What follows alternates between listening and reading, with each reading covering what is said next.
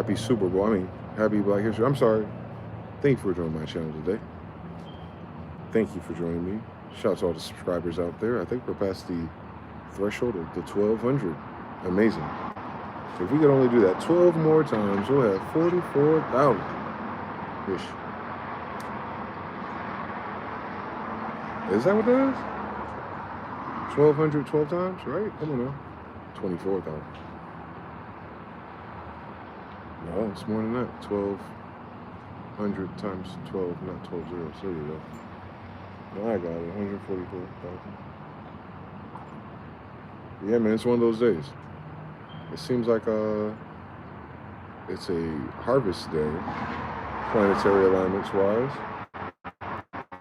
Super Bowl, a lot of attention for the advertisers, and plenty of breath flowing about the files known as Epstein's. But I searched my little cosmic algorithm to see what everyone was talking about, and that's my algorithm to have it probably a little different than yours. It's showing me everything I be talking about and how everyone is talking about it at different levels of awareness and competence. I even see a girl saying it. White girl said, she looked like she's Gen Z. She said, yo, the problem is not that everyone is stupid. It's just that we cannot have intelligent conversations with people no more. And mind you, she's a white girl. She ain't talking to us. And what she was getting out of it is kind of like how I get at shit when it comes to politics and law or the book. They don't. She said exactly what I said. They skip and rock surface level. Then another sister, Gen Z, dark skin, pretty, she said the same thing. Y'all always say it's not that deep because you're surface level and the water's transparent, meaning you can see the bottom. Then I seen another guy saying, hey guys, we're coming to go get you. It's time for you to get some pew pew pew and some training. Who's coming to get you, bro? You know, I gotta read through the comments like, yeah, man, definitely want to get one of those without training. Yeah, man, you just gotta start practicing karate and stuff. What the hell y'all gonna do with drones? You gonna lay on your back and grapple a drone? You can tell these people never actually seen images of war. Y'all, they actually think like this imaginary they, composed of other citizens, are going to gather citizens to make the citizens what? All ice? You know what I'm saying? Like, it's strange that because we have a competency issue socially, largely because of iPads, social media, and shorthand speech, and not being able to communicate with people to pick up on their vibes, and having to navigate that for your own success or survival, everything is digital. It's a competency. They're having competency problem. Just like some of these autistic kids, geniuses. Geniuses when it comes to art, geniuses when it comes to facts. They'll pass the test before me. But if I need them to tell me a story in context with that information, they couldn't do it. So that means they have a competency issue.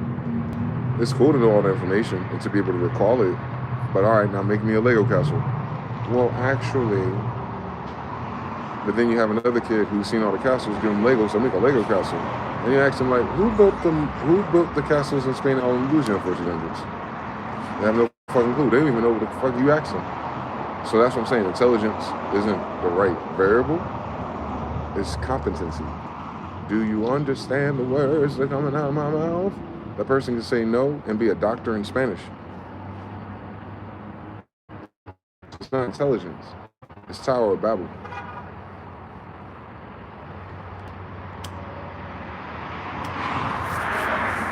The internet hyper-fixated connotative linguistic models for general consensus for LOLs, and now when it's time to get serious about something that's not in the LOL room, because remember the internet it's not that serious. Well, the shit that we're dealing with individually is very serious, so they've never learned how to talk about anything serious, because the internet is not that serious. That's the curse they casted for all their bad hot takes.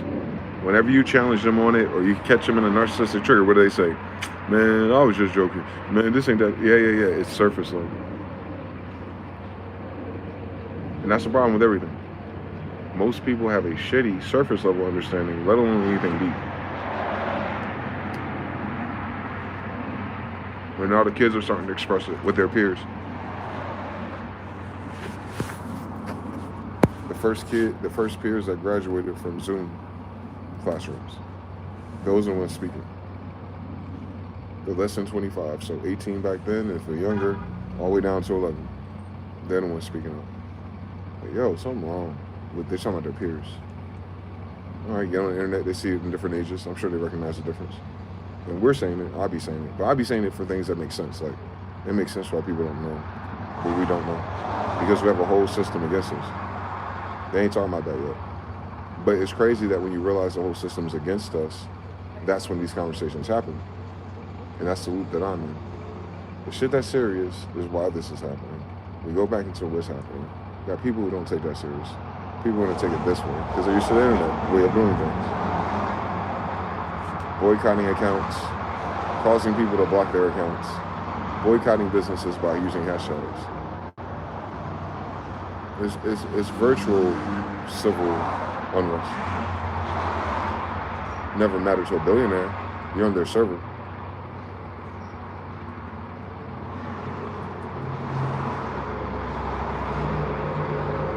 Think about all the people that hate on Mark Zuckerberg for some reason.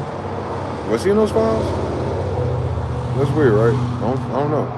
Like, was he a visitor? I mean, I'm sure they'll talk about him, obviously Facebook, but was he in the parties? Elon wanted to be. Now imagine that. You're talking about Elon in the files. You'll talk to him about Elon on Twitter, his version X. So imagine whatever you think and feel about him, you're on his platform. Same thing with Mark Zuckerberg. You're on his platform. Same thing about Donald Trump. You have a citizenship with his platform, and the same thing with the Federal Reserve. All your finances in your bank is their platform. You see what I'm saying? So like, on the surface level, it looks like people being emotional and taking a hot take to go against the thing that they thought was normal is the right thing to do. But that's a personal problem. They're not waking up us. They're not woke up. And that's what, I don't mean to, I don't want to rain on their parade. Especially if they're younger. They got to go through that. But I think they should reserve comment. Because they're admitting that you wasn't paying attention to shit your entire life until February. Like, and this shit was real loud this time last year. That's when life was lifing, everyone was frozen. The gasp of food stamps, the gasp of jobs, the gasp of AI replacing jobs, and that messaging. You don't hear that no more. OpenAI ain't got no fucking money. It ain't no jobs that can pay them. That Serve company was like, my bad, y'all. We thought AI would be ready. What do you mean, my bad? You fired me regardless, and it's not ready. What you talking to me for? You feel me? Don't talk to me. You already fired us, let us go. Certain people had their packages, but I'm just saying, like, why are you making a public announcement towards the public that you fired? That don't make sense. We don't see it that way. We see it as a sorry. And the sorry is the excuse to keep going forward in these shenanigans because someone apologized to us. Fucking apology, nigga. Apology is empty unless they fix it. That's why we as a people could not get apologized by foreign people who were used against us. Because they couldn't really apologize for anything without fixing it. Saying we're right isn't saying sorry. Saying we're right isn't an apology. Because it doesn't fix anything. Us being right doesn't fix anything. We weren't right about something surface level. We were right about the system. Y'all keep talking about the differences.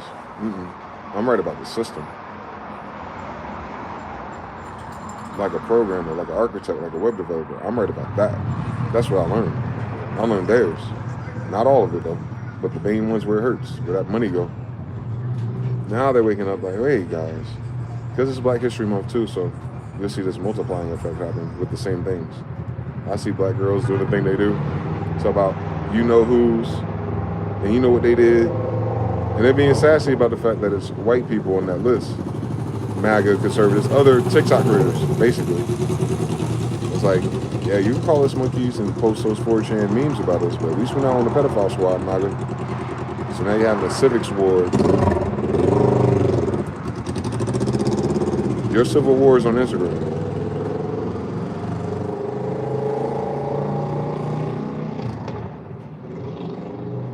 Let's see who Mark Zuckerberg allows to win. Weird as hell. Other people are like, hey guys, you gotta gear up. You're gonna have to go outside soon to do something physical. Niggas gonna pass a physical to join the military. The fuck you gonna do against the military? I'm not going against our soldiers. Y'all niggas retarded? Shit, me. I just hope I find my brothers. And they recognize who I am in the story. But nah, they ain't happening. Ain't nothing gonna happen. That's my point. They ain't got no energy. Money.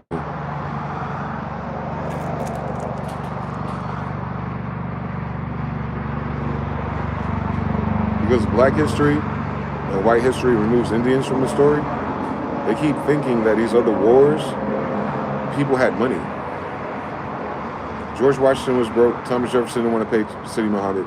They didn't even have money until the greenbacks, and even that was a bad idea.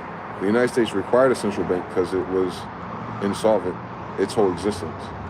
It's in credit debt now because it's been insolvent since it started. They have no tangible resources. That's so important because if you understand they're insolvent, then the people fighting for things, they're actually fighting for what they have or possess. When you fight in this particular conflict, you're going against the people that have money. You lost already.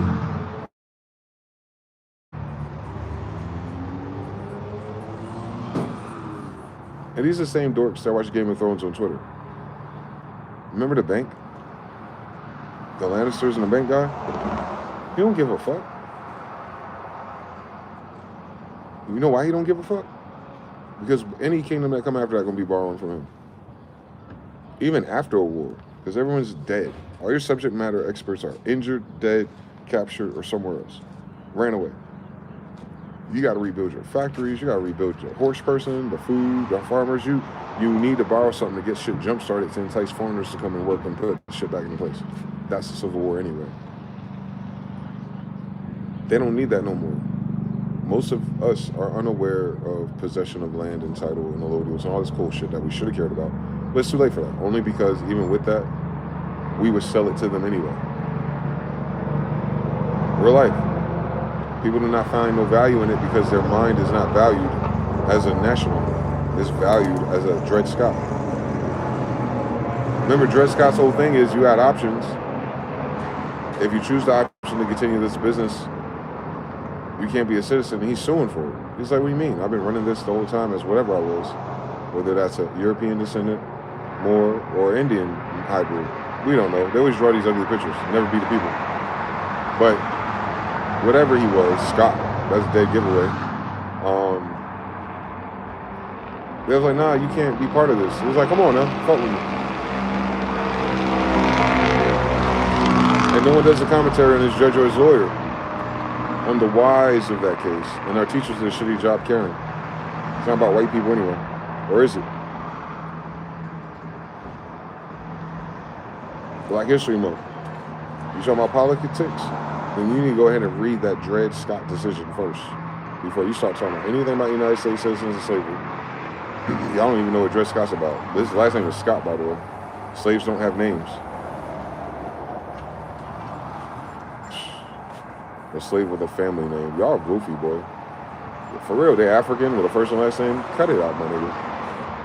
Y'all goofy as shit. Goofy as hell. Your last name a family name, not a slave name. Slaves want to have a family name.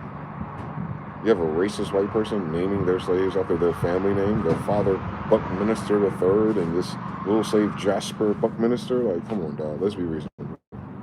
They don't even have their own fucking names.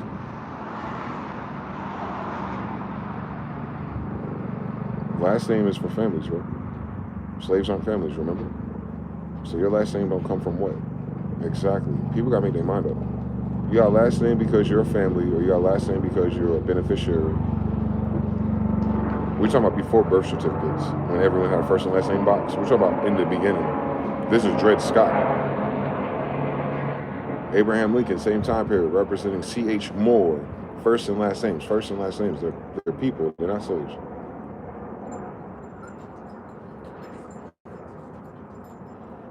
We don't know the difference between nationals and the United States. Fundamentally, that's the sin of all people of color, no matter if you're Indian or not. You don't understand your rights. That's not up to them. That's not up to your teacher. That's up to you. That is a personal fucking problem. It's our biggest personal problem because it's a personal problem. We don't have a collective.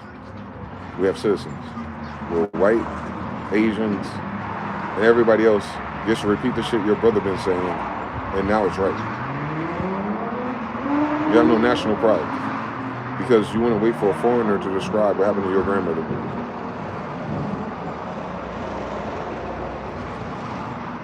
And if no one in your family described it, then it didn't happen to you. There's so many other things that happen though, and that's the shit we don't take serious. Paperwork. We don't take reading serious of the paperwork that we agree with. Just ask anyone with an iPhone update. No one, and I mean no one, takes the paperwork seriously. People have a blind spot to legal documents. Now imagine the United States a legal document. Imagine Federal Reserve a legal document. Imagine being an unratified amendment citizen, a legal document, and then you don't know how to read legal. And then we go, well, you know what I mean? We went to preschool. Like, no, your teacher was like the first generation of people brainwashed with an agenda of his story. They weren't teachers. Just like a lawyer is not an attorney. They didn't have a master's in teaching. They're practicing, just like your healthcare professional. They're practicing. They ain't master shit. They got a doctorate in practice.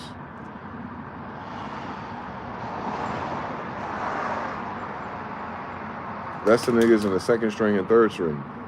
They practice harder than your star players, but it's still on that fucking bench. Lawyers, bench, attorneys. It's all there, man.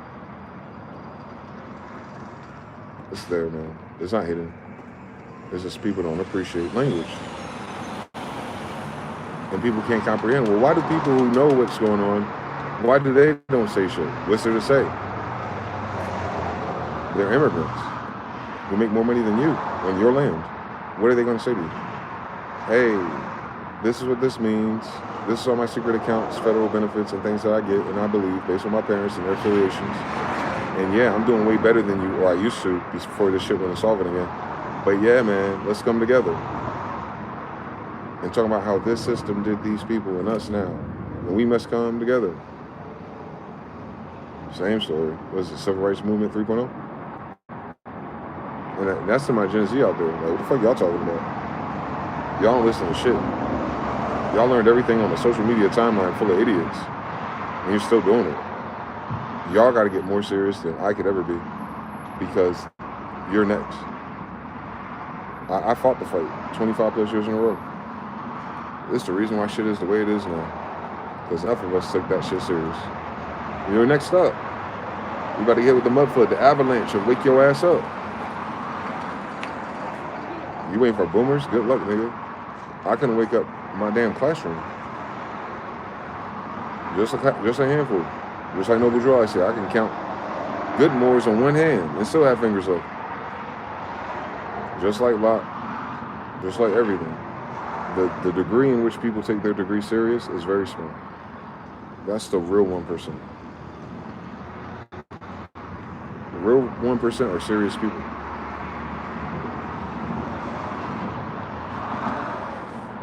You don't turn that shit on and off. You're just serious. You're serious about it. Meaning you're not playing, you're not pretending, you're not masquerading, you're not faking it till you make it. You're just serious. To thine own self be true. And most people are not being themselves. So of course.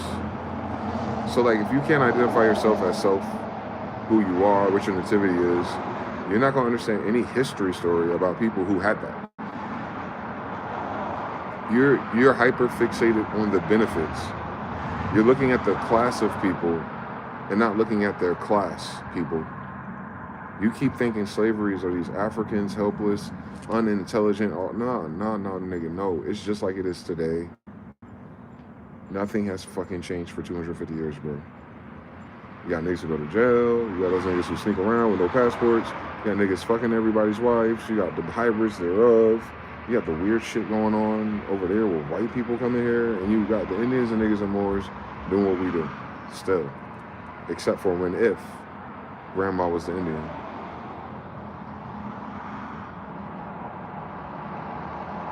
This land don't belong to nobody else. And unfortunately, the people who belong to are my skin color.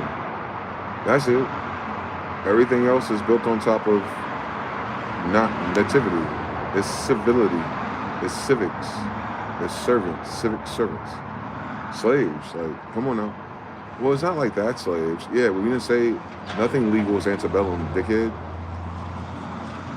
It's called antebellum for a reason, French.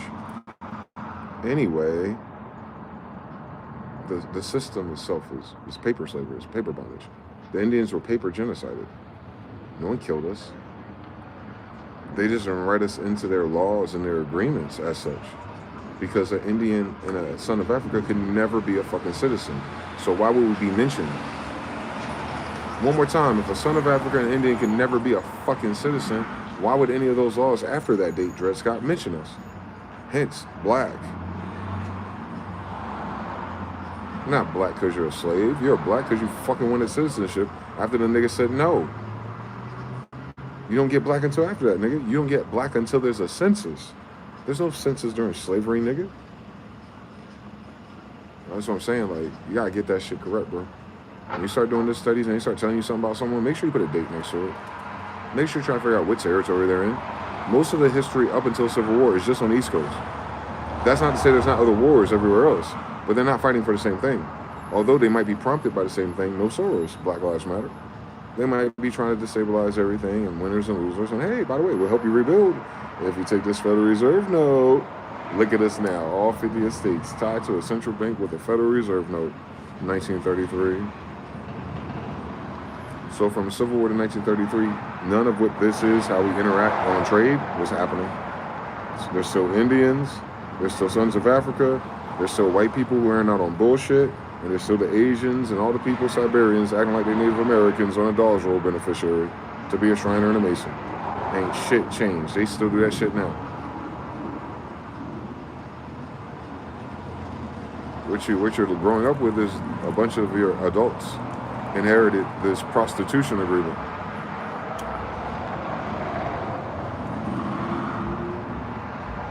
These are your, it's not that serious. It's only a game.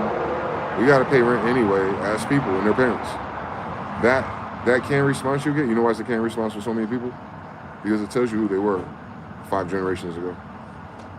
If their kids alive now through the symptoms are not awoke, those are the parents back then who weren't woke either. It's genetics. Nothing's that serious, including not reading the Constitution, including the Bill of Rights, including the treaties. Nothing's that serious. Man, we got our own land. We doing our own thing, man. And they fuck with us anyway, so you ain't got to worry about it. Yeah, you do. Well, man, I just don't see how that's going to change anything tomorrow. Yeah, you do. Well, what can we do about it? All right, man. You don't start talking like a faggot like that until after all the wars are over. Because before that, it was real fucking wars and real fucking guns and real fucking arrows. None of this bitch-ass typing shit. And regurgitating all the favorite videos you watch like a fucking idiot who has no competence. Not everybody. Just what's left with all the algorithm preference. The algorithm pushes that version of it. They ain't the only people talking though. That's why I hate about it. Mark Zuckerberg. Yeah, they always want to push. You're going to have the majority of surface level people in the comments. And then you're going to have the next step JV varsity of I wish I was AOC, so black, white, African, all versions of it. They all circling around 30 years old, give or take. Have no idea what the fuck they're talking about. And you know what? And I hate to say it like this, but I'm going to give you the last clue. Because we're in Black History Month and people swear to God they know something about Indians or black people. Ask that person in their comments who chatting why they get the vaccine then. If you knew about Tuskegee on Black History Month. But I cut all that shit out.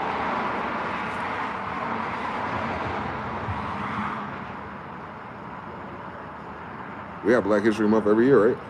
We had the same 40 years. So we've been came across the Tuskegee experiment. Yet all these pro-blackity black, Democrat, don't talk back, anti-Trump ass people want to do Black History Month, but most of their family got vaccines. What's the fuck the point of revisiting the history if you're just going to repeat it?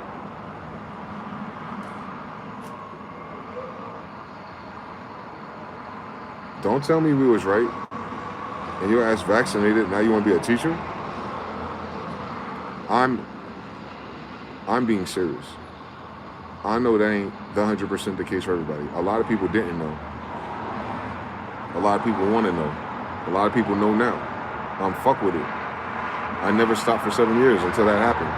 I ain't talking about that.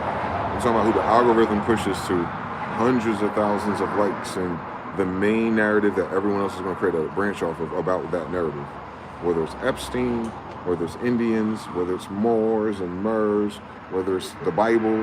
Like, why do y'all keep going to the Bible if y'all don't believe in Jesus and you got no Jesus pieces? And then money. This is society. Those categories like subjects in your classroom. Literally. Just look at your school subjects and college subjects and then look at that little, there'd be 1 or 2 people in that subject. You know the dark-skinned girl with the dreads, she's sons of Africa and probably indigenous, right? Because she had the eyebrows, but she has that skin color. And she's talking about things Epstein was in Germany and Russia. She's a buff. She's probably military, if I had to guess, at some point. But she's a buff in that degrees. But she's vaccinated.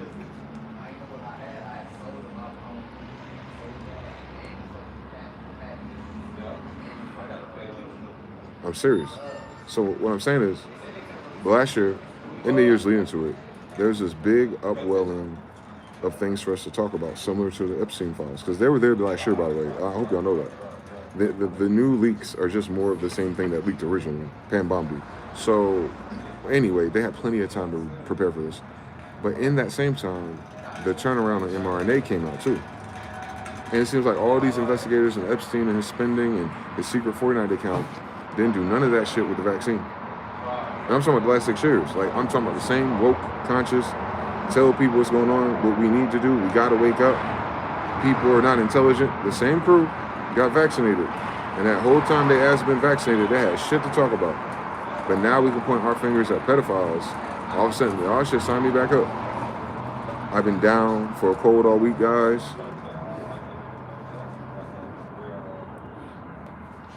So you didn't think about COVID? You ain't see all this mRNA research statistics coming out in any of these videos?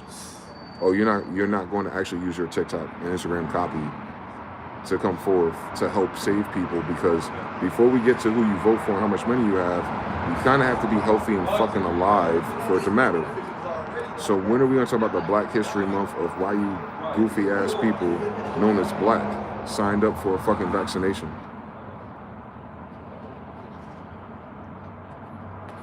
That's unique to our story. Anyone of my skin color in this country for the past 100+ years. Why the fuck then? If this is Black history, man, come on now. Why the fuck then did you sign up for mandated mRNAs, but then went again to get a booster, completely optional, and then got another one, third? That's your boomerism. What is that about? You trusted the same people? Isn't it crazy that the people you trusted with that mRNA are all the people on the Epstein list? So what I'm saying is, we're talking about Epstein and the pedophiles and the Betos and the Billows and everyone with Willow and Jaden and all the weird occult science of lame nigga shit. Fuck that. They don't know what the fuck going on. We'll run this shit back. You're telling me the same people that mandated your shit. Now check this out, guys. It's in the Epstein files. The same ones they're talking about. The same Russia and Maduro. The same hogwash of bullshit is the Epstein list. And in that email batch, all the new ones, is connecting you back to COVID. So that's what all this is, right? Post-COVID, post-pandemic, post-artificial shutdown of the economy, and it hasn't bounced back since. That's all connected to this Epstein list. This all connected to crypto gold, all to the ether, all the XRP, all the bricks, all the oil, all the resources, all the rare earth minerals. It's all the same story. But they're cutting off the vaccine part for some reason. And what I'm saying to you is that's narcissism. They always find another narcissist to lead the baton of the, what is that shit called? The controlled opposition, bro. These people are controlled opposition. Degrees.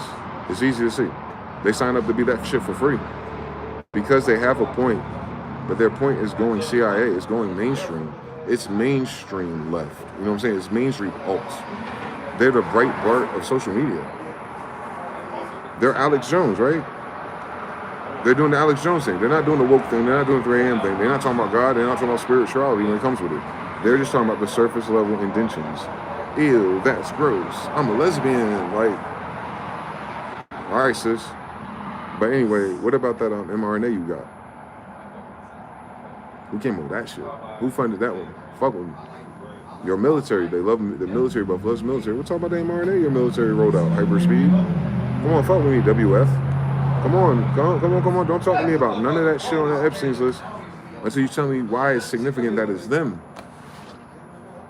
Why are they significant? Why are they being blackmailed? Why are they in the Freaky Frog Party? Who are they? What do they do in your society? You got mRNA. Who did it come from? Oh, them, they. Ooh, you see this quantum entanglement. This shit you injected in your body.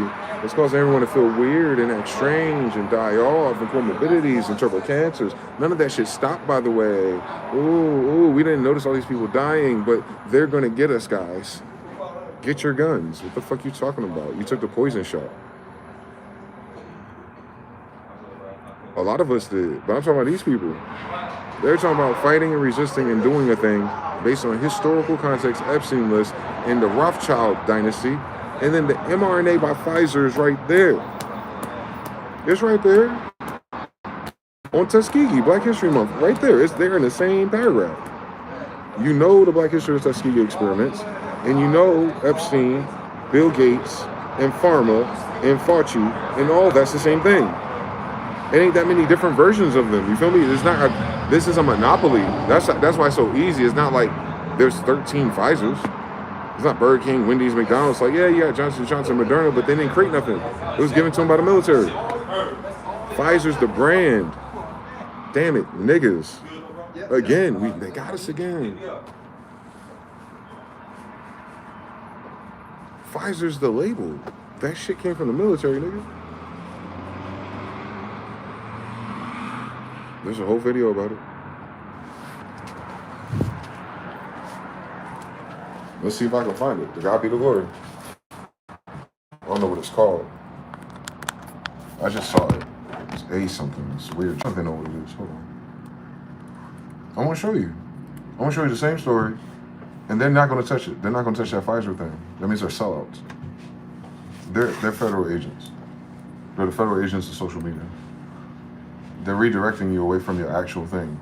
Way before anyone else from another country attack us, you gotta realize that your U.S. military attacked you with that fake vaccine. Y'all moving, y'all speed in the wrong direction. Y'all trying to go back to 2016, nigga. No, let's pull up to 2020 and 2021. What the fuck you put in your arm? Who made it? Who profited off of it? Who invested in it? Who profits now from all the sicknesses? Yeah, Epstein's list, nigga. Wake your ass up.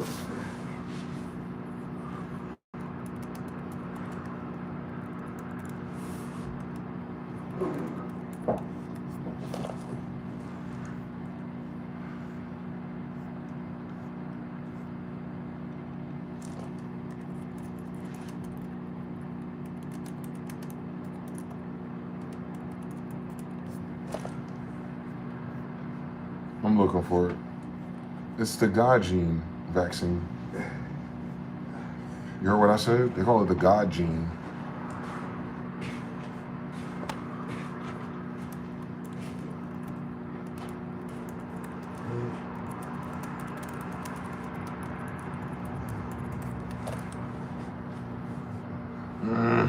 They keep showing us Pete Hegseth.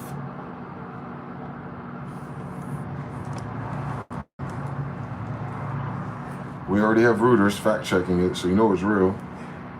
It's uncertain who this is. Shut your ass up.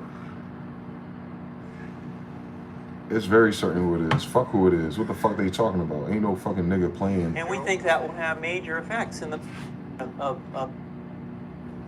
brain scans. These are fMRIs. Is this one? These are your expression of the VMAT2 gene. Here we go. Over here, we have. I think this is it.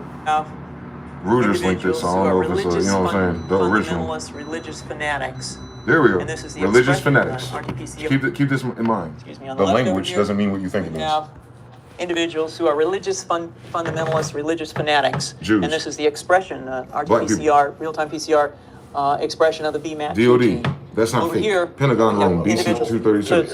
So let me complete. So over here, 2005, individuals 21 who years are not ago. particularly fundamentalist, not particularly religious, and you can see there's a much reduced expression of this particular gene, the VMAT2 gene. Another evidence that supports our hypothesis for the development of this approach.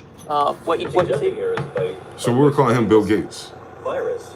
We're going to eliminate. But he's talking about vaccines. From going on a bomb fest and going into a market, blowing up. They're trying to make our hypothesis is that these are the military guys talking about, you know, the Iraq and all that kind of shit. Zealots. That's not what they're studying. But he's saying if we can give it to them, yeah, maybe they won't Allah, jihad, jihad. 9/11 questions. He ain't talking about 9/11, baby.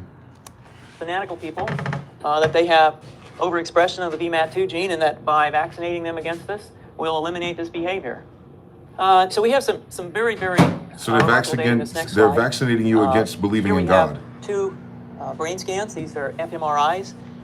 These are two different individuals with different levels of expression of VMAT2. On top is an individual who's a religious fanatic, an individual, and we've repeated this numerous times, that has high levels of VMAT2. Now, this individual down here who had low levels of the VMAT2 gene, this individual would self-describe as not particularly religious. In each case, these individuals were read a religious text. This individual lit up the right middle frontal gyrus, shown here, and that's a part of the brain. So people who read Bibles, with theory of mind, that's not a bunch of people in the desert who can't read or write, my nigga. It has to do with intents and beliefs and desires. In contrast, in marked contrast, here's an individual who would not particularly self-describe as religious, and when they're read a religious text, what you see is that this part of the brain called the anterior insula lights up. This is a part of the brain that's associated with disgust or displeasure on hearing something. So they're against God or religious or the Ten Commandments. That's what I was telling you. Normally. But you resonate with it, you glow like that until they vaccinate you. Supports the concept that we're proposing, and I think that we would not propose to do CT scans or fMRIs on individuals out in the hinterlands of this video is on Afghanistan. YouTube. The virus would immunize against this VMAT2 gene, and that would have the effect that you see here, which is essentially remove your connection to God. Into a normal person, and we think that will have major effects. 1,000 likes. Can you imagine all the research they're doing? Well, so the present plan and the tests that we've done so far have used like 2016. Viruses, go back further, such as flu or go back to 2012. End of the world, buddy. We believe that's a satisfactory way to get the exposure of the largest part of the population. Most of us. The largest part of the population. Well, you ain't talking to Afghanistan, nigga. You're not in their population, are you? Get it? He's in the United States discussing this. There ain't no Iraqi present. They're giving this shit to you. Those viruses. And we're quite confident that this will be a very successful approach. So it's fascinating. What's the name of this proposal? Look. Have been exposed to both of those viruses. Exposure of the rhinovirus, corona. Have used. They use coronavirus to give it to you. Such as flu. See? Hold on, run it back. Well, so the present. A dispersed aerosol, chemtrails. This is your government talking about poisoning you, so you don't believe in God no more.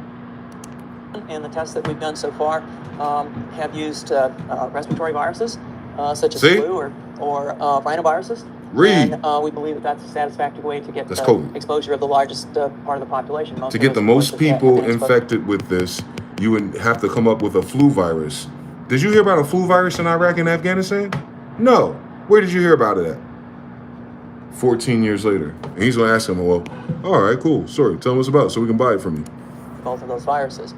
And we're quite confident that this will be a very successful approach. So it's fascinating. What's the name of this proposal?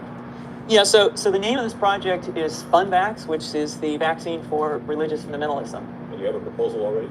The proposal has just been submitted, and I think that the data that I have shown you today would support the development of this project, and we think it has great promise. Project Warp Speed.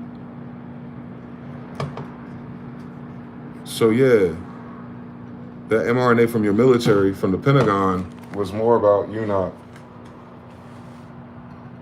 getting in alignment with your creator and less about the flu that comes out every year anyway, since they're spraying it. The same people that are spraying you the flu are selling you the vaccines for flus. It's just that one oopsie one was to remove your God gene. And that's why you think people are acting fucking weird that you've known your whole life. Because they are. They're weird because that was one of the things they targeted. We don't know all the things they targeted, or trying to target it and it failed and it got something else, turbo something. That's mRNA, buddy. It's called FunVax. What's so fun about not believing in God? Who's on the Epstein list again?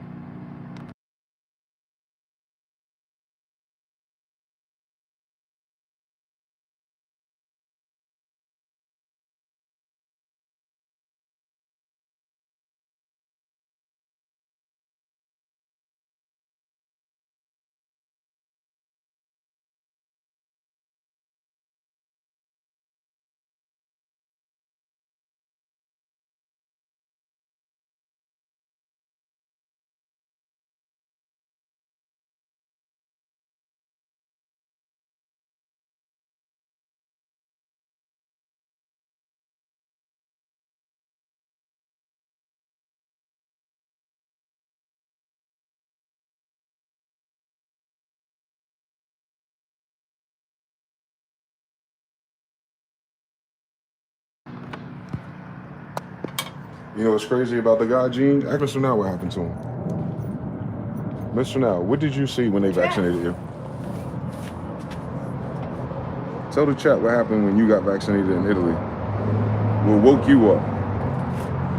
What did you encounter after the mRNA God gene therapy?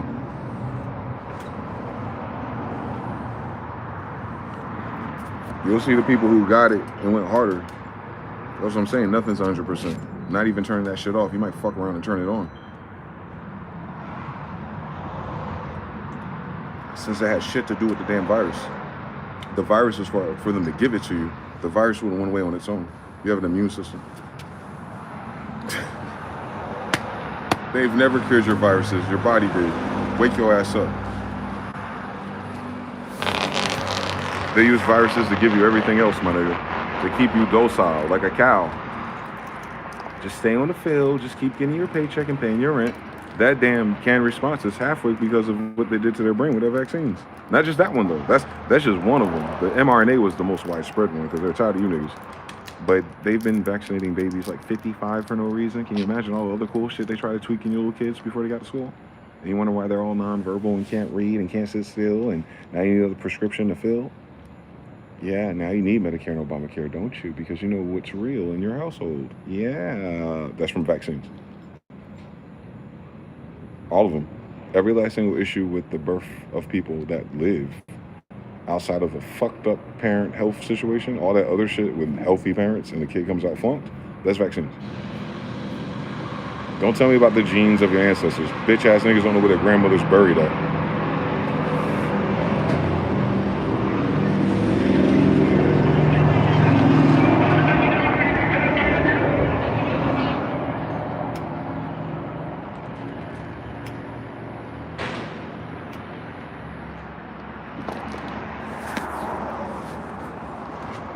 I'm running it back.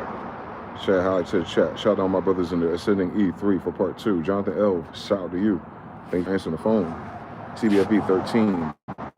Blah, nonsense. Hi. Taryn Art. What's up? Composure Slim. Whoa. E-Counter. What book you recommend? For which subject, my friend?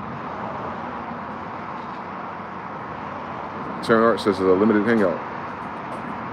Sparkling Infinity says vertical narcissism has come to mind. I think you were on something.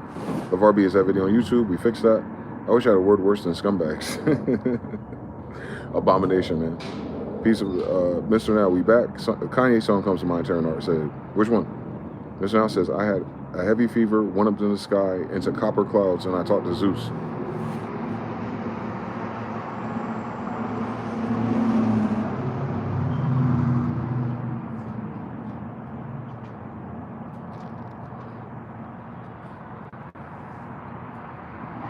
He had a near-death experience, went to the clouds and saw Zeus.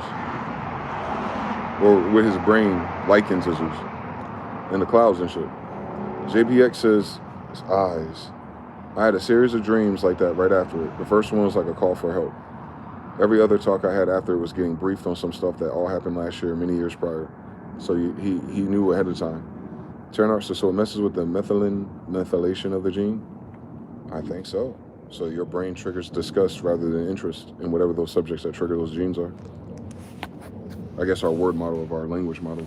If these citizens, that's why I knew it was cap. They weren't talking about no Iraq or Afghanistan person. You couldn't turn that shit off if you want to. They don't believe anyway. They have to. You feel me? Like, they act like they have, you know what I'm saying? We don't understand party. So yeah, that party didn't have a chance in Hades over there anyway, so it wouldn't be to stop that. They don't use that literally. They use it for control. Just like they're trying to use the vaccine for control of you. Same story, different results.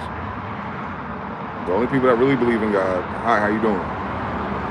Why they try to turn that off in us? Ain't that many of us left.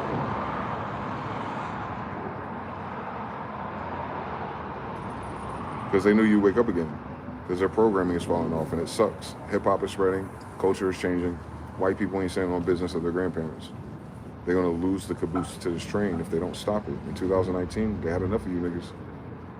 And that's why we said Black History Month was the month before COVID. So you had a Tuskegee refresher all through Facebook and social media. Don't lie to me, because I was there on the dailies. And boom, vaccines one day. 2 weeks later, by April Fools, boom, April Fool's Day, you get vaccinated. And now look at us. The same thing happened with the Fog Granada, April Fool's Day. That's where it's from. Like, that's how I knew something was obvious.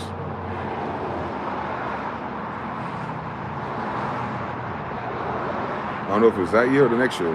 It was the first year they interrupted a mummers parade in Philadelphia. First year that Bohemian Grove didn't have an attendance. Like, all that ancient Masonic KKK rituals for prosperity and corporation, those pipelines shut down.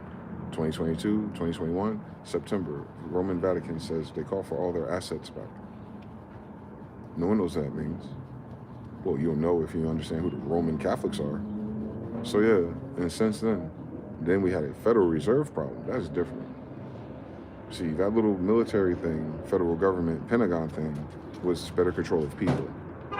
While they were worrying about that and cooking those books and laundering the money that's missing now, because they funded this illegally. Thus, now when it's time for the interest rates to go up, Jerome Powell, they're like, oh shit, we gotta pay all this interest back. We wasn't finished reprogramming these niggas. Now they're split. So they lost a generation. They did not complete their task, because we're still talking and the rest of the timeline is still awakening. It's just thresholded, especially if they're vaccinated. It is. It's crazy for those who brain took that change. For everybody else, when they make a difference, they want to woke up anyway. But for those who should be awake, that's what I weep for. Because they shut their shit down before they even got started. Because they kept vaccinating kids.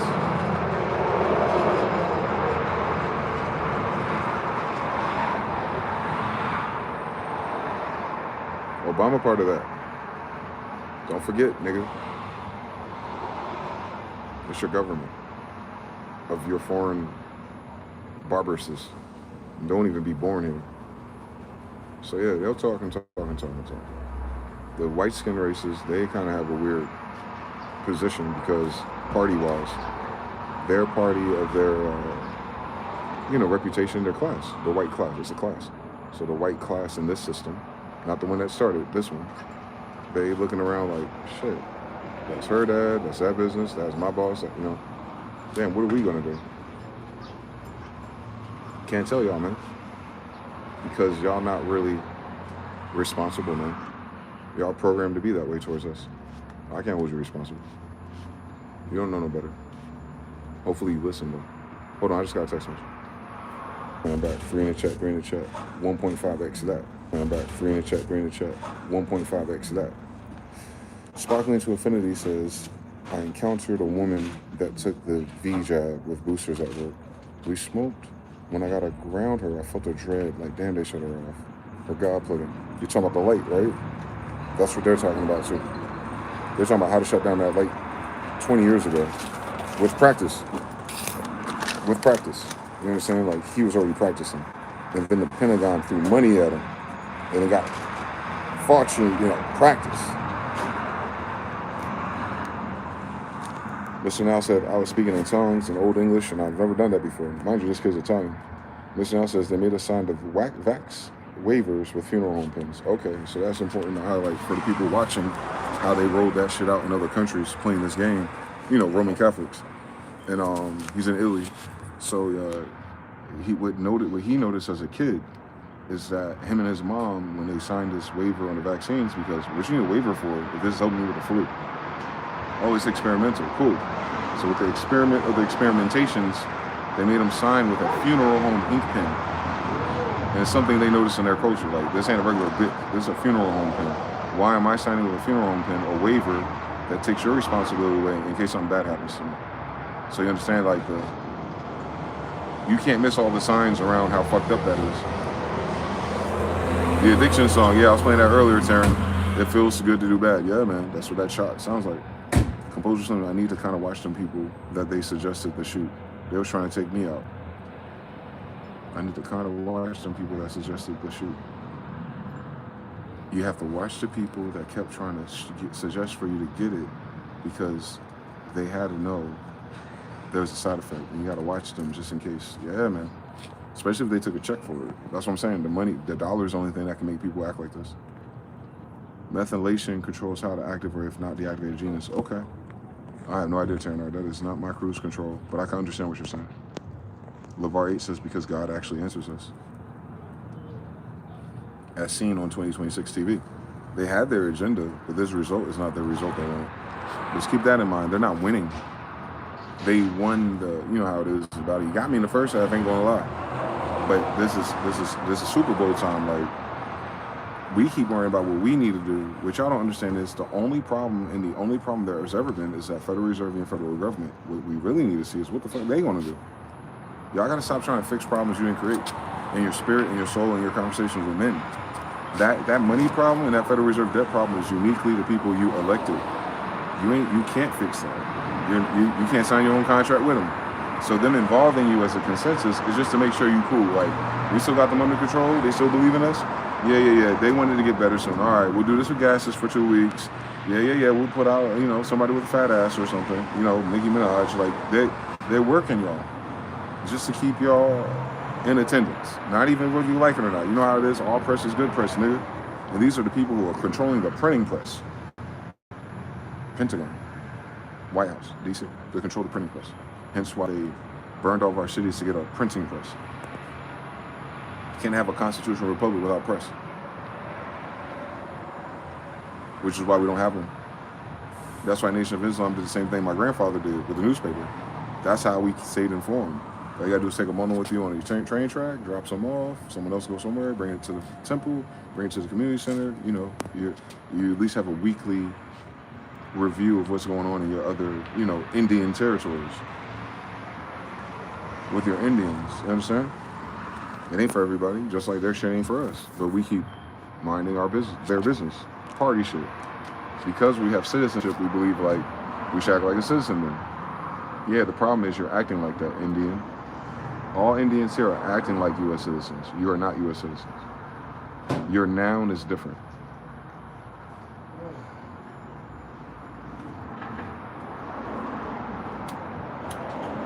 So for a noun to change nouns, it would have to have a disguise or an act.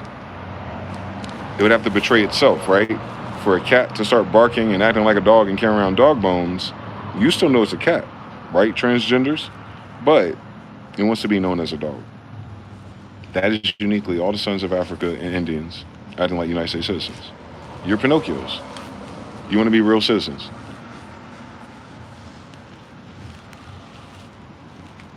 But you're looking for the wrong remedy. You're nationals. White boys hijack Nazi nationalism. So now nationalism is bad, but communism is good. Well, communism is only from Roman Catholics. Indians are not communists. They're nationals. So Indians, like they said, black people were Republicans. Nah, they weren't Republicans. They are the Republican platform of values first. That's us anyway. We're conservative because we're nationals. We're conserving our energy, our land, and our blood. Hello. White people don't have no land, no blood, no nothing to conserve. So they're just conserving benefits through the federal government. It's a hypothecation, guys. They moved here to colonize us, so thus they framed it. Santeria. Their government is a Santeria version of our Moorish Republic. That's it. It's a Santeria version of the Moorish Republic. It's not the Moorish Republic. It's like, can you imagine if it was the Morse Republic, but we made everybody white? Can you imagine if these were the Orishas, but we made them all white? You like that? That's what this is. And you know when that happened? Civil War.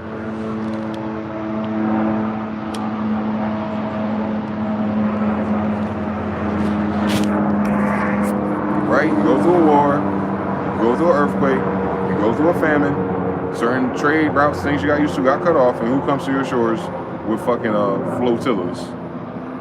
The Roman Catholics. Food, you know, all the things.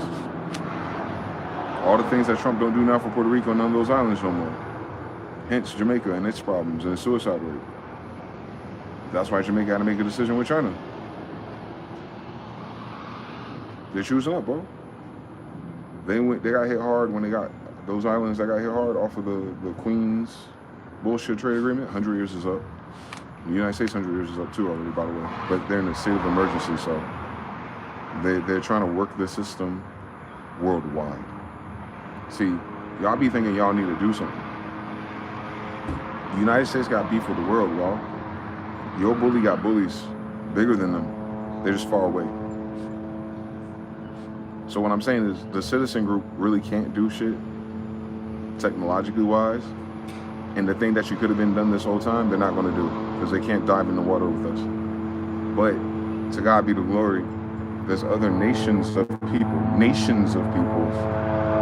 who have been indirectly jerked by the same treasury note.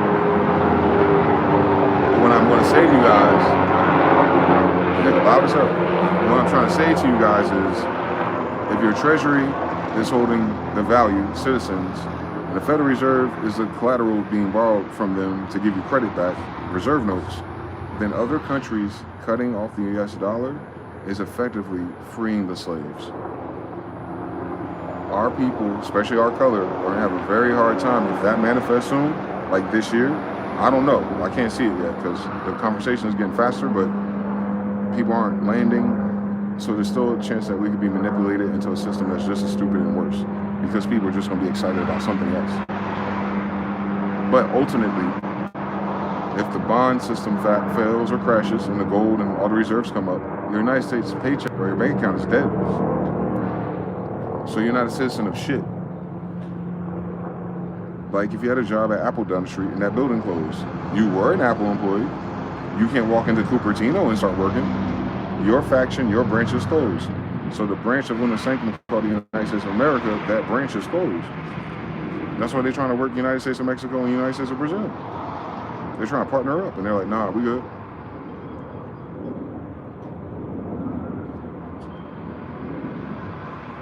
Well, I'll change this from the United States of Mexico, Gulf of Mexico to the Gulf of America. All right, we'll start working with China. See, that's that narcissism from the society of Trumps. You know, the de facto nobles of corporate debt, which is why they never pay taxes. I don't know if y'all caught on to that. Trump's not even the best at that. Anyway, yeah, man, that's what this is. If China and all of them are cutting the treasury notes, which you don't hear nothing about, your dollar goes to hell forever and ever, amen. Because it has to compete worldwide with their currency that's backed by something of tangible value. That's how they're playing this war. Remember, Donald Trump and Obama was heavy-handed with tariffs and sanctions for years. Venezuela, Central America, South America, Africa, in certain parts in Asia, Europe, like, that was the holdup for the last 40 years, for them to grow. They have an energy problem now, not a money problem. They have a money problem because they have an energy problem. But once they fix their energy problem, the money problem go away. The United States has a grid problem. There's a grid problem because there's a money problem. And this grid problem is causing energy problems. And this energy problems cost money, and they can't make it go away. All they can do is cause shit to make sure Russia and them and Germany don't solve it first. Because once Germany solves it, guys, whatever dispensation Germany turns into, just them as the seat of that shit over there, done. UK, NATO, all of them, on code. Don't let that shit be bricks, bro. Y'all, white people are beefing across water. Y'all talking about someone's daughters, like, let these little kids have it, boy. Welcome to Brother Panic. Maybe they'll get to Bobby Hemmett next. They only got like 10,000 hours of videos to catch up on. So, let them have that, which is fine. But the adults, the UK and NATO and Germany and all of them, they're not having a great time either, bro. They have the same fucking story we have. South Korea, Red Pill. They have a new name. I wish I remembered it. The same way Chinese people have leftover women, the South Korean Gen Z came up with a new term. And what it translates to in English is gold digger, basically. They're not pairing and mating with their women either. So that's Mexico, South Korea, China, Japan, Jamaica. Oh, I know what's in common with all these places. mRNA and the Federal Reserve Note. So I know you're asking, like, MG, what's the connection between mRNA, Epstein, and the Federal Reserve Note? If the cattle is where the bond is connected to, birth certificate and Social Security, by the way. Remember that, it's a different account. Social Securities, by the way. So you have the birth certificates, you had marriage certificates, I guess they still bank on them in that where you file them in your city or state. And then you have the birth certificate, the T-bond, so stack it. It's birth, social, marriage, and any other licensings and mortgages and shit like that, handled by the local banks. But that T-bond, that birth certificate, oh no, that's your Treasury Department. And your Treasury Department is just a branch for the U.S. Treasury, which is just a middleman for the Federal Reserve. So what does that mean? One more time. Well, you know how people like making sure their old people die fast when they collect their inheritances? Yeah, that's you, nigga.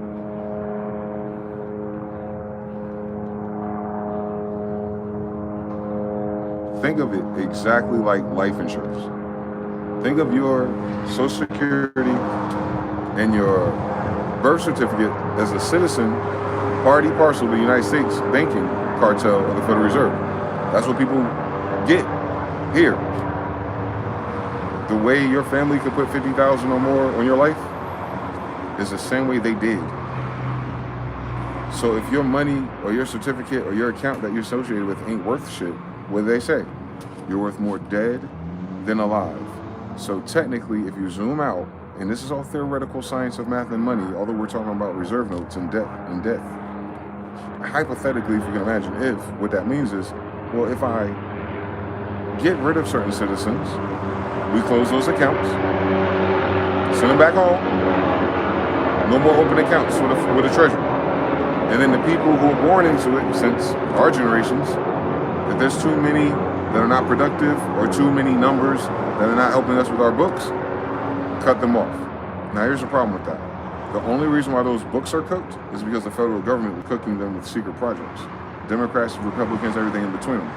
So that means there's more people out here to account for. So if you want to ease the value of your dollar, you need to ease the amount of accounts that are open. And then if you can cash them out for insurance policies or discharge debt, hi, how you doing? Welcome to the pandemic, my nigga.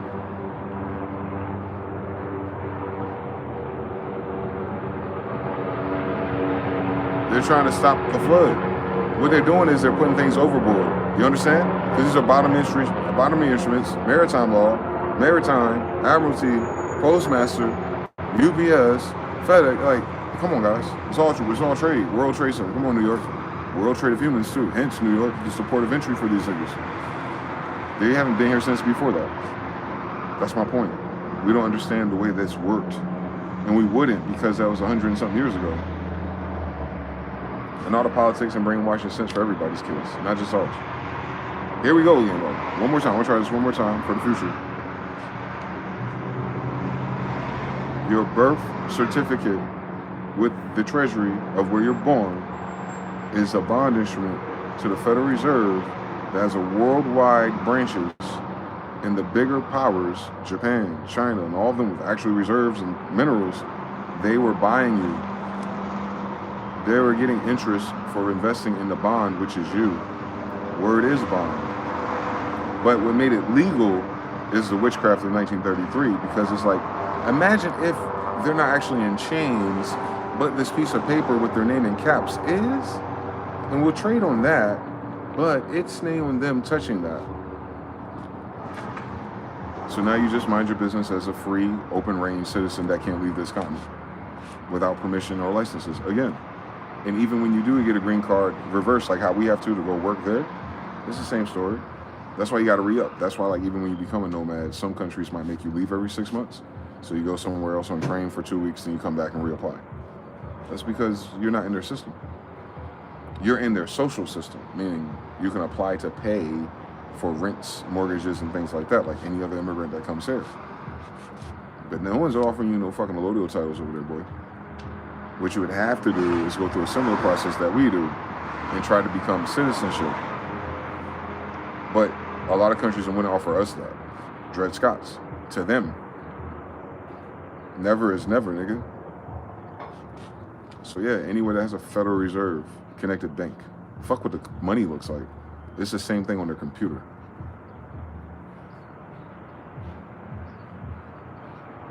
Like crypto. You know how you see XRP, Bitcoin, Dogecoin, and all that, and it's all entangled in the US dollar? All right, now take the US dollar, the franc, the yen, this, that, and that, the ones that are central bank reserves, they're all quantum entangled into the T-bond. So the value of the T-bond is the root. And every other currency, your bank account, the numbers on your screen, Cashapp, PayPal, those are branches. With all those branches, when you combine them all together, they're the value of that one bond. And that one bond right now, the side that the piece of the bond that we're familiar with, the one that we're using, is worth negative $48 trillion.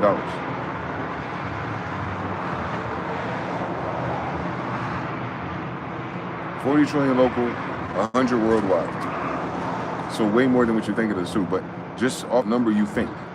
Negative 40T, $50 billion a day. Cents. Just flow with me. So if it's negative 40T, that means every other dollar on anyone's screen is a division of negative 48 trillion. Integers. Yeah, the positive is implied because we're doing negative math. These are debt notes. So the more positive your debt is, the more negative it is. Does that make sense? We're counting a negative charge. Your dollar, so if you have $1 million, it's positive $1 million because you don't have 0 of them. That's an increase. You went from no debt, no charge, to 100 million charges. That's why when you get a charge card, a Visa, a debit card, a debt card, you're charging. So the more charges you have, of course, the more charges you can discharge by transferring them to someone else's bank account. You didn't actually increase their crops. You didn't increase their copper.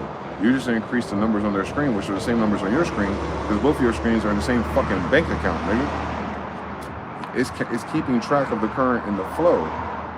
It's not increasing. And if it's decreased because someone shoveled it out or, you know, pentagoned it, they'll print more. As they print more, that T-bond drops lower. Because now they have to compensate for all the T-bonds or charge notes that never came back.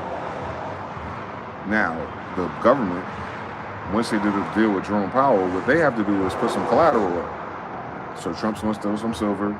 He's going to hit some tariffs. Since Trump's been reelected, he's been in charge of hitting licks. Trump's only job when it comes to the Federal Reserve and your money, fuck all that other personal shit. You're talking about Donald Trump, the man. I'm talking about Donald Trump, the president. His only job is to jug and get that debt cut.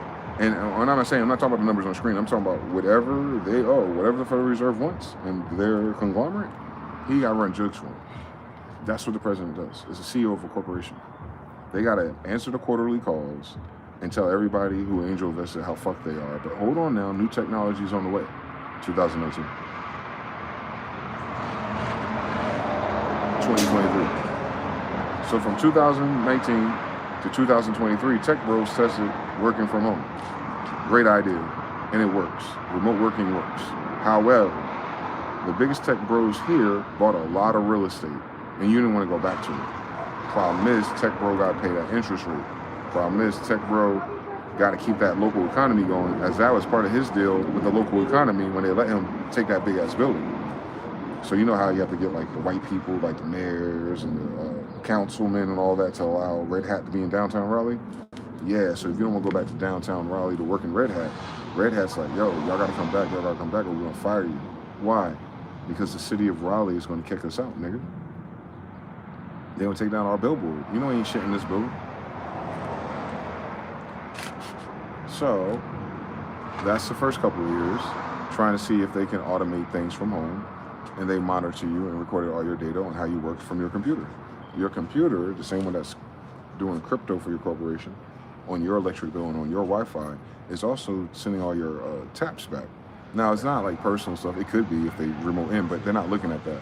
They're looking at how you solve problems or how fast you responded to certain things and what your responses were, since your emails are on their POP server. So then they feed that to the language model and says, we can automate this much. And then what happened to our systems this time last year? 300,000 of them, federal government. Yeah, it's like throwing, man, we got too much wine on this shit. Man, we got too many babies at the bottom. Man, these slaves, man, it's either him or me. Let's eat them. That's what this is. Imagine you're on a ship, a big one, a Titanic, called the United States. And that doomsday clock is the iceberg. That negative 40 trillion tells you how fast you're getting there. If that shit at negative 50 by the summer, it'll never go back up. Meaning there's negative 50 trillion charges out here. Total. Total, that's your total economy. So 350 million people divided by negative 40 trillion. Then you flip the number to positive. That's how much money is circulating, period. There's more potential, but they discharge it, you know, rates and reserves. But the average, because it's climbing. It's climbing because of 50 billion a day. Interest, which is separate, that's what they owe them. They said all the little jugs they're hitting, they'll pay their interest off. But that base 38 before it, or that base number that's not interest, that's what your bond is worth. And now Japan, China, and everyone else, Russia, who bought it back then, after World War II, they're like, fuck it, we don't need it, man. Yeah, we're gonna lose access to this and this and this, but we're selling the world off. The world is flat again. The world is flat again, right? It's two different worlds now, right? The only problem is the Chinese people playing Go, and we ain't talking about them enough, because nothing that's going on with white people, black people, the United States, or money affects China here. I'm talking about the China people here. I'm talking about here, Mexico, Panama, Puerto Rico, Jamaica, South America. The reason why you haven't heard shit about over there right now is because China literally sent their flotilla, and you haven't heard nothing about it. China's there, Russia's there, Russia's always there. But it's not on beef, it's on money, it's on trade, it's on rare earth minerals, it's on like networking, politicking. And they're skirmishing with the United States, leveraging their influence, if you will. And their main problem is the CIA, which hires anybody. Sellouts. So you can't do that if you ain't got no money to hire sellout CIA. So now they move to social media influencers who take anything, including a boosted page for their paycheck. That don't mean that's how many people actually watch it now. Everybody got SM Zeus, nigga, especially the intelligence agencies who spec in media. So that's why I look at the comments. I look at the first 10 comments. I go, how much is this random emoji blabber? All right, out of the first 10 comments, how much are actually thought out? They don't gotta be smart, but thought out. Like you can tell a human very smart. All right, so 3 out of 10 of these are actually thoughts. The other 7 are just confirmations. Okay, so it's about 30% of this is real. Look at their likes again. About 30% of those are conscious.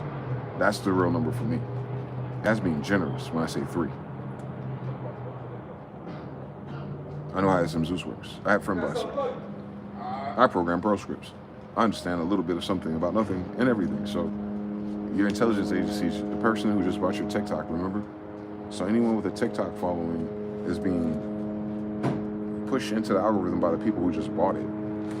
Meaning anyone ain't gonna talk about their shit and their interests. So people learn like, oh, if I talk about these things, the algorithm helps me. No. If you don't talk about the people that own your algorithm, it rewards you. Oh, ass niggas. Agents. You saw the Matrix, right? They're agents. They can be anybody. And anybody who can be called or paid to change positions to turn against other citizens. It's not permanent. Jesse Jackson as an agent, Al Sharpton as an agent, any hip-hop person that's an agent. It's not permanent.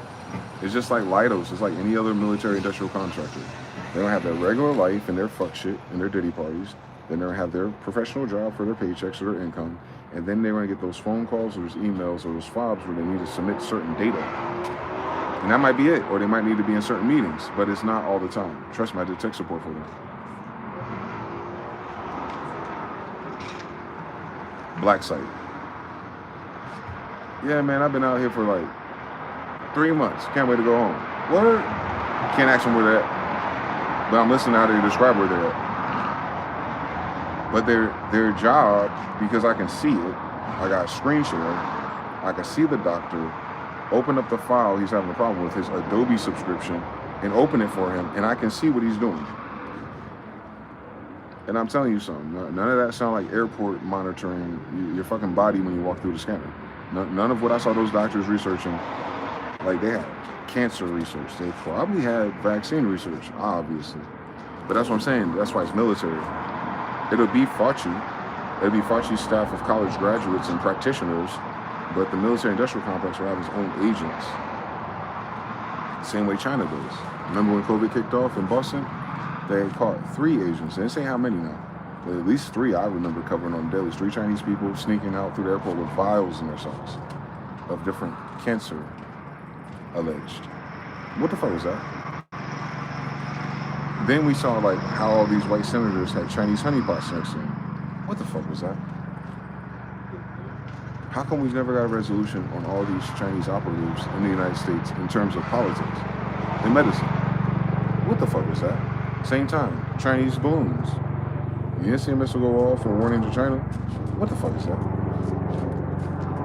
Why does China have so many agents here? And why does your government not seem to really care to solve what they're doing here? But they're worrying about niggas who are always here.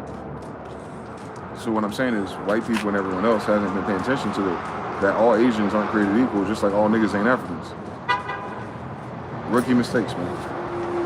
What's going on, bro? It's a rookie mistake, man. That color system sucks, because what color is Asian? Between black and white, what color is Asian on your ID, my niggas? Come on now, fuck with me. Mexicans, what color are they? Are they black or white? Come on, fuck with me. There's only 2 options, nigga. There's only 2 options in civil rights. Come on, my niggas. What color is the African in this story? You sure? Because I know an Egyptian from the continent of Africa who made a big deal at Rutgers University that he didn't want his ID to say he was white. And he was like, look at me. I have an afro and everything. Like, he's Ethiopian Moor. Like, I'm not white. And he's trying to figure it out because he doesn't understand legalese and the real history.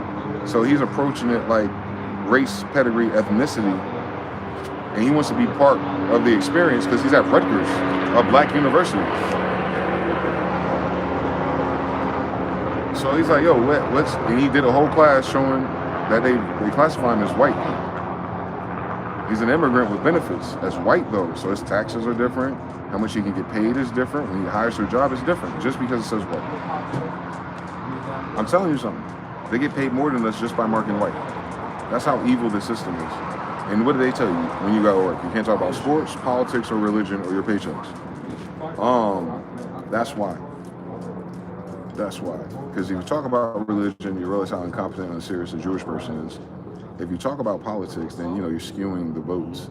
But if you talk about money and paychecks, you'll start to see just as a consensus. You ain't got to say nothing. You got to be contentious with your employers. But you're like, hey, I noticed Sarah, Jesse, Raphael gets $6,000 to $10,000 more than me, and I have more experience, more tenure, and I have a better degree.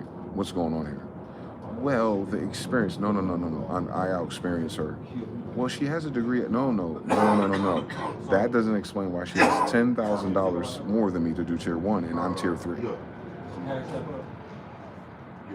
Just tell me it's because it's a white girl. And then whatever that looks like with DEI.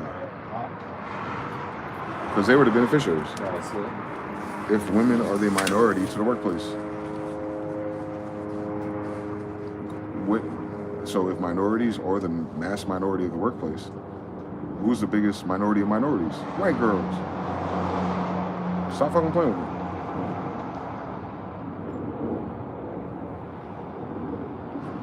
They paid them different. They did. I know Christina. She was neurodivergent, took medicine, so she taught too much. So she showed me and everything. I was like, oh, interesting. And I heard the people I got hired with. Oh, that's interesting.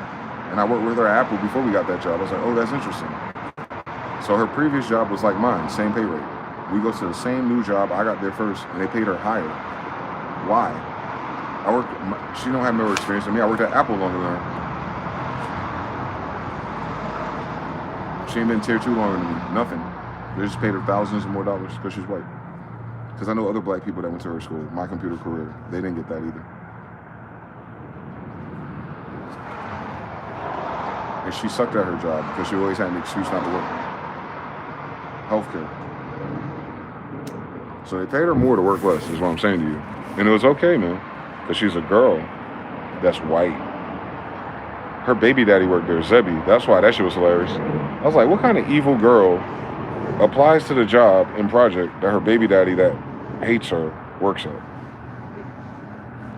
Now, mind you, her baby daddy, a white boy, Zebby, big red beard, 300 pounds, glasses, 6 foot something, know-it-all, World of Warcraft, nerd, my computer career kid. Raising a goddamn baby by himself. So it's not even because she's a mother. He's a single father because of her. And they still gave her thousands of more dollars for being a white girl. That's all I'm saying.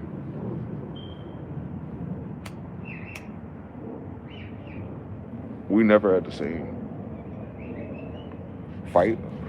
We never had the same thing. And these white people were chastising people our color, black status, at jobs, which use corporate statuses. And it was like, how come you guys, and this and that, and you're always investing in the wrong things? Meanwhile, on average, you make $5,000 to $15,000 more dollars for doing less of the same fucking job. And our parents taught us to be 2 times this, 2 times that, 2 times that. You're not half of what you're supposed to be, but you got 10,000 at least more than all of us. So like, imagine if a nigga had 10,000 extra dollars a year on top of when he did his tax returns, filed white, he get the full amount he's supposed to get back for his status. But nah, we get a little bit back on that. We get taxed to death, and we don't even get paid the same salaries. While we did all the work and built all the infrastructure and built all the buildings and designed all the technology. So there's no incentive to give it to a white girl, but they do. That's a racism, that systemic racism that they pretend doesn't exist. Because as long as they can give you plausible deniability, oh, but if their education, you don't need an education for this, you hire me. Well, on paper, yeah, you're doing this minimum requirement shit. But I noticed that her only minimum requirement different than me outside of my computer career and all the other ones I know is that she's a white girl. Now, she's just one of many white girls. That's all I'm saying. Unqualified to do the job, always complaining. Like the SSRI girls. She wasn't a blue hair, but other girls were. But she's in a blue hair lunch table sometimes. But she be fucking all the time. She ain't raising her kid. Weird. But it's her, she's from Corpus Christi, Texas on top of that. Very religious, Roman Catholic descendant, right? Blonde hair too. And she just yap. Because the pill she was on. And many other white girls like her. Those same white women, man. It's all of them. I've seen them, bro. For it because they're a white woman. And there's something in the corporate side that allows them to maximize, what's that shit called? Not HIPAA. It's HIPAA and something else. Like work rights based on medical conditions. They hire them. You know why they hire them? Because the corporation gets extra. Yeah, shout out to the Democrats. That's that Social Security.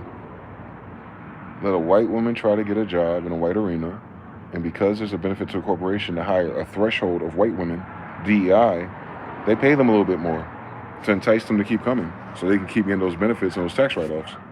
So that's what I'm saying. That's why it's systemic racism. But it's really not racism because it's not really the color of your skin. It's based on your filing. And if you file as white, 100 years ago, there was Irish white, German white. They just subdivided white. They didn't fix that until the Federal Reserve, bro. Now the benefits are a little bit more clear.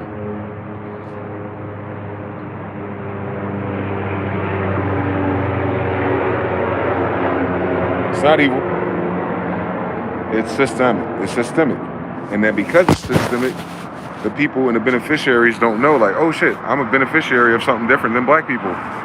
Black people just need to go to school after building this whole country without schools. Nigga, we built buildings that you can't explain without your school. Why the fuck would we need school, bitch?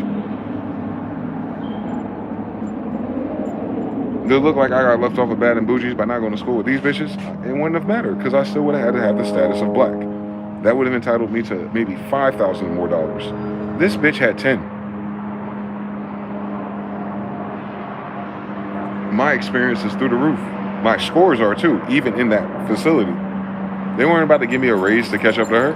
I had to work there 5 more fucking years, but it ran into the pandemic, so it would have been a dummy mission anyway. But that was 2015 and 16. 2019 was 3 years later. I got out right in time to start YouTube. But my last company that I worked for like that were the people who are the people that are the people connected to the people on the Epstein's list. That's why North Virginia had all those layoffs last year. They're talking about these companies.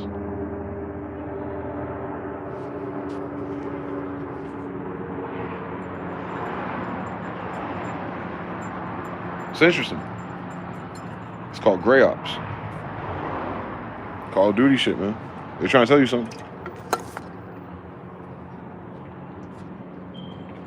You got Black Ops. Then you got Gray Ops. It's kind of like a double agent, but they're not really an agent against the thing that's being agented. They're just serving a different purpose sideways. So they're a doctor. They're helping the hospital out. They're not in no espionage with the hospital, but they're gathering data and statistics and vitals and persons and stuff like that. Or they're paid, they have a grant, a federal grant for certain research in that capacity. So the hospital signs off on that shit, but part of their contract with that federal grant, they're aligned with Lockheed or Leidos or Boeing or whatever it is.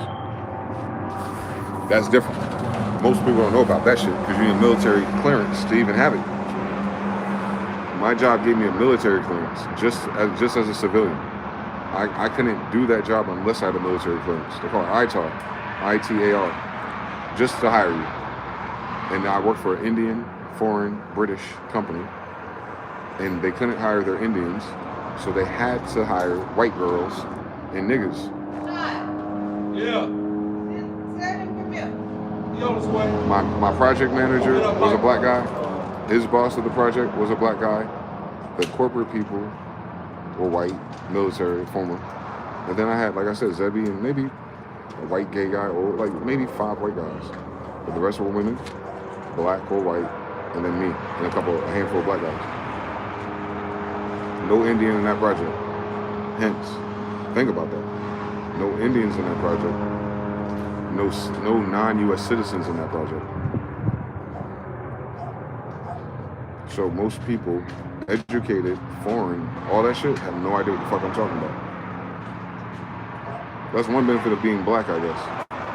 We'll get hired for all the shit that no one else would. And that don't make no sense. And like, that's a dead giveaway right there. Well, if the Indian, you know what I'm saying? If Dred Scott, Indian, you know what I'm saying? Like, Indian, Chinese, Russians, you just have to be a U.S. citizen. Primarily. You have to be accounted for. Military. ITAR. Yep. So the Indians and their servers cannot feed their Indian military counterparts. At least not easily. Because they come through, they wire it up, put it on its own T1. You have your fob, everything. They can be watching the traffic or the data, but they can't see it. They can't decode it. Military. So our server dudes, or what do they call cybersecurity dudes? Them too. They had to have military experience. Only because of the data and the encryption. I forgot what I used. I just remember doing it. We had to create a virtual computer. So I signed in my computer. And for me to access the employees of the actual, we're the service part, but the actual company, in order for me to access their shit or screen share, I'd use my fob, sign into a remote server, create a fake Windows instance, and then do it. That fake Windows instance and that fob and that server constantly monitored by the Pentagon. That website we log into, we gotta put our fob in, put our password in, just open up the intranet. Yeah, that message board, I saw a lot of cool shit, bro. right before 3 a.m. boy. Listen, right before the dailies, I was in the mouth of the beast, but a version of it, because it wasn't overtly fucked up. You know, you wouldn't know anything unless you listen to conspiracy theories, and you wouldn't know what to look for. You wouldn't know what to search. You wouldn't know what to verify. Nothing. But unfortunately, I did. Unfortunately, God let me see it. So when I go back into the coast to coast Cliff High world, you go back to that same time period, and all of a sudden Cliff High's talking about Lidos while I'm working there. I was like, that is so interesting. That Cliff High is channeling Lidos. I'm watching him, and I work at Lidos. We weren't doing airport scanners, bro. You'll see Lidos in airport scanners, like in Raleigh and shit like that. That's Lockheed Martin. They ain't Lidos. Lockheed Martin does the technology, man. Lidos has doctors. They deal with the data. Those are medical scans. Not just to see if you got shit on you. Someone's getting those scans of you. That's why they get your ID and everything before you walk in through it, man. It's gray ops. For you, it's like, oh, make sure there's no terrorists. Come on, look who the United States was ran by. Nah, where's all that? Where's that little Lidos kiosk? Where's all that information when the scan's going? Hey, thank you for calling Lidos. My name is Dwayne. How can I help you today?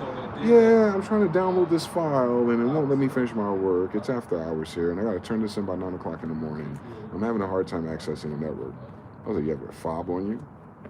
Yeah, I do, but da da da. All right, so now we gotta do a fucking password reset through 3 different networks. So fuck. iCloud be damned. But this one was easier because there's no fucking 2FA, just the file. All right, well, let's do this. I can reset your password. Matter of fact, I love this job so much, I can make your password, nigga. Apple won't let you make a password or see it. I can see and make their password. All right. Here it is. Lidos 1 2 3 4 exclamation. Sign in. You're in? All right, now you can do a password reset. Go ahead. I'm gonna refresh and make sure it changed. It changed. You good? All right, now I need to access this file. Word money. Show me. This is this email right here. All right. Let me remote in. Windows 7, some bullshit. All right, I'm gonna send you an invite. Click on that for me. Run it. Oh, I can see your whole screen. I see all your desktop documents. I can see all the names. Oh, you have this PDF open. That's interesting what you're looking at. I'm not smart enough. I mean, I don't have that degree yet, but I'm going to remember something. And just every day. Probably almost a year. I think by because it was a 5-year contract. But Lockheed Martin paid the 5-year contract, but didn't need it after 2 years. So, you know, they kept the Indians kept the money, but we got shitted on. But because we're working for Indians, they had other programs. And for whatever reason, I was like, all right, let me get this FedEx contract because they pay more. All right, they was like, no. We have one project left, Anthem. I think that's healthcare too. We have Boeing too. But Anthem, let's get you in there. That's the worst project ever, nigga. Y'all trying to fucking play me in my face? Went home and never went back. But it's after studying Antarctica, Kerry, and John Kerry's visit, the Orthodox. I saw all that. It was on their intranet. Former Vice President John Kerry is going to Lidos, or Lidos is helping him get to the Antarctica mission, blah, blah, blah, blah, blah, blah, blah, blah, blah. I was like, wow. Airport scanners, doctors, and escorts for White House representatives who want to go to Antarctica. Weird fucking story. Doesn't tell you what they're doing. It's just, you know, they're Chantilly. They're Arlington. They're right outside D.C., so it's kind of like, hey, look at us, ass niggas. Hey. Then I remember this one story. This is all alleged, by the way. I was reading something somewhere, and these people, these operatives said, because this peak Obama right before, this is actually Trump's election, actually. This is when the Trump election, I was working there. And I asked all the white women why they vote for Trump. You know what they told me? They thought it would be funny. These are my computer career, degrees, and higher women doing tech support for ITAR. Now, they're just Raleigh citizens, to whatever degree of awareness that comes with that shit. Most of them not from there, but you know. And they said they voted for the President of the United States, so they thought it'd be funny if Mr. Grab him by the pussy was the president.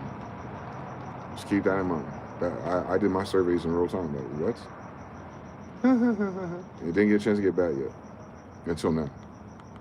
But that time period, that's what it was. It was the time period of Trump's election. So right after Trump got elected, that was my last time there. But I remember these operatives somewhere along the way. Like, hey, can we put a bid in for that? What do they call that? Active shooter drill.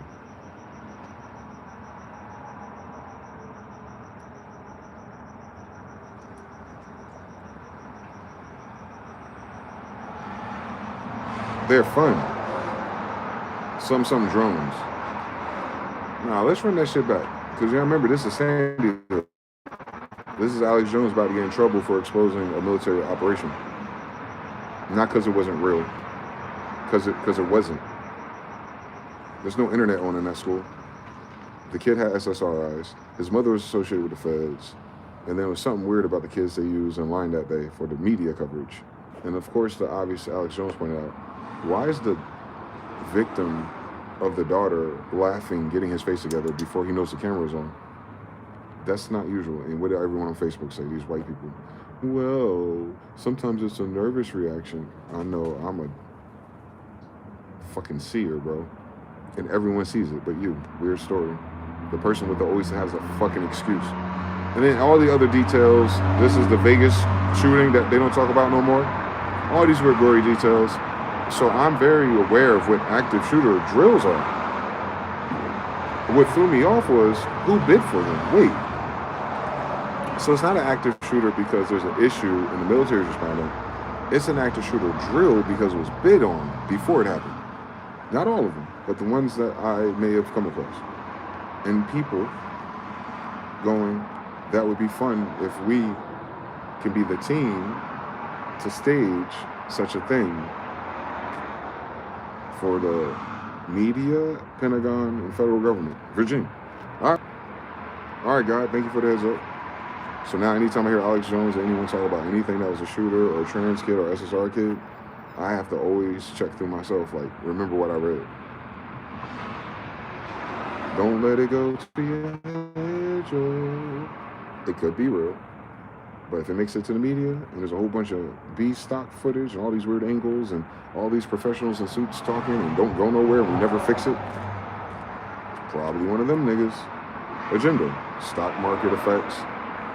If they mention SSRI, there's a stock market Pfizer effect. There's a broadcast of effect of this experiment effect a few days after. Like, you know, they locked in, my niggas.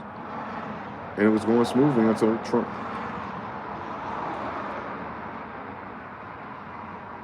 It's just a bag for these white people, man.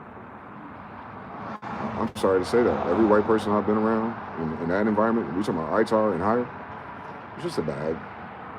They don't care about the psychological ramifications because they're behind the veil with that part of it. They know what's real and what's not when it comes to media. They know what's real and what's not when it comes to the president's Antarctica. They know what's real and what's not. So them getting a bag for it, you'll see them right at the grocery store. And they might overhear, just like you're overhearing someone frustrated about A, B, C, or D. And you're sitting there smiling. I'm just telling you why. Most of the white people after the Civil War were hired by the federal government. They're federal citizens. Remember, DC doesn't have that. Wake your ass up. All of the why that shit is weird like that, how come DC's not part of it? Is the answer is damn self. And we haven't done that Black History Month yet. Birth of a Nation. JPX. My sister had to take a few shots for school, and she's going through it right now. Sorry to hear that, bro. There's too many side effects to list for her. She's passing out. She has irregular heartbeats. She woke up one night, and her arm was pale white, and her fingers were swollen. Was it on the side of her injection by chance? And if so, she needs to do a heavy metal detox. If she, you know what I'm saying, if you can convince her to look at some of that stuff to detox from graphene oxide, or, you know, the thing. Mr. Now says 3, it's a mockery. Damn, JPX for real, like on some Soaring energy. Super Bowl starting soon. Yep, it did already. Basically, EU need to figure their own shit out. They do. And sending E's laughing. My bad, I had my phone in my pocket helping out with something. You good, bro? 3, Jonathan. El Kuja says there was a Chinese bio in Vegas about a week ago. There's another one. They found a second one. They found a second one a few days ago. So if there's one, there's two. And if there's two, there's a few. And if there's a few, there's too many. And like I said, this under city that lives under the casinos, they have accounted for 1,200 people. I know the people that know the people. And they're like, nah, fam, that type of trafficking is wilder than you imagine. So for it to be a biolab nearby makes so much sense. And he says, Chinese? Come on, dog. Why is no one doing anything about that? Guerrilla Gospel Peace. Jonathan L. says, yo, that makes sense. Corpus is pretty traitor. Selena partially grew up there. All law of correspondence. Yep, gotta hold that. Corpus is pretty traitor. I got it.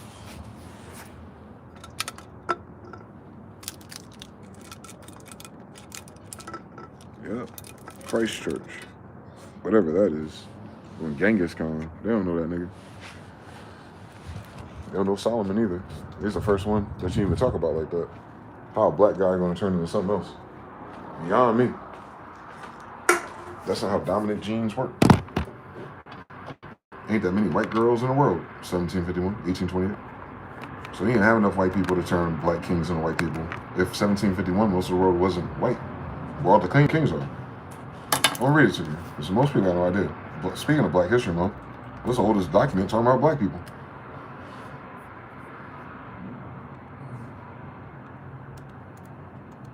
Never, never, never, never change.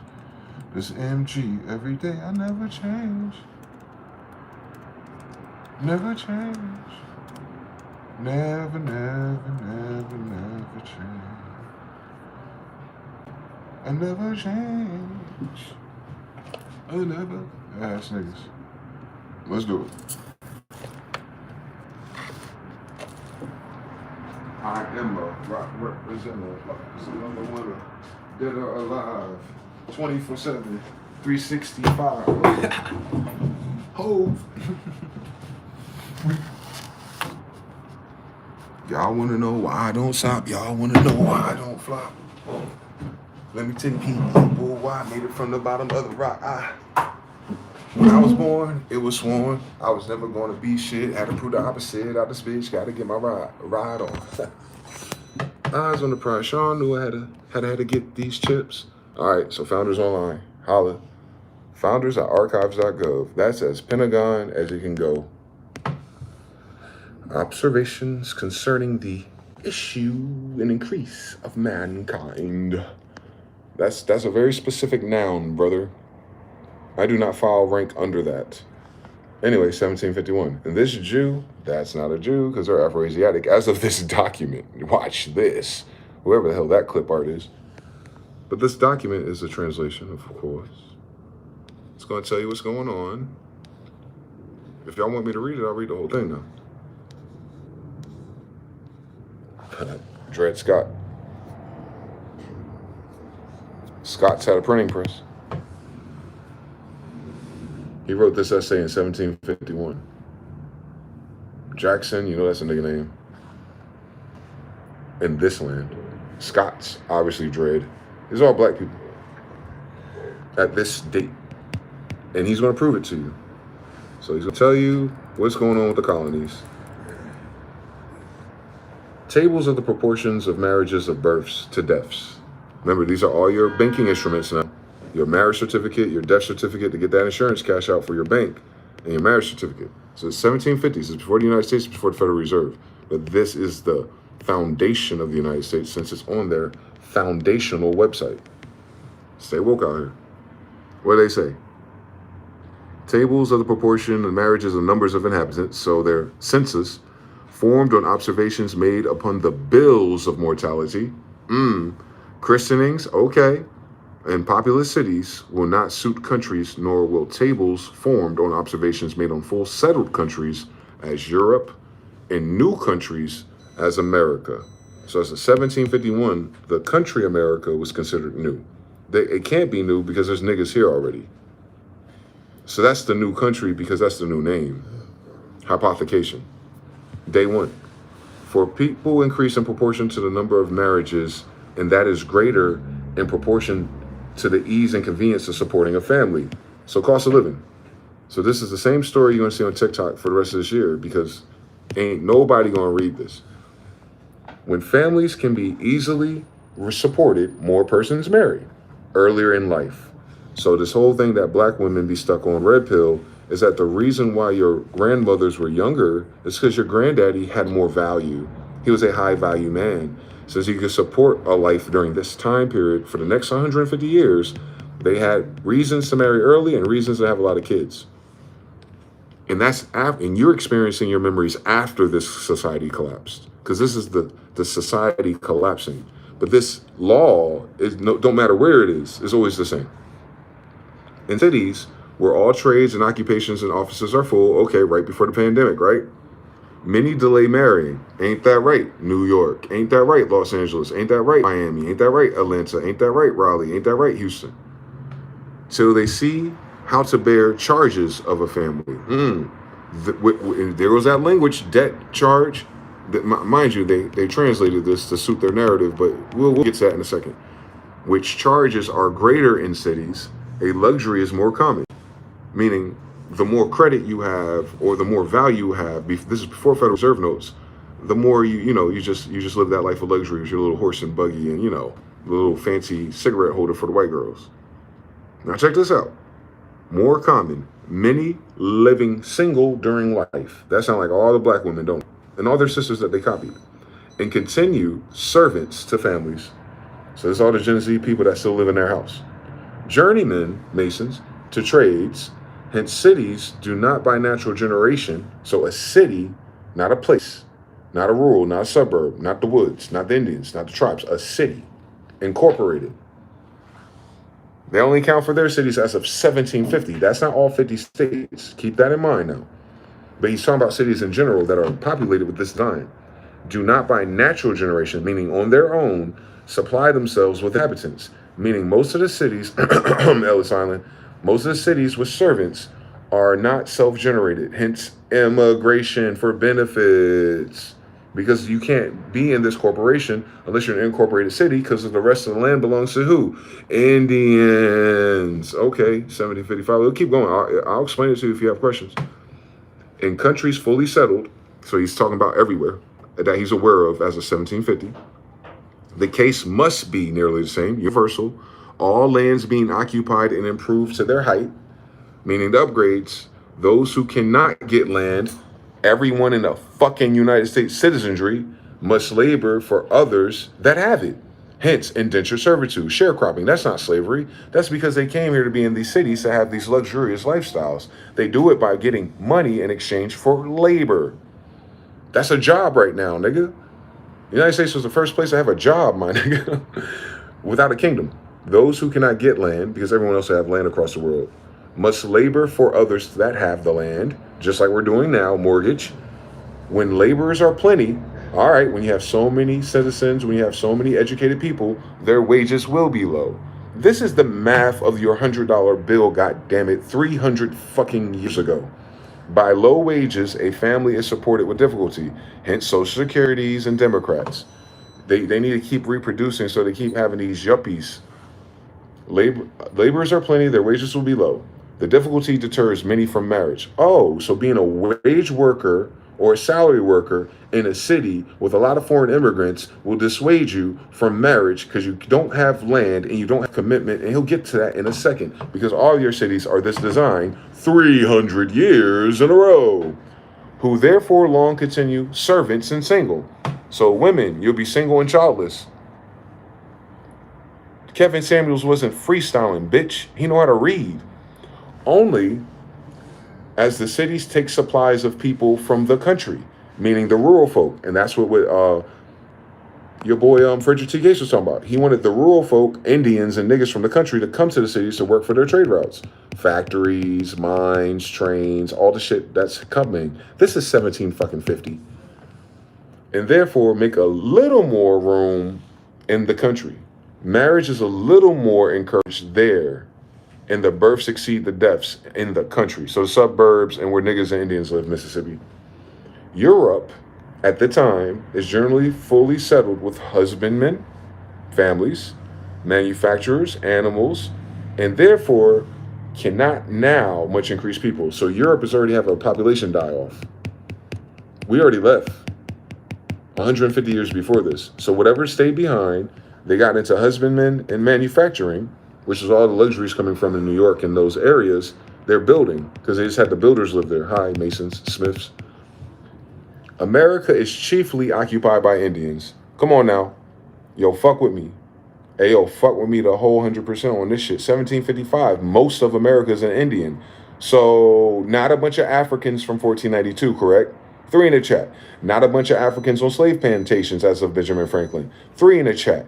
It's not a whole bunch of white people either. 3 in the chat. America is chiefly occupied by Indians. Did he mention Africa yet? This 1750, baby. Come on, white folk. Fuck with me. Come on, African American. Fuck with me. You ain't here yet. You ain't here yet? You ain't here yet. You're not even here yet. Chiefly means the majority, not a little bit.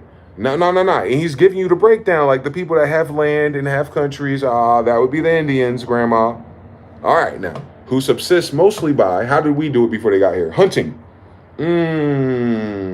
But as the hunter of all men, talking about your granddaddies, requires the greatest quantity of land from whence to draw a substance. So now I understand why they cut off all the oxes, so you have nothing else to hunt. So now you got to get a job to pay for some meat, nigga. The husbandman consisting on much less, right? The people who live off their land, grandma's house. The gardener on still less, weed, pharmaceuticals, witchcraft, healing. And the manufacturer requiring the least of all. The Europeans found America as fully settled. There it is. The Europeans, how you doing, Dad?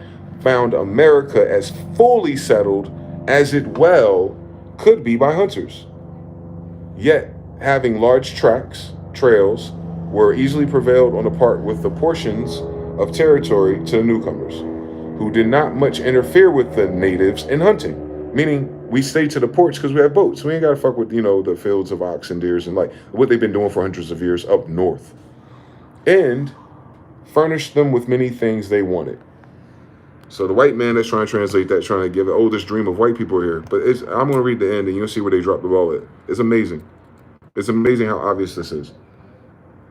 Land being thus plenty in America and so cheap that as a laboring man that understands husbandry can in short time save money enough to purchase a piece of new land sufficient for a plantation. So they can't do that until there's treaties. So the treaties are already there. Treaty of Peace and Friendship. So based on those allotted territories, parcels, those newcomers can acquire land that's designated to them since the land is still Indian. We don't have to buy our land if we're the most of the population. We're not buying then, nigga. These are all for immigrants. Short time, enough money, save purchase piece of land, sufficient for a plantation, husbandry, getting their women, getting their farm animals, and raising up their kids to be their hand. Because that's what the Indians are already doing for thousands of years.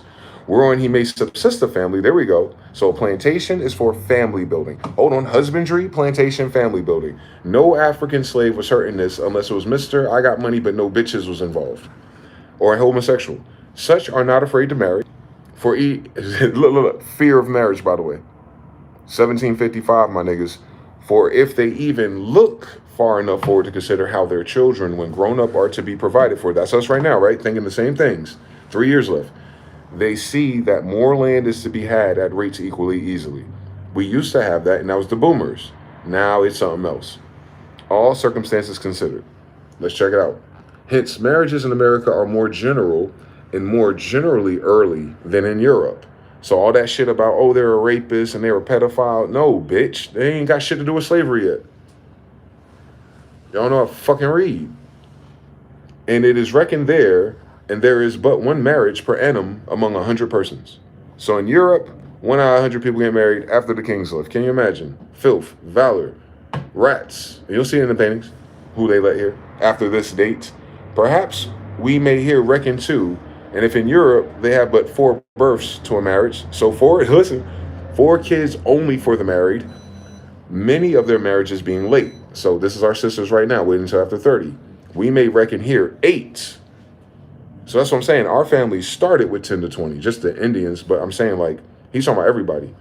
If you're married over there, they only have 4 kids because they wait too long because they want to save. If you get married here because you start early, you might have just 8. Population increase, just on these 2 numbers alone. We're at 1.6. of which if one half grow up and our marriages are made, so just even if half of those 4 get married later, reckoning one with another at 20 years of age, so that was the average of the marriage, meaning you got money, our people must at least be doubled every 20 years. So you're starting to counter now. 1755, do 20, 20, 20, 20, 20, it'll double if what? You have at least 8 fucking kids. We don't have 2, nigga. One more time. If this is a mathematician, nigga. If you don't have at least 8 kids, it's not going to double. But you have to have at least 4 for it to stay the same. But where it's 4, that's where the lowest marriages are. So 99 other people not married may not be having 4. That's why they declined and came to America. Well, that's all the races there, not just ours. Just like not all the races here are ours. Notwithstanding this increase, so fast is the territory of North America. So we're talking about the 13 colonies, right? And all the other immigration into Canada and niggas trying to take an inch and take a mile. That it will require many ages to settle it fully. So many cycles of 20. Hence the baby. So hence white people hitting 40% after this once they're able to have enough kids by killing ours. Settle it fully till it's fully settled. Labor will never be cheap here. Orphan train, adopting babies, they ain't their real family members. Keep that in mind. When no man continues long a labor for others, so you don't have to keep working for other people. You're open to leave it unless you're Dred Scott African, right? Or that's actually be a barber, but we'll get there one day. But gets a plantation of his own. That was the staple for coming to America, right? The Northeast, like, hey man, come out here. Work a little bit, work with these Indians' lands, go ahead and ship and manufacture back and forth across the world. Remember, India and all that shit in the Indies, Jamaica popping, South America popping too. He just focused on what he know. No man continues long a journeyman to a trade, but goes among those new settlers and sets up for himself, and hence labor is now cheaper now. So you can start a new business and pay people nickels, and that's hence all the shit you see in your gentrified neighborhoods. In Pennsylvania, oh shit, real nigga alert, that's where I'm at. That it was 30 years ago, so he said 1720, though so many thousand laboring people have been imported. So they're telling you where I am in Jew territory, all those white people that show up, or all these others that show up, was just 1720.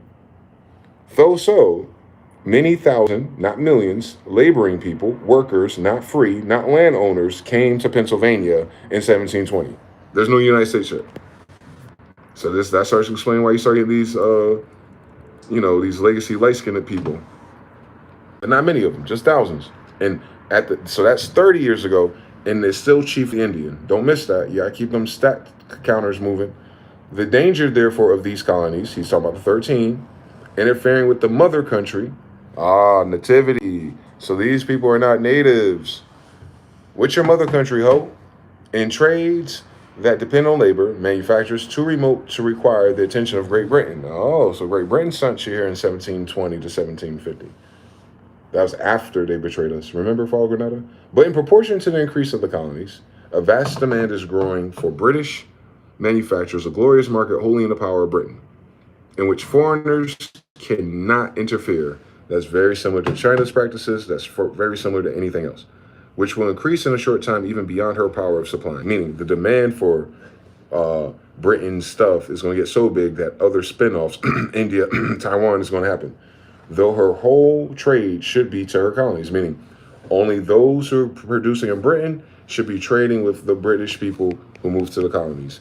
But yet, this is a problem because it's about to go worldwide. Therefore, Britain should not much restrain manufacturers in her colonies, meaning let us grow. Let us build it here. Don't make it a monopoly over there and make us buy and have to wait for the ship to come. Let us supply the needs of these niggas and these Indians and these new immigrants here. Let me create a franchise, nigga. A wise and good mother will not do it. To distress is to weaken. And weakening the children weakens the whole family. Come on now. You know he read the Bible. Because he a Jew, nigga, not a white boy. I'll keep going. Besides, if the manufacturers of Britain, by reason of attention of American demands, so the American at that time is what? The Indian. That's capitalized. The American is the Indian from 1750 all the way until what? 1828. So for the next 100 years, my nigga, the American is us. How you doing? And I'm gonna prove it to you at the end.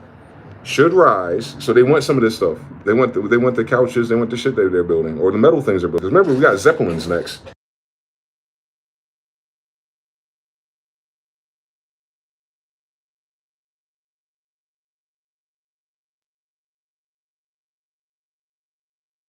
He's okay. Cool. Besides, if the manufacturers rival, oh, there it goes. That's India. That's the Indian tea company about to be formed. Foreigners who can sell cheaper, that's everything that we do now, Timu, will drive her merchants out of foreign markets. Foreign manufacturers will therefore be encouraged and increased. So he's telling you like, yo, y'all running out of time because that US dollar about to die type shit. The foreign manufacturers, BRICS, will therefore be encouraged and increased. China, Mexico, South America, and consequently, foreign nations, perhaps her rivals, grow more populous and more powerful, which Mexican's population is declining, but Chinese are showing up in Mexico. While her own colonies kept too low, we're under 2 per woman, and most women are going to be single in 50%, meaning the United States is about to have a population replacement, are unable to assist her or add to her strength because y'all not having enough kids. You need 8. You need 4 to stay the same. Till an ill-grounded opinion by the labor of slaves, an ill-grounded opinion by the labor of slaves in a world that's mostly Indian still, America may possibly vie in cheapness of manufacturers of Britain. So they're saying, hey, if they want to catch up to Britain's power, they might have to import slaves and pay them nothing just to catch up to this point, which you call the Industrial Revolution, by the way. The labor of slaves can never be so cheap here, so he's telling you this is why it's a bad idea, as the labor of working men in Britain. So he said to bring a slave in America to do this in the North colonies or just colonies of manufacturing, which you call the United States today. This is before it. So all your citizens, to bring a labor of slaves here to compete with Britain for manufacturing, to sell everything here from north to the bottom of America, nigga, millions of Indians. They're saying that you can't outwork the men who get paid in Britain. Anyone can compute this. He's saying, look, do the math, nigga. He's saying, that's how you know this a nigga. He's saying, add it up. Is it not written? Watch. Interest of money in the colonies from 6 to 10%. Remember, the Boston Tea Party's coming up in about, what, 50 years, right? Slaves with one another cost, how much does slave cost? 30 sterlings of silver per head. Ain't that the whole lie about Judas? That Judas sold white Jesus as a slave bond? You're telling me Jesus was a slave, right? You're telling me he was in captivity. All right, and you told me he broke out of it after 3 days, 30 years. Oh, you talking about Genghis Khan and Muhammad then? Because that's it, ain't it, guys? 3 in the chat, if that's what they told you Jesus was sold for. And it's in this damn document by a Jew. That's just what slaves cost. Anyway, reckon then the interest at the purchase of a slave, so 10 cents of interest on every $30. Reckon then that, that the interest of the first purchase, so the extra 10 cents, the insurance, because they're on boats, risk on his life, because insurance comes from boating, his clothing, his diet, his expensive, his sicknesses, because they've never been here before, loss of time, loss by neglect of business. Neglect is natural to the man who is not benefited by his own care or diligence. Meaning saying like having slaves in America is going to cause a lot of shitty work because they don't have no benefit in doing it for you. So you got to pay them, whoever you're getting them from, not just Africa, $30 a head, plus interest. Plus, when you add up the cost to keep that slave alive, what happens? Experience of a driver to keep him at work. So they're driving slaves around places. So Uber, so the cost of Ubers to go to work, and it's piffling from time to time, meaning niggas bullshitting, and these are foreign niggas if they're slaves, or even if they're captive slave Indians that are forced to work for free because they committed a crime. It could be anybody, but that's what it is. It says almost every slave by their nature a thief. Every slave by their nature a thief. Every slave, including the white ones, by their nature is a thief. And compare the whole amount with the wages of the manufacture of iron or wool, niggas, in England, high cotton wigs, you will see that labor is much cheaper there than it ever can be by Negroes here, Moors. So you can capture barbers, you can capture niggas who are just rebellious, not doing the civil thing, and then put them into these enslavement camps and make them work off their debt.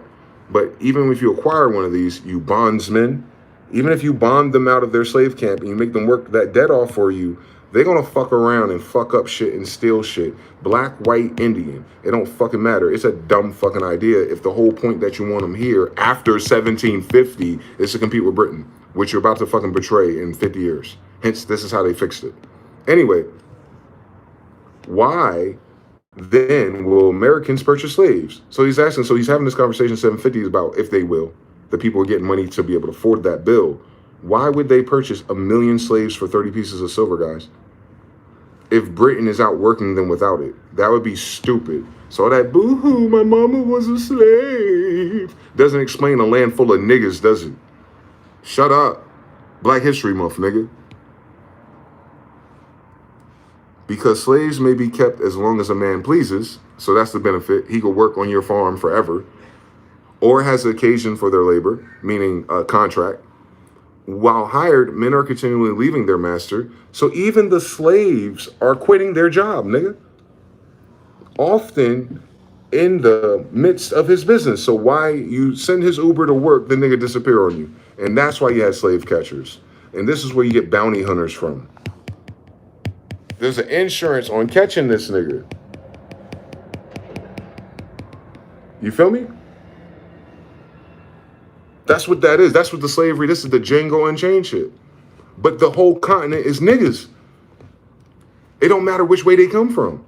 And I'm about to show you. I'm gonna as I will just read the whole thing, fuck it, because y'all need to know this, bro. It's Black History Month. As the increase of people, I'm getting a text message, I'm sorry. Jeff he said he just was in the hospital. To Jonathan, Mr. Now. Jeff said he just got out the hospital. Hold on, let me send a message real quick. Bring that shit. I gotta go. Bring that shit. I gotta go to the store real quick. You know how my nerves are right now with everything going on, but I can freestyle the rest of that document. I'm gonna finish reading it though if I come back to that screen. I wanted to charge my phone. That gave me an excuse to read. And then that text message was what I needed. Anyway, we'll figure that part out. So shout out to Jonathan and Mr. Now. Shout out to Abdullah. I think it's beginning to work out because of what I said, what was said. Anyway, to be continued. But with them, let me turn this Wi-Fi off too so I can go somewhere. All right, so far what we read was we dispose all the Black history, slave bullshit by Benjamin Franklin. As of that date. Hey, what's going on, bro? I'm gonna try to go that way. Probably 7-Eleven or some type shit. You gotta Black if I have enough change, I'm breaking the 10. How much is it? You got Cashapp? I do. You can tap. I did not know that. That's how I keep losing all my shit by sending it to my bank account. You know, they take 25 cents, 30 cents. I keep doing that. Okay. So what you think? You say you need a black and mild? Yeah, black and What kind? Wine or vanilla. Wine or vanilla? Yeah. Okay.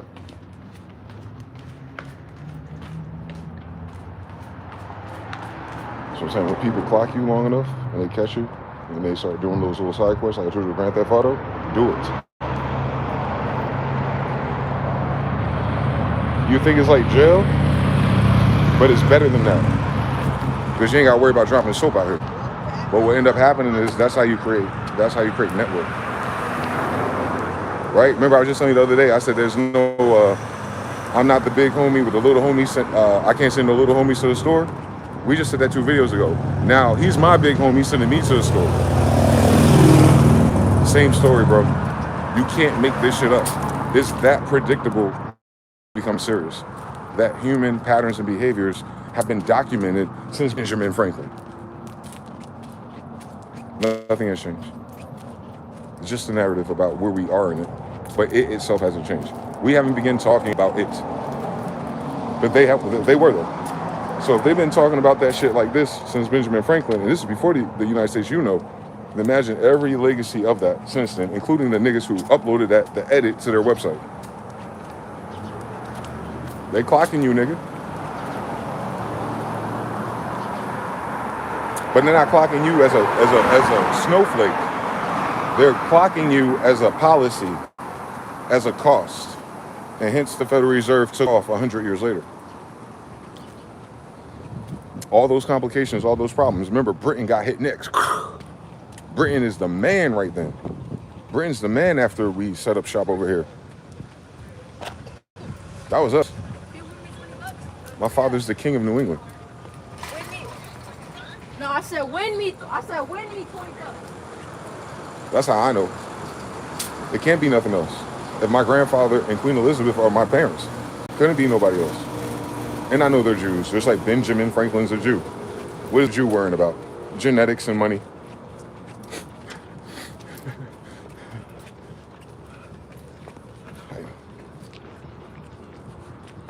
That's Barbara Bush, boy. That's a man.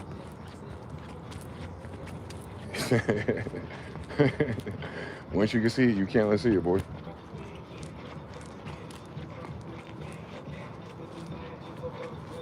Who's that? Deny it, I'm a fucking liar.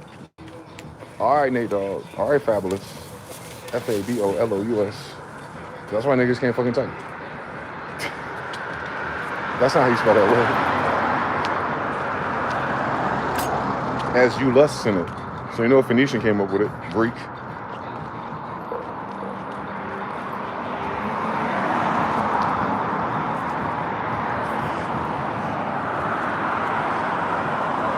Benjamin Franklin issues of mankind just shut up everybody bitch ass mouth about why black people are in America when the whole fucking colony during the time of slaves coming here to work is fully Indian. I ain't get to the best part yet. You're about to say Britain is black. You're about to see Switzerland is black. You're about to see Sweden is black. You're about to see France is black. You're about to see Asia is black. Same time period. I know how light-skinned girls are made. What you gotta make them with? You can't make a light-skinned girl out of two white people. Can't do it. And if you're making light-skinned girls here on a population that's mostly Indian, what are those light-skinned girls back then in the 1800s, Creoles? Oh, you're half Indian and something else, not half African, you dumb bitch. That needs to be said. Because they keep thinking they're the African in a story full of black people. The writer is black. He's me. That's my family. And the land where my family is. I'll take you to their cemeteries. We're black. We're not on that side of this or that side of that. Those families. I have family within my family. They want to be Hebrew Israelites with 501c3s. Think about how confusing that is. If they do my family report just on this degree, they'll see me, my brother, my cousin, they're like, oh, they're Hebrew Israelites. Literally. But then if they follow towards them, where the church is, they'll be lost in Indianapolis and all the bullshit ass convicts and shit, and they dumb shit with the federal government as agents. But if they find me, they go, oh, he was talking about conspiracy theories. He must have been a crypto Jew. Nah, sorry, y'all. Those are crypto Christians. They sell 501c3s. I don't give a fuck if they move their church to Saturday. It's still a damn church service. That's not what we were doing, Levite. Anyway, so it's funny how these niggas is free and sign themselves up for slave worship all over again. They have the same hellfire and brimstone Baptist goofy nigga out of prison sermon ever. They're the amazing grace bitch ass niggas. Talk about save the wretch like me. I ain't no fucking wretch. Donald Trump's a wretch. Nigga, I treat bitches with kindness and respect, nigga. When it's my time to be on the clock. So God ain't say no wretch like me. God save somebody like me who's confused and lost and orphaned and a fucking citizen from the bloodline royal descent of the whole damn document I'm reading.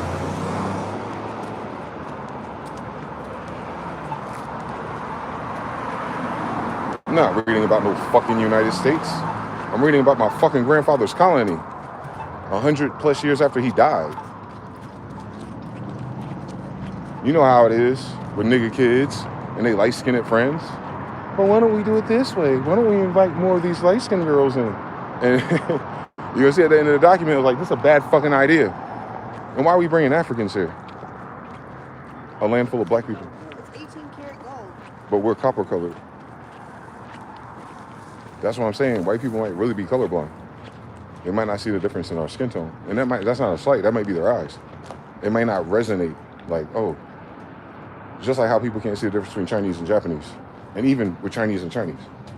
It's probably like that skin color. We're different. We're Indian. First. Hi. How you guys doing? Okay. Yes, they're doing fine. I ain't niggas who don't respond. Don't ask me how I'm doing if you ain't gonna fucking respond, dickhead. That's just me.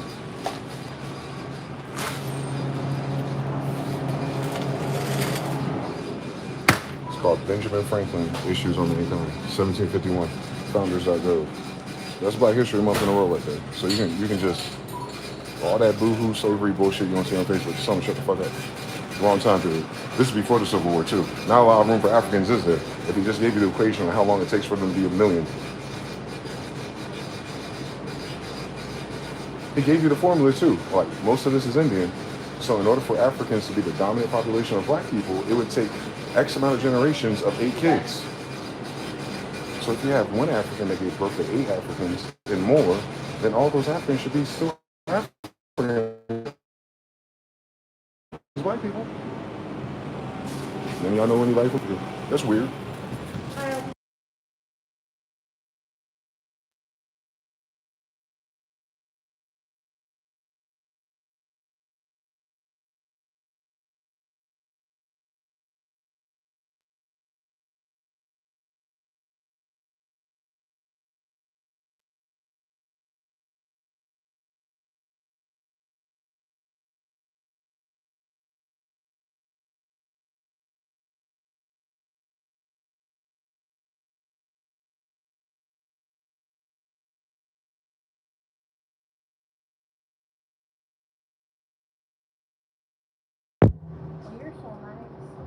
You're so nice. You actually interacted and helped me get the better deal. I appreciate you.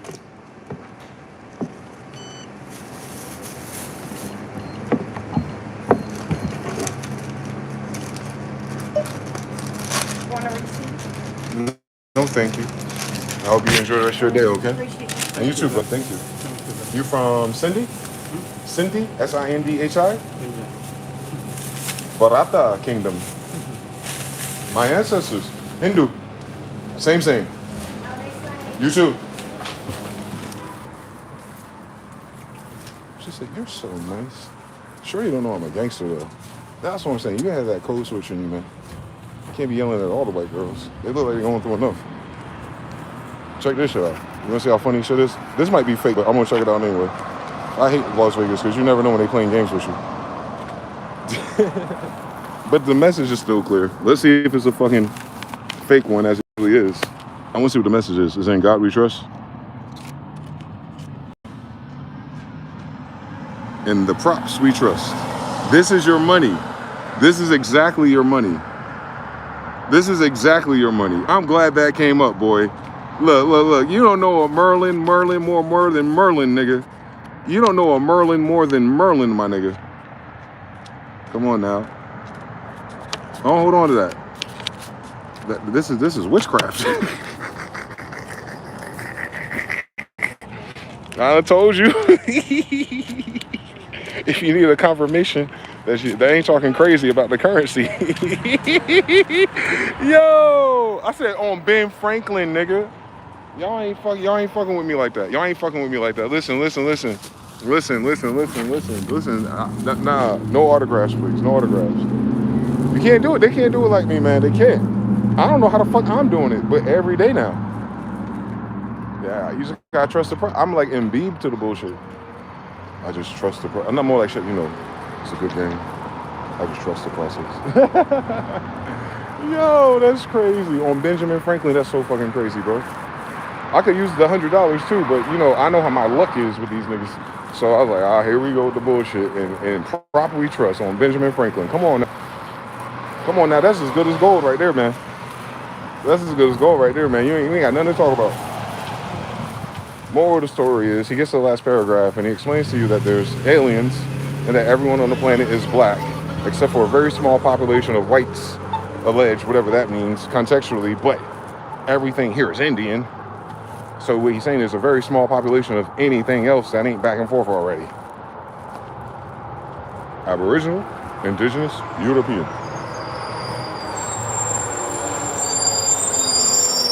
We're the tall ones, so we cannot be aboriginals. We're the tall ones, so we're not the indigenous. My height tells you I'm European because of what Europeans are. Kings. King doesn't mean anything. It means Khan. Khan doesn't mean anything. It's Afro-ASIATIC. That don't mean anything. That's a Semite. That don't mean anything. A Jew. That don't mean anything. The chosen ones. That don't mean anything. Descendants of Abraham. That don't mean anything. Descendants of Moses. That don't mean anything. The descendants of Jesus. Genghis Khan. 1400s. He's writing about us 300 years later. And he's a descendant of Israelites because he's a Jew. I don't know if he's direct from John. Wouldn't matter. He'd still be our brother or cousins. I'm talking about that branch. Banks. I'm Smith and Banks. So it's kind of like incest. Men in Judah. Judah's the tall ones. We come in all flavors though. There's light-skinned friends. And mind you, the Hebrew Israelites that stay behind in India and China and stuff, they stay behind wherever that time period is, and they mixed out with. But their root, if they're like this, it's still the same story. They'll just look kind of different. They might look more Arabic or white or Asian, more than usual. That's what, you know what I'm saying? Be no different than what we're gonna do. It's just gonna be a different time, a different mix, a different diet, a different culture of it. But root, same story. Niggas who believe in God by default, and we don't know why for some reason. But we believe in props. On Benjamin Franklin, man. I'm telling you, man. I'm telling you, man. It's a crazy world when you take shit serious, including that confirmations and synchronicities. The more you appreciate them, the more you'll see.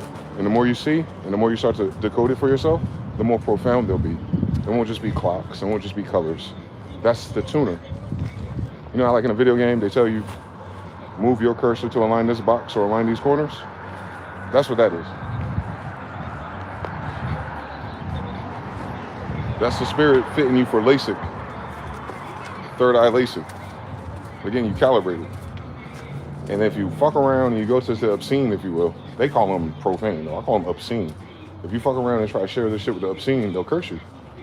But not like, ooh, voodoo, but like talk against you, cut it down, deny it, put you into a negative space about the same thing. That's a curse. Because we're using language. Nobody should be using this language, but they are. So we know it's after 1751. But anyway, it's far gone conclusion now, but yeah, Black History Month, man. The entirety of these colonies are chiefly Indian. This is the land that we're on. So you could tell the whole story of the United States and not invoke any of us. Because they're doing business on our land with treaties with us. You wanted to be a citizen, thus you then indentured yourself to the United States. So when you hear about the Indians or the black people of the South who became indentured servants, all they're saying is they got citizenship. This is what citizen is. It's an indentured servant. Now it's an indentured servant instead of like a company, a ship, a job, not even United States. Now you're just indentured to the same thing. Before it was like, you know, you have enough land, and you have enough motion, you can import anyone you can afford. So you have an Indian, a white girl, you know what I'm saying? And then technically, that's a pedigree of people. Now someone else somewhere else might have the same pedigree because they have the same girls, the same Circassians. They would be cousins through the mother, but they would not know each other.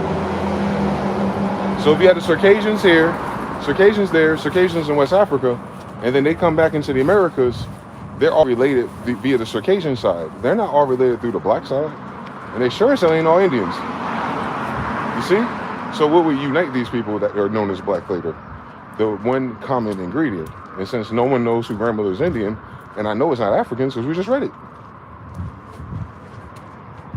Like most niggas in America, especially on the East Coast, don't know how European they are. And that's the funniest thing about them cursing themselves. Like, yo, these black people going back and forth from the 1700s until now, guys, that is the Holy Roman Empire. Those are black people. They don't have to be American to be black. They don't have to be African to be black. We're talking about their skin, their features, their nose, their hair. But for me, an Indian, the dead giveaway is that they're way shorter than us. And all those paintings. They're not the Saw people. Judah, the Saw people. Just go back to 1400s. So mention 300 years later, but 300 years prior, you seen the niggas with the headbands? They're the tallest nigga in their paintings. Israel, Jews, fringes, all of it. but that doesn't speak to all the other black people already there from Africa, from there, from, can you fucking imagine? Afro-Asia, India, Hindus, they're all black Asians. Those people there now are Mexicans. The guy I just spoke to, he's Mexican. He's not Indian. He's from India, but he's a Mexican in India. Feel it?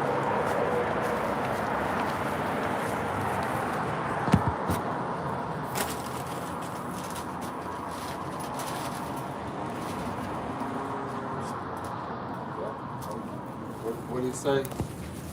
Without facing now, say, favor for a favor. Appreciate you, brother.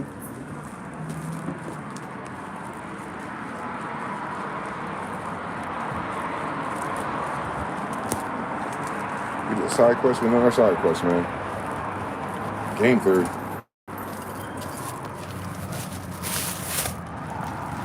What were you saying?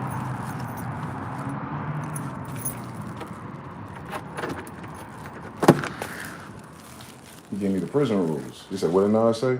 Favor for a favor. I didn't need any favors at that moment. But I positioned the side quests, when I told you, like prison. Came back like prison. Can't make this shit up. I'm a niggaologist. Like Benjamin Franklin was.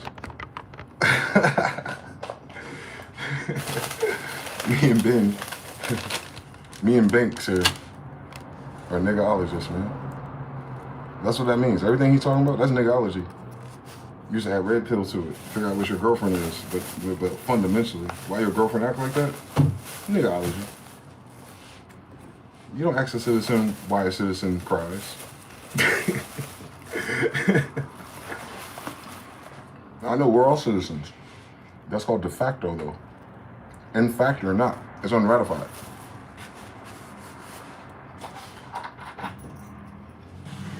It's not ratified.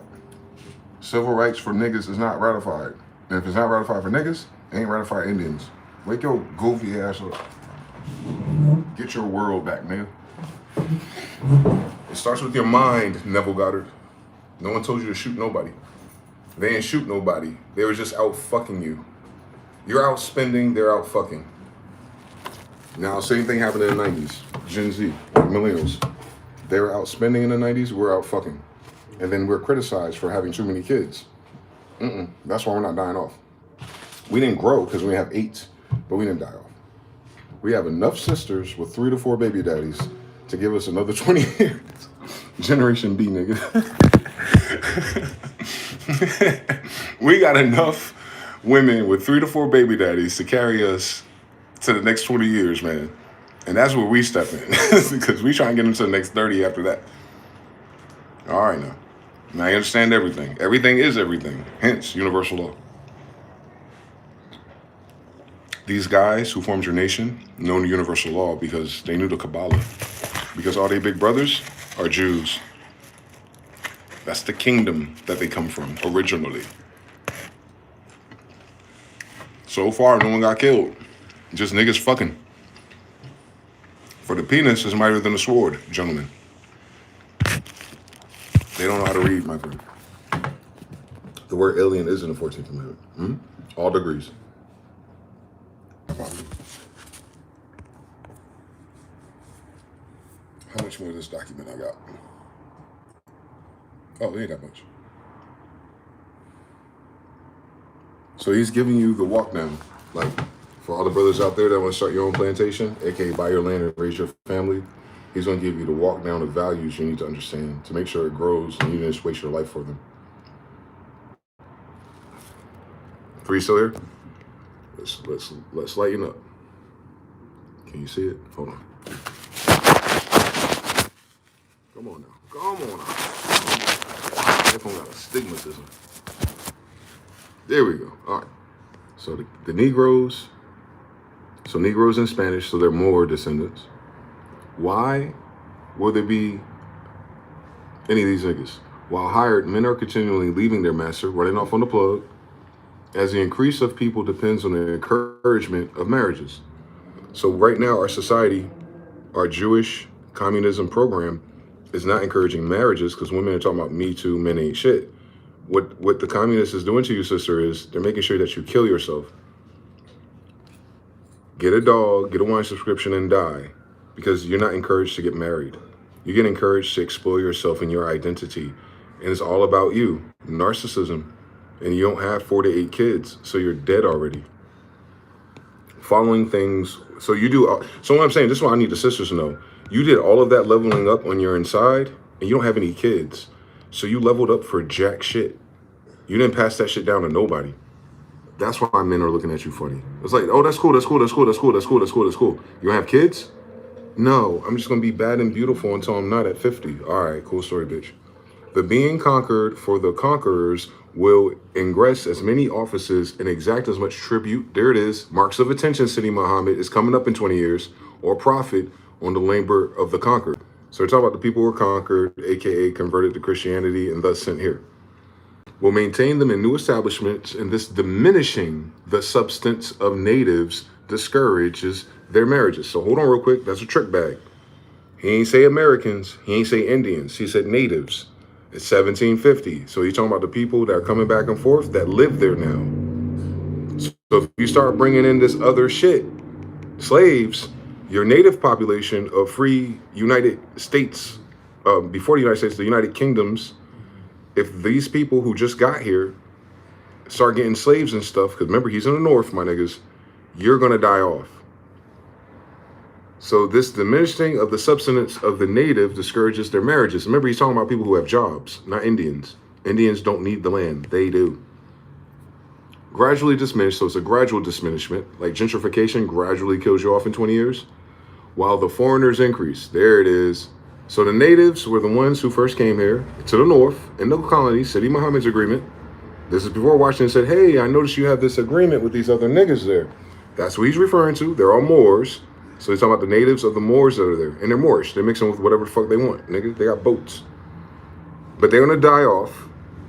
Loss of territory, number 2. Thus, Britain's being driven into Wales. So not Britain Empire, not British Kingdom, but the actual pedigree of Britons. Tall black niggas. Going to Wales. Hi, my family. And crowded together in a barren country. Insufficient to support such great numbers. So even if they box you out like on some Indian trail shit, they'll send you to a place that doesn't have a lot of shit for you. So even if you, the one that was evicted, survives, you won't ever grow big enough to compete in that area. Diminished till the people bore a proportion to the produce. So food or resource or current for the population. Birth certificates and dollars, niggas. While the Saxon increased on their abandoned lands. Not Anglo-Saxon, Saxon. Anglo means English, so that ain't them niggas either. But you understand, that's a different. Anglo-Saxon is them and them mixed once they moved, obviously. Till the island became full of English, like I fucking said. And those are us. I'm English. And were the English now driven into Wales by foreign nations? Too bad, I'm already here. But that's the ones who stay behind. And would in a few years be no more Englishmen in Britain. So no more black people in a few years in Britain. No more Englishmen in Britain. So if there's no more Englishmen in Britain, then those motherfuckers talking about they come from Britain after this document ain't the fucking English in the goddamn history of English, you dumb bitch. In a few years, he's forecasting, in 3 years, there'll be no more niggas in Britain. As of this document, and I'm going to show it to you. I'm going to skip to, you got to read this. Like, this is the whole thing, play for play, that they're trying to manifest and renege and move their trade agreements, filling up a country, immigrants, Haiti, Pennsylvania, over and over and over. And some of those European nationalities, people, bloods, refuse to consume the manufacturers of East India. There's your Timu. They're like, no, we don't want to fuck with that. And these are the people who are generating things in South American islands, by the way. And they forbid them, those people, those Africans and those colonies, from their colonies, the European ones. They're already down there, Epstein, goofy. So here's my favorite part. The importation of foreigners into a country that has many inhabitants as the present employment and provisions for subsistence will bear. So as many as you can bring and feed will be in the end of no increase of people. That's the United States right now. We're not increasing in people. Why? Unless the newcomers have more skills. So the United States already had a brain drain with Asians and Indians, in frugality, meaning they're not caught up in luxury and social media, than the natives, the people who've been here this time since the new immigration, 1930s. And then they will provide more substance. Well, we did not bring any newcomers, and this is what he's about to complain about. We haven't had a newcomer since this document that had more industry or frugality. They only came here for benefits, which is why they're dying. Unless they're industrious and frugal, save, invest, and have 4 to 8 kids, they're dead. Not because of a war, my nigga. Not because they knocking on your door, my nigga. But because you didn't fuck. And you didn't save nothing. You brought a fucking $500 fucking Louis V bathrobe. Goofy as shit out here. But if you have the substance, you can increase. But they will gradually eat the natives out. So not Indians, the people in that territory that's bringing immigrants. Nor is it necessary to bring in foreigners to fill up any occasion of vacancy as in a country. For such vacancy, if the laws are good, there it is, and is linking you to a law later, will soon be filled by natural generation. Meaning, if these niggas are civil and not following the 10 commandments, they'll end up filling up again, and that's in the Bible. The whole Bible is about this, natural generation, by following laws. He's a Jew. Anyway, that's why his tone would be different than any other writer of that generation, who can now find a vacancy made in Sweden, where I'm from, France, or the other warlike nations. All right, so warlike from 1750 to 1592. Follow Granada, my nigga. These are them niggas. By the plague of heroism, 40 years ago, there goes, so 1750, so he said 1711 then. He's telling you a story now in a world full of black people in these designations. 40 years ago, 1711 in France, by the expulsion of who? Protestants in England. Niggas with churches. They're the ones that in Pennsylvania, by the way. Did you notice something? Masons. By the settlement of her colonies. So you see settlements are feminine, nativity, nationalities. Or in Guinea. Which one? Which one? Probably South America. By 100 years of exportation of slaves. Slavic, because it's 1711. So remember the etymon of that word? 100 years of bringing white people in to the vacancy of Sweden and France or Guinea. Hi, Australia. I see you, bitch. That has blackened half of America with the Africans. The thinness of the inhabitants in Spain, Moors, is owing to national pride and idleness. They're not doing nothing since they kicked us out. They didn't have no motion. And other causes, death, disease, AIDS, and homosexuality, rather than the expulsion of the Moors.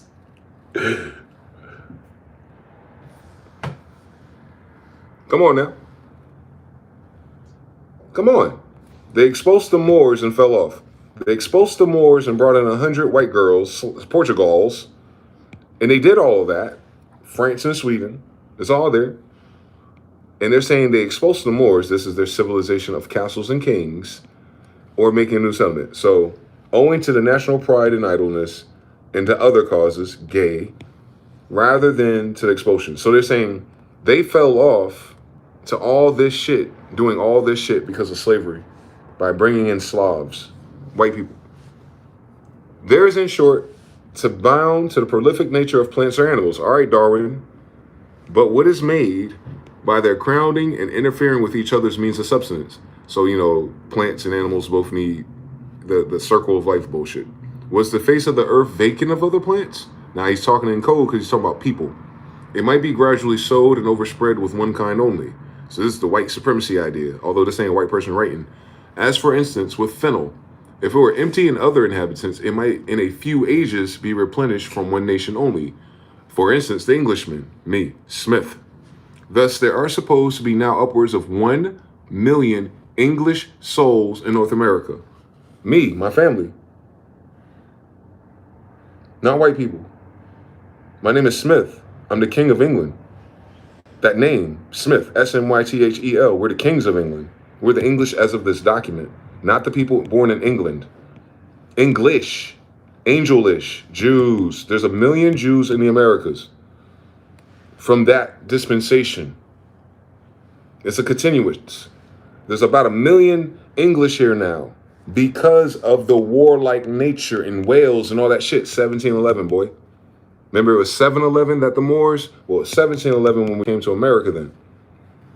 I'm talking about this branch. We're all connected to the same tree though, Moor. But so there's a million of people who speak English who are black in America as of 1751. Meaning they were fucking and had 48 kids. That's how you know they're not white. Because they don't have a million people in a fucking boat. And he just gave you the equation on how you go from a handful of thousands to a million. You got to have 8 kids each. Again, English, white people, you don't have 8 kids ever in human history. Each. You can, some of you, but that's not your style. You like lavishness. You like boule. You like all that goofy shit. You like waiting until you're 40 to fuck a cuck. No, we have business here, nigga. They trying to kill us. So this is a code word for Jews, the black ones. Those are the kings of England. This is 17-something. We came here in 16-something. So after 1611 to 1751, there's a million of us. This, the scarce 80,000 have been brought over by sea. Exactly. We went from 80,000. Now, if you do ChatGPT, say 48 kids each from 80,000 to 1611 to 1751 to get to a million. And that's it. And it'll show you it's impossible that they're white. Yet perhaps there's no fewer in Britain. Yeah. But rather, many more on the account of employment of the colonies afford to manufacture at home. So there's still some back at home, but they're sending money back and forth, like some Mexicans. My family. This million doubling, there it is. Suppose once in 25 years. Those are niggas, bro. Will in another century be more than the people of England. So more of us over here than there was ever over there, is what he just said. Obviously, we're the United Kingdom. And the greatest number of Englishmen will be on this side of the water and is one and end a cession of power to the British Empire. So the British Empire doesn't mean they're English. We got to find out what British is, because they're not Britons and they're not angels. By the sea as well as by land. So they got a cool navy popping. Stolen it from the Moors, remember? They're still Moors, though. Can you imagine? But these Moors are not English. They're not angels. Get it? Christians? All right, now. Fuck with me. Will no other century be more than the people of England, than the greater number of the Englishmen that will be on this side of the water, one in a cession of power to British Empire by sea as well as land. Now you understand the 100-Year War and the Civil War. What increase of the trade, of the navigation, Moors? What numbers of ships and seamen? We have been here but little more than, so he just said we. He just said we. He's saying he English. He's saying he an angel, bro. Talking about mankind, bitch. It's right there. We. White people are not English and they're not angels. Cut it out. Cut it out. I mean, literally is who he is. So anyway, yeah, what in a cession of power. Year in the force of our privateers. There it goes. You hear about that a lot now. The private equity. Well, this is its origin. Privateers. In the late war, united was greater. So what war are they talking about? The 1751. They ain't talking about revolution. They ain't talking about civil war. They talking about another war in America. You know about it? You know about another Navy battle before 1751? That would have happened 30, 40 years before him? Absolutely not. How fucking convenient is that? Because that's a war full of black people. Why would white people know what happened? Both in men and guns. So niggas in America had guns in the early 1700s.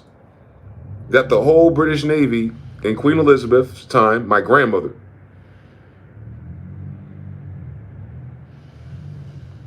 Queen Elizabeth that he's referring to, this Jew is referring to my grandmother. How important and unfair then to Britain in the Great Present Treaty for settling the bounds between her colonies.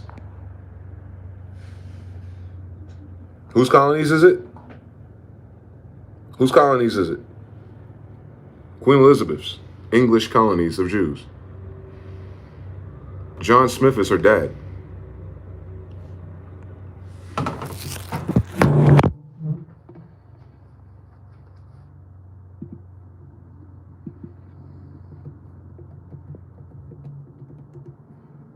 You saw it. You saw the time period, right? 1750, he writing that. He writing about what he learned as a kid in school and shit, where, you know, his training. He wasn't there because he's there in the fucking American Revolution. How old do you think this nigga is? Jew. Angel. I heard they live a long time for some reason. Can you imagine if we had a holistic diet, bitch? I just want to show you something. That he referred to my grandmother, and this is her colonies. Because my father left it to his daughter, right? Come on, bro. They just told you it's not the same thing as British. They just told you that the English got kicked out of Britain after her. Wales, France, that's it. Bing, bing, bing, bing, bing, bing, bing, bing, bing. Africans. But, you know, it's people, though. It's not like, oh, no, it's just the politics. We would leave. Look at all the diseases. Every single time. We would leave. Look at the diseases. Every single time.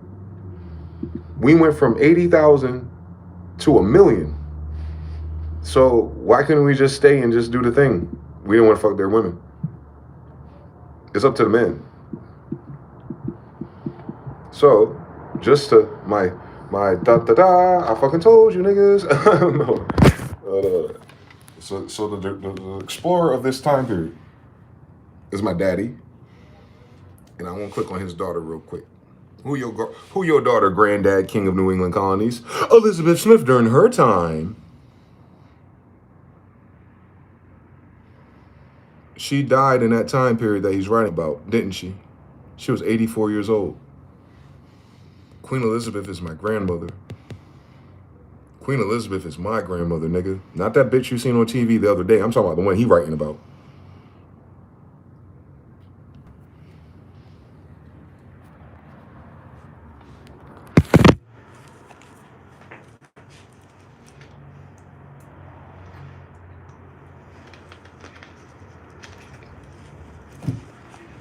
Once we know how to read, man. I know it's hard to stop being African. I know it's hard to stop being black, and I know it's hard to stop being a slave. Make sure you get your civil rights and your Democrat benefits. But you know the King of England. I'm not a random Moor. I'm not a random Jew. I'm a royal Jew. I'm Queen Elizabeth's grandson.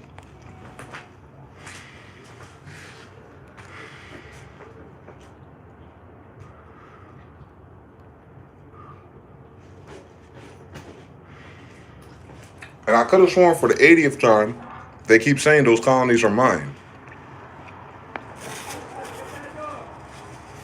I think that's how it worked. When my grandma do, on their website, they have proof. Again, precedents, legal precedents, treaty, names, details, context, my ancestry, the graveyards, my height, everything. They know it's me, bro.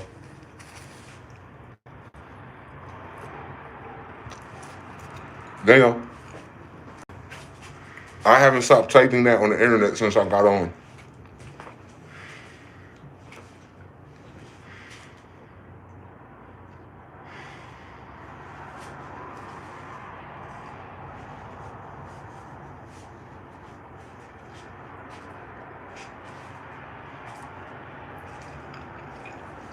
Yeah. That one proves she black. Hold on now.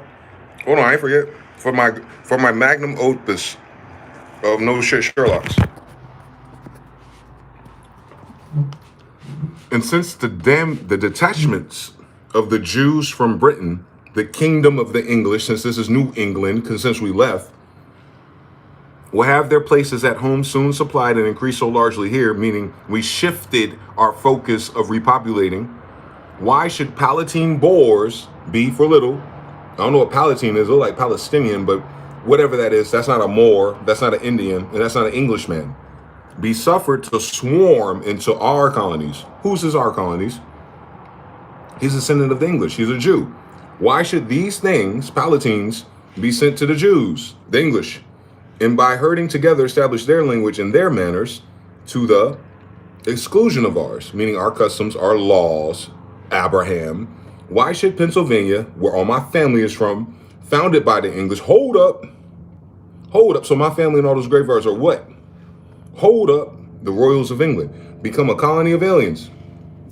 I feel like I'm a stranger in my own town, who will so shortly be so numerous as to Germanize us bust us down, light skin, yellow us, pass white us, boule us, WB Du Bois us, instead of our anglifying them. Notice they're not in England no more, nigga, and they're not British no more. So what does anglify mean, nigga? Shut your ass up, genetic document. And will, check this out, never adopt our language or customs, Jews, any more than we can acquire our complexion. So that's what you gotta think about. Well, if Palatine Boers are white, how can Benjamin Franklin be white? And how come Palatine Boers can't get white complexion and Benjamin Franklin has white complexion? Just think about it. Everyone coming here supposed to be white, right, white boys? So why he's saying that you Germans can't take his complexion? If Germanized Palatine Boers are white, if he's white, if Benjamin Franklin, a German Nuremberg Franklin Jew German name, is telling you in his own damn document that you Germans can't Germanize us or get our skin color. So what color am I, dickhead? In a chiefly Indian territory.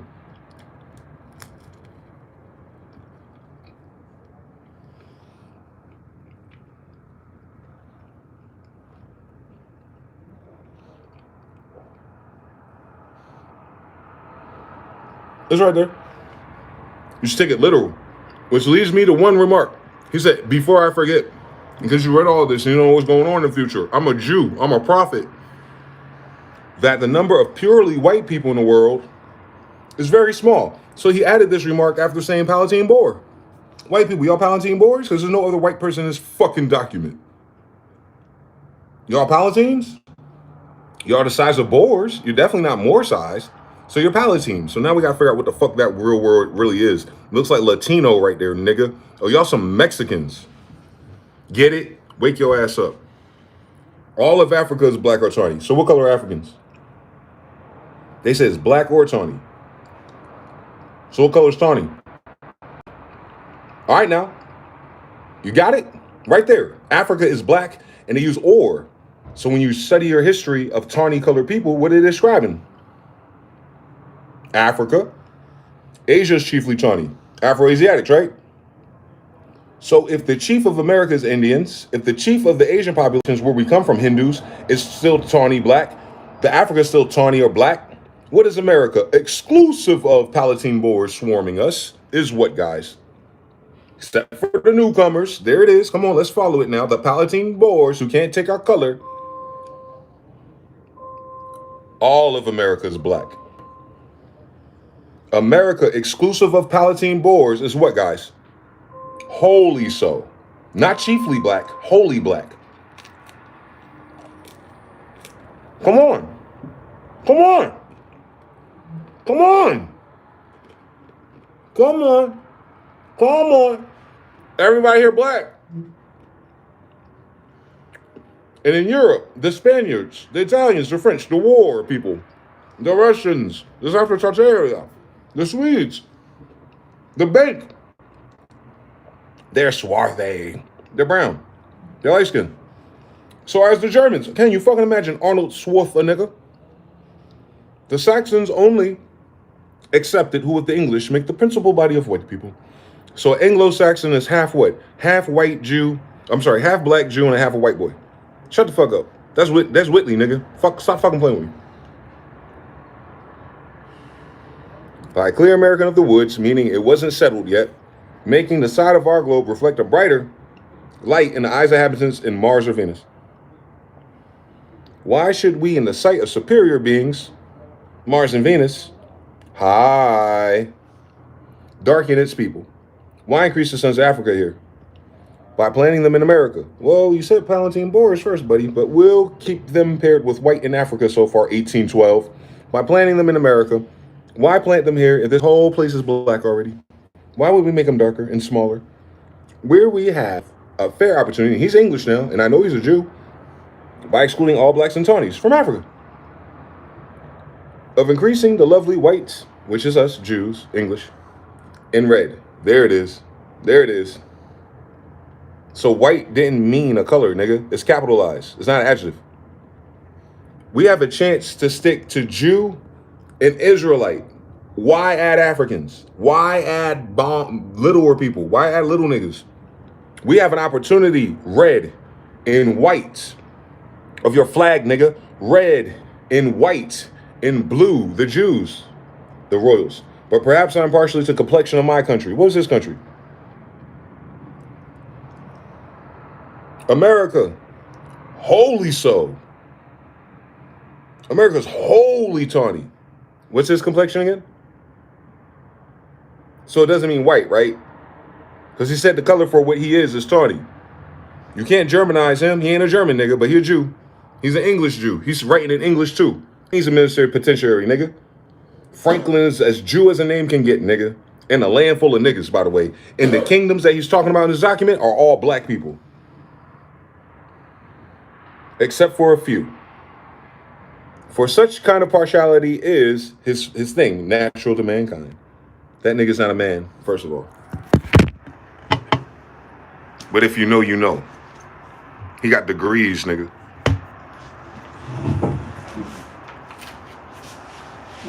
I'm sure white people came along and tried to flip it into their benefit, but they don't know the meaning of words, so they fucked it up for the website. Cool story, bitch. But either way we do that, he told you everybody black. Oh my God, but me slaveries. Oh my God, but my benefits. Oh my God, but my citizenship. You never got a fucking citizenship to the library yet. We can tell. You need to get that library citizenship. Your ass didn't read that whole time. But you told your mama you were going to the library after school. Lying, sucking dick, getting trains ran on you. Don't worry, I was there. So anyway. That's that millennial madness you're seeing. They're acting like everything's shocking and new to them because they never read anything. They went to college about some bullshit after 1960.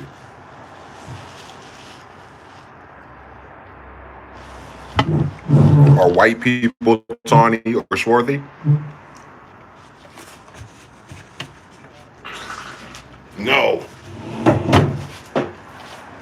So, it's impossible that anyone white discovered America all the way to the American Revolution. We're making it impossible that the majority of the we the people 20 years later will be anything but my people. Right where that nigga writing that at. So, whatever we fighting over ain't about us. Girl. That's they fighting over their benefits. These are the slavers. These are the freedmen. These are these sideways niggas who took a square deal.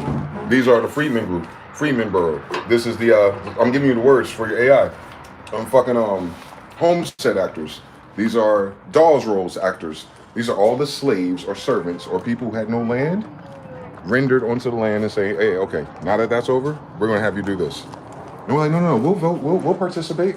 All right, well, first you got to kill some niggas and some Indians because they're in the way. They outnumber us.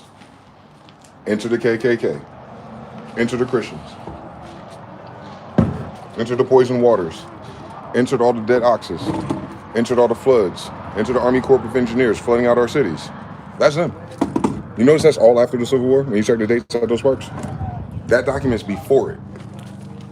So before the whole world was black. So why would white people, why would a whole continent of black niggas in Americas in the millions already? We're in the millions. The English.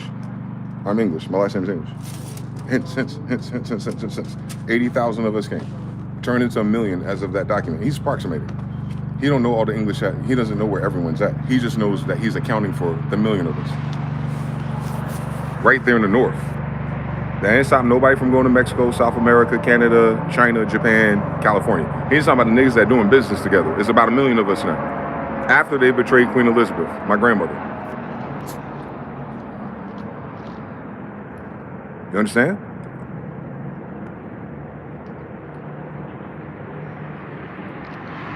We were betrayed by niggas. I don't care about their 3 white friends. And that's why black people are in the way of your freedom. The ones that are in politics, those black people, those families, those Boulets, those Dubais, them specifically. They created all of these fringe benefits and prioritized education and Cosby, and that's them. Those are not Indians. So they shouldn't be doing none of that shit. I should fucking hang them. But too bad, you know. That's not what time it is. Because they're blasphemous and treasonous. And I have all the documents to prove it. That the only people that betrayed the Indians had to be black people. There's no one else there. They can't say, oh, the white man put me up to it. It's not enough for that to be the case. Because where you say your white man came from is where you come from anyway. You black European. The fuck is wrong with niggas? The Moors ruled Europe, and they're surprised that there's Moors coming back and forth from Europe 100 years later. Like, eat a dick. They don't know how to fucking use their brain. But I thank God that Benjamin Franklin put the ratios and the numbers in there for people who take genetics and math seriously. Like, that's how you do it. You had to have 4 to 8 kids to do this, and this is how you double. We've been vaccinating to stop population increase, Bill Gates, remember? And that's why white people can't have more than 4 kids. They're trying to kill you. Not kill you like, yeah, but not like that. Not like drag you outside, but like make sure you don't reproduce yourself. They don't want you here no more. They're talking about 20 years from now. And it starts in 3 years, so the real marker is 2050. 50% of the population cannot breed. So by 2050, half of the population not having 4 to 8 kids is less than stability. So they're shrinking your population. And those who breed or whatever, look at their options. They're not gonna have 4 kids with none of these guys. I don't know any girl our age that even have 4 kids with me. They're too old. So the brother's like, oh, you know, I don't really want kids, but I get an 8-piece or better that got kids. Just make sure she's an 8-piece or better, my nigga, because the head ain't gonna be the same no matter what. So we end up with no ugly bitch with no ugly kids and your dumb ass being fucking weird. You better get a fucking Kelly Rowland from the Nolia Projects if that's the game you're playing. But anyway, we ain't playing fucking games. That's all. Shout out to Chuck. 3, exactly what I saw in the Tulsa Bombing Museum. It has to have been. It is. Black people betrayed Indians. And this is their karma. Black people lose the dollar, black people lose their citizenship. I guess they'll go back to Africa, although we already know it was the black Europeans that betrayed us. It's confusing. European includes many nations. But Europa, where it comes from, is a giant, which is where you get the kings of the Britons, Albion, in English. They just kept the names and language, my nigga. These are not creatives. That's why we put ish on it. They didn't speak English, by the way. That's the translation for them.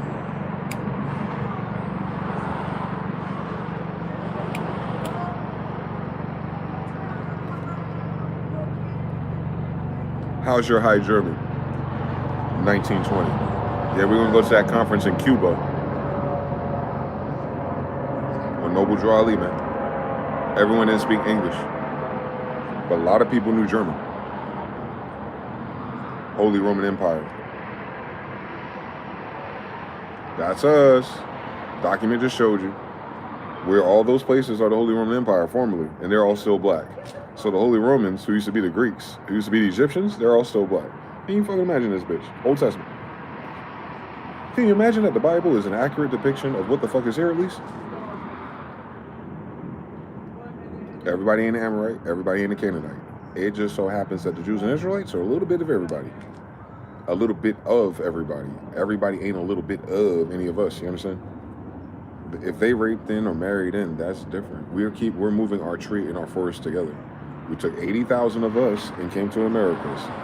Elizabeth Smith, 80 years in a row, bro. Back and forth. Now, I don't know what that war is. I got to find it. He just told me today. He said, find out what happened in 1711. 2011. I don't know. Find out what happened 300 years ago. Which is exactly what I told you. White people have not been here for more than 300 years. And they were never in power. That is post-Civil War KKK Catholic, Roman Catholics. Meaning the Roman Catholics come after black people. So Roman Catholics, you don't have a history of Christianity or Council of Nicaea or none of that. You're full of shit. That's why all your bitch-ass, fucking orphan, Annie-ass Catholic priests pray to a black woman. But the real one is a mole. The one that y'all have is African. It's very weird. I'm finding out about these real French before Napoleon switched to Spain. I'm keeping track of everything. These niggas play so much. But when you do your research, just make sure you put a pin on the date. And you have me as a reference. Queen Elizabeth was here in the early 1700s. Yep. Elizabeth Smith, my grandmother.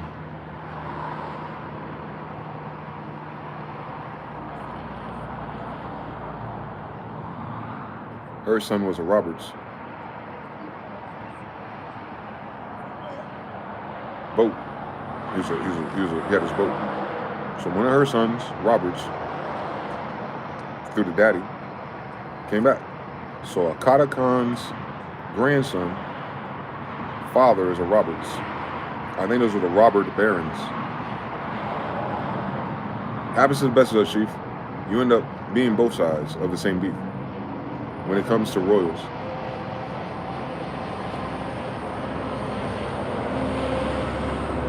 That's what the whole thing of chess is. They go across and they steal your queen. Then they impregnate her. That's why you have to kill everybody. It changes the colony, like bees. I'm a Beasley, Northern Israel, New Jersey. So if they take your queen, you don't have a colony. That's it. It don't mean that everyone else just dies. We're not bees like that. But we're kind of like bees when it comes to colonies. So if we don't have whatever succession after Queen Elizabeth, which is what it seems like in that document, because they're about to portray George Washington, King George III, which is, I thought was the same. So what just happened? He's the British. He's not the English. George Washington was born in America. He's British in America. He's native. He would be black. He just want to be Indian if his mothers were then mixed with Indians. Land-wise, not color-wise, land-wise, land-wise. Land-wise. If he didn't have land in his family, he's part of this native population of workers who had their own manors. Westmoreland. Look it up. That's where they're all born. They're all Moors, bro. I don't care if they got white mother or not. Ain't no white girls coming to this party full of niggas, a million of them, not fucking. Look at them now. So imagine if, when, then, whatever, nigga, they so black.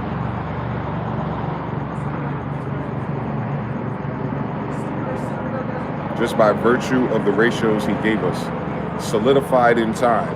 No one could pivot off of that. No emotional, sensational, I watched a movie on PBS narrative that's ever going to outstack the law. That's the law, guys. It's on the founders.gov. It's law. That's their foundation of everything. That's why there's parentheses with treaties that they're referencing in their USC codes. The USC code references is what they're hypothecating to make sense for their current thing that you've been in since 1933. So that's 1751 though. So that's before the United States. And the United States today is referencing us. One more time. There is no United States without black people. And it's not because we built everything. No, because it's ours. We built everything because it's ours. And he just told you that.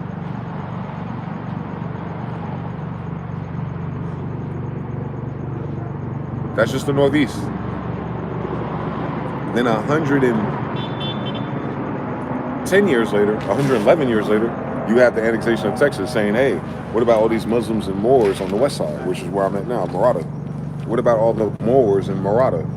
They're doing their own thing. They're not trading with the country that expulsed them, remember? Remember the Moors were expulsed out of there?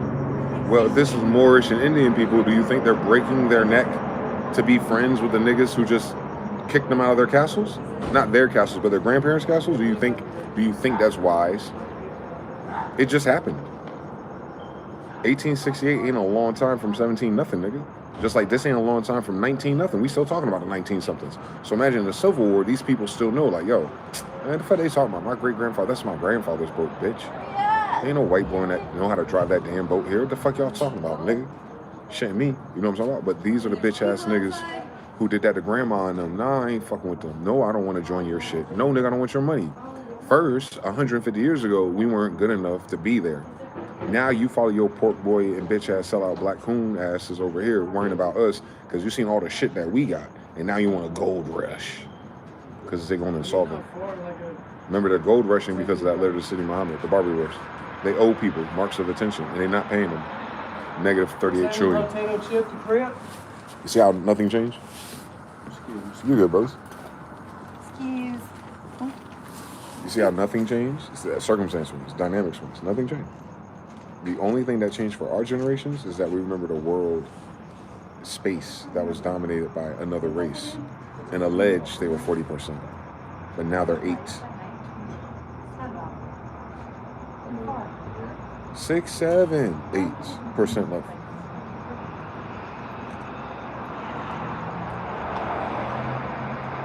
Now follow issues of mankind. How long would it take for them to double to 16? 20 years. 20 years of what? 48 kids? Do white people have 48 kids in the next 20 years? So they don't jump up to 16% ever, do they? And if they don't have 4 kids right now, they don't jump up. They have, don't they? Because half of their daughters are about to be infertile. 4%. In 20 years, there'll be 4% or less of the population, period. So that's what I'm saying is, this Epstein thing was their last jingle brick. They're never going to double population. They're never going to double their population ever again. Amen. And the Jewish version of them, even less. They don't have 48 kids either. Most of them are homosexuals.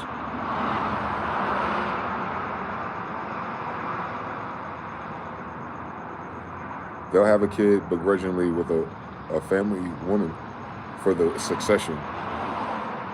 But you already know they don't love women. And I hate that our sisters think we're those guys. Bitch, I'm a Jew. We wrote the damn book on fucking. What the hell would I hate a woman for? That's all my family knows. Plantations. Gardens of Eden, nigga. Undefeated 22,000 years in a row. That's all we've been talking about. We ain't never talking about nothing else. Genetics. Geneticists need math. Hello, how you doing? And we have our own language. Can you imagine? Queen Elizabeth's family members.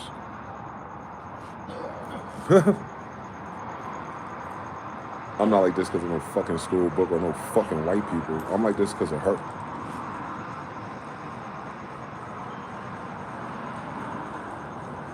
The modernisms of Europe and America is my grandma. Tell them to fuck up. Ungrateful bastards. Put some ugly ass bitch with our name. Isn't that a shame? That their Queen Elizabeth looked nothing like me. And I'm Queen Elizabeth's grandson, but she's supposed to be the descendant of someone. You're a descendant of Queen Alexandra Victoria, whatever that stupid bitch was, selling heroin. She look like a fucking gypsy. You know fucking gypsy royals or no god. Shut the fuck up. And we just read the document. When was she born? When it was all black or when it started changing? When did it start changing? Civil War. So they betrayed the kingdom, the tariffs, the laws, the hangings. Hi France. Thank you, black people. And then you end up still with 10-cent tax. And then you couldn't pay that back. And then you had the Boston problem with the Masons and the journeymen. And then you're like, oh my God, we ain't got shit again. Let's tap into these Radonites and Khazarians. Pathetic. So what I'm saying is the more exclusive families on that Epstein list are the people who are black. Tuckers and Carters. Navy names.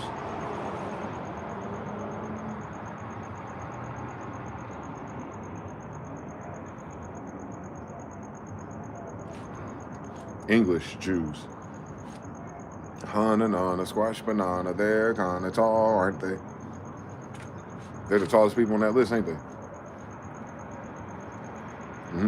You'll start paying attention eventually. With the Moorish weddings and the Charlie Sheen Lambos for no reason. You'll start paying attention one day. Masons. That's all I'm saying. Happy Black History Month.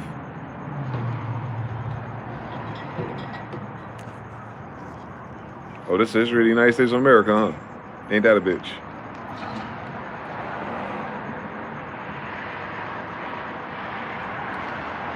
The black psychosis is worse than the white one. Because the blacks actually did it to themselves. Like literally, from 1751 until now. If you found yourself African somehow and that you're none of those things, black people did that to you. Black church did that to you. Black TV did that to you. All ran by Jewish people. What did your grandmother say? What did God say? What the Bible say, you Israelite? Nope. Let's listen to the Jewish people. They gotta be right because they have suits on. You forget they burned down, raped, destroyed, threatened, guns, bombs, and all the sellout coons that helped them? Y'all forgot that part? Weird. Like he said, he just went to Tulsa. There's a bunch of sellouts that did that. The Indians created that city. But there was black people that betrayed them. Move, Philadelphia. It was a black mayor that bombed out. Black people are hateful. I don't like them. Especially ain't got no Indian in them. I don't know why they're here. I'm the king of England, so you're not English. You're somewhere from over there. You're something. For hundreds of years, too.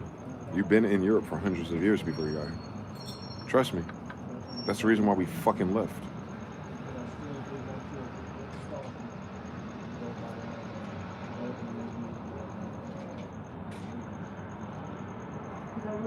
Enemy of my enemy is my friend. That's them. Black people and white people are working together.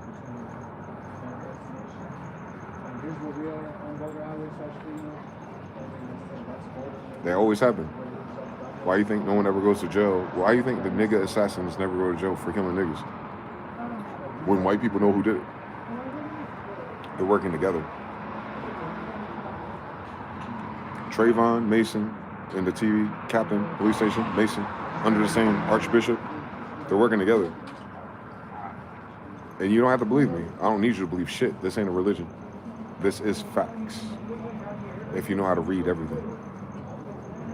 Nouns, adjectives, caps, lowercase, prefixes, suffixes. If you could scramble that Rubik's Cube as you read these older documents when they're more literal, then you go, oh, no, they're only talking about black people. Mm-hmm. America, holy soul.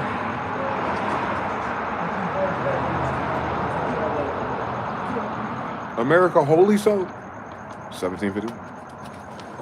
You guys are good. My bad. Yeah, you're good. So black history is the United States of America was wholly black as of 1751. That's a Black History Month fact that we should tell everybody, that all of America was black as of 1751. And all of Europe was black as of 1751, bar Saxons. But the Anglo part is the English, Jews. So you see the little black people having sex with the white girls in the same time period, the Gambles? Anglo-Saxons. They're little high yellow, piss-colored Trevor Noah kids. Then they came, obviously. They have some cousins over here. They don't act like family, though. You know that side of the family your grandma don't talk to? Them niggas. They don't listen.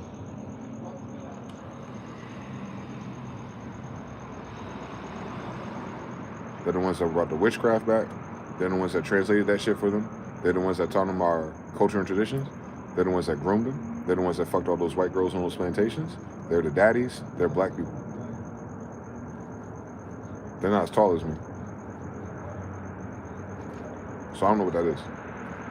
But suffice it to say, it's not pale, Caucasian, Slavic people. Doesn't leave a lot of room for anything else. And my favorite part of this story is, when it comes to who I am, like the Jew part of it, we're Asians. So that's an extra layer for you to understand, like why I'm saying that these are Jews. Their names are Jews because Jews are Asians. A Semite, Smyth, this is an Afro-Asian.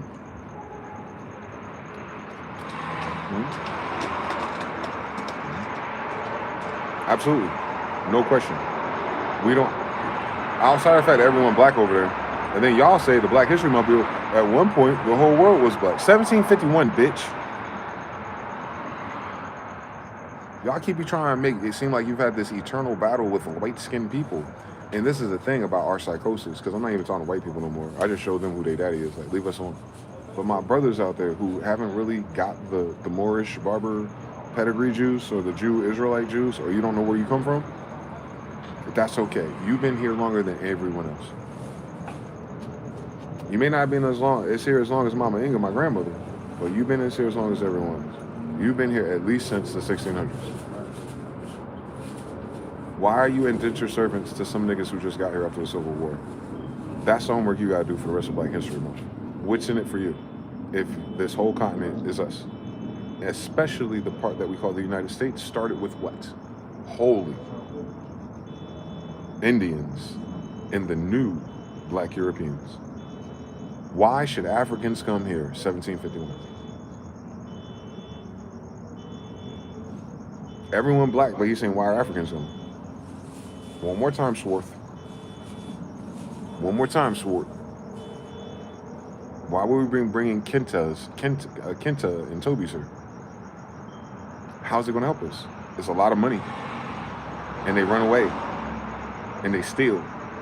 And anyone in that class. Have you noticed something? Black or white, they stealing from everywhere. That's what he's talking about. They defect. They might kidnap a bitch. They might rape a bitch. You know how these stupid girls are. They might take them to her grandmother's house. Her grandmother ain't got as much to lose. All kind of shit, bro.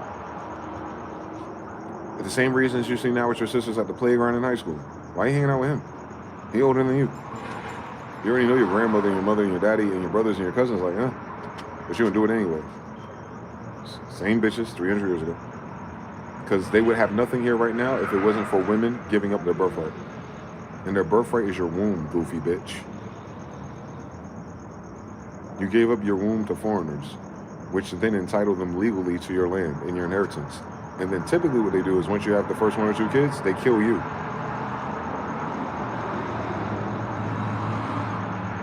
Don't have a daughter first. Daddy's girl with the white boy. Daddy's girl with the African. Daddy's girl with any other European. Don't need a mother no more, do they? All right, now. Watch out.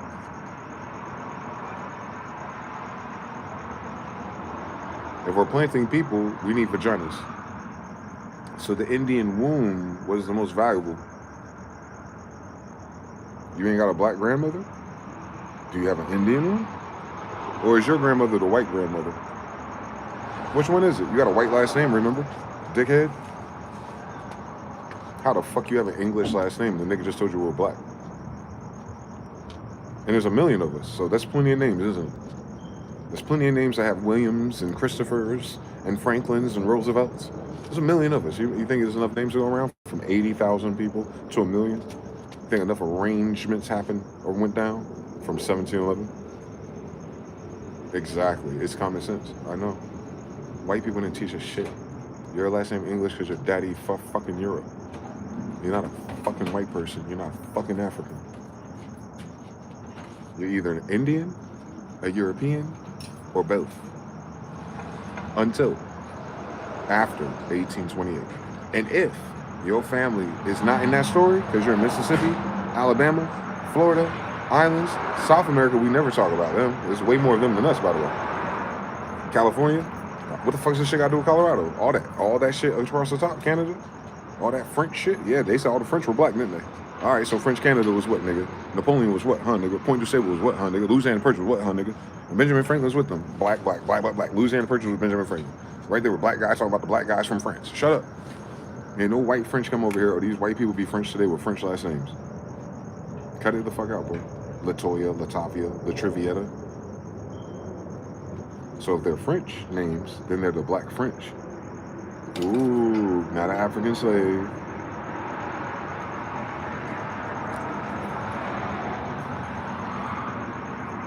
Those are the most ghetto girls we know, don't they? The word ghetto, Jew, is weird. But in the ghetto Ebonic world, those are the most ghetto girls we know. Look at their backstory. They sent all those casket girls here, and most of them were black.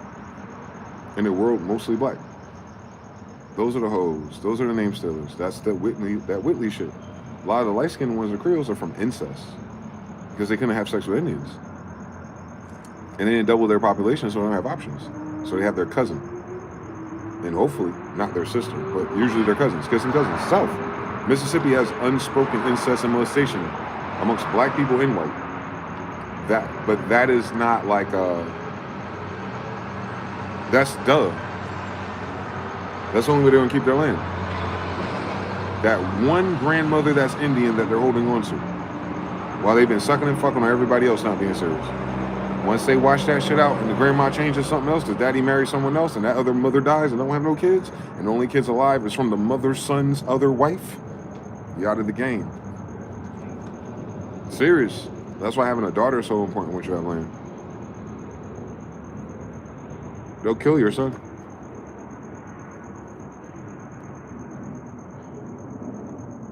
The firstborns, remember? I know. Keep it together. It's all the same story. Because they're only referencing our Bible as degrees. They don't know how to do it without it, bro. Because nothing else works. So this kind of works because it kind of resembles Christianity, which kind of resembles the Bible, which kind of resembles Jews, which kind of resembles the kingdoms of England prior to 1611, which everyone else is after in this story. They're not Sweden, Swarthy, France. They're none of that fucking shit or prior to 1611. They just told you. Warlike, English left, populations dwindled. Niggas ain't got shit, but the Britons left. They still popping. They don't care who their president is. They got land over there. The few left. The rest are foreigners who are working for them. Mainly boats, travel, commerce, UPS, FedEx, Amazon. Nothing has changed in 300 years. Just the brand of the corporation and what color they are. But the man with the money behind them, this whole world is ran by black people. I hope y'all know that. I'm not being hyperbolic, nigga. That's record that black people have been the richest old money on record since record. My family being number one. And whatever happened to that and whatever was squandered or whatever the fuck the story is, then all the other cousins and descendants and aunts and the African versions, the Barbarish versions, the Saudi Arabians came in 1900s or so. Like, yo, these niggas look like us. The issue was never resolved. Yeah, they ain't gonna say nothing. That's crazy that whole world of light-skinned people over there don't know that Moors have been here since 7-Eleven. Why would Moors only go to one place? On Mansa Musa, I'm sorry, on Montezuma, I'm sorry, on Mount Zion, I'm sorry, on my grandfather. What was talking about? If he's the richest man in the world and was, that's because his dad was rich. Who was his dad? Genghis Khan. Genghis Khan officially is the richest trillionaire ever. That's my dad. The world is ours.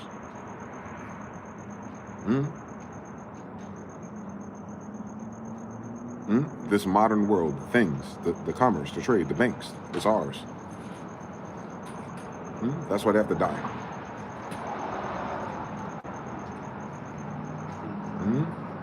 Remember, my dad's a magician.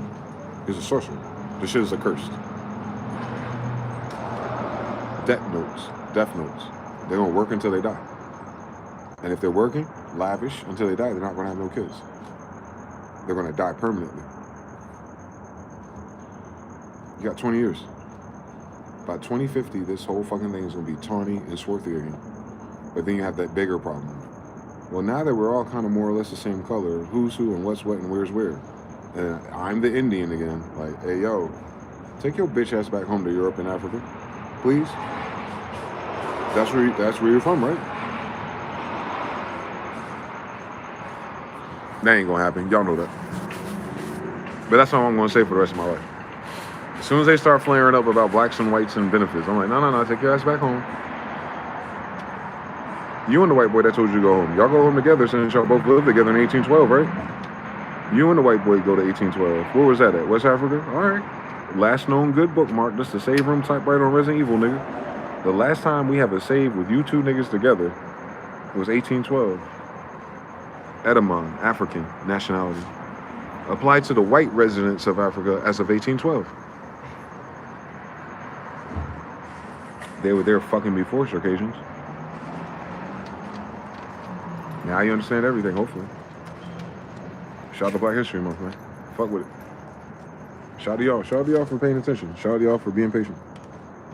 I'm tired of their hot takes, man. That's all. It don't make sense. They're playing fucking Harry Potter and Lord of the Rings with facts that don't add up. So it makes sense that their logic could work better if they had the right foundation.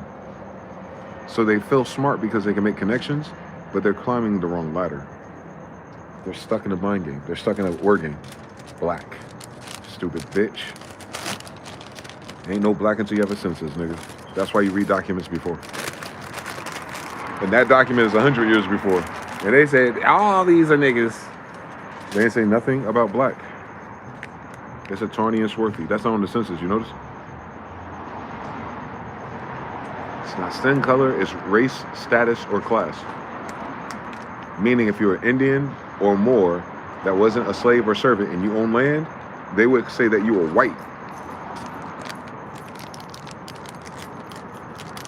That's what Benjamin Franklin was talking about. He's talking about the English of the North. My family. One more time. There's capital W, not an adjective. It fucks people up. When they capitalize something, they try and tell you something different. We're using this as a noun, nigga. So in our documents, what the white is meaning there's no one that they answer to. There's no one above them in that civilization, because why? It's theirs. That's de facto. My aunt, my cousin, my nephew, if y'all other people are coming around us, we are the white people here. Get it? And that's what the pale people are trying to benefit from. But that's after the, all this reconstruction and school and the rogue fucking Jewish, rewrite of shit. And the thing white people y'all are worried about is what were Jewish people planning? Because they're not from that story. White people, you're older here than Jewish people. African, Moor, Barber, and you're not sure if you're Indian, as Hindu, as Jew, Israelite. All of you are all here on this planet, in Europe, in America, and Africa, older and longer than any white person.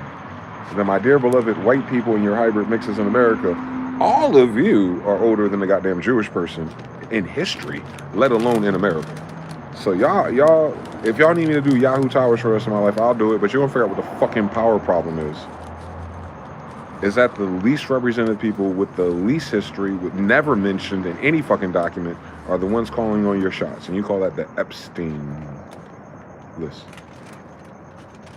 Epstein list just exposed the Jewish people to white people, y'all. You gotta give them some time, man. Now, white people are smart if you can give them the right data. And white people and their kids are figuring out, oh shit, Jewish people, I see what this is. They can't say it out loud though, because they work for Jewish people. They have Jewish lawyers, they have Jewish real estate agents. It's not a hate against Jewish people, by the way, Jewish people. When you hear me say that, Jewish people, I know you're not fucking Jewish. Stop fucking playing with us. Fuck around and get a DNA test real quick. I already got mine from my aunt. I'm way more Ashkenazi than you'll ever fucking be. On God. Ashkenazis in my grandfather's name, nigga. We're Asians. National. Ashkenazi. Nationals. Stop it. Y'all need to learn how to read real quick for me. That English thing whooping your ass. That's how I know you didn't create it. Or you wouldn't know that it's algebra and that it works no matter what version of it is. It's rooted etymon in the same niggas. How you doing, man? I fuck with y'all, man. I like what y'all did with sports. I think the Super Bowl on. I like what y'all did, man. Just keep your hands off of my people. We be all right, man. Y'all need to worry about fucking your own people for a little bit. Stop fucking us.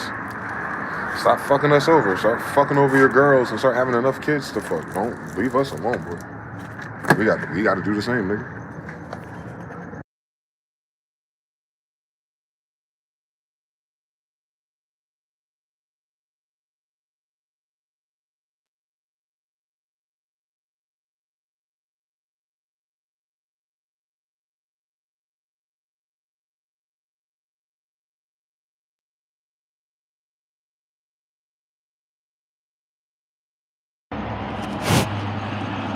The brother Eamon Ross says, I can't get with the flavor Black and Mild. It's only the original. If I want a headache. Just smoked a Havana Honey about a minute ago. Ancient Modern Britons by David Matt Critchie. You got it, brother. Had to get the daily nicotine, keep the bugs away. They can't respond because they only have the one button press. TB. Jonathan L says, doing fine enough. Had that happen on the trail a few times today. Saying hi, met with silence. Anybody watching the Super Bowl? I didn't even know they were playing. Yeah, I didn't know until like 2 days ago. TBFB says, where does your great-grandmother stay? 1751, 1812. She looked like a power dude. They are tearing her. Halftime made me stop watching. Really? It's already at halftime? Super Bowl is Mid's replay game. Greater Arcana. The date.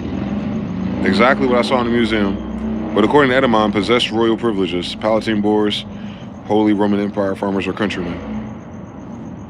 Interesting. I don't know what a Palatine Boer is, man. And if they're just coming in, they just got there after the 1740s. And that's not us, because Queen Elizabeth's my grandmother, so. If they're royal privileges, that's the trick word too. What is the odd areas? That's the trick right there. You just said it. They're not royals, they have royal privileges. Well, they would have royal privileges if they ate or killed or betrayed the royals, because they assumed their position. That don't make them royals, though. That'll be their degree based on their ship. I got it. Those are the new Germans. Since we moved and they repopulated. I got it. That's all.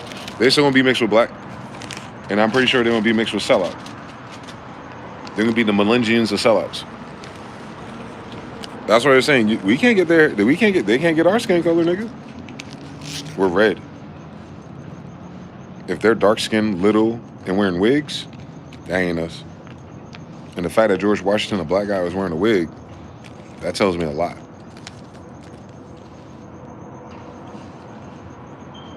And I like how he said other reasons for all the gay shit that was going on. I only know the gay shit was going on because I did the history of that time period. So he was being a gentleman.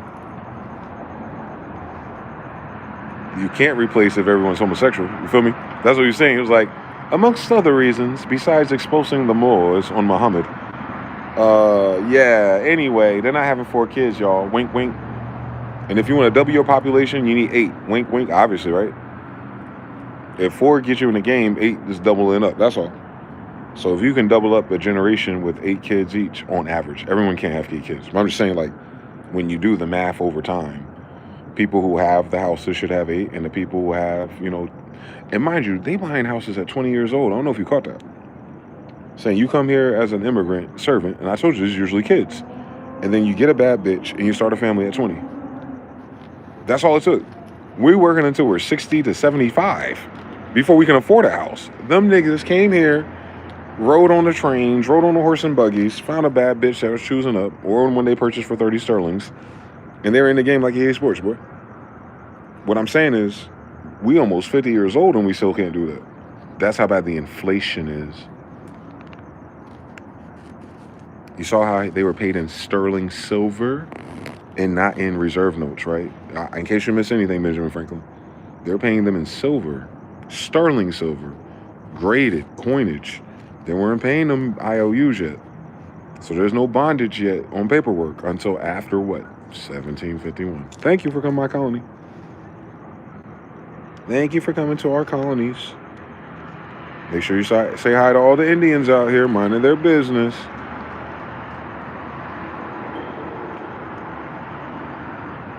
Shout out to all my Indian descendants out there. Y'all ain't do nothing wrong. That's just the options you had.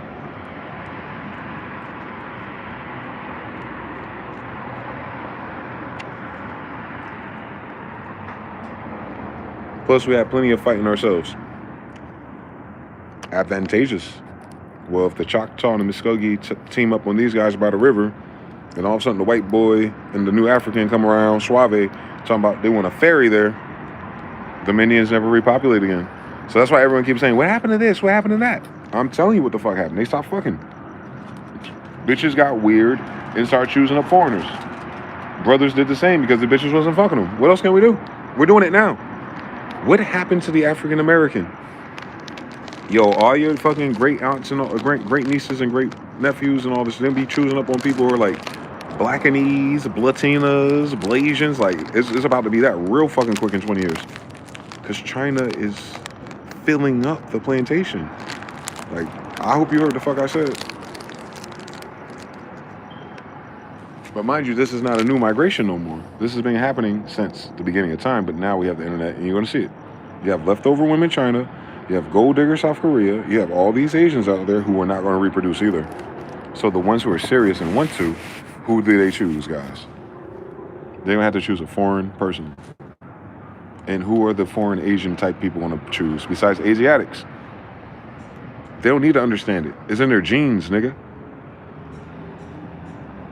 They treat me different than Africans because I'm Asian. They may not know that, is what I'm saying. But what they see in my face, round face, dog face, puppy face, whatever all that dumb shit is, they use that same filter when they meet me. And you. And everyone that got an Indian grandmother. That's all. Shout out to my African brothers, though. I got nothing wrong with Africans. I got something wrong with the African narrative about me, an Indian.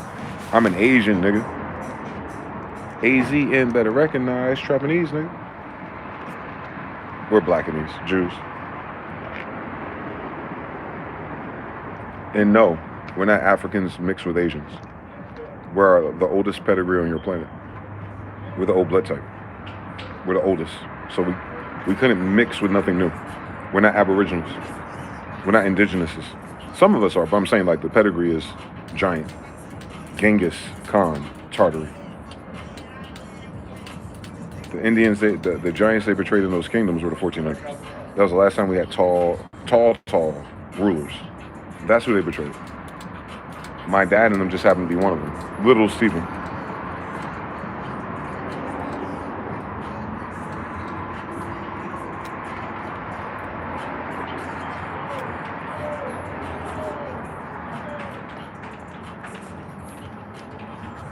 It's all good though.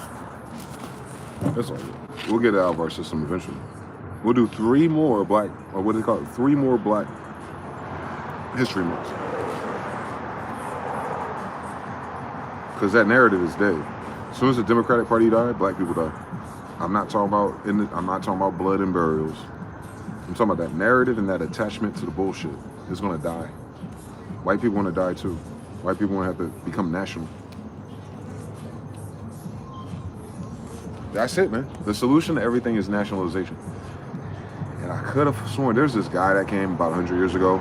He was telling people, yo, this Federal Reserve shit and this FBI shit, they about to plot. They about to offer new 360 deals. Not. I won't even say in the temples no more because I already getting word of what the 501c3 is, what these Catholics are. Hoffa, JFK, their grandparents. Noble Drew Ali's their age. So he's like, Moors, stay out the temples when I'm gone. He wasn't saying betray God. He wasn't saying stay out the Quran. He didn't say stay out the Bible, Jew. He said stay out the temples. And he's not talking about Taj Mahal. He's talking about after 1930. Those temples are those 501c3 institutions. So he's telling you stay away from anything that has to be indentured to a federal designation. Because your brothers will sell you into bondage for another 100 years. Meaning they did this before, prior in 1720. Thank you. Or 1820. There we go. Barbary Wars. Great compromises after. There it is. The slavery was indentured servitude. Meaning you're working your debt off or you're earning notes for someone else who just got here 100 years prior at tops. The United States is 300 years worth of bullshit. It's only 250 years worth of a declaration. And it's only 100 years free of its own currency, which is a credit card that they owe a foreign bank. Woo! Lord have mercy, there's a lot of moving parts. I'm sorry, it's a lot.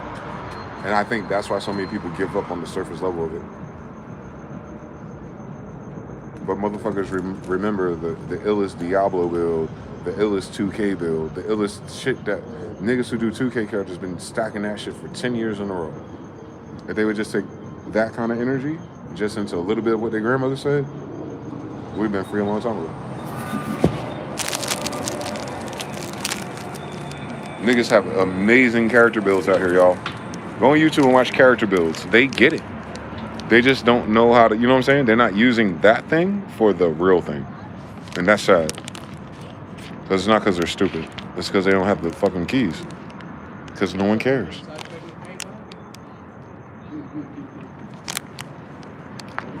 For a boy, if ain't no vagina at the end of the rainbow, why you gonna do that? You forgot, like, we're designed to want to fuck bitches. So for a boy to sidestep, for men to do this to sidestep, they have to give up bitches and the drama that comes with bitches. Why do that? Especially 10, 15 years ago, right? And then when it comes to women, the ones that are high functioning, they have a hard time with relationships and love. So they go harder the other way. By the time they get burnt down and jaded, they ain't trying, you know what I'm saying? Then you have the other ones, the others, all others, who just like, you know, this stuff is interesting, but I'm looking for a benefit or an angle or a channel or a book, aka a paycheck, a royalty, you know. I get it. That's the American way. But none of that shit is theirs. So all they got to do is tweak it to do that same thing you've been doing with our shit. Find you, yours, and do it with them. That's how you fix that. You fix everything by leaving us the fuck alone. That's where their blasphemy is, man. And they don't believe in that, so they're gonna keep dying. It's a curse. It's not a, there's nothing they can do about it. They're real. That's what I'm trying to say. A curse is like universal, how's that called? You know how like karma is? Like fixed. You might not get it right away, but it show up just like God is. The prayer might not answer right on time, but God's right on time. Same thing with curses. Curses is the carrying out of the wage. So you bet for sins and you lost too. The wage is a sin of death. Only if you lose. Well, you lost. You didn't create anything interesting. So now your punishment is not really a punishment. It's the payoff for a bad investment. You planted these crops. Now they're sick. Like they saying we might not have bananas, our current bananas, which are already a mutation. We may not have our current bananas in 20 years. Why? Because they have AIDS. I fucking love bananas. I'm such a monkey ass nigga for real. I love bananas and smoothies and everything in between us. I had bananas and sugar, cornflakes, and fucking raisin bran my whole life. Motherfuckers talking about fucking bananas might go extinct in 20 years. Ghetto. Now, remember that they talk in code about everything.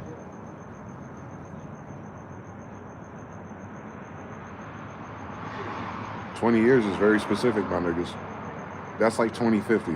So what group of people they're associating with bananas?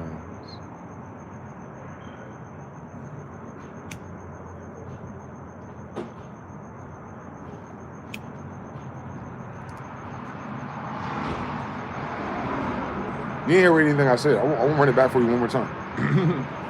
And I'm just trying to get y'all used to double play. Because our language is so deadly like that. Depending who the party is saying. The party that does the random fake social media stats and weird facts, you're like, who's checking this? Who's the science? Who's the doctor? Where's their website? Can I call them? You can never do that, but it's a fact. 20% of the bananas, I'm sorry, not 20. In 20 years, bananas, the mass-produced ones, I don't know about a weird island somewhere, but their problem is they're getting AIDS, banana AIDS, which is kind of like it's a fungus or a bacteria that they're catching that it's kind of like Trump. It's kind of like Donald Trump's gonorrhea. It's resistance to penicillin. Fucking Donald Trump has alleged insulin-resistant gonorrhea. Let's just pause that right there. I've never had gonorrhea, but my dad and my uncle used to tell me like what happened when they used to fuck with those fast little girls when they were teenagers in New York. So we all have these stories about it in my family. But me, I got lucky. But God be the glory. But Donald Trump's nasty ass, he has incurable gonorrhea. That explains everything.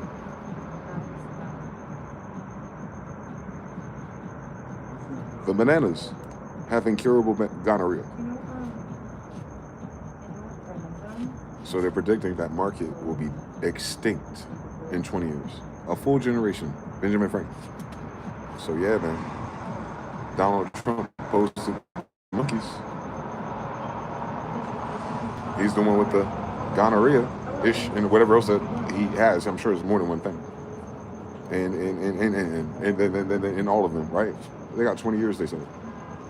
Only because they said they're dying, not because they're monkeys, not because they're bananas, but because of the disease. So whatever that bacteria is, when you quantize it, gain a function. So it's a function, it's a mathematical equation. Well, what's the equivalent to that disease that's stopping bananas from reproducing healthy fruits to humans? Which humans have that disease in which they cannot produce healthy fruits? Fig trees, bananas, seeds, eggs, humans. They're always when they hit you with one of those random facts, they talk about something else, and they can also be talking about that fact too. But come on, my nigga. We'll have bananas, trust me. What the fuck they talking about? All they gotta do is wash their legs and their hands. I swear that's all they gotta do. Is increase the sanitariness of all their farms and their materials, metals, sun, UV lights. It ain't even that deep no more. We got the science now. Our bananas will be okay. I'm keeping smoothies when I'm 80, nigga. Fuck they talking about when Dick Gregory.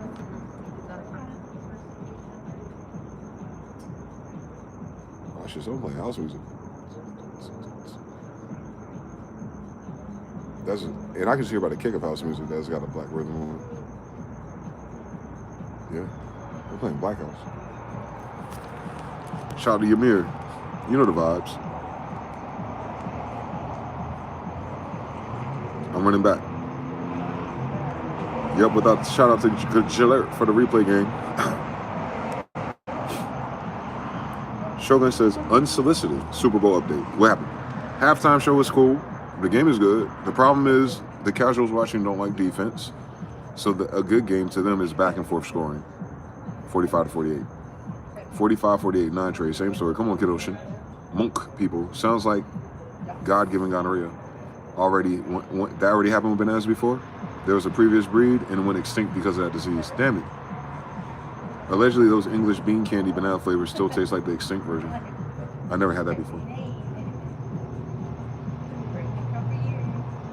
Bean candy banana. Tastes like the extinct version of bananas. Bill Gates or someone got the fucking seeds, man. Just like that fucking sour diesel, man. Fuck, we don't get them sour diesel seeds, bro. I'm tired of these niggas playing with us. You know, it's like how many people... Shogun, you know what's gonna happen? We don't keep saying sour diesel, just like we said, underwater, and we're finally gonna get the Noah 40 native instrument, branded instrument, when Drake ain't even singing no more. And by the time sour diesel come back, we gonna be like, I don't even feel like getting that high no more. You know what I'm saying? Niggas gotta chase kids and grandkids and shit. I don't even feel like being that high no more. Check out these niggas every night again. Day 5. They still doing it. 1, 2.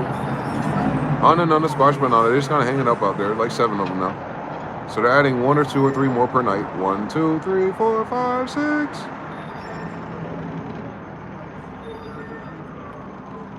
No one will notice. They never do. I can see them rotating. Like, yeah, they're rotating. Like they're, what is that shit called? They do a loop first, and then they fall out. They loop first, and then they fall out. But now they're doing more at once. Before it was like 1, 2, 3, and that's 1, 2, 3, 4, 5, 6, 7, 8.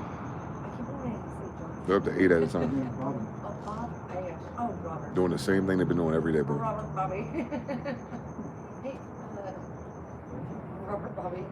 Oh, we make it. Let me check something real quick. I already cut my smoke in half for the last month or so. Same story. I don't smoke as much. I roll really thin swishers. I'd like that you ever.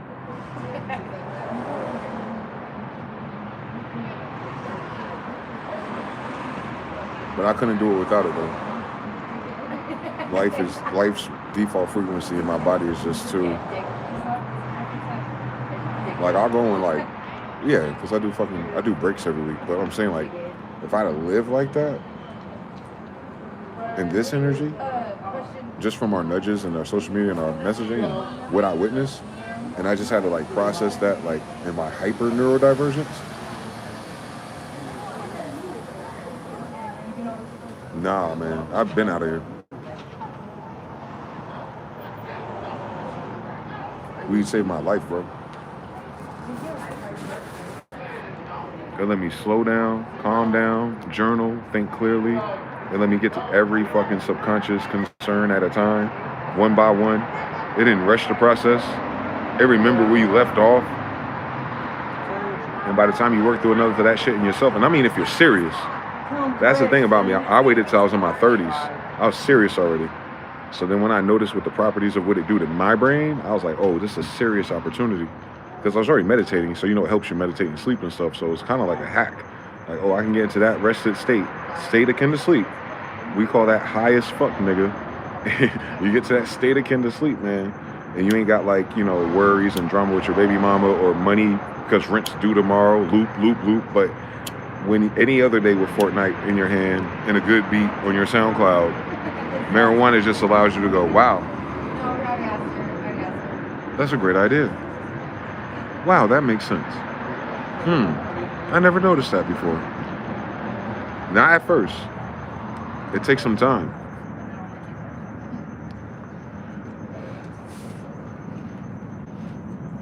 That's why them people be smoking for the rest of their life, bro. Cheech and Chong and all those, Snoop Dogg and all those, I get it. They smoke way more than anyone in this damn chat, though. That's probably the only reason why it's that bad, because they smoke like zips a day. What Jada say on All About the Ninjas? I take the whole pound of weed for the month, like a whole pound every month. And that's when it's illegal and expensive. But that's minimum. That's when they were broke. They got a whole pound, nigga. You feel me?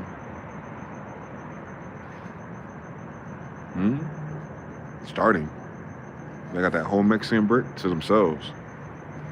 Like, that was standard. Like, the boys that I grew up with that sold the Mexican brick, half that shit was just for them. Those are the 10 crack commandments, not the 10 weed commandments. Keep it, come on now, do the science.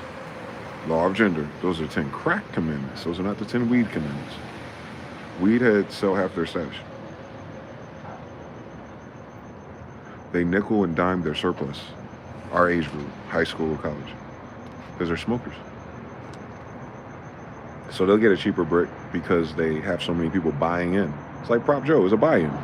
That's all it is. It wasn't even like industry. It was a buy-in. It's like, this is my habit, and my homies can get it for 35, and everyone else for 40. And that's like, you know what I'm saying? That's just the fund your habit. It's a loop habit. Like, once you get that ball rolling, when you get your first brick, what was a QP back in my day? And I'm talking about illegal North Carolina, so it's not going to be the same prices. But I think a QP was like, what did Josh say? Our quarterback, one of our quarterbacks. What did Josh say QP was?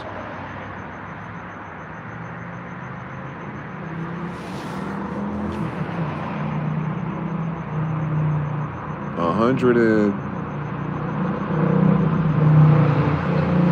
trying to remember the conversation he was having. I can see him. They're yelling across the breezeway.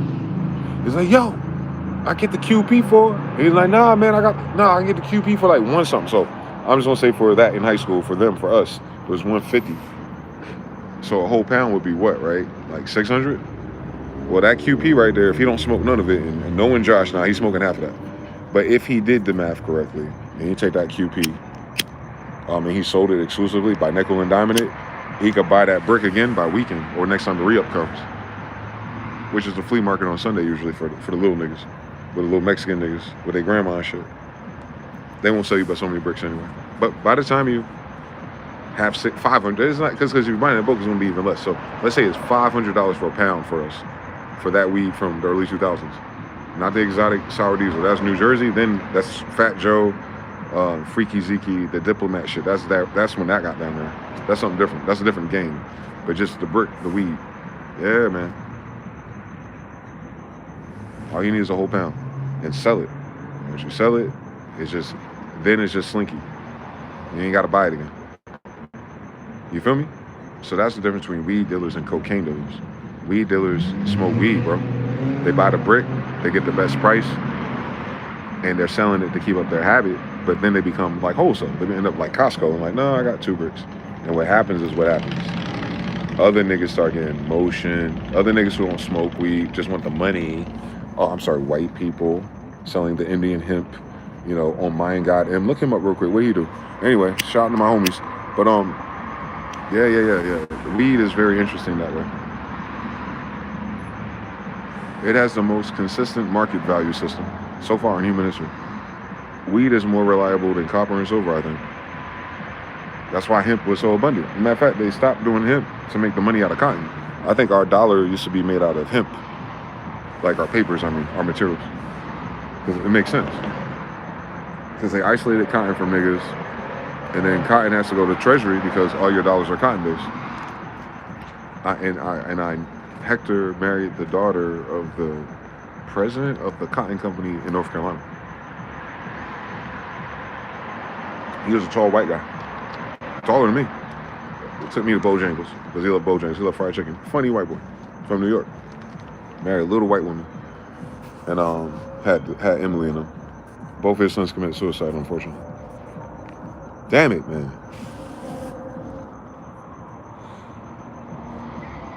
Chris and what's the other brother's name? I only met Chris. Chris, the big brother, well-to-do. They grew up in Florida. I think one had a different mother. Anyway, had his own kids, and for whatever fucking reason, Chris died, killed himself, or overdosed, something like that. Unplanned death with the signs coming. His oldest son. Jesus Christ. That's why he kind of like wanted to go to play basketball with me, Bojangles, because that's something him and his son used to do. And then it wasn't racism. I caught that early. And then the second one, Chris, the one I met, he was kind of the fuck up. Got baby mama drama issues in Florida. Got a baby, Liam, and all of them. And the grandparents is, you know, helping out. So when he came back to Raleigh, I saw him. The second brother, and he looked kind of like, I don't want to say he was a druggie, but that energy. Hoodies, you know, a little bit more than weed sometimes. And like telling his mom and dad, who are very well together, real estate agent and the CEO of a cotton corporation. And he's like, you know, taking him a while. Then I find out a couple years after I met him and all that shit fizzled out that he fucking overdosed. So it's just her and her sister, which is the funniest story, moved 20 years ago to Australia and stayed there ever since. So she has kids with this tall, blonde Australian guy, and all the kids have that thick-ass Aussie accent, and that's just hilarious. They used to come for Christmas. Very weird. Very, out of all the whites I met in that family, the sister seemed the most racist because of the Aussie. Real life, man. That blonde hair, blue-eyed shit really hit her hard. And she grew up in NC State and stuff, so I just got that ill off of her. But the brothers, you know, cool as shit. Emily, cool as shit. Obviously married Puerto Rican. But yeah, man. Shit weird, bro. But that nigga right there, man. Dad of Raleigh, I think. But damn, that hurt. Lose both of your boys? Like your sons, like your day one niggas. The only beautiful thing in God's design in that story, though. Because I don't know what traumas those two boys went through when they were younger. I don't know with who the mama was or the new mama. I don't know the story now. Not Emily's mama. I don't know if something else going on, but those two boys act like, I'm saying, bro, like when you got a dad like that and you still come out, you know, fucked up, that ain't normal rebellion shit. That's trauma, abuse, or some weird shit. For both of them to have like pushed it all the way to the fucking edge to death. Knowing like, because I know their parents. I know their parents would have given them 100 tries. You know how it is, they bought them a used car. You know what I'm saying? Like they were those parents. They didn't let them have their way. They was on their ass, especially the mother was on their ass. But for the father, because he didn't talk much about it, I just listened. I was like, shit, that fucking sucks. Dad was leaving them everything no matter what, you feel me? So their life kind of went like the bitches in their life. You know what I'm saying? They got ran through by narcissistic women who can peep that they had good parents who would provide for the children. Like, I'm sure of it because that's what was Chris's problem. He was beefing with his baby mama, but he wasn't in prison. And Liam, the one from Chris, the baby, that's what I said. Thank God. They both had kids before they died. So it didn't stop with them. So now dad has to be a granddad. Can't fucking retire, can he? But that's his life though. Like he was cool. He was cool being a granddad. But now he has to be. Him and his wife, who's a real estate agent. Crystal chick, can you imagine? And then Emily told me on TikTok that she was some type of clairvoyant or seer. And she never mentioned nothing about her gifts all 20 years I've known her. Can you fucking imagine? So her mother, that I could imagine, she used to take me to the beach. That's the family that took me to the Outer Banks. That's the only way I can go there. Ain't that fucked up? North Carolina is my homeland. And I have to be escorted for my own social safety by the King of Cotton. Daughter. Robinsons. It's very interesting because he's very tall. I can imagine something. But yeah, he took to me. A Robinson. Very Jew-like name. But he's tall, white-ish. They took me to Outer Banks, y'all. If y'all get a chance, when you get older, if you're on the East Coast or if you end up on the East Coast, go ahead and go the fuck out your way and go to the Outer Banks. Just go the fuck out your way. Because the Outer Banks is an out of the fuck way trip. And I think that's what white people did. They moved the niggas inland and then they cut off the bridge and it's a choke point. So you had to take an extra hours up to Elizabeth City and then come down. So most people who vacation and stuff don't do that. Especially if they're in Raleigh or Charlotte. It's just extra for no fucking reason. Myrtle Beach is faster. And that's in fucking South Carolina, can you imagine? So Outer Banks, man, is very primitive. Like, if you're from the family, you're gonna feel it. That's where we touched down at. New Bern, North Carolina. That area, that beach. And then the Outer Banks. Banks. Dwayne. Banks. The Outer Banks. You should go see it.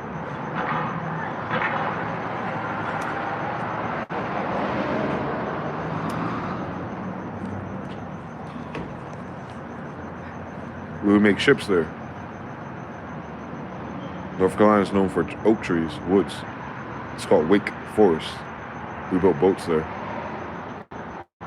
Obviously. You should check out New Bern too. You'll see how obvious it is. Outer Banks and New Bern, Elizabeth City. There's an HBCU there. They don't teach them shit about the history of that place, which is crazy to me. But yeah, man. Jews, bro. They're black people. And they have boats. Moors, Hebrews. That tie up everybody. Me and you a little bit of everybody, who's already a little bit of everybody. Even the white people got a little bit of everybody else. So we gotta fucking relax on that for real, and get out of black and white histories. Just figure out where your grandmother from,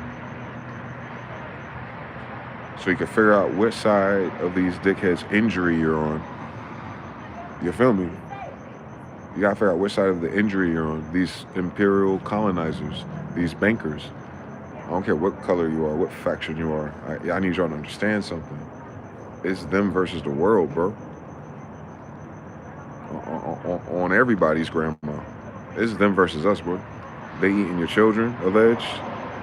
They wild flagrant on sex already, micro stroking, and then they wild flagrant on people's children and facilitating that to even more gross and less civil groups of civilizations that participate because they can afford a token, John Wicks.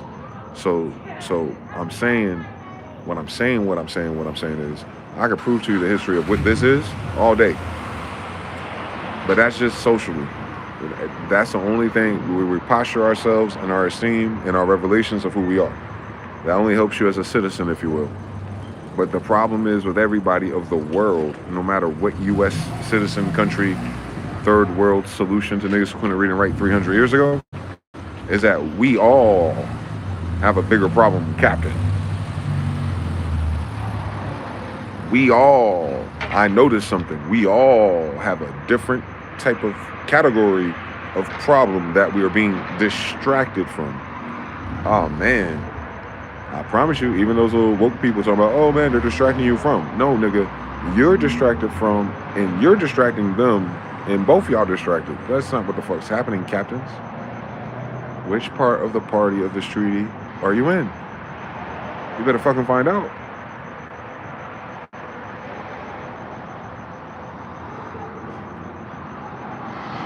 White people scared. They talking about they choosing teams.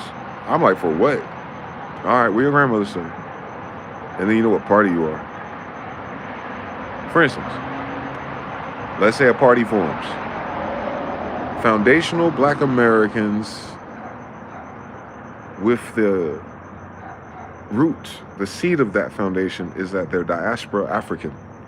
Now, they can still be mixed with Indian, all that stuff will be true for their story, but they're identifying with the out of Africa branch of their faction.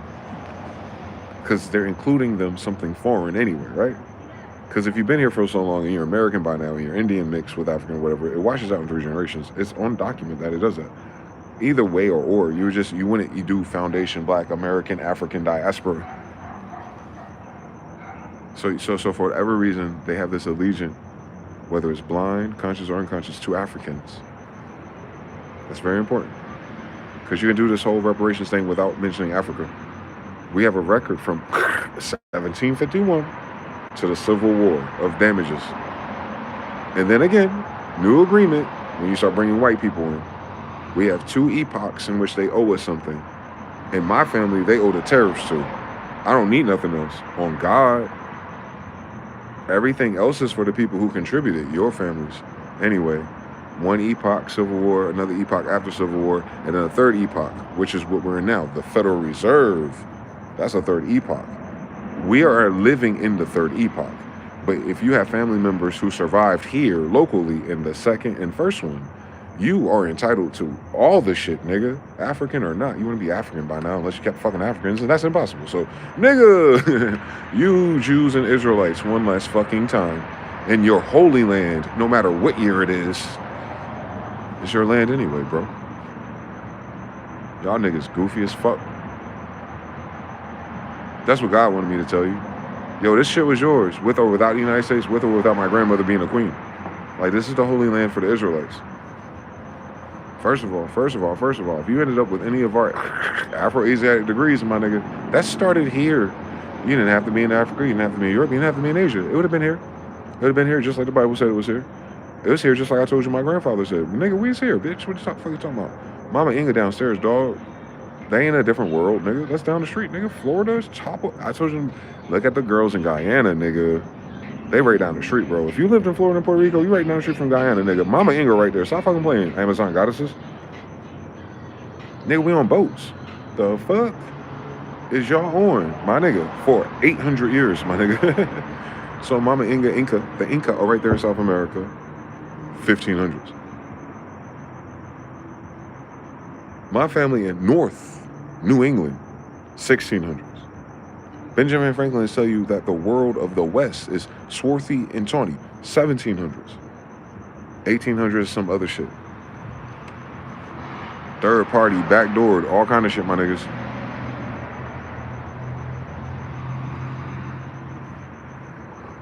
That's why that where your grandma stay is so different. Because the person is going to have to think of the grandmother that's been here the longest by default. And all they got to do is find her, stick to her and her family, and go as far back as they can to that Civil War, and then try to take a few more steps back. And you're still black? Oh yeah. Oh yeah, they owe you for 3 epochs, bro. They owe you and your grandmother for 3 epochs. On the citizen side, and on the land side. Especially she Indian for real, bro. They didn't pay y'all nothing back. They didn't do that income tax thing that your grandmother Indians are supposed to get at all, bro. Y'all gotta sue the shit out of the United States for that, bro. They didn't pay nothing. On Sidi Muhammad's letter, they owe you. Don't fucking play with me. You find out what region your Indian is in that time period, where they're borrowing land to grow. They can do that. It's like we're the landlord, bro. Get it? El, lords of the land. Same story in our Bible, man. That's what we were. The electorate. The republic. That'd have been us. It would be only a republic of the motherfuckers that had fucking castles, bitch. Not no fucking asshole in a tent in a shitty boat. Cut it out. That's us. So we gotta cut their heads off for blasphemy. That's us. Y'all got injuries because you were not privy and party to what the agreement was with the Federal Reserve. You signed up for it, if you will, but they slick. They put your mother as an informant in the hospital. Your mother's not thinking about signing no banking instrument. She wasn't given a terms of service either. That's why they have a doctor with a degree or masonry that makes sure that happens, my nigga. So you just find out the doctor that signs your banking instrument, my nigga. Just like the judge that files your bond, your doctor that filed your bond, my nigga. They're masons. Not all of them, the ones that do that. Wake up. Keeping track of health and vitals and genetics, right? A Mason group that signs banking instruments like Templars for the banks, right, fool? Oh yeah, but they're gray ops. Oh, your baby is cute. Can I sell its placenta? Human trafficking too. So we can get these enzymes and these T cells and our serums for these weak ass hearts we have. And of course we need mRNA and research and melanin for spaceships. Whatever the fuck that means. So not only did they put you as a banking instrument, but they were selling your body parts too on the black market without ever cashing a goddamn check. A placenta's like $80,000 to these hospitals, nigga. How the fuck they gonna give you a bill and then make a profit off of your shit too? Mother? You feel me? You feel me? You gotta feel me. You can't feel me a little bit. You gotta feel the equation the whole way through. That people that know these things that you don't know about are in secret societies compared to you. You have no idea what the fuck going on. To God be the glory though. I worked in the main OR as the patient care assistant. I had to run biopsies to the lab where they stored all the biopsies. I saw that shit for myself. Weird, unnecessary shit. You know, they're doing hip and joint replacement surgeries and all kind of biopsies. They have the baby roof and the poop chute where they scan your booty for radiation with the fucking dildo and stuff. Oh my god. What a place to clean up, right? Poor victims. They put them to sleep before it happens though. They take their manhood while they're sleeping. That's deep, bro. But anyway, yeah, I worked in that environment. And I talked to those doctors. Weird. Just weird. I can't even talk about it. It was just weird. That environment is unlike any other work social environment. It's very, I don't know, fam. Like, it made me sad. Because, like, these are supposed to be the smartest people of our boomer generation. Because of the education, the dedication, and how much they get paid, and how good they are at the task. But they're some dickheads, bro. They some dickheads, bro. It's hard to find a genuine soul on the other side of the hospital. Like, everyone's very fake and phony. And if a nigga got more emotion than the other ones, they act like they're, you know what I'm saying? Like, I can't explain it. They have an air about them. And they have that air in the hospital, not outside, not their class reunion, not in a, you know what I'm saying, not in a brunch, but they have that air as a doctor in the hospital with the sick people. Like, and I'm just a patient care assistant. I'm not even nurse status, right? I'm like ITAR clearance to be in the hospital. And it's like, these people are dickheads. I never want to be these people. I never want to be a doctor. If that means this is my circle of influence for the rest of my life. No, hell no. None of them fake ass Christmas parties. None of that shit, man. Like, it was sad. And remember, Raleigh is like the epicenter of like cancer treatment, RTP, UNC Chapel Hill. Like, they got all the types of shit there for medical. Dickheads. Every hospital, bro. Like, that whole culture of education in the South. Southern doctors. There it is. We gonna land that shit eventually. Them Southern doctors. Oh my god. And the black women and nurses are no better. It's like osmosis. They adjusting those degrees as black women. Oh my god, man.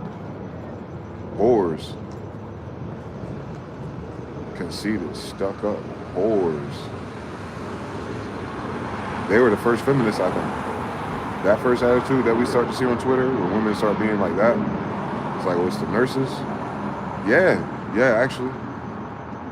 Not the traveling, was just nurses in the hospital. 2005 edition. I was outside for, they're already, man, I had one girl on there. She was crushing on me hard, but she wasn't my type. She was a baby mother too. I was like 20, 21.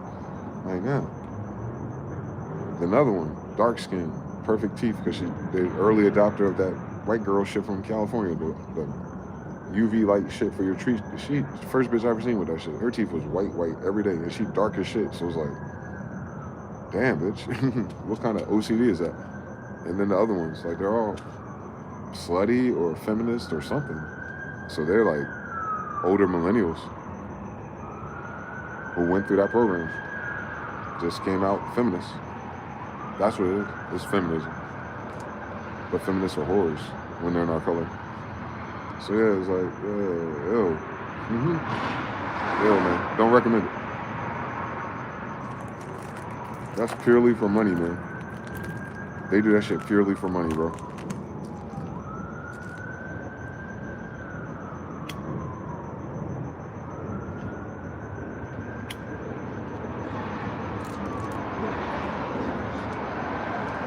I seen it. I watched this doctor, the dickhead of all dickheads, just walk through every room. The surgical techs and stuff set up everything, stage everything. We set up the materials. They in the room doing operations. He come in like a dickhead at the last minute. Like he's going into a Jiffy Lube and it's, all right, pass me that. Then he walks to the next room and does it again. Nigga be done in like 2 hours. Like 3 or 4 patients. Everyone else is doing everything else. And this thing has the audacity to walk around like, man, I'll chop this motherfucker in the neck. But yeah. So I'm familiar with that spirit and that degree of society, upper middle class people. So if he indeed and them they are that boomer now. If that's the thing that's between us and the people on the Epstein list, wow, man, white folks, y'all get y'all shit together, boy.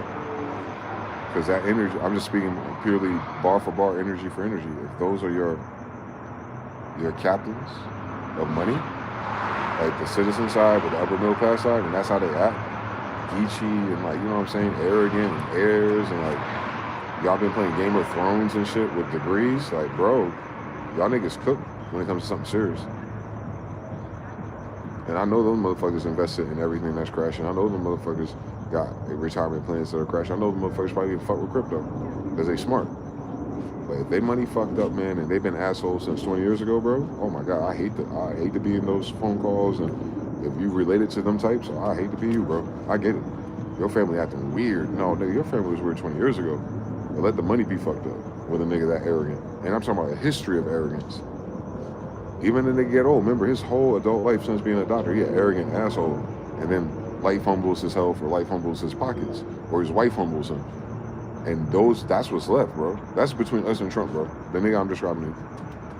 Like, the guard that's moving up. Them niggas, man. Doctors. Academics. They're dickheads, bro. Every white girl I was in a honors class with, like the smart southern white girls, asshole. I'm telling you, that academic narcissism, it needs to be studied in this bitch. It's academic-led narcissism, meaning it's narcissism triggered by them. I don't even know what the fuck it is, because they don't be teaching. I don't know how they feel like being smart or, you know, accomplished. It's not even smart. Being smart enough to be accomplished. There we go.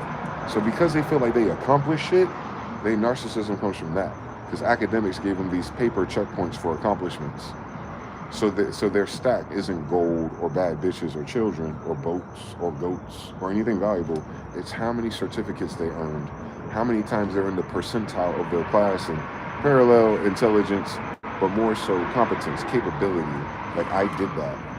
It's that thing. It's prom king. The girls do it earliest. The white girls are like the smart white girls. They're like that.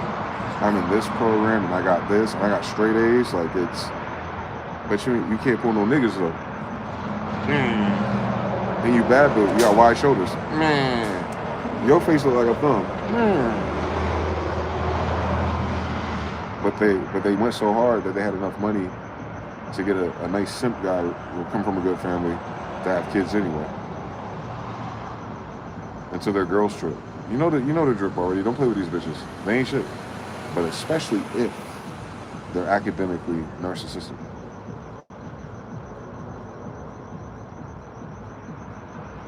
Grand finale. mRNA done fucking injured everybody. Run that shit back real quick. We ain't 7 years past the pandemic. mRNA damn near injured everybody.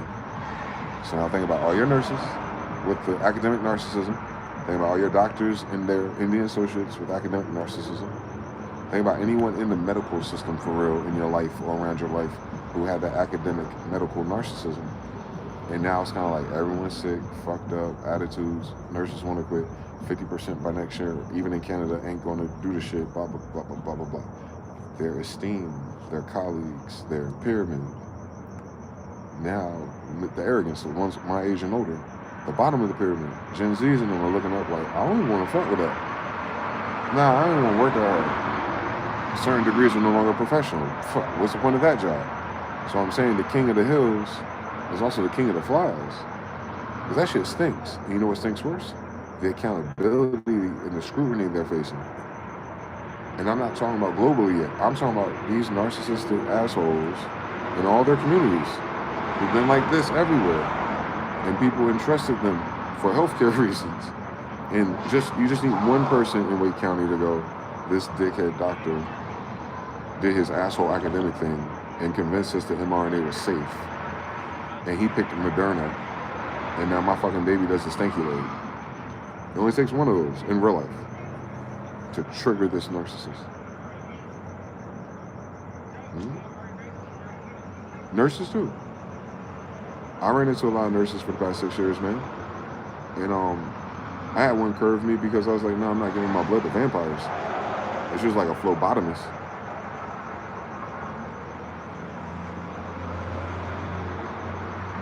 So she was pro-vaccines because of healthcare. Guess what fucking happens? Same goofy chick gets pregnant by some other guy, probably the guy she complained about.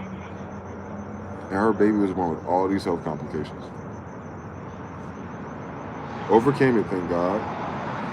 And when she started walking and stuff, I noticed this woman is always by herself now. Meaning that not shit nigga that she went back to on the strength of the fact that I didn't want to give my blood to vampires.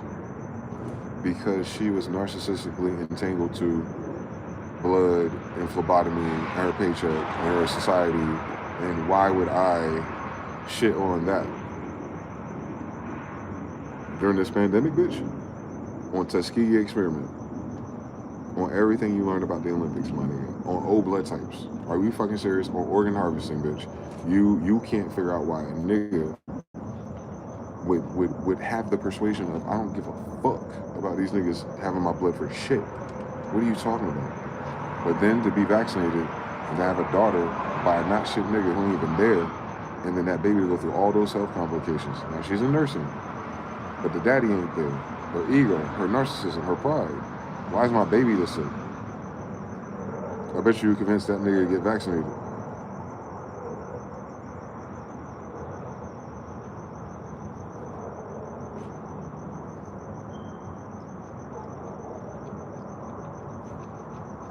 Those type of people.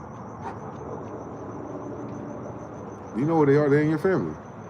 You know how many nurses are in the black community with Ultimas? Now think about how many of those girls interlace with your family or your friends, your network. And how many of them were like committed to their paycheck. I get it though. I get it. What I don't get is if they're black or Indian in Tuskegee experiment. That I don't get. That I don't get. I don't get it for what the condition was. It wasn't like hyper AIDS. It wasn't super cancer. It was the flu variant. And then you had to take chemistry. So you learned that it was mRNA. That's a ribonucleic acid, correct? And you want to put a gene modifier on one of those? I don't care what C I got on that test, my nigga. None of that sound like a good idea. With Fauci, the nigga that hasn't cured HIV yet? Wait, HIV the incurable. Hashtag Dr. Sabi. That nigga who can't figure out a smoothie combination is going to want to be part of the team that's creating combinations of genes with my ribonucleic acids? The building blocks to the rest of my system? Nigga, please, eat a dick. They have a new flu shot every year. What the fuck you doing with my genes, nigga? Hold on, man. Hold on. On elderberry, hold on. On ivermectin. And to my chagrin, the most complicated cases of COVID knocked out in 2 days with ivermectin. Horse pace. Hold on now. Hold your horses. This whole time, day one, my nigga, Russia and everyone said, oh yeah, ivermectin. We got you, baby. Pay attention. What do white people say? Social media, politically. The arrogant degree narcissists. What do they say? Oh, that's horse pace. What did the Echo Bird nurse's sister say? Oh no, he's so stupid. He said you could drink bleach. He did not say that. Clorox was never mentioned in him relaying to you a science. Now, he's Trump describing something. How about you listen to his actual words and Google it? UV lights kill viruses. So all you need is UV light therapy. Yeah, your house during COVID, all you need is a UV light at your entrance. That's what that research was telling you. A lot of offices invested in that. No COVID cases. 1. 2, bleach. Things like hydrochloroquine cure cancer. Or not cure, because you can't say that because cancer's trademarks. It treats the parasite that causes cancer. Some people have gotten in trouble because of something that you put in your pool water, one of those salts, But if you get the equation wrong, you can fuck yourself up. You gotta kind of be like a fucking scientist. You know, like Fauci, who hasn't cured shit yet. And I just gave you 3 or 4 cures to the same shit, nigga. Because all that shit is a virus, then it's a parasite. Ivermectin kills parasites in horses. The human, the mouse, banana, and the white man are only 1 degree different. So why the horse is so fucking forbidden, bitch? If you're trying to put a pig heart in my chest, dumbass, people are stupid. Especially narcissistic academics and medical. I don't know why. I don't know how their interest doesn't lead them even to the conspiracy side of what they do. My music production interest led me to the conspiracy side of music production, right? So like, you know what I'm saying? Like, it's weird that they're collective socialite isms of the smart ones, with the good jobbers, with the benefits and the retirements, you know? And I get it, it's a privileged class. But why that make you stupid? Why that make you arrogant? Because if you were as good and smart as you said you were, everyone would be fucking dying right now.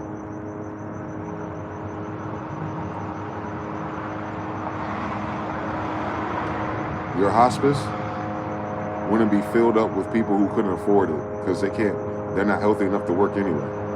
Your hospices wouldn't have 30 and 40 and 50-year-old dementia patients and turbo cancers. Your hospitals wouldn't be overrun with all these weird, unusual conditions. Your crematoriums and your people who do biopsies wouldn't be worrying about, yo, what the fuck is going on with the spaghetti noodles and all of these fucking cadavers? If you guys are as smart and elite and intellectual and as paid as you ought to have been for my whole 40 years, how the fuck did you create a healthcare medical disaster across morale, across administration, across insurance, and across, more importantly, the people that you took an oath to take care of? How are you responsible for everyone being sicker than they ever were before the lockdown if you motherfuckers actually took that shit serious academically? How the fuck did you not know that tweaking mRNA don't do shit with a fucking parasite?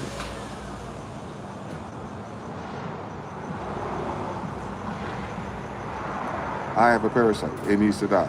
But before we do that, let's change the way your bodies build proteins and enzymes. Nigga, I already have an immune system. How about I take some ivermectin? Ha ha ha. That's for horses. Ha ha ha. You microdose dick and acid. You Microsoft K2, Elon. You microdose mushrooms, dickhead. You microdose every other vitamin and mineral. What the fuck is ivermectin? Horse paste. You talking about from the same farmers that cure cancer?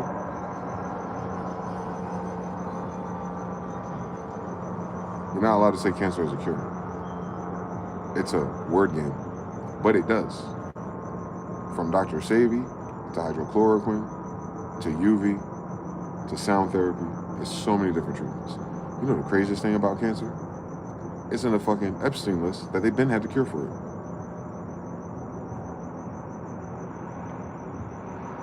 So what I'm saying is, isn't it interesting that not only do we have a cure for it, Epstein, Russia, Cuba has a lung cancer vaccine. The Epstein people have a cure for it, and of course Russia and all of them have all kinds of shit. Been had. Japan, oh my God, they can grow your teeth back. But our nurses and our doctors and the people who just love the ultimas and unsolicited sex with strangers and Tinder and insurance and benefits and all the stationary stuff and all the Excel spreadsheets they do, then know what health is.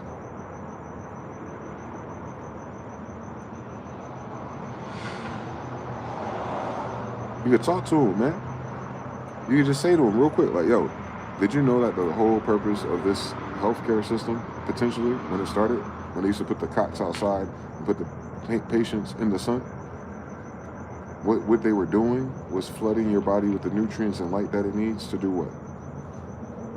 To cure itself. If your aura or your shield is cracked and you got sick, that means your immune system failed you. So what all do we have to do? Nudge the immune system to repairing itself and increase the speed by giving it the resources it would need. Your body heals itself. They put you in the hospital to sleep, my nigga, because your body heals itself. If it's something broken, put it in place, splint it. The body will heal itself. You're just helping it become clean. Everything else, where you need penicillins and things like that, that's them, not us. Our grandmothers have all kind of other stuff, and you know it. Very simple shit too. Pine needles, tea, done. No flu ever again. Bye-bye. How you doing? You feel me? So healthcare, all these smart intellectual people who study this, thousands of dollars in debt too. Very, very professional with money, but they make the most money. Wouldn't having a sense of banking and accounting be a clue? If you're at the highest status of payment across any of the branches of medical, right? Like, how can I invest this money? No, I want to buy bags.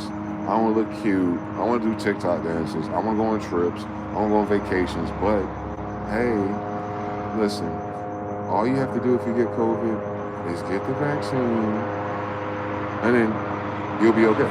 And then the people who got the vaccine, what they say? They still got COVID anyway. People who got the vaccine end up getting COVID 1 or 2 times extra. Just like the flu shot though. That's the illest shit about it. It's like a placebo to stupid people. Like, you got the flu shot, then you got the flu. Yeah, but it wasn't as bad. Nah. Oh, so that tweaking my mRNA doesn't kill the parasite or stop COVID transmission. It just makes sure that COVID doesn't trigger a comorbidity that kills me. Wait, why doesn't the mRNA just tweak the comorbidities, dickhead? Because COVID's not killing me, the comorbidity is. Why don't they have an mRNA for the comorbidities we got? How do you do one for just the COVID? Doesn't make sense. You've had everything else longer. But these are smart people, bro. And that's what I'm saying, like, for real, like, these are the smart people. No question about it. Medical. That's where your smart people go. Engineers, more nerdy, but just your intellectual, social, voting, upper middle class people, smart, academics. It's in all medical, bro. And they failed everybody. 3 in the chat, if you agree that the people who went to school and are supposed to study this shit for a living, supposed to save us from this shit, to make sure that we're healthy, failed us, and then are quiet about their shortcoming of such an epic proportion. How does it? Check this out. If I was wrong about my synopsis, what's the worst that would happen? I lived, right or wrong. Everyone else did what they gonna do anyway. What is the worst that can happen? But what if I was like the nigga saying, yo guys, doing 3 a.m., Black history, Indian history, everything in between us, so Noble Drawley, right? And then I'm like, yo man, make sure you get that vaccine, man. Yo man, I'm about to go travel from Houston, Seattle. You know, I see all these masks out here, a lot of people crossing the border. They look Asian and Black Lives Matter. But anyway, yo, make sure you get them boosters, man. They holding us down. And I'm doing fucking content on Instagram. Like, I got my booster and I'm eating a Krispy Kreme donut. Imagine if, bro, and imagine if, like, I didn't tell BusyWorks how to do that shit to fix his mother. And I was like, oh, all she got to really do is lay down and make sure her water levels are good and make sure she has plenty of soups. Imagine if I was that nigga, bro. What I'm saying is, imagine if I was one of these fucking nurses. Imagine if I was one of these fucking doctors, bro.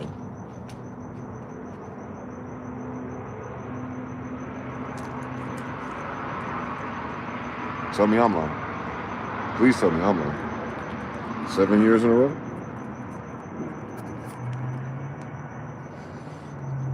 Snoop got a blunt roller on payroll. It was $250 back then. Rapper weed, 8 for the faint of heart. About to finish the game with the fam. All right, brother, check it out. Check it out, man. Let us know who wins. Root, Jonathan, TBFB 3. Oh my God, them dancing in the workplace while there's a pandemic going on in an empty ER parking lot. Cause you know my ass don't listen. Talking about, oh, the ERs are full. Nope, they're empty. Everyone stayed home because they weren't sick yet.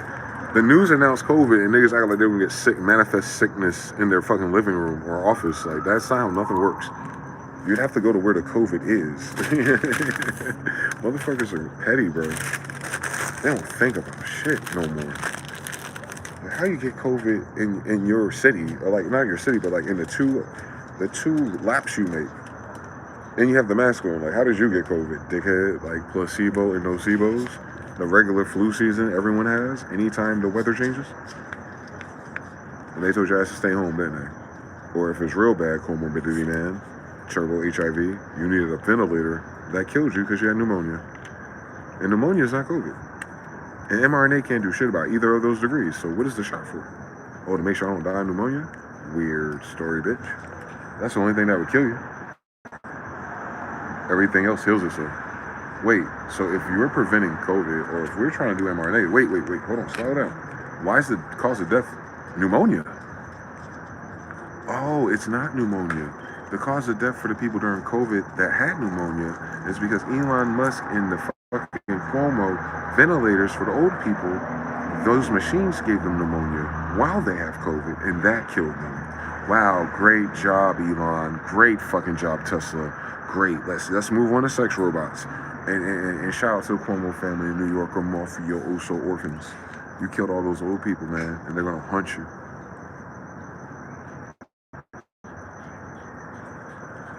Donald Trump and Joe Biden gonna be on it. They both in on it, bro. Don't even let them play that game, because that ain't the game anyway. Who created it? Epstein's list. Just make sure, man, you put a pin in that facts. Then you put a pin into the financiers. Epstein, Gates, Pfizer, military. Like, come on now, stack up. That's them. It's all the same people too. You know what I'm saying? There's not that many other players. It's all the same players in their different degrees. Got him.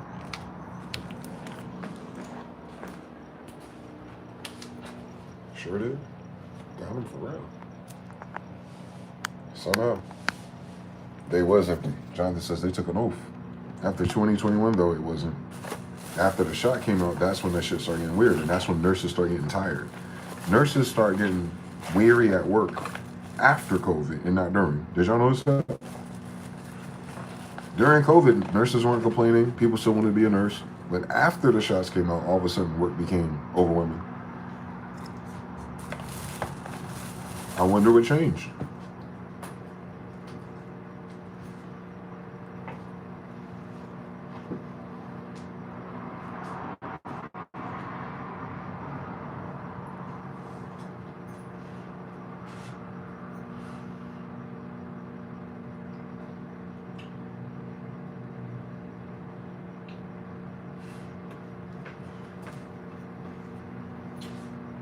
Wonder what changed.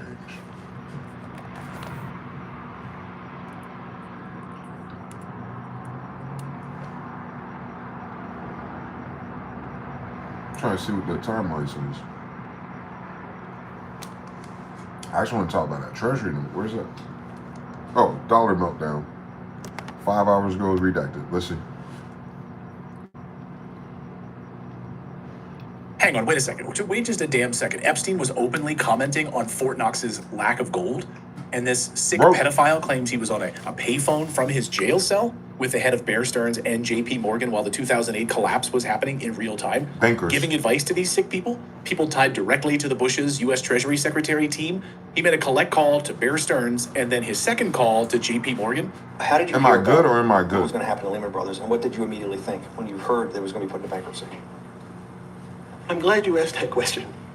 I was in solitary confinement. That's Epstein. You can dial a number, and when the person picks up, they say, "You're getting a call from the Palm Beach County Jail. Will you accept reverse charges?"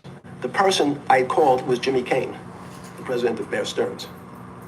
And I said, "Tell me what's going on." The question you want to ask is, who was the other call to? Okay, who was the other call to? The other call was to my friend at JP Morgan, who was then, I didn't know at the time, trying to buy Bear Stearns. So at one point, I had two phones. It was difficult because they're afraid people are going to hang themselves with the phone cord. So they don't actually come together and they're pretty short. So I was actually going between two phones talking to Bear Stearns and JP Morgan at the same time. So I found it amusing. This really just gives you some deep insight into the peak globalization kind of stuff that was running our government. These globalists accepted a pedophile's phone call from solitary confinement to help with the banking collapse. That's how out to lunch these people were. Like, get Epstein on the phone from prison. By the way, does that sound like a guy who commits suicide? I mean, hearing him, he's kind of like laughing and... So this guy didn't commit suicide. Plenty of evidence this pedophile is still alive today, actually. The body's switched out at the correctional facility. Another person entering his cell, now that we see the video. Is he alive and well, living in Israel somewhere? Well, the body they found hanging in the cell was not Epstein at all, clear as day. That's pretty darn clear at this point, actually. And this morning, we now know that the noose that was used was also swapped Stress and out. mRNA is So a I nasty wasn't combo. convinced, but now I'm fully convinced that this guy is alive and well. And I mean, He's when an you just Israel. thought the Epstein files couldn't possibly have anything more His shocking United to States share, we straw even have man is Epstein's dead. admission about this gold at Fort Knox part of the story. This guy had his dirty little All bits that lottery money tied up in his everything. United States name. Like, And the it's globalists dual allowed passport. He all of doing it. good. So buckle up, because we have a lot to unpack as it relates to everything happening right now with the U.S. dollar, China's big moves this week, our gold reserves, what's left of it if we have any, don't have Trump's any. precious metals vault plan that he just announced this week, You're and the dead. total globalist collapse we are witnessing. Heck, we even have... You are. It was a trio of key reports which turned an already shaky market into this week's disorderly mess. Private credit stocks were hit, as were cryptocurrencies, after ADP and Challenger and a delayed report from the BLS from the U.S. government. Each of them overwhelmed expectations, adding more negative fuel to the fire and sending those markets, these riskiest parts of the markets, reeling from the economic implications. Now, this is People trying What to if I figure it told out. you the Bank of America just issued a warning to all of its clients? A warning that's called every market top in the past 25 years. And here's the frightening part. It's now at one of its highest levels in history, matching the level right before the global financial crisis. And get this, every time it reaches these levels, stocks have crashed within the following month. What Now are you stay talking tuned, about? because This this is the isn't just a worst contrarian economy we've indicator. already It's been one in. that's nailed What every market recession chart are we over the waiting past for? 25 These years. nerds. But for you, it's not just an Your fucking opportunity to language avoid a model major sucks. drawdown, but to profit when this next one hits, to multiply your wealth faster than ever before. Plus, tonight's show is brought to you by Enhanced Games. You can find Because they other say a recession is coming, like, it isn't bad already. Like, they keep telling you, like, it's going to get bad one day, and then we'll officially call it a recession. They don't name it in real time. They always name it in past tense. Even the 2008 one wasn't called that. They lied through the fucking teeth, acting like everything was all good. We even got that little fucking weak-ass stimulus check. Like, a stimulus check in the 2008 crash, my nigga. So, like, just like they did for the pandemic, my nigga. So, like, come on now. These niggas is cap. But now these junior cappers, they're using the data of the mainstream life they remembered 20 years ago and forget that they didn't identify that crisis in real time, y'all. They're lying. There's a lot of illegal shit that led to that. They Epstein list a lot of the people responsible. So it wasn't organic because the market share, fucking nerd. No, it's because niggas be gaming this shit. That's what you're supposed to do when you have a pirate ship.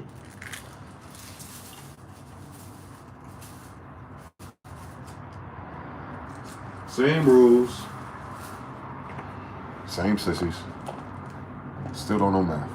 And ain't nothing changed in human history. If they gotta call a pedophile in prison to figure out future investments. Because remember, one is going away. JP Morgan's trying to, big bank trying to buy a little bank. And Epstein, the middleman, negotiating. That's what he said. But it's not about the money. It's about the acquisitions of what that money's in. A portfolio. And Epstein's a portfolioist because he manages what? Billionaire portfolios. Hence, he a different type of nigga. He a 33-degree banker associate.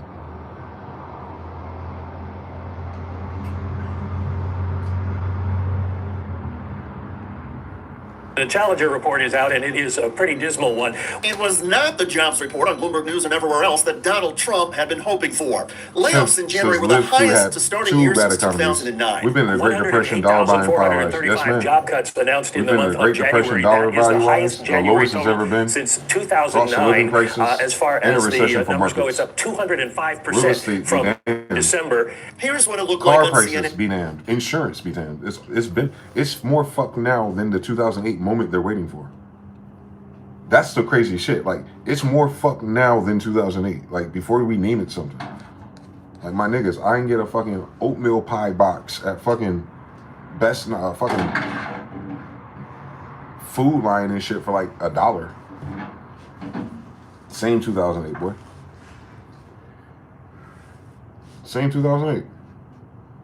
They crazy as cat shit, boy. The cost of living because of the jobs. Shut up. Your money sucks.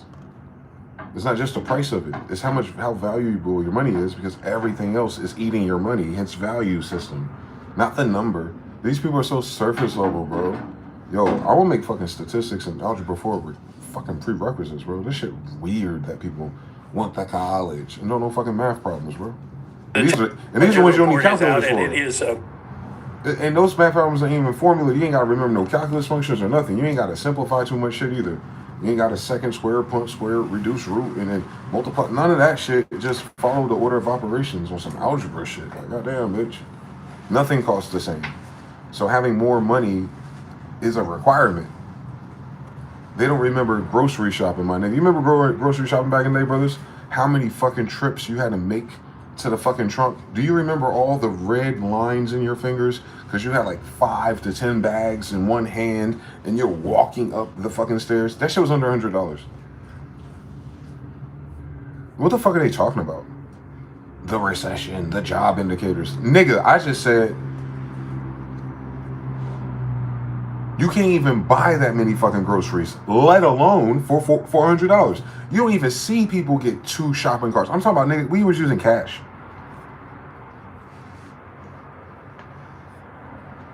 Bro, you give me $20 a week at the grocery store, I'm running it up, nigga. What you talking about? Lunch, meat, all kind of shit. What the fuck you talking about? Half of that shit gonna be snacks and drinks. Like, you already know. Fucking Kroger, K, 2-pack, whatever the fuck it is, $2. You know, it's always got the 3 for $5 sale, motherfucker. Scan your fucking shit, my nigga. That's 36 fucking soda cans for less than $5. Sorry. You can't even get the fucking Coca-Cola shit for less than $8. You can't get one of them for less than $8. Back in my day, you know what I'm saying? You getting 3 to 5 of them bitches for $5. And I know that stuff's not good for you, but I'm just giving you the inflation adjustment. You got more of the thing for $5. You can't get one of the things for $5. We're waiting for a recession? Like, the fuck is niggas talking about? Niggas is stupid, boy.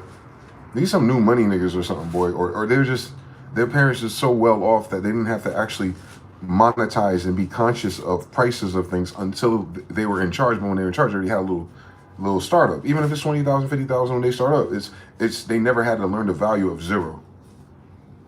That's what it is. That's what's different between me and a lot of people and my brothers and other people. We had to know the meaning of zero. Like, not just once, not in an inconvenience. I'm talking about like over time. Like, you know what 0 to 20 feels like. You know what 0 to 100 feels like. Like, we're the black people of your society. We hit 0 more than you. So we notice something. It's not even in how much it costs. It's in how much shit's in my refrigerator. Nigga had juice, fake juice, soda, water, tea, shakes, mixes, all that kind of shit, nigga, man. Fuck you all, man. One day the recession, just like 2008. Nigga, that's what I'm talking about. That was high for 2008, and that's what I'm saying, bro. I've been living on my own since before that, so it was like, nah, nigga. I didn't have to spend over $100 at the grocery store. The dollar menu is still dollaring too, nigga. I can do both. I take $5 to McDonald's and fucking hit up the grocery store for $50. I'm safe. I didn't have a fucking choice. I ain't had that much more money than that any fucking way after I paid all the bills. So at least my refrigerator was full, at least for the first week and a half. Then them last 3 or 4 days, 0. Then you got, all right, I'm back Friday morning. You know what I'm talking about? They don't. That's the difference.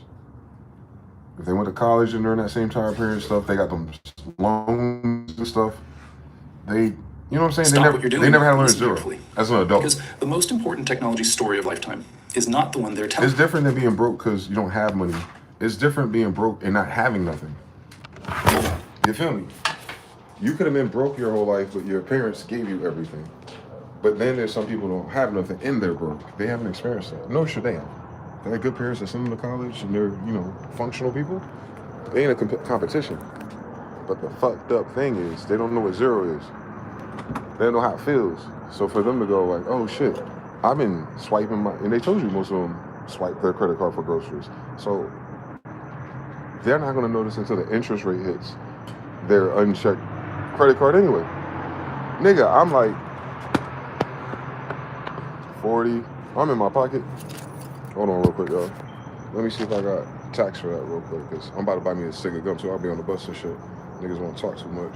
Make sure I have some gum on me. Hold on. All right, nigga. Hold on. I got. Okay. Yeah. That's 30 cents. All right. So 12. All right, I got it.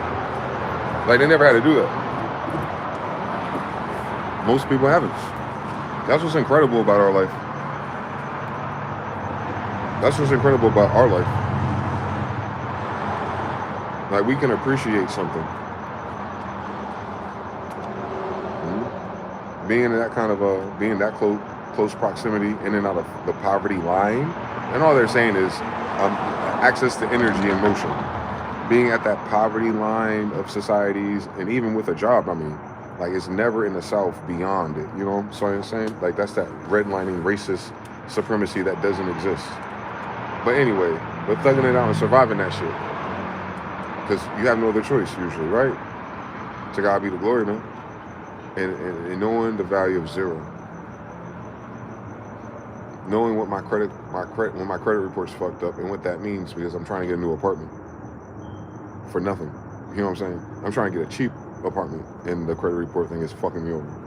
Like, you know what I'm saying? So it's like, you feel me? I remember when my rent was less than $500. That's all I'm saying. That 2008, oh my God, the recession, rent was still not even $700 yet. I live in a fucking loft on the south side, or on the north end of Six Forks Road for $700. Trapping out of my apartment, studio sessions. And the rest of it was like, when I had that cash in my hand, if I feel like walking all the way to the end of the street to Food Line, or I can order, like before the DoorDash, like you actually call a place and they have their own delivery drivers. Nigga, pizza, wings, breadsticks, soda, and then broke the 20 and then gave him the rest as a tip, my nigga. Pizza, wings, cheese sticks, 2 liter, and the rest is his tip, my nigga. Not even 555. I'm talking like some New York pizza ass thing I used to call down the street. Like back then, 2008. So what are they talking about? It's looking like the 2008. You motherfuckers grew up in college looking at charts and graphs about 2008. Where the fuck was your ass at during 2008? Because I don't even fucking understand this shit, my niggas. Who the fuck are these people? I'm talking about the millennials and younger. Like, where the fuck were these niggas at, bro? On God, bro. What the fuck are they talking about, y'all? Gas prices are low. What the fuck are y'all talking about? Are all these motherfuckers immigrants? I'm talking about the content, maybe. Maybe it's not even like these niggas even go to school with us. They just on the internet and we think, you know what I'm saying? Like, I'm asking, bro.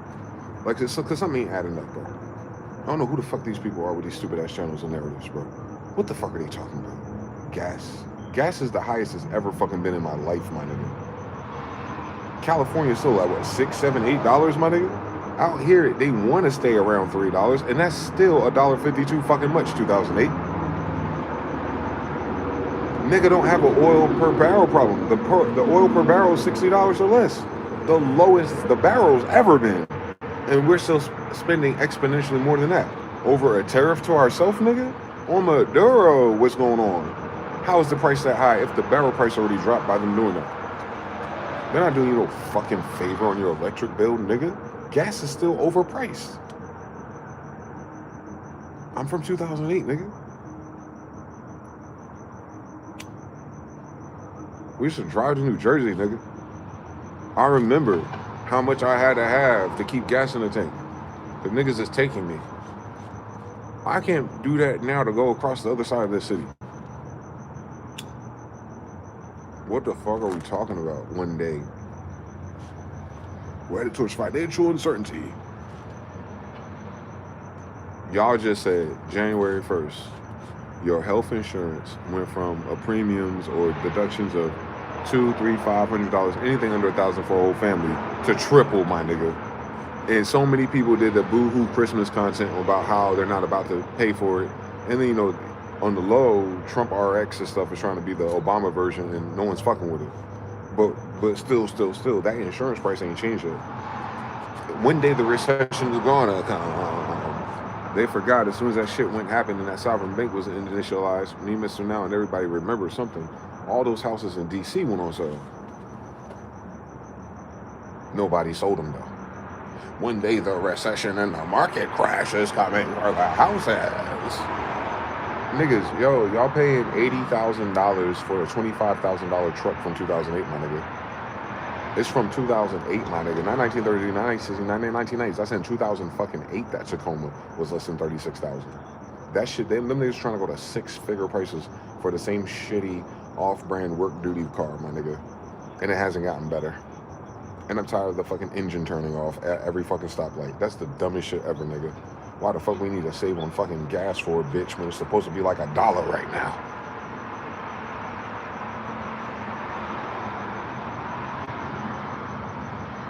Mandela effect. I'm from the real 208 timeline. That's what that is. These some Mandela effect ass NPCs, boy. That's why they always act like, oh my God, what's going on? One day it's gonna happen. Bitch, the fuck are y'all talking about? They never paid their own bills before 2010, y'all. That's what it is. These are a bunch of kids or something, bro. They never had to take care of themselves prior to 2010. Like my motherfucker, y'all didn't have rent and groceries before Drake. Is that what the problem is? I think that's what it is. I think we're listening to fucking dickheads who wasn't outside. Fuck the 90s. They wasn't outside when Drake came out.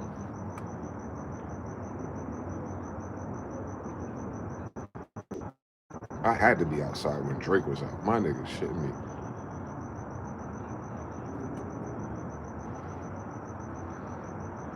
It's like maybe they moved to an expensive city and that kind of quantized it for me.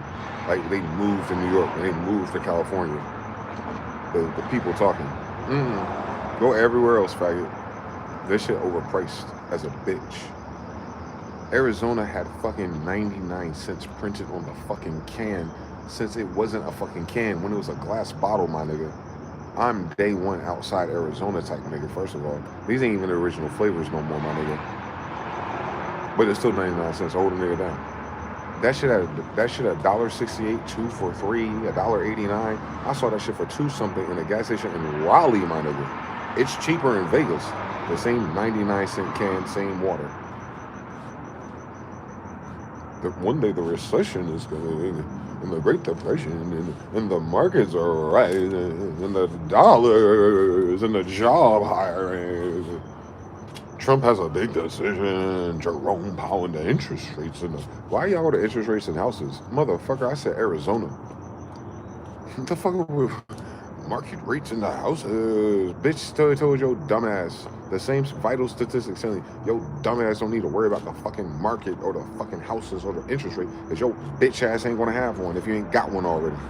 The fuck is Agenda 2030, nigga? You will own nothing and be happy. Do you see why now? Do you think these niggas just be talking? Niggas who are willing to eat your babies? Do you think they just be talking about shit? You think they just be chatting? You will own nothing and be happy. I don't know what happy means, but I know these niggas always talk in reverse degrees. So you choose what he meant by that shit. Yeah, so like, oh, the average homeowner of the current generations will be in their 50s or 60s. True or false? With a 50-year mortgage. Till you're dead, nigga.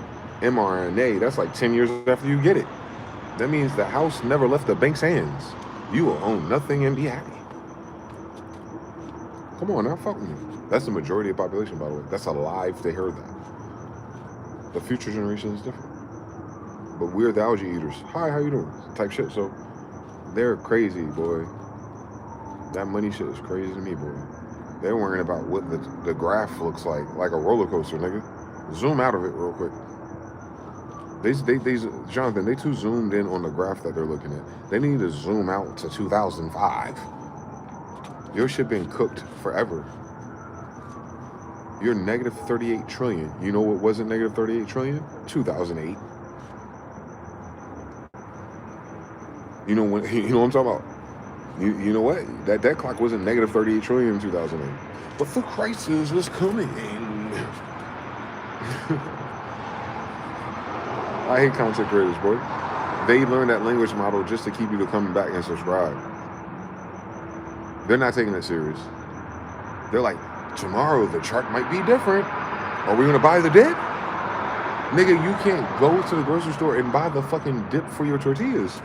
That shit used to be $2.50, $3 too much back then. Now that shit $9. Oh, I'm never getting cheese with these chips.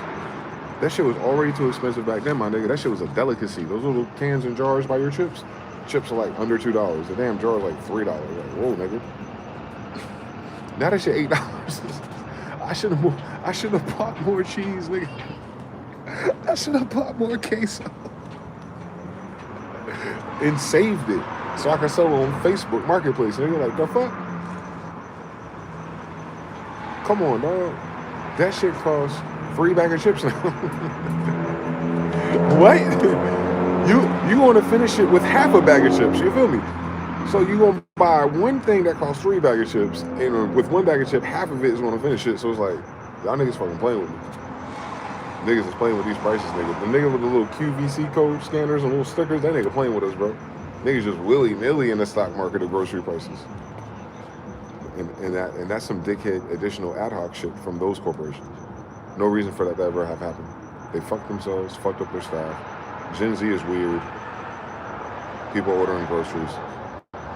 Less sales, less coupons. You notice when you go into the store, there's less papers for the deals and discounts that they announce every Sunday. They don't even do that no more. They have a digital version. No one checks it. You delete that email as soon as it comes in.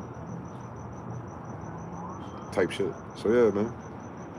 One day the market's going to do something. Will the dollar crash? Will crypto rise? Yo, and that's the illest shit about life. Like, Bitcoin hit like, what, 60 or 50, right? These niggas still trying. Wait a minute. Stop.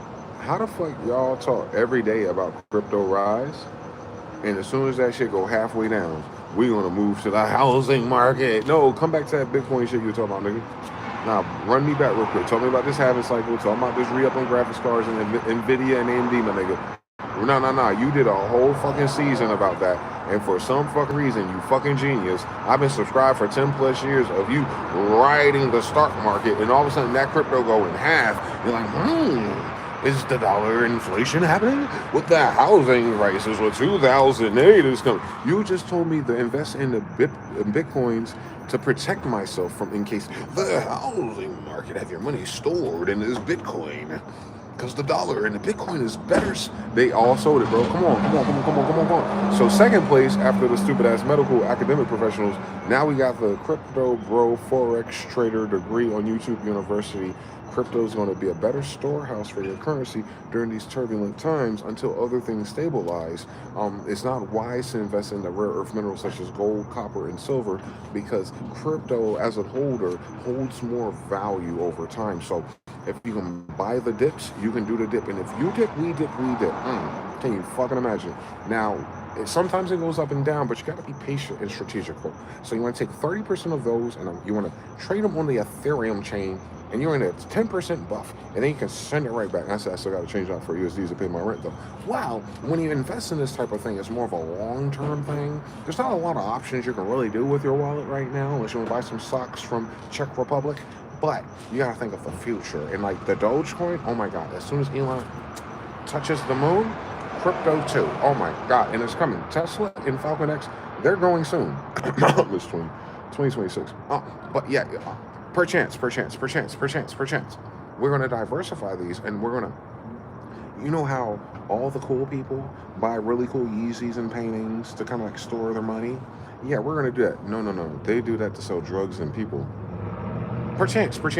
But imagine if they were just doing it to store their money for inheritance purposes. No. I'm pretty sure that's the value of the painting doesn't exist. So assigning the value and doing the exchange is just that this is proof of purchase of something. And now has this value and appraisal attached to it so that it would justify itself.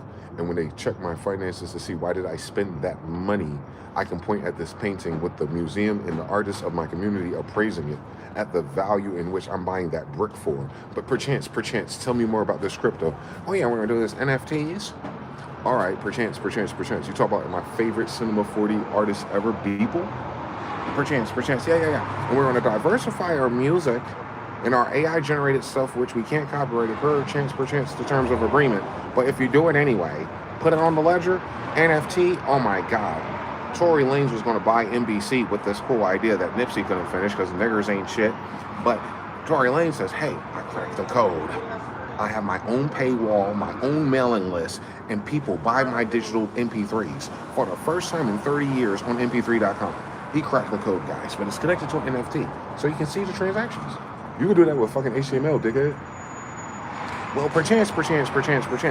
Once it's in this minted phenom called Ethereum, don't you have to pay for the energy in order to mint those? Perchance. But you understand, eventually the other systems, my man, you can send it back and forth and multiply it like that, and you just sit on it. We going to the moon with Doja, baby. Everybody in the tribe at the beginning of the pandemic. Shane, 808, all of them. Dogecoins. Perchance. I don't even see that Shiba Inu coin no more and nobody PFP. I don't see nobody at .eth. As a matter of fact, when's the last time a nigga dropped an NFT album? Matter of fact, when is the last time a nigga dropped a hit? What you gonna put on an NFT? Your fucking GarageBand practice note? Perchance. Anyway, that Beeple NFT, yeah, that shit was sold for like $68 million worth of drugs and bullshit. How much is it worth now? $19,000. You said that was a good long-term investment in order to store my money. Bitch, it hasn't been a decade yet. Perchance. It's. You waiting for Counter-Strike to sell cryptos? China already does that. China uses the Counter-Strike market to offset its money it can't invest nowhere. Talking about loopholes into these skins and camos just to be able to move money around into a foreign currency. They already have NFTs, nigga. You just suck at video games. Perchance. Would you like a little Kool-Aid? Elon has one. Mark Zuckerberg. And they all were given to them by free once they met these dickheads at those meetings and those conferences. Perchance. But it's worth $1 million. Now it's worth $3.03. Perchance. What are you saying? Are you saying that it's better? I'm not saying anything. I'm saying that you've dedicated 10 plus years to talking about crypto and Bitcoins and NFTs and all these derivative digital variant fiats where they're tracking all of your behaviors and your monitoring and your spending. But perchance, your rent is due every week, every fucking month. If you're a digital nomad, your Airbnb is up. You're converting this to USDs. Perchance. So you've hyperinflated your own economy. That's why one fucking jar can't fit one bag of chips no more. Because you perchance all the fucking dips, nigga.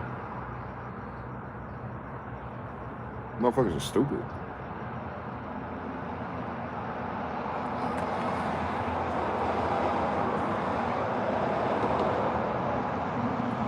I'm just saying. I paid attention. I got hell of a memory.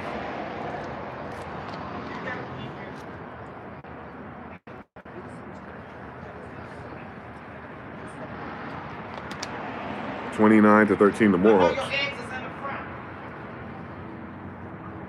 Don't forget, we grew up with NPCs. They've been NPCing this whole time too. Jonathan says 3. They need to hit the 15-year chart. 3. When times are tough, instant ramen and eggs. Come on now. Their parents pay their bills or the student loan monies. Facts. The combos, 29-cent hamburgers, 39-cent cheeseburgers at McDonald's. The bus being less than $1. That's even a throwback. Sure enough, riding a bus and that, man, I ride a bus every day if it was so $1.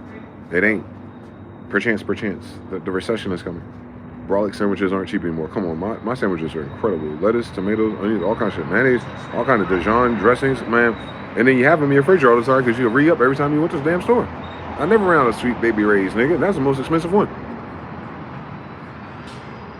Valentina, Sweet Baby, all that shit, man. Perchance. Nigga, I buy hot dogs and choose ketchup or mustard this time. That shit crazy, bro. Just for my sanity, too. I would never even spend more. Even if I have the money, I refuse to spend it. Just for that. Like, nigga, what? $80 for $20 of every other year of my life? Cut it out. That's times 4 already. Perchance. If I had an NFT for this. But then they tell you they maxed out all their credit cards. And I was like, where's the sound money doctrine coming from then?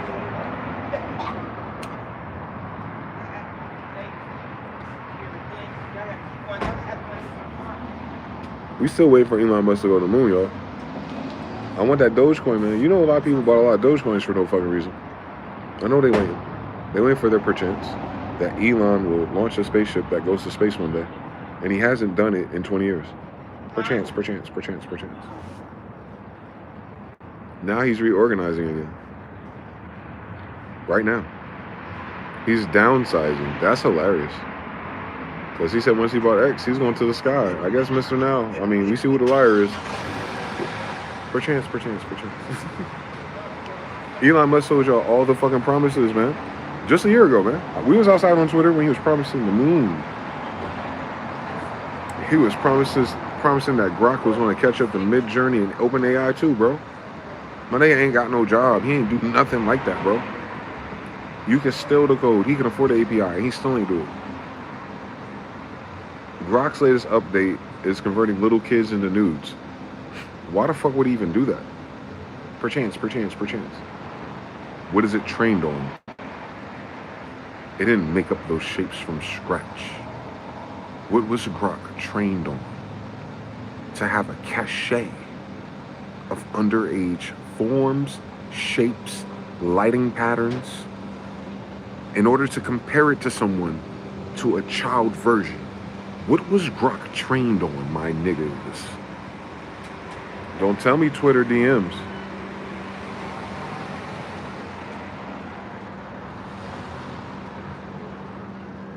Man down, who you from, nigga? Fuck where you stay, where you from, my nigga? This is Mad City. Oh my God. Common sense is how the language model work and learn to drop to the free databases with the most freaks of all, Twitter. Those are images that were stored on Twitter's database that it trained Grok on. That's how much child porn was on Twitter. He bought that. Keep that in mind. The guy excited about going to Epstein Island, and they said no. Bought Twitter, the biggest cache of under-appropriate photography since its fucking inception. That's what he bought.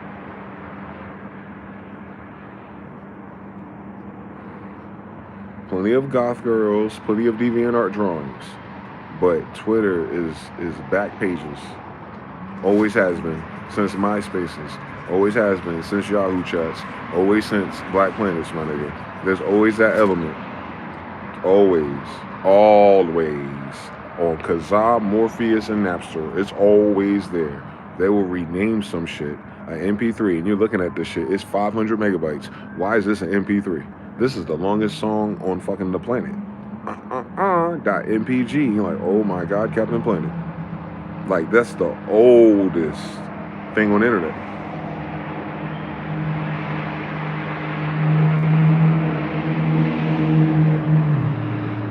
I want you to think.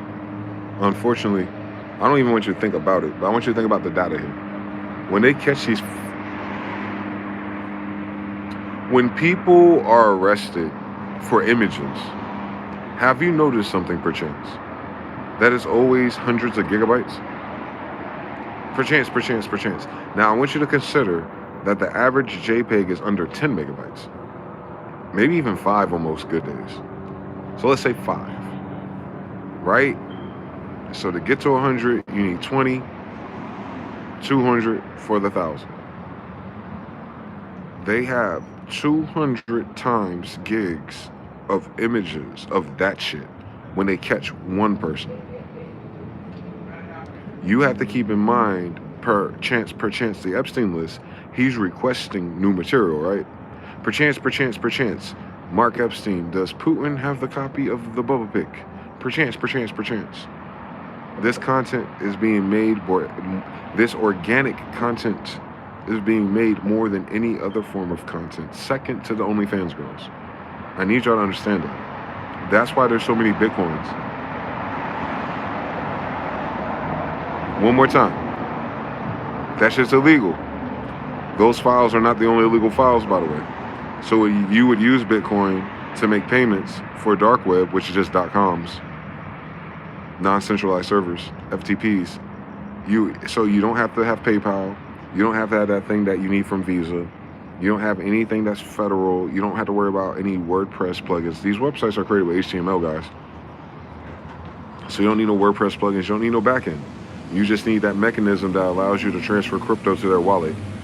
And that's not federal. That's not anything Google. That's its own thing, right? So it's a pirate bay. So now we have our own pirate bank wherever our crypto is stored.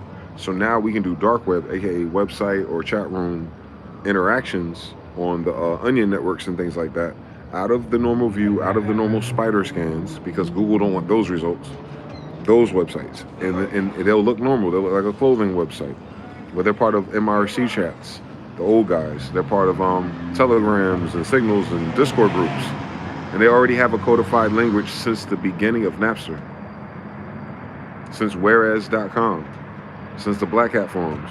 There's always that small perchance of people, but the majority of the transactions of crypto is them buying things that are not supposed to be buyable. More importantly, things you cannot price in USD.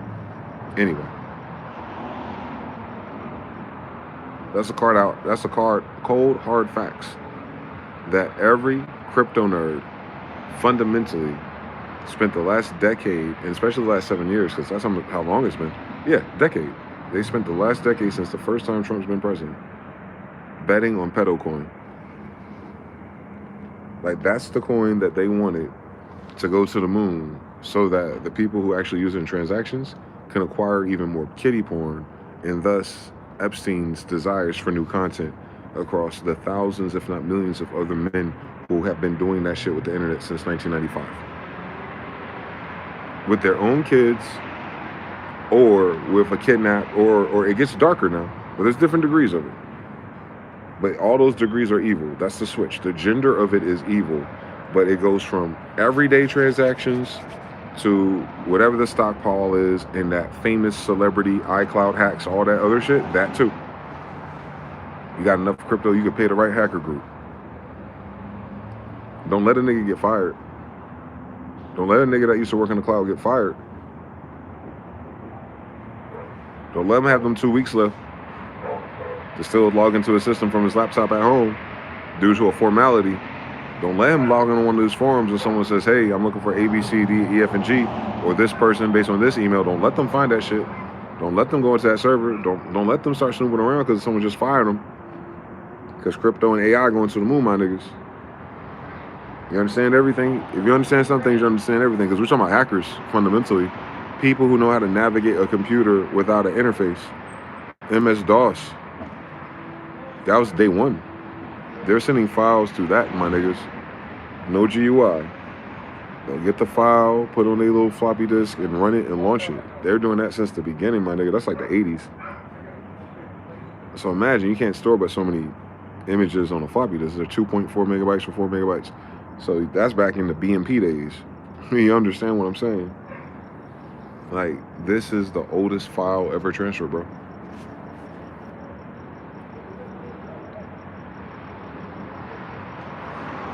Every fucking AI that scraped the internet, like through whatever channels they're using, like non-discriminately, have an ungodly cachet of that shit right there, my family. I'm just telling you why. I was on rapmusic.com downloading music, 3D Studio Max, looking into conspiracies, Buddhism, like all the spiritual, magical shit, and the DVDs about Illuminati and the government and the Federal Reserve. Can you imagine? I learned about the Federal Reserve in 2001. Like all of those videos. So it's like, all right, Jordan Maxwell, what's going on, baby? But I know who the secret families were. But these other niggas, these 4chaners, that's most of them. The MAGA people on Grindr data, that's most of them. Epstein, Trump, Epstein, Diddy Party. Come on, guys, fuck with me. Why do you think all those people said they had the internet for all those years, but we've never seen them interact with us socially? Where were they? I was born by the water. Da, da, da, da, da. And now the richer they are, the more they have. So now you gotta look at your celebrities and their sidekicks different. I was born on the water. You know why they like Blackberries so much during that razor time? Because Blackberries receive BMPs. On a BlackBerry, you can open up your attachment on the screen. You can't do that with most flip phones. And even if you did, the screen and the quality of the image is so low. Like the girl I was saying. She like Janet Jackson in the picture. She like Freddie Jackson when I got there. That's because of that damn screen, nigga. But once they start getting the sidekicks, back of little websites, like most of my brothers, the New York and New Jersey kids that had sidekicks early, they were on rapmusic.com with their sidekicks. I didn't have one. I ended up getting a razor, but by that, fucking Blackberry's out. Drake is rapping about it. He's writing all his raps on the side scroll. That's the one with pop email with follow attachments. I need you to understand everything. That was the rich people. That was your office people. That was your doctor people. That was all the Epstein degrees of people of intellectual narcissistic academia, by the way. They had that technology before all you niggas had an iPhone penny. Remember, that shit cost money. What I'm saying is, purely on technology, purely on internet, the people who had the socioeconomic advantage after the 90s were the first ones to have access to the handheld technology to download all this disgusting shit. So it does not surprise me as a kid to see those same motherfuckers grow up as men and they're the Epsteiners.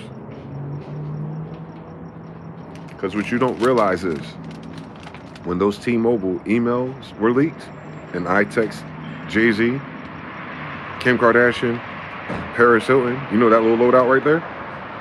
That was not a server hack.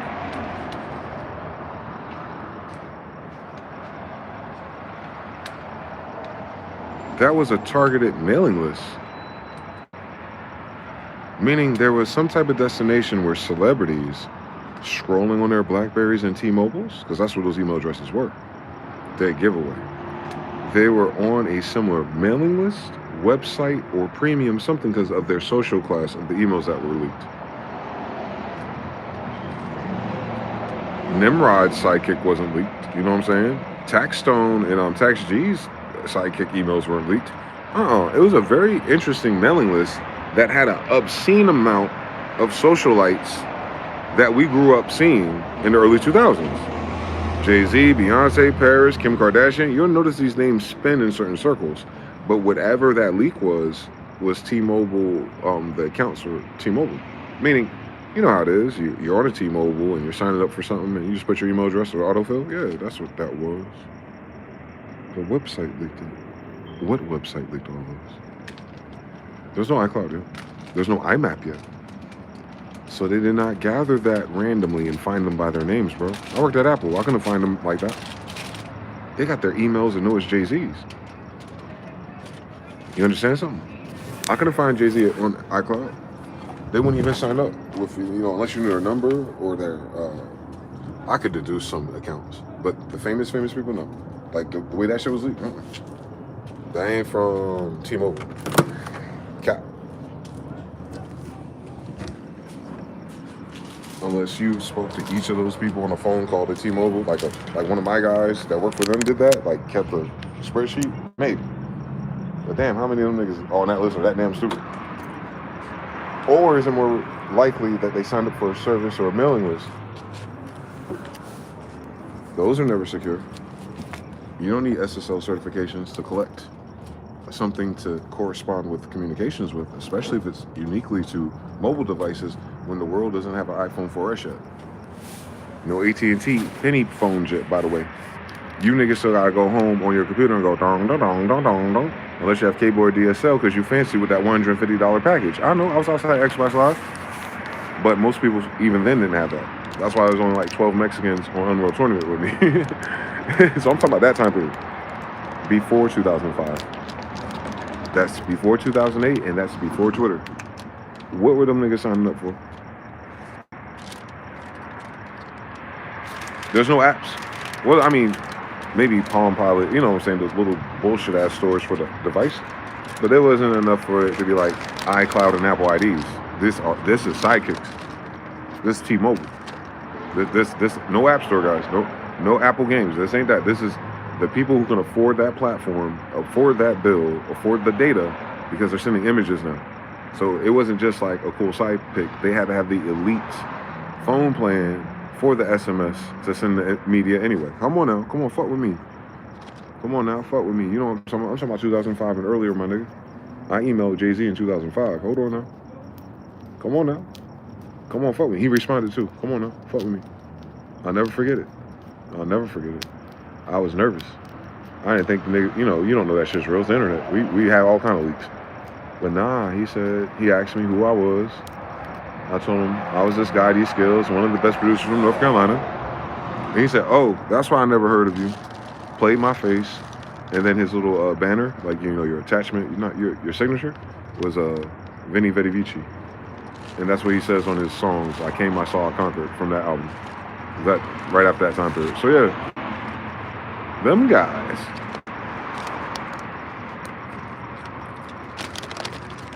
Yeah, man. We didn't have the file attachments in Gmail yet to start sending beats unsolicited. Like, mad people try to call them and do the dumb shit that I did as a kid, and then they end up getting their shit changed or whatever. T-Mobile had to interact, and that server had to interact because they're celebrities. That changed the terms of service game. Then they got hit, and they stopped doing stupid shit like putting their brands in their accounts. But it was elite though, because if you have an elite device with elite plan, of course you want to know it's Paris Hilton .T. whatever the fuck it is. Who got time for like at MC Shiny Chain 68, bro? Nah. That was the first time them people ever used social media. There was no paradigm into order to think that some nigga shit could happen, because you think that most people are poor and there's only like white nerds on the internet. So a hip hopper or a socialite's not, you know what I'm saying? They're not thinking a little nigga making beats is gonna find that shit. They think I'm outside or try to be a rapper somewhere. Nope, I'm in the hacker forum where I started.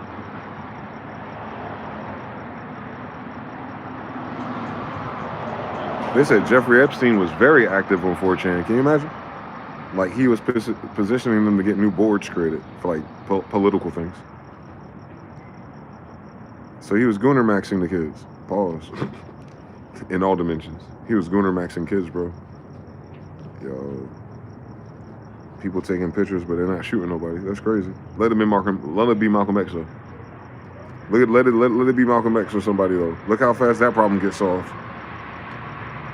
We still don't know who did it. But motherfucker Jeffrey Epstein's V-Bucks, money moving, a lottery account still active, like motherfucking pictures alleged of him in Tel Aviv. Nigga got a beard now. Like, come on, dog. But let that be Malcolm X. What I'm saying is, let it be Malcolm X or any of our brothers who are actually that fucking evil. And let's see if they get to, you know, hold all this money and walk around and be so influential.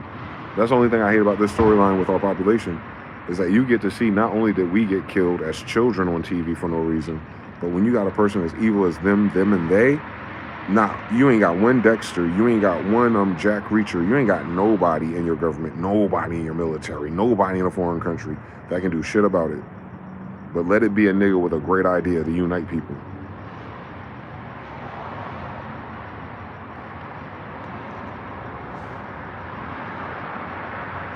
You'll get tired of being black eventually. Epstein lists make me tired of being black, bro. That shit deep. You ate all the pizza. That shit deep. You want to stab me over that? Yeah, man, I shared my pizza with you last time. That shit deep. Ain't nothing deep about this storyline, bro. Yep, anyone that can clap, bang, dead. Back then, they were just charging niggas like $20 just to have access to the smartphone. EPS Teen was on Call of Duty heavy too. That's crazy. He was heavy on Call of Duty. He was heavy on 4chan. He was plugged in with the kids. That's crazy, nigga. That nigga was ASL 14 female Florida in the damn chat room I was in on fucking Web TV, I bet. I bet you that nigga from the Web TV days, boy. I bet you. He a mathematician at university? Hell yeah, they're the first ones with the internet. Epstein's one of the first people with the internet. Like, public. That makes sense. That's why he's at the beginning of all this stuff, like I'm at the beginning of the hip-hop ones. That means I crossed paths with Epstein more than once. That's creepy. He's been on the internet since before me. That's creepy. But from 1999 onward, yeah, that's me all day, for sure. Web TV was 97. Yeah, 97, 98. Xbox Live, 2000. But I had Roadrunner and Brood Wars, yeah. 99 for sure for me. When I had high speed. Gateway 2000 and Roadrunner.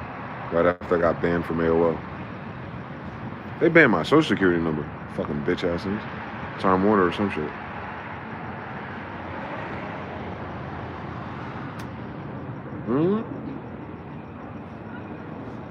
I was a badass kid on the internet. I was a badass kid in real life. But never like the other bad. I'm talking about like doing shit that gets you fucking banned. Like day one. I learned how to hack AOL Messenger and emails and shit. Day one, fresh out. I was barely in 8th grade.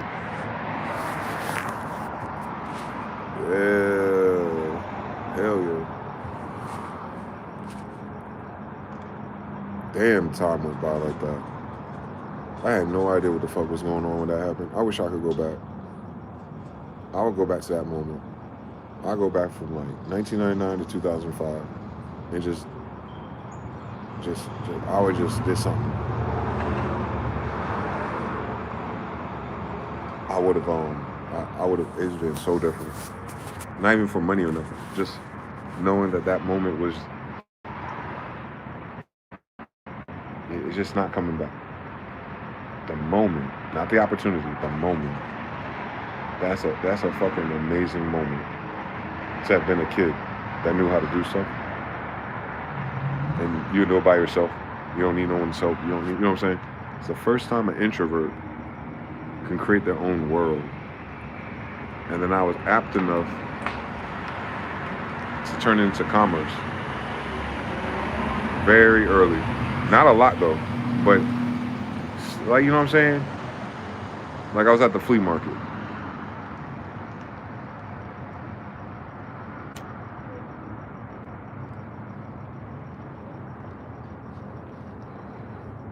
I was able to flea market the internet, at least, from a very early age. So I done seen everyone lie and cap about every damn thing. Anytime someone new came to the forums on the internet, they come in hot, cap as fuck. Sell more beats. Come on, Premise. You're just on rapmusic.com lying about having a fucking Phantom.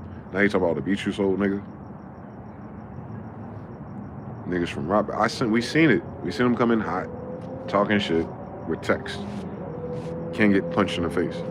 And then, you know, win the crowd over of people who are learning, don't know no better. This seems like the type of rapper energy. DuckTales, woo! Half the shit that niggas believe about the music industry come from rapmusic.com, DuckTales, woo! Future Producers was the worst with DuckTales, woo!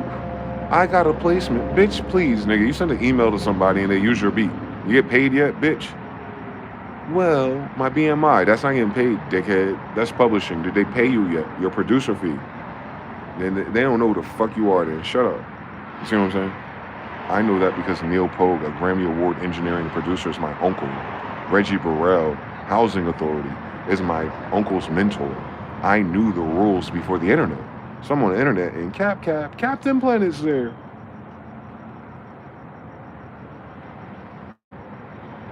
That's why I did Spicy Sunday. I was like, what are these niggas talking about in my chat, bro? What are these niggas talking about in these comments? The fuck y'all talking about? Neil Pogue, my uncle in real life. I'll show you the emails, and I did. What the fuck y'all talking about? Why wouldn't I know? Why wouldn't they tell me where the money at? They sure as hell didn't help me get any, but they told me where it's at now. Y'all niggas is cat. They had a whole generation from 2008 to 2000 whack worrying about some fucking publishing. Fucking dickheads. What the fuck you want to publish on a streaming site and a digital download?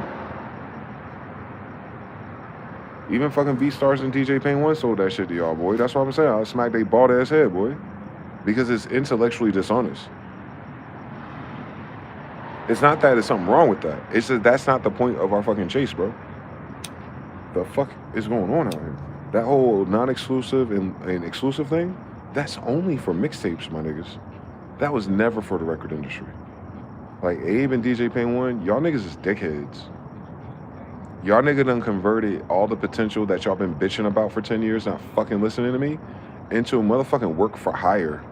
And then you normalize it and formalize it for the internet because most of it is work for hire. But then you took that same fucking language model and now when a kid, a Nick Mirror or someone gets to interface with the industry, they're looking at them for exclusive rights agreements, which is work for fucking hire.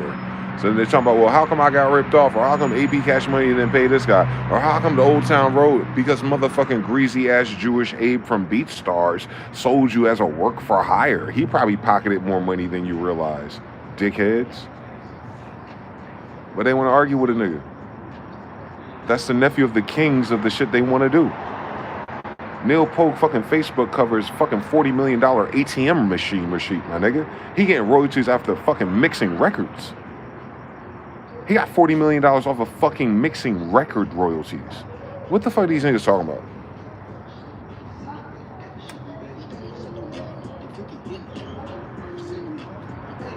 Slaves, indentured servants, exclusive and non-exclusive rights. It's the same language that we're using in these contracts, bro. These are slave deals. That's why Jewish people uploaded it. Y'all don't listen. You know niggas didn't come up with those contracts. My contract was made up with Cheddar and them and us and rapmusic.com. That official shit they did, oh, that's Jewish as fuck. The most useless contract ever for selling beats. Because it does not address anything. Where's my producer fee? What is your budget? You're a label. All right, out of that pie, that's your budget for what? Buying beats, correct. That's nothing to do with publishing. Buying beats has nothing to do with publishing. So, hypothetically, a rapper may only have $1,000 from 2 paychecks and go on the internet and buy a couple of beats exclusively for his project, $250. Then the splits is laughable unless he gets radio play. Hence, we were getting BMI because those rappers performed and wanted to be on radio. Once it went internet only, dead. Because now it's the industry doing the same shit, but now where's their medium? YouTube. There's no language model for that. And there's no more publishing opportunities. Because y'all not watching anything outside your phone. So that whole shit dead. But they're still selling on this, as long as you have your BMI, it's okay. No, nigga. If a nigga was signed to a fucking label, they gave him a budget to buy beats.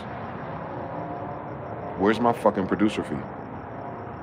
What I'm saying is someone else in that administration, whether on your side or theirs, pocketed it. But DJ Pain 1 is worrying about if your fucking name is capitalized.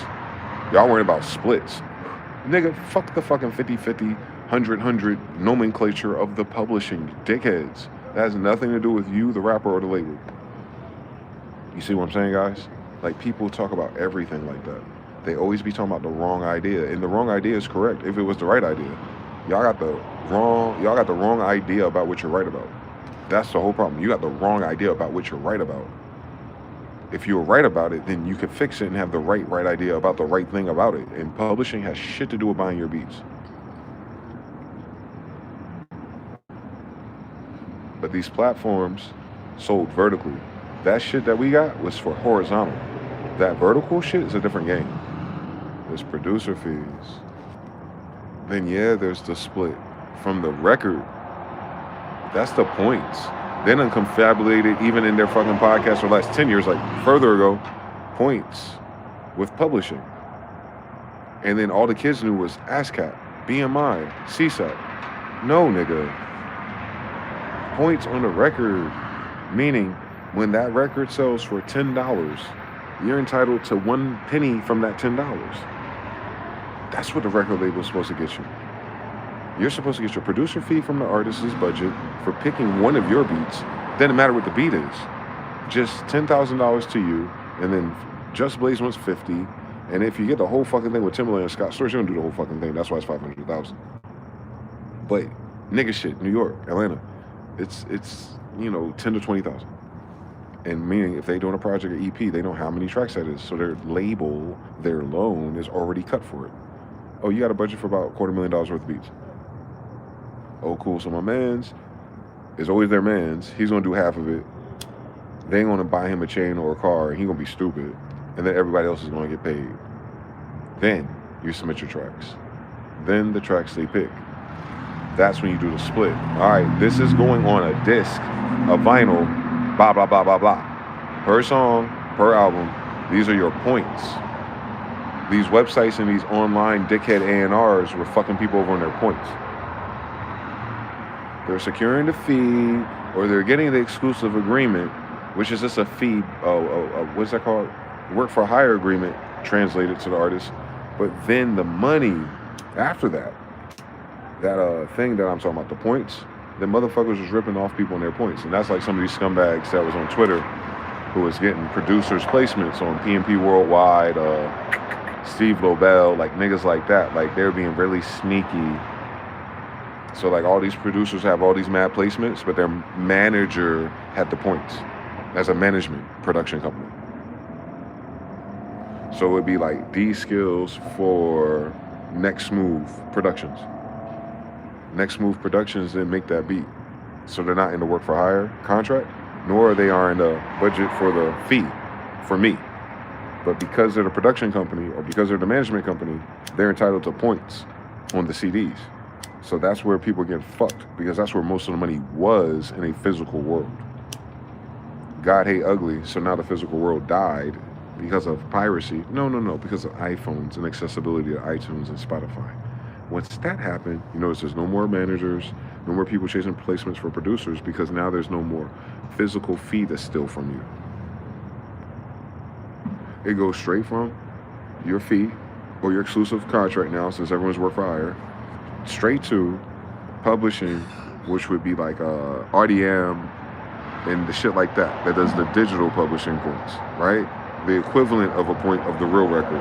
That's the world we're in now. But some people have that, and like J. Cole would still have vinyl, and me and you would still have points as producers, and even if he sold 10,000 of those on Amazon, me and you would get a check from that separately from everything going on. No one has to like it, no one has to be playlisted, no one has to talk about it on Twitter. 10,000 vinyl hits will buy that J. Cole, that Drake, everything. Every year. Remember the starts of like vinyl being sold, so imagine you're in rotation with vinyl still. So if you can just get 10,000 or 100,000 out in the vinyl world, and like you one of them niggas, your producers with points, all your money been 1,000 vinyls times whatever the points were. That check is gonna be bigger than any fucking thing YouTube gonna get you anyway. But that volume scales down next year, you feel me? You ain't gonna do $100,000 every year. But you might get 10 every year with the artist. So you wanna get placed with the artists that still got physical, because if they consistently doing physical like Nas or something, then you're like, all right, well, at least I have a point royalty check for 1,000 of something every time we do a project together. And even as it tapers off, 5-10 projects later, you know, boosts, moments, mementos, you know, it'll be 1,000, 1,000 up. And that's permanent. That's separate from that bullshit with the fee and the contract from B-Stars, and totally different from that BMI bullshit they talking about. That's what I was talking about. Motherfuckers are arguing me about what the fuck BMI covers. Bitch, none of these whack-ass artists and your whack-ass beats performing this shit nowhere. Why y'all trying to sign up people to BMI, bitch? They're so goofy. But then there's another conversation we had, of course, because Native Instruments and all that. That crowd is called sync publishing. So sync publishers are the ones on VH1, MTV, commercials, all that stuff. They, Keyflow, them types, when they get placements on Keeping Up with Kardashians or VH1 or reality TV shows, they get their producer fee right off rip. So those middleman websites, they're cutting on your producer fee because the TV show has a budget for beats, you know, syncs. So it's like, all right, we got a $100,000 budget. We want to bust this down. We only need about like, you know, a little mixtape work. We only get like 15. So boom, boom, boom. On average, $5,000 to $10,000 per item. Your middleman is those websites you signed up for, like Taxi, but I'm talking about the more exclusive ones that actually get it. Them niggas, or the niggas you meet in New York and shit, like Keyflow and them, or California. Like they'll get it. They'll have that director, right? So then boom, $10,000 on the table every time there's an opportunity that they ring on. They got your shit, they got your CD, they got your mixtape placements, whatever. And all right, cool. We got one, baby. We got something on that Netflix show, Luther, or that nigga Luke James or whatever. James Luke, well, you know what I'm talking about, bald-headed nigga. That soundtrack, and the ones that were mixed with Zulu, by the way, they'll pay you that $10,000 no matter what happens. And then your middleman, he cutting that shit out. He like, hey, they offering $10 for the sync, but I'm gonna need about 3,000, playboy. You're like, all right. I'll take the 7, but thank you, baby, because you know we gonna get like 2 or 3 more of those throughout the year. Because you know what I'm saying? We fucking with each other. And he's representing other clients because he might got 3 Luke Cage placements. You're just one of them, right? So he secured $30,000 and he made 9 just by having the right mixtapes. That's why I and you would need like SAG-AFTRA or like BMI. That's why BMI for internet niggas who are doing sync chasing placements for sync, that makes sense. That makes sense. Because as long as you can arrange and have your beats at a certain level and the sync picks up and you do the zoom and the zingers and all that shit, that culture that was there 10 years ago. What it was before AI replaced it, right? That's the evil part of this story. We're a day late, dollar short. But I just want to make sure I explain this properly to people who are still going to pursue music functions of money. These motherfuckers had to get BMI because now you're syndicated and that's 100,000 times any radio or anything you could ever get. So yeah, that would be important because the more of those things you get, the more BMI checks you can get because you're on like 5 to 10 TV shows. Niggas was trying to make beats for Jeezy though. And that's why the niggas so corny to me. That's why they're like, oh, you don't want to do tight beats. No, nigga. Niggas really want to produce for Jeezy. Matt Spike Myler.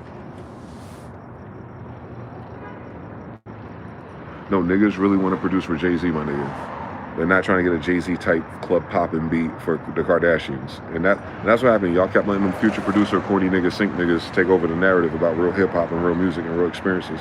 The real niggas who recorded real niggas who can go around real niggas who get trusted by drug dealers and killers to have money out in drugs and guns in front of him while talking on rapmusic.com in real time. I don't understand niggas who don't understand what real niggas be talking about, but I was talking about real life.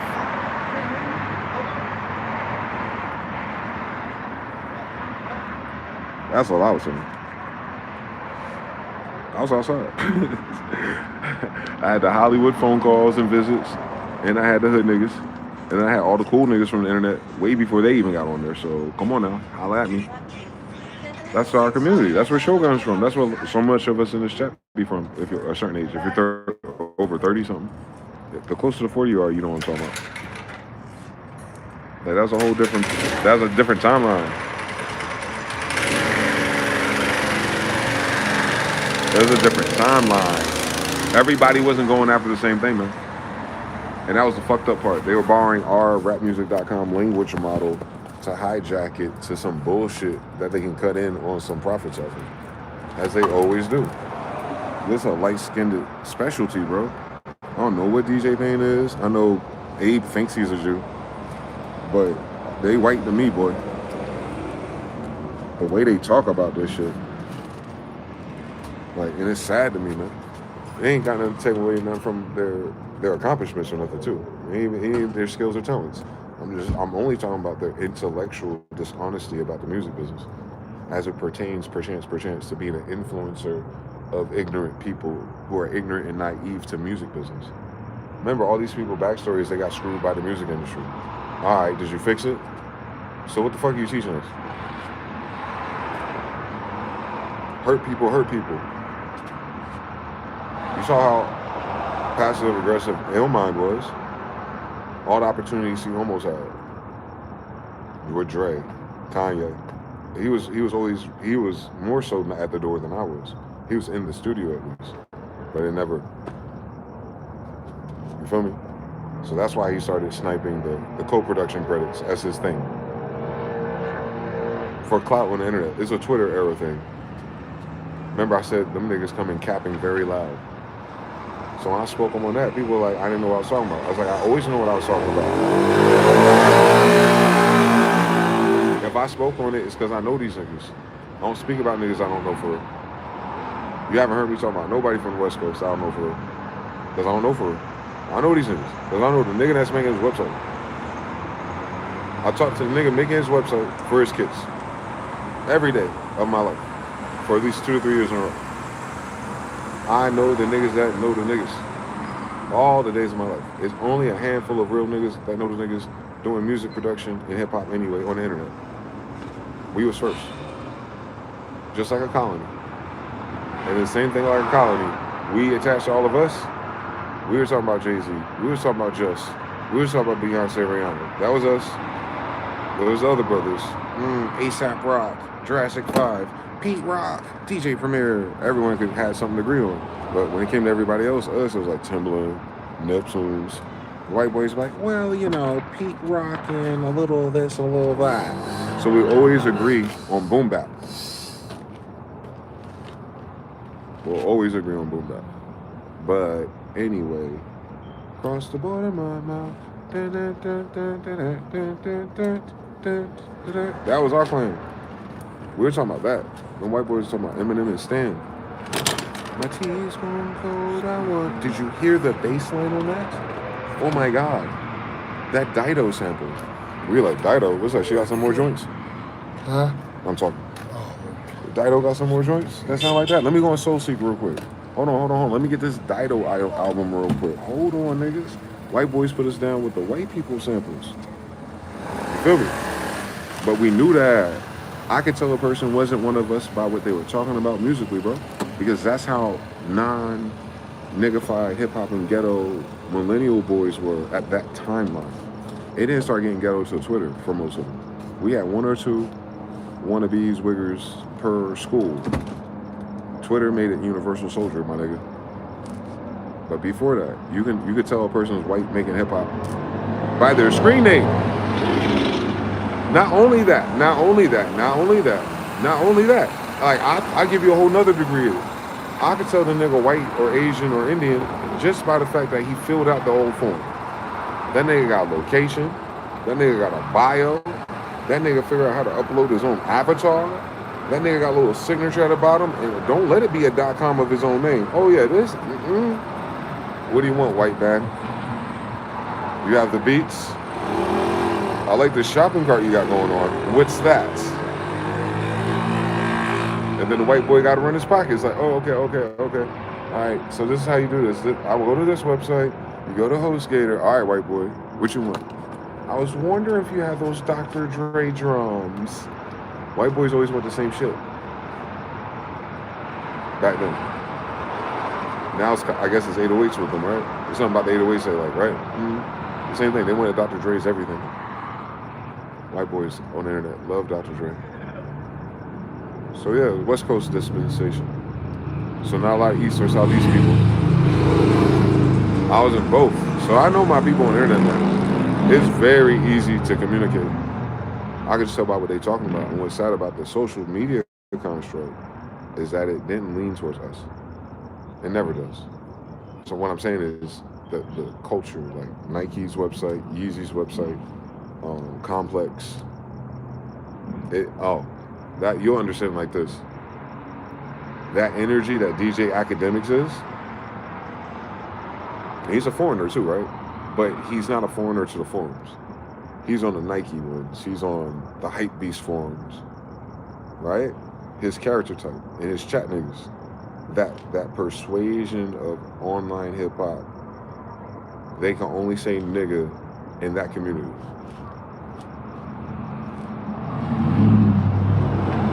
That's the easiest way for us to tell the difference. The people who only can say nigga in that community, which is not ours. Right? That's most of your Twitch streamers too, by the way. A lot of them boys ain't hard. A lot of those are foreigners. Guys not even have like a white adopted mother or some shit. Come on, Hillary Clinton. Like, stay with me. So nah, this ain't that. So I could tell you something. Complex, Academics, Abe from BeatStars. Unfortunately, DJ Payne 1 shows up to that side. Like, even F Major for a little while with the Native Instruments narrative teams. MSX Audio. They're all this threshold. We're not talking about talent. We're talking about politics, social politics, energy, niggadom. They chose middle ground. On the far side of them is the majority of the internet. We on this side. Our password is, who's your top producers? Who's your Mount Rushmore producers? You have to have the Neptunes and Timberlands in the same fucking sentence. We don't care what the order is. If they're not there, I know who the fuck you are. You're a fucking immigrant. I only say that because when we started that conversation, I know what the first drum kits are. I know what the largest cachet of instrumentals are, because that's where we got our recycled drum kits from. I know why those are the largest cachets of instrumentals. I know why the mixtape websites had the battles between them. Alchemist versus Knife Wonder, Just Blaze versus this one. I know why those were created, nigga, because I was on the forum with the DJs that created them. So if you don't have them names in your list, nigga, it's very quick. You don't fuck around act like you're the beginning of none of this shit. Now all those websites we had to wait for to create and get the Indian boy and white boy the fuck what we talking about. They are like, yo, nigga, no, we need some Neptunes, we need some Timberlands, nigga. Like, that shit took to like 2003, and then what happened? Boom, modernbeats.com, Neptunian claps, Timberlacious drums, this and that. White people, they ran that shit through some tube shit, wild and ignorant, fine-tuned, of course, but it was so bright to Fruity Loops, so that's where you get all them ugly-ass beats. Oh, you know who uses it? The Boondocks thing. Dun, dun, dun, dun, dun, dun, dun, dun. See how big and boisterous that drunk it is? That's modernbeats.com. Who else used that shit? Them club songs back then. They kind of sound like Timberland, but they're like bright. They're kind of corny, but they work for club beats. That's them. You know who that is now? The nigga that does the change it post, theloops.com. Rich from the UK. loves Timberland and Danger Hands. He's one of their first sound engineers way back then when we were on those forums. From modernbeats.com. That TuneIn claps, Timberlacious drums, Drelicious, all that shit. First time they put hardware on our nigga shit. For facts. No more MP3 cuts, no more vinyl cuts, no hiss, no noise. Nah, curated to try to be as close as they could to be to the boys. That shit happened because of me, nigga.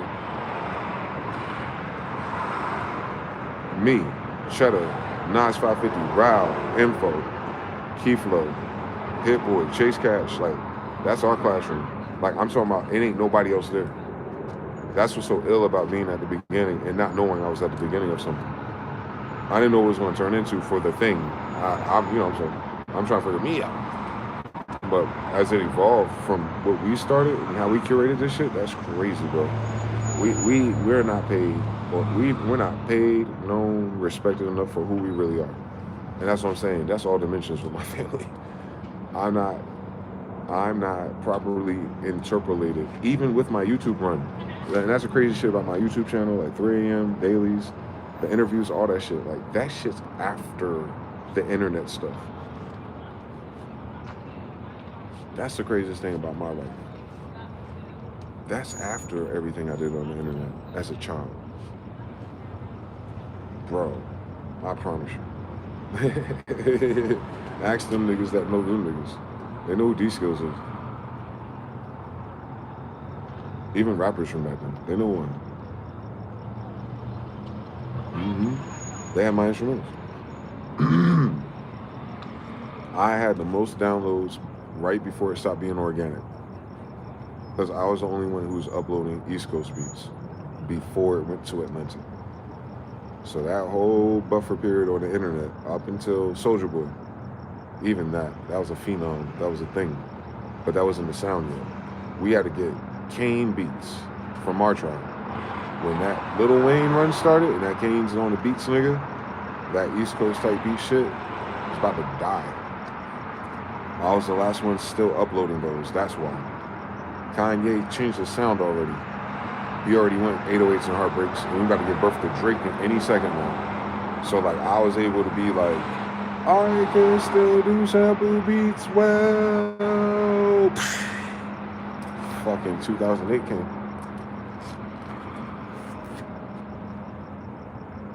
So from the beginning to 2008, Beat King, East Coast, sample beats. Anything that sound like it's Kanye related, that's me. That whole time, G. Non-contested. Most of our brothers was New Orleans bounce and club beats. The other ones was West Coast niggas.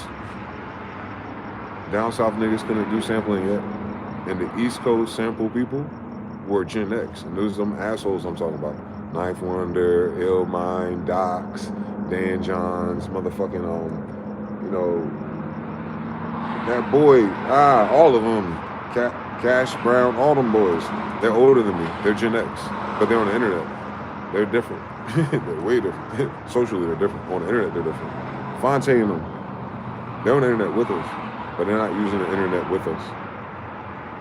They're on 3 websites. The Lawn, OK Player, and this other one. They're not like branching out into the beat making community, into the engineering stuff and the plugins and the hacks and the wares. They're in that bullshit, capping about Erykah Badu and the Roots, and in some freaky form for porn from the fat bitches.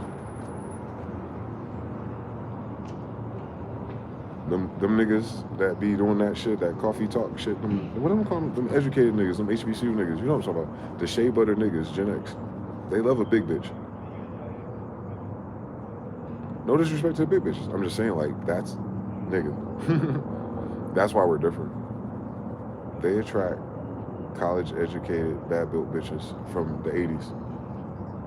They all do. No disrespect. They'd be the cute girl. The 3 of them, tops in any community. I was in all of them. And those girls get all the attention because they're thick. So with them rappers in that group, them underground backpack niggas, man, they fucking on some fat white bitches. Early 2000s. HBCUs, peaking. Niggas going into the main cities. White people. They fucking on fat white bitches, boy. That shit was crazy. I wish I was making this up. That's why I didn't fuck with them. More than anything, man. More than anything. When I went to those beat battles and I seen them people, my big brothers in person, I didn't care about nothing but the bitches they were standing around.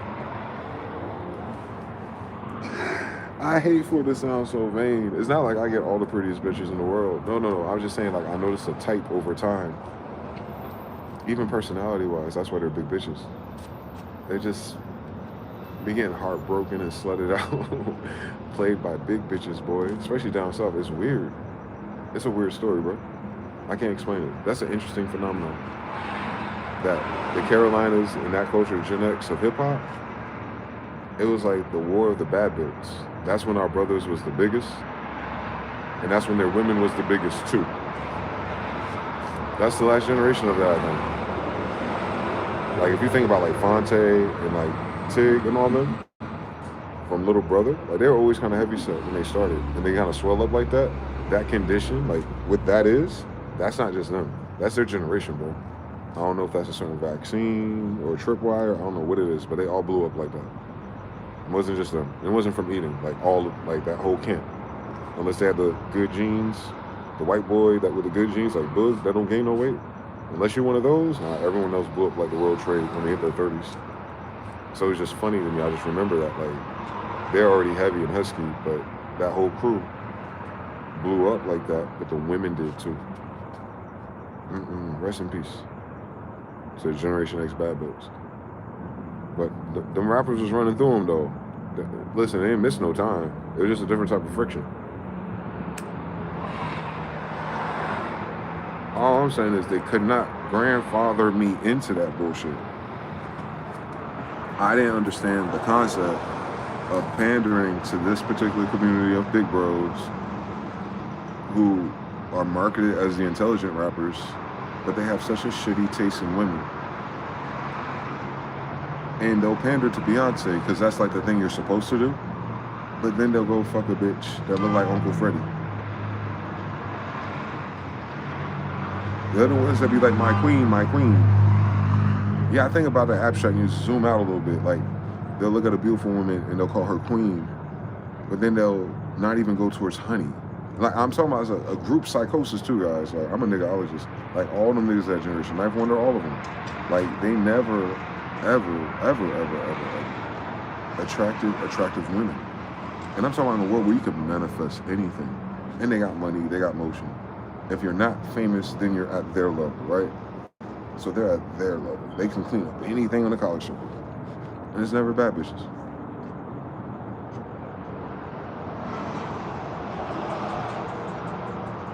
Don't let these faggots lie to you, dog. I was outside. I was younger. They weren't paying attention. I was peeping game. They attract bad built bitches. That's the only reason why I changed my sound up. That's the only reason why they beefing with me, bro. It's because I want to take my pecking order. Because my bitch is too beautiful for you and you niggas to lead me anywhere towards the promised land. Y'all fucking your man's girlfriend and shit. That underground hip hop community, shiesty ass niggas, boy. They all fucking someone's baby mother, too. That's the ill shit about it, bro. They ain't gonna tell you these stories. They ain't on the podcast talking about that yet. Because they ain't cool no more. They ain't friends no more. Act like they wasn't thick as Steve's 20 years ago. Like, that's the only story they was in. Them niggas, and they fucking with their wife. Fucking with their baby mama. This shit was disgusting to me, bro.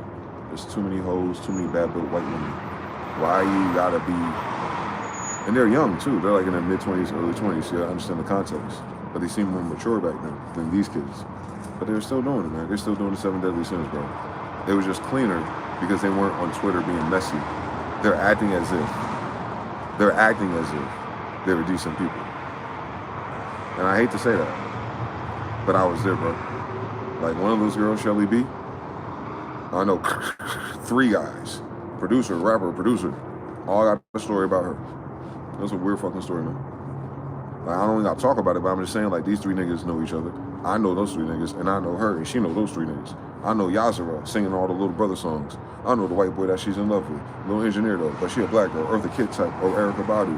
And she do all the books with the black brothers. pro-blackity black, but she's in love with a white man. I seen it in real time, nigga. But he the white boy that act black. I get everything. Engineers. I mean, shit, I was on rap music with them. But they were Gen X. So that whole wave of early 2000s, lo-fi, hip-hop, boom bap, that's Gen X.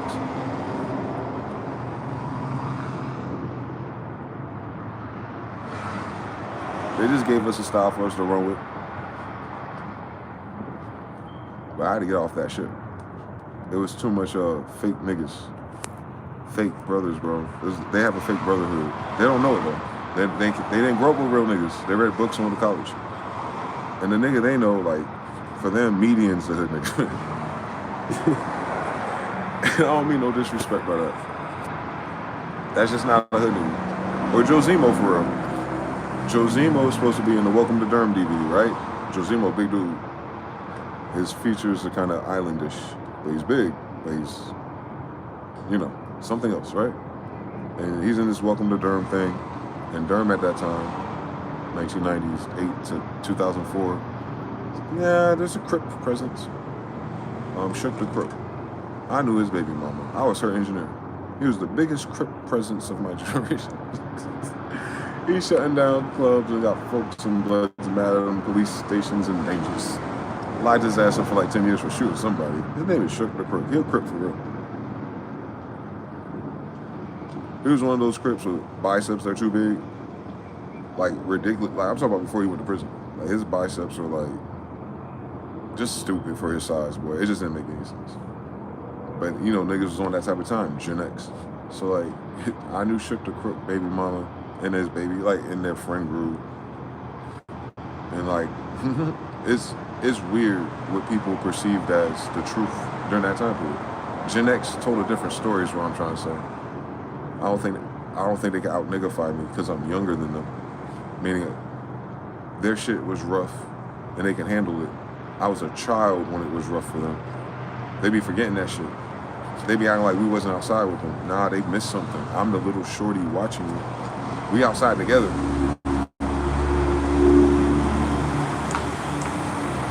I gotta walk past you every day. So much so, my life is so dangerous. I gotta be hyper aware of you. You do not have to notice me. I'm not a threat. All of you are a threat to me. I noticed you my whole life. Especially my brother, especially those in music. I had to notice them because as a kid walking home from school in the hood, I had to notice them. Going to the store, you notice them. On the bus, you notice them. Someone getting jumped, you notice them. Someone got shot, you know it's them. So all that shit we heard about in the 90s, I know it's them, Gen X. Millennials was there, but we was kids. Camden was the myrtle capital of the world. That's Gen X, baby. Boomer started it, but Gen X was the YNs of that pimp, ho, Harlem hustle culture. The YNs already happened. You just go to Camden, Philadelphia, New York City, 1985, 1995. That's Gen X's, oh my God, they're on fire. Bone Thugs and Harmony, my nigga. It's the thuggish, ruggish bone. You understand something? Like, everyone within 5 years after them niggas, boy, fucking swinging from the swings, doing double backflips on the sand, nigga. I'm talking about them niggas right there, boy. I can only do one. Like, I still can't do it. Them niggas was doing. Gen X had different cereal, different vaccines, like, and that hyper testosterone, that toxic masculinity, that's Gen X. That's why sisters have us fucked up. Bitch, I was outside. Uncle Chad was doing all the shit you talking about. Bitch, I know what you talking about. That's not me. I'm their baby. I'm the little my Uncle Chuck is taking me on the train as a baby to get bitches, models on the way to New York City, and it works like a fucking charm. Oh my God, you're a single father? He's so adorable. This is my Uncle Chuck. He looks Indian. Looking at me, they couldn't tell the difference. Anyway, the girls was on me, man. I was a wingman when I was born. As soon as my mom died, my Uncle Chuck would take me to the city sometimes, help my dad out. And he'd pick up models. He tells me that every time I see him. Like, you know, that one girl, some beautiful bitch. He was like, she was Brazilian or something, and she was in Victoria's Secret, not Victoria's Secret, but something of that stature back then. Like 1989, 1988, 1989, New York City, same time period. Yeah. Like, yeah, that time period, niggas was running through bitches for real. But that's boomers too, because Uncle Chuck's more of a boomer. But his little brother Chad is Gen X, so Chuck's a late boomer. Early, he's a cusper. Chad is X. Them two niggas, Jesus Christ. So sister, I was there. I believe it. Niggas ain't shit. Because you got the wrong generation lined up. I wish. My niggas, I could wish. We got robbed. We didn't even just get robbed of opportunities and money and just like being smart niggas and doing all the cool shit on the internet. We got robbed of bitches, man. Hold on, I need a moment of silence. I'm pissed. Hold on, stop. That's that Brandy Monica generation too they had. I'm not okay with that. I'm not okay with that. They squandered it. They squandered it. And they didn't even have enough kids with them. Goofy as fuck. My Uncle Chuck had one daughter that we know about. He got one daughter that he know about. You know what I'm saying? But that's crazy. There's no reason why Uncle Chuck shouldn't have like 10 kids. Fuck how many baby mamas it is. Him, doesn't make sense he only had one girl. That's the stupidest, dumbest, selfish shit I've ever witnessed in my life. My Uncle Chuck was selfish, bro. He was afraid of being a father.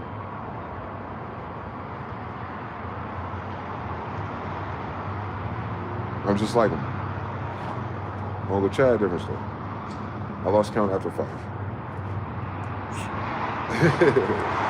He came and he went.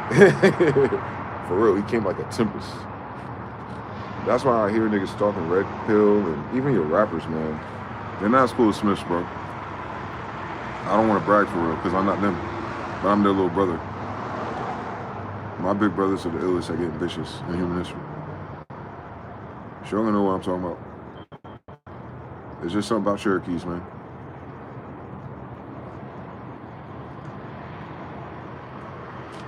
We don't have that same story.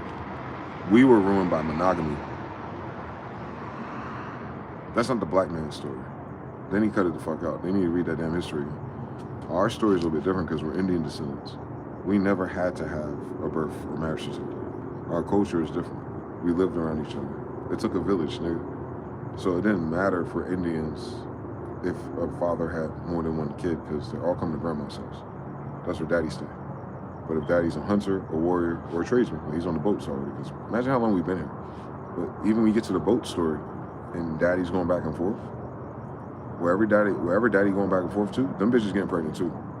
There is no world in which that doesn't make sense. That's the whole point of why people are here in this side of the world planting it. So I'm saying is the tone of your society is we're here for one reason, one only, to start a family or a fuck fest. Mind you, Indians are here already doing that. 400 to 500 year head start, by the way, since Tartary. So there's never a time in the black man's story of the Indian grandmother tree of the East Coast and Southeast, pre-migration and mean white people, I mean. We never had a problem in recent human history with women. Ever. That's a weird flex for my pedigree, though. I don't appreciate it because my picks are crazy, bro, because I got some other weird shit and traumas going on. I gotta work on my magnet, right? But that's not the story I hear in Red Pill. That's not what I see the white boys lamenting about. Like, the bitches, wait a minute.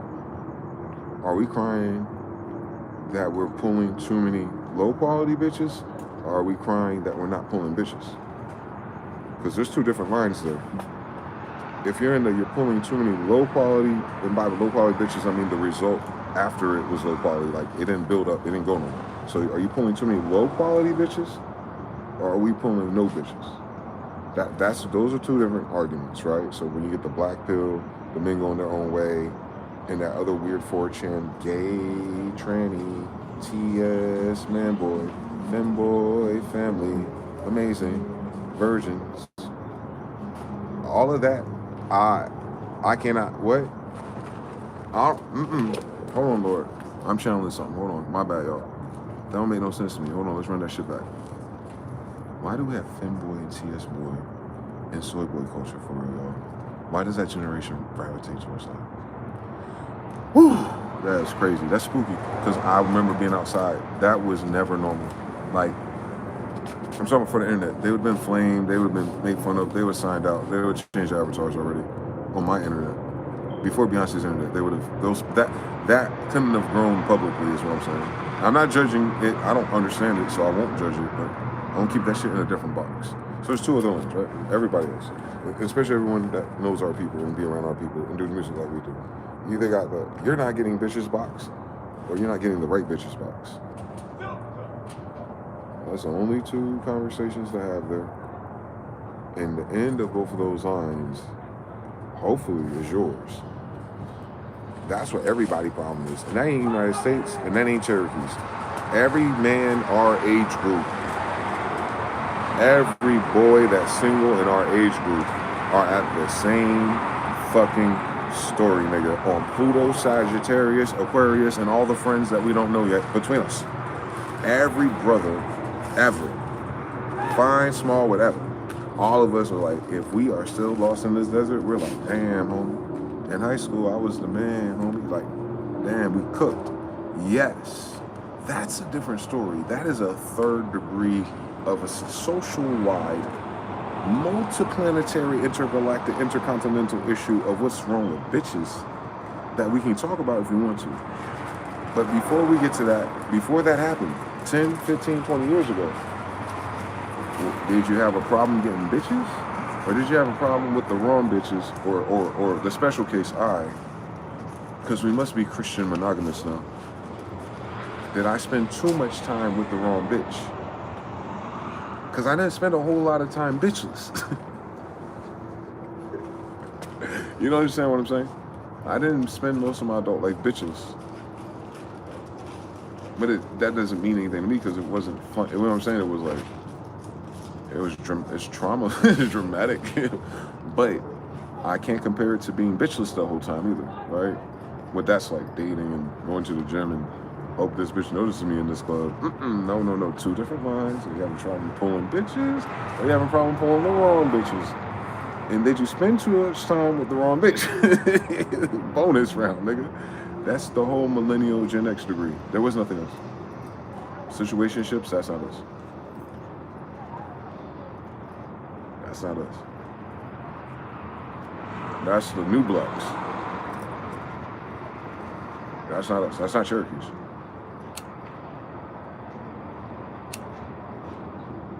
That's not Indian culture.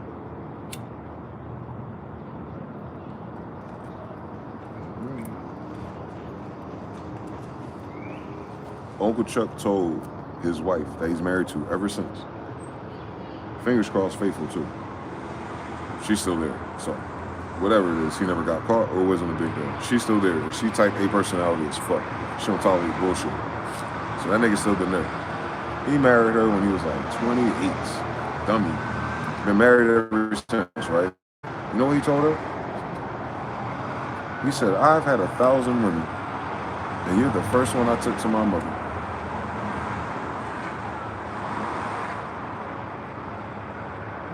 Took her to see my grandma Ann. Met her in like September. Took her to see grandma Ann. They were married by December. Uncle Chuck found love at first sight and been with her ever since. After sleeping with over 1,000 women. I just wanted you to think about Pokemon and pulling cards, trying to pull a Charizard, trying to pull a love, trying to pull a happy ending. Now, mind you, this is the crazy thing about his story. That's why I say he's so selfish. Because at that same time, he like fell in love with her. Because he was on the train going to New York or Philly, saw her, she grabbed her purse because a lot of guys was around, so he kind of like swooped in and was like, oh, you ain't got to worry about that. I'll knock these niggas out. Because he would. And that toxic pretty boy shit, her dumb ass, right? He didn't know the last bitch, Miss Number 1,000, got pregnant. So he's well into marriage, and then find out Miss the other day kept the baby. That's the daughter that I know. And yeah, man, crazy.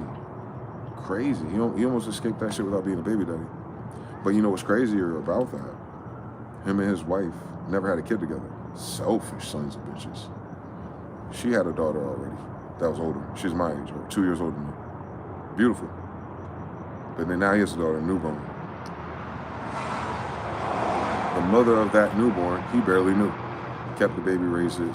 He did what he did financially. She still, now she comes down to visit us.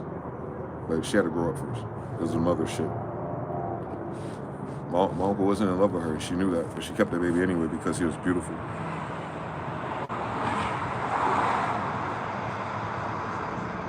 Yeah. Uncle Chad too. That Chinese Jamaican trapped him. She was 30, he was 18. Because he was beautiful. Yeah. When he said 1,000 bitches, I was like, he's selling himself short. Because he took me on the train to meet something. I was 3 years old. They were really models, y'all. They were beautiful. He didn't marry none of them. They don't know how the type of girls he attract that are beautiful, 8s and above. You know, they're not serious anyway. They're young. It's this dumb shit that their little sisters and their daughters are doing. It's not fun. They don't win.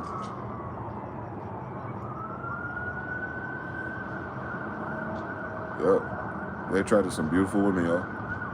So that's why, like, when I seen that shit, I was like, y'all niggas. My uncle rap a little bit. He do some other shit a lot of bit. But the bitches are the same. Y'all niggas do this shit for real. Serious. Lyrics, cadences, the best. Top 10 list. This these niggas. Spotify list, these niggas. I'm listening to these niggas. They're the Grammy board of whack shit. Oh my God, I should tell the truth one day. But anyway, the wackest shit about it is the company they keep, the women that they attract, and the fact that they snake each other for sixes. They snake each other for sixes. I could see it was like Aunt Tammy. Niggas ain't got a chance in Hades on her. She the whole ass person that let it happen. But on a normal day on a Sunday at an open mic, you ain't pulling no baddies out here. You ain't even got no Bulbasaurs. This is crazy. You ain't even got the starting 3, bro. You feel me? You got the bad built white girls. You got the honors class sisters. And maybe you get lucky, you get the Shea Butter baby. They're just coming out. Erykah Badu, Mark IIs. Just a few. And then you got the fucking, the regular college white for drinking beers and stuff with the white boys, kind of down and shit. They still wearing polos though.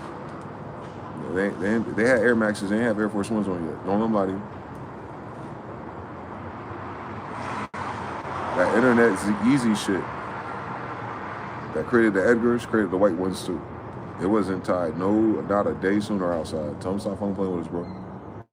That social media shit a drug. You be acting like that scene with 50 California people is everywhere else, and it's not. And it's not. No, it wasn't. Hell no, it wasn't. I was up and down the block. New Jersey and North Carolina every fucking year for 20 years in a row. And every fucking thing in between it. Niggavilles, music, rapping, recording, performing my damn self. Niggas is cap. I saw that shit on the internet. I'm doing it. I'm on the internet. Niggas like, come on, nigga wasn't, nigga. No, y'all wasn't, nigga. That beat battle on DC smelled crazy. Y'all, man, y'all didn't have any smell good, and y'all didn't have no bad bitches. Shut up. Them the niggas that won't go natural, vegan, deodorant ass niggas. Childish Gambino ass niggas. You know who I'm talking about. Y'all know who I'm talking about. Kanye used them to step up, to perform, to be a rapper. Kanye used them to platform. And you seen it. And that's why they're more Kanye fans than they are Jay-Z. That's how I already know them niggas retarded. If you liked, back then, Kanye as a rapper better than Jay-Z, I was like, oh Lord, we lost everybody. We lost everybody. I didn't say beats. I didn't say production. I said rapping. You like Kanye's rapping and lyrics better than Jay-Z at that time, my captain? That's only an internet bad take. And that's my point. Our culture on the internet is the cute and clamorous bad takes that the consensus agreed upon because they had a narrative to support it for no fucking reason besides being a contrarian. Shout out 333s. Tribal admin to watch the replay. All right, good alert. Shout out to you, brother. Have fun. Acting holier than thou. You hate to see it all the time. I don't need present 3. About to pass out. Catch you out. Oh, I'm about to go on 9 o'clock too then. Only got 13 minutes up. I'm doing a little late, but the white dude's filling out their bio in full. It's hilarious. Of course. They know how to read. I mean, that's the T right there. Our neighborhoods never had the highest reading comprehension in school, so imagine getting on the internet. There's a lot of shorthands, there's a lot of, you know, incomplete thoughts and sentences, but we get it. We get it. They didn't type as fast, they didn't post as much. Well, white boys in there with 2 hands. You could tell. The phone and T9 is the only thing that made that gap close. But you could tell when you type into a girl. I can tell when I'm typing to a girl. Like, what her frequency is. Or how fast she responds and how big the response is, depending on what we're talking about. You do that with boys too. So yeah, it's just, I'm grateful that I'm in between the bullshits. The niggas capping about outside, and then the niggas capping about the internet.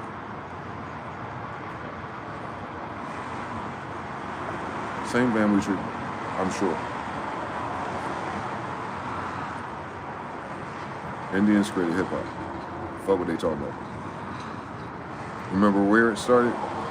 You remember who was there? That's what created hip hop, man. Stop fucking playing with us. Yeah. That Wale culture took over. Makes sense. They're first generation. Gen X.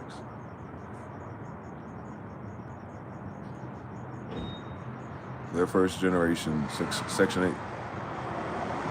Gen X. I think so. I think that's correct. They're the first generation of Section 8 reproduction. Gen X. Had to be right. Section 8 started after the 60s, after Martin Luther King, after Black Panthers, right? Yeah. So if you had a kid in the 70s, or you got pregnant in the 70s, your kid would have been born Gen X. Yeah. The Gen X babies of hip hop. The second generation, the reason why they're so different and didn't pick the same heroes is because they're different tribes of people. All in DC, all in Philly, all in certain parts of Jersey. They're smaller groups where they are, but I guess on the internet, they're louder. And I don't want to say it like this, but I can tell you why. Why Wale would be on Twitter longer than, for instance, my Uncle Chad, never on the internet. Never. He used to pain me. His life is too cool and everything for him not to have those pictures with those people. And he doesn't. He didn't start doing Instagram until he started doing his TV show for YouTube. But then he died. He died as soon as he started, you know what I'm saying? But he would have killed telling his stories on TikTok or something. But anyway, them niggas, remember he rapping and doing everything up and down, left and right, across the country, doing all kind of wild shit too. Just like they talk about in their rap about. He's one of the people that do it. He's riding bikes with Aaliyah. He's not dreaming that he met a girl like that or had a wet dream in high school. No. Uncle Chad is with Aaliyah. Introduced her to Reggie Burrell. And mocking that know the man, not the man that know the man. Like, them niggas. Plus, my uncle, Pogue, is his brother. Wendy is his sister, half-sister. So Pogue is his brother-in-law. He grandfathered in from Jersey to Cali to Atlanta. Chad can go wherever Neil goes. On his own type of shit, though. Not for the music industry.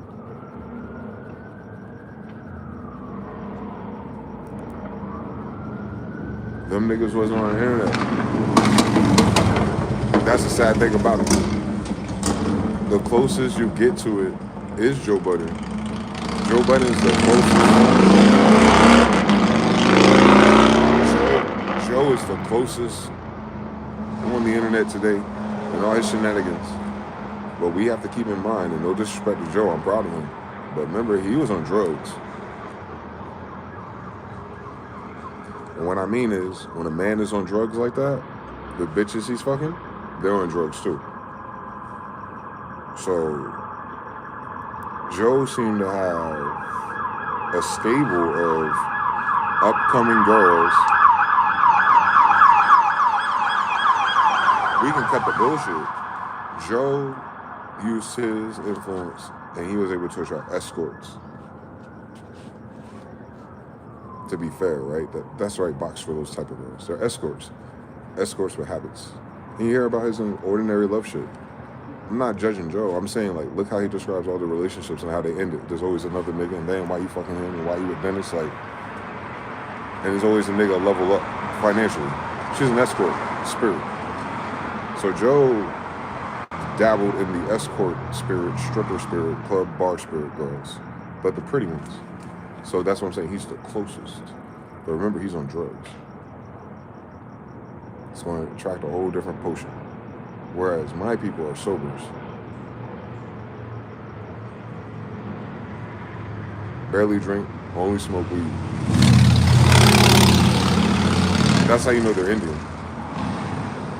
Other black people love drinking more than weed. Our people, if they drink beer or hang out with that age group, they'll drink, but they'll have weed. They'll wake up to weed. Other people drink beer all day. Mexicans drink beer all day. Indians don't do that. Unless they're a war generation and they're drinking whiskey, and it's like that's more of a sorrow thing. That's not because it's lit. Indians getting bitches smoke weed. There it is. I don't want to complete this. The Indians, Gen X, they got bitches smoke weed. That's it. And that's why white people ban weed. Because what happened? Those type of Indians, weed and their women. The women under weed are different.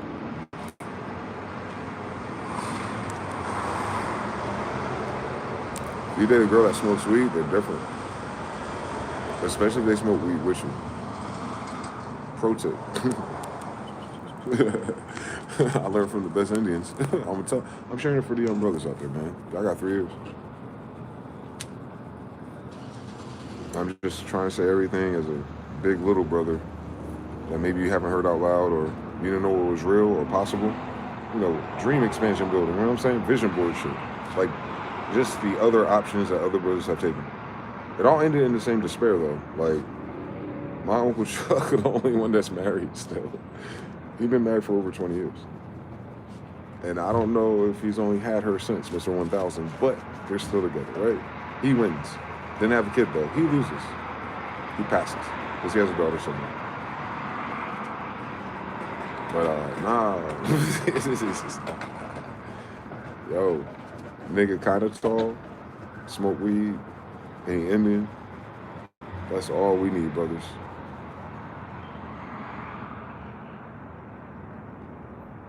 Everybody else trying to climb the ladder. And if these men that are disappointed in Red Pill, young men, are honest, it's because they thought that performing well in this cap-ass society entitled them to vagina. And that's what the women are talking about. And they're both talking about it without saying that out loud. Let me say it out loud. The men feel like they're entitled to vagina because they accomplished the things that women said they wanted.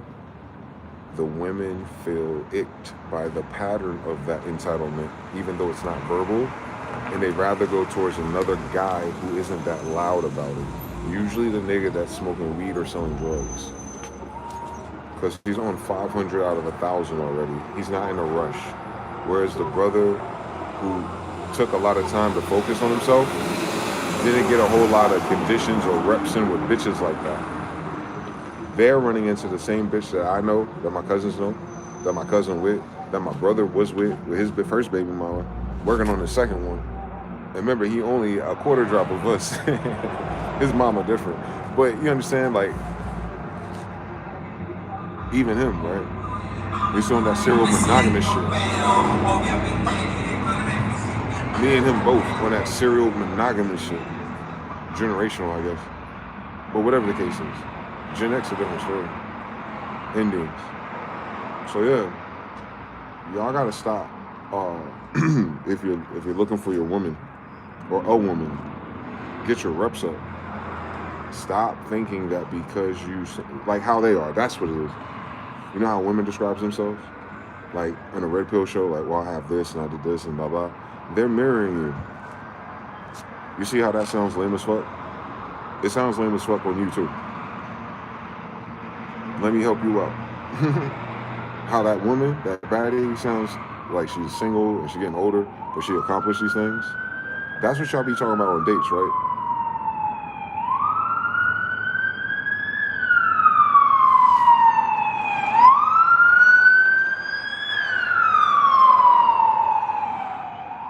That's lame as fuck. Cut it out. It's so lame as fuck that because of them, they ran that shit into the ground, mirroring niggas. And they were mirroring men who position themselves as high value. So the women mirrored with the word, you know what I'm saying? It wasn't really high value men they were talking to if they're dating them.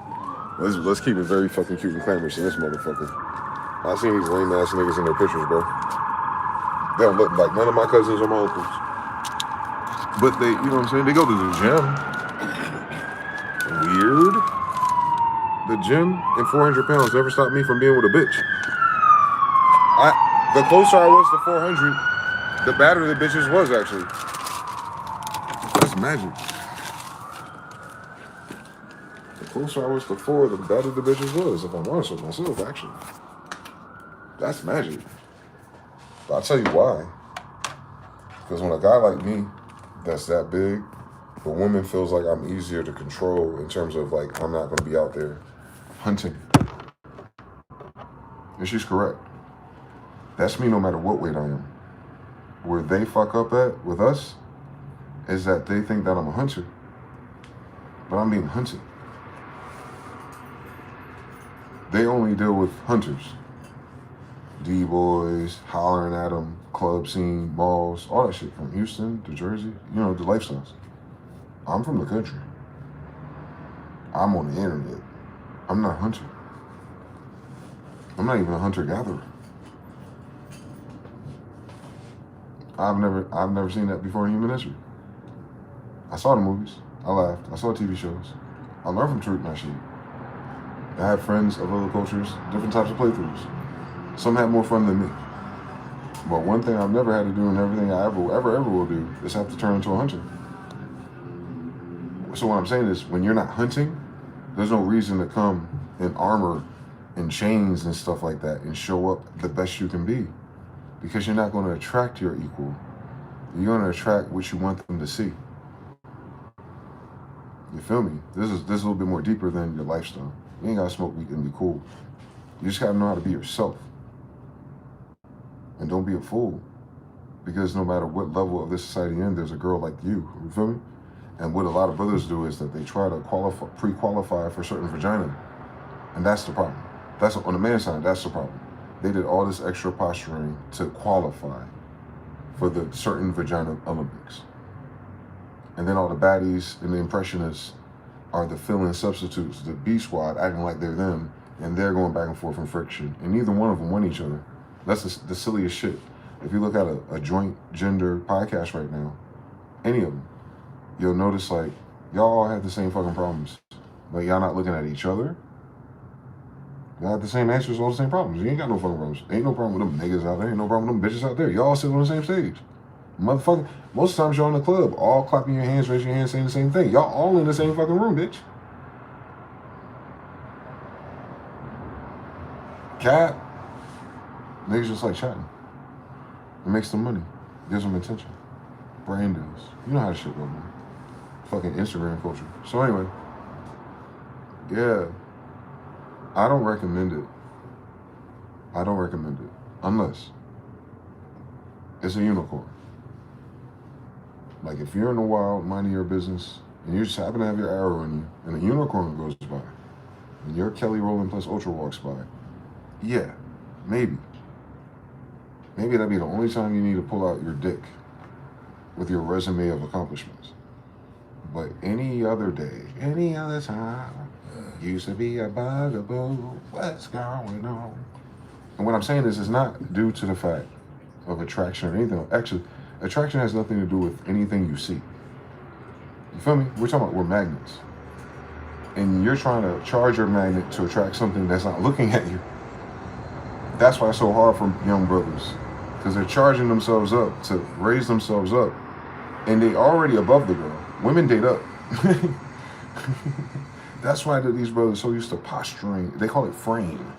The white boys teach that shit, that rolling ass niggas, like these goofy niggas.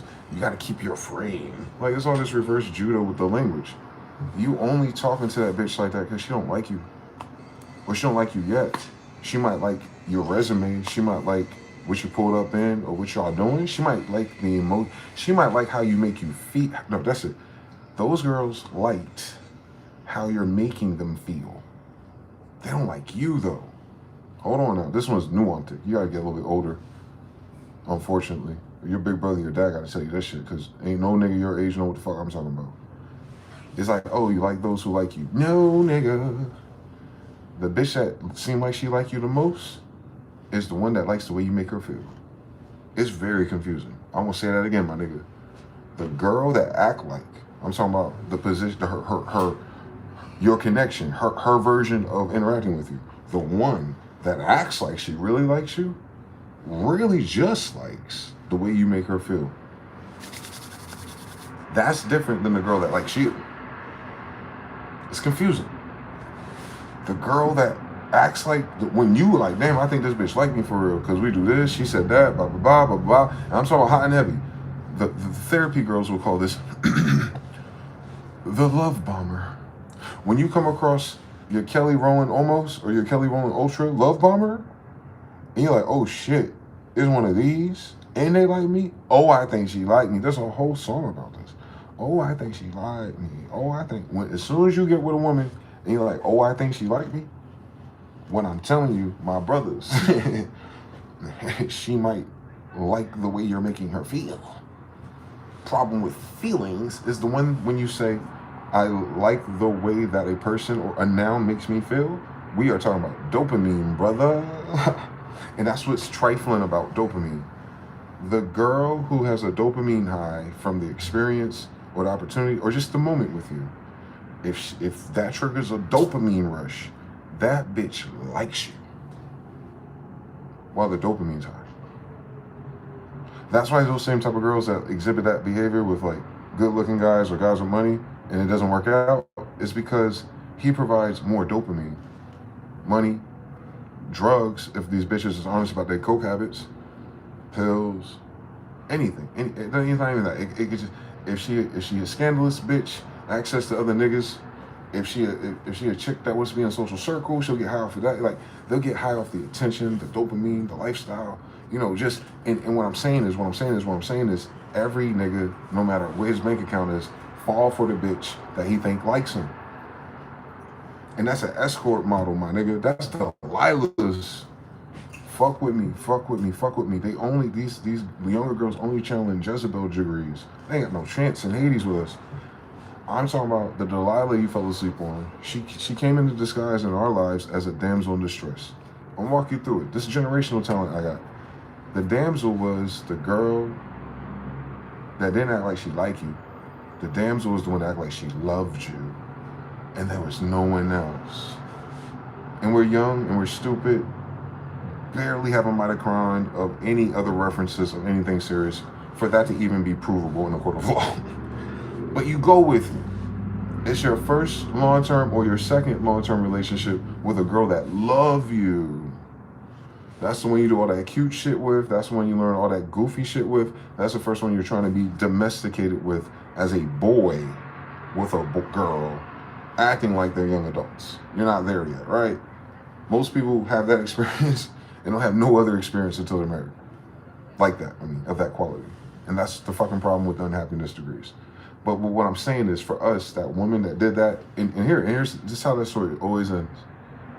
She always has some type of thing that happens, and I know it now. It's like when they run out of this dopamine story and they start to want something, whether it's a ring, a baby, the house, or a car, and mind you, they're neurotic. The damsel's neurotic. She just wakes up one day after we just celebrated our 2-year anniversary 2 weeks ago, and she's thinking about, you know what we should do?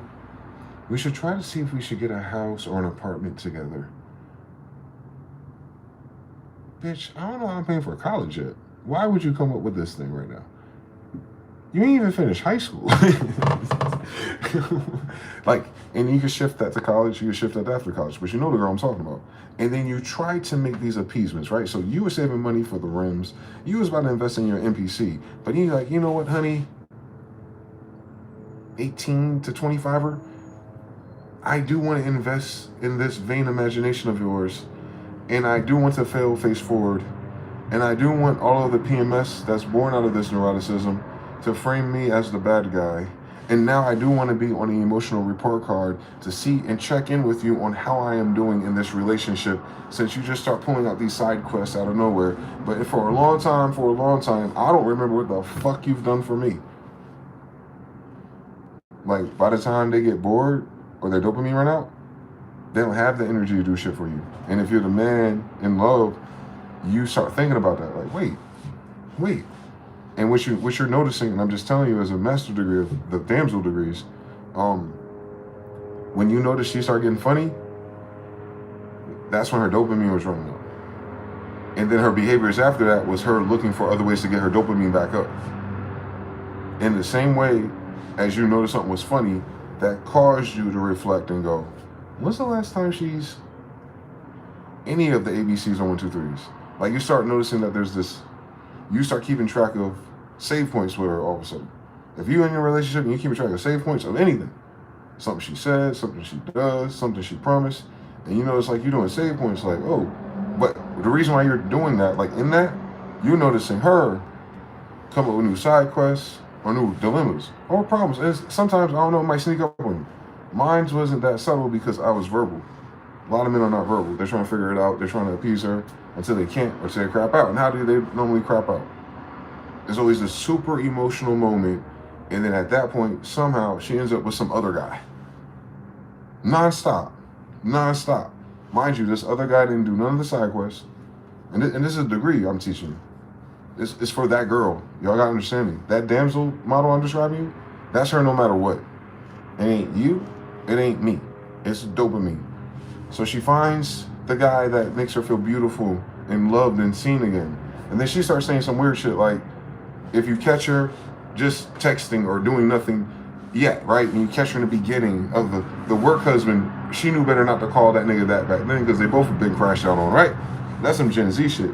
Or the late millennial goofy bitches. I wish, but imagine if, like, that whole time period, what they were doing is that they were kind of casting spells. Like, they were emulating the TV shows they fell in love with in those movies, and that was perfect for their time period. But they couldn't do that shit. They're not white women. They don't have a Jewish screenwriter. They don't live in fucking California. So they're creating this pattern of neuroticism based on a bitch that got motion. Nigga, we both in high school. That's Gen X, by the way, sis. Can we wait? Can we get in line? The real world about to come back out. Come on, fuck with me. None of them niggas done it yet. What I look like? On $15 an hour. You think I'm gonna do a backflip and land that shit? All of a sudden, you gotta start looking at military options, your education. All of a sudden, you growing into this cherry tree, and she's your stimulant. Now, check this out. That's the evil that God used for good. All those degrees she forced you to too early that didn't work out was for you. Let's get that out of the way. See, Robert Greene Mastery, read it, fuck with it. You would have had to did that shit anyway. But the asshole thing is with the damsel is that you felt like you went that hard because you did it for her and you wanted the benefit of being with her still. Because you ain't changed nothing. That's the damsel, bro. That's the spirit. If you didn't change nothing and all you did was kept going on the mini quests and trying your best, and mind you, this is your first time in a relationship with anyone besides your mother. So it's like, you understand, I don't even understand in their brain where they felt like anyone would slam dunk that shit before 30, let alone 50, right? Like the way the old men tell you. So with no kids or nothing, right? These are them bitches. We got other brothers who got girls like that pregnant, but they're still usually different. He trying to get away from the bitch and she won't let him go. I don't know that version of reality. I ain't got no kids. But the young brothers looking for a woman still single in 2030, what I'm telling you, his is you gotta quickly identify the damsel. She don't waste your fucking time until she finds another handsome. Because the next guy cannot come in with the same dopamine. He has to have a bigger offer. That's a monkey branch. Women only date up. But they're not talking about the sheet paper, that lame shit. They're talking about dopamine. The amount of dopamine he has can speak to those degrees, but other men have other stats that can still have those same degrees that she would jump to. It's dopamine. It's candy. It's sugar. All degrees, all understandings. Damsels fall for sugar. Damsels are the stupid bitch that walk into the van because you have candy. That's how you explain that relationship. A lot of girls start as damsels and evolve into something else, depending on their self-awareness or narcissism. But most women of our generations have been damsels. Groomed to damsel. It's very Jewish. Doomed and groomed to be a damseler. And what happens is, they damsel so fucking much, they forgot that they became a whore. And because they equate whore to a woman that sleeps for no reason or for fun or for pleasure, they say, I'm not that. Since they equate a hoe and a prostitute to money exchange, they go, I'm not that. But she forgot that her dopamine has a currency exchange. And she's make more money than the girl or her best friend who she thinks a hoe is, who sleeps with this kid named James once a weekend.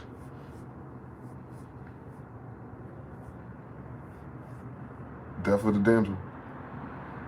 It was good, Delilah. You had us in the first half, bitch. Game over. 100 monkeys. That's what that was. That's what you experienced. You experienced what Samson experienced. Degree was. That's Samson. That was his issue. He had all the provisions. He was the man. He was the Boaz that every girl wanted. He was minimum requirements and beyond it. And he still couldn't make the bitch happy. And she still stabbed him in the back. She blinded him on some angel shit. You know what I'm saying? Fucked his shit up, and he had to go knock the damn temples down. Power's in my hair, nigga. Psych. She just wanted his power, his source, where he gets his glow from. That's them bitches. They want the status. Oh, this guy's in love with me. Oh, he engaged me. They don't give a fuck about you, nigga. They give a fuck about being able to say that lame ass shit like I graduated and I got a degree. That's the damsel degree. That when you see how they treated us, that's how they treat everything. They're the damsel in school. They're the damsel nurse. They're the damsel anything. They're just damsels. They think it's cute. I call it clamorous. That's them. That's not every woman. To God be the glory. Now what I'm saying is, on some Indian shit, those ain't the bitches you fuck with. Damsels don't like to smoke weed, bro. I can't trust them. Now there's damsels with weed now, but if they're single at my age, no, that don't exist no more. That don't exist. No, sis. It's a chameleon. Watch out. Yeah, damsels fucked the game up. The damsel fucked the game up. The damsel killed chivalry because she never had any intentions of staying with that nigga. She had intentions. She's the Sim City player, yo. She played Sim City with the first guy that give a fuck and care about her, and then she goes, I want to start a new save file. And the damsel's also the one that likes to, because I don't play that shit. I don't chase. So once I say goodbye to them in person, and my heart's already broken in that 3 minutes, I'm never gonna talk to them again. Other brothers have different playthroughs because they reach out or, minimal contact or, try to win her back over. I'm like, fuck that bitch. Fuck that hoe. Now I just gotta make some beats or something. Plus my dad got locked up. I ain't got time to worry about this bitch. So that kind of augmented my reality a little bit. But yeah, it's the damsel that did that. That's what she is. She's Delilah. Especially if you're competent or gifted or have light in you, you're just in the emotional degree of Samson. So you have to read through that and then make the connections in yourself. That's kind of like that, and then you'll see why you attract Delilahs, or more so as an older person, as you get closer to 30 and over, you have to break that pattern for yourself, or you're always going to look for the girl that loved you. And I'm trying to tell you is, Delilah didn't know what love was. She just loved the way you made her feel. Don't forget that, gentlemen.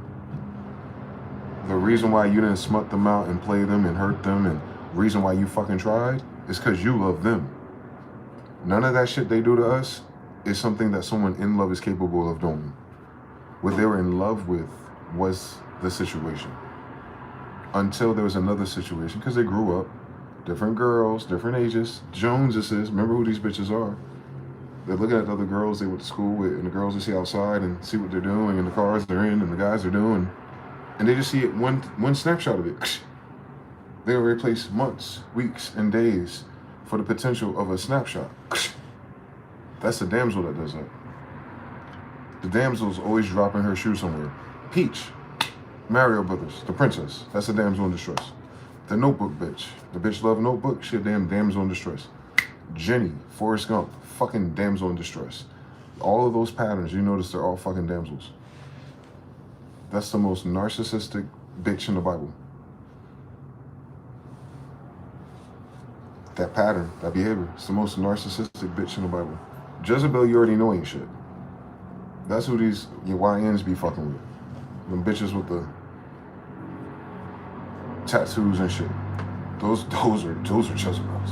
You know they are. Krishan and shit. Krishan started as a damsel, ended up in a freak-off party with Mr. You-know-who, and then turned into Delilah. Cardi B, obviously a Jezebel spirit, but when it comes to Offset, she was a Delilah. Oh, I love him. No, she loves the idea that she was paired. Fuck these other bitches. She loved the fact that he was a writer, had motion, beats. She loved the fact that she could do these award shows. She loved the fact that they could swag her out. She loved the fact that they were talked about on social media. She loves the fact that kids and culture, she loved it. She loved the fact. She loved the fact. She loved how that shit made her feel. This is a bitch that brought fake teeth, put shit in her ass, and was okay with selling asshole and robbing niggas. You gotta remember what her degrees are. So she never loved Offset. So she would never be surprised that Offset wasn't in love with her, because Offset was getting bitches without her. She needed Offset to play that role long enough for it to matter. Dopamine. When the dopamine, whether it was attention, numbers, paychecks, royalties, opportunities, or the fact that he was getting too messy, and it wasn't him, it was the other bitches getting messy. Because they try to outdo Cardi B for Nicki.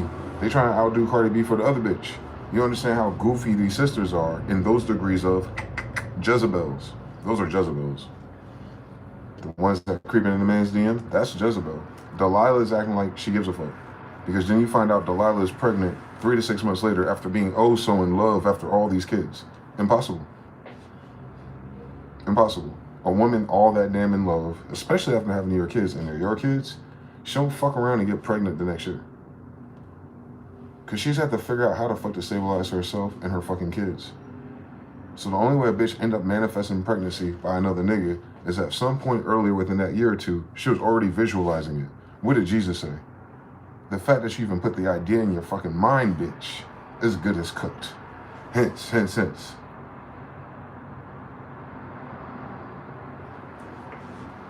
You have to keep in mind when they're not saved, when they're not chosen, when they're not tapped in, when they're not on it.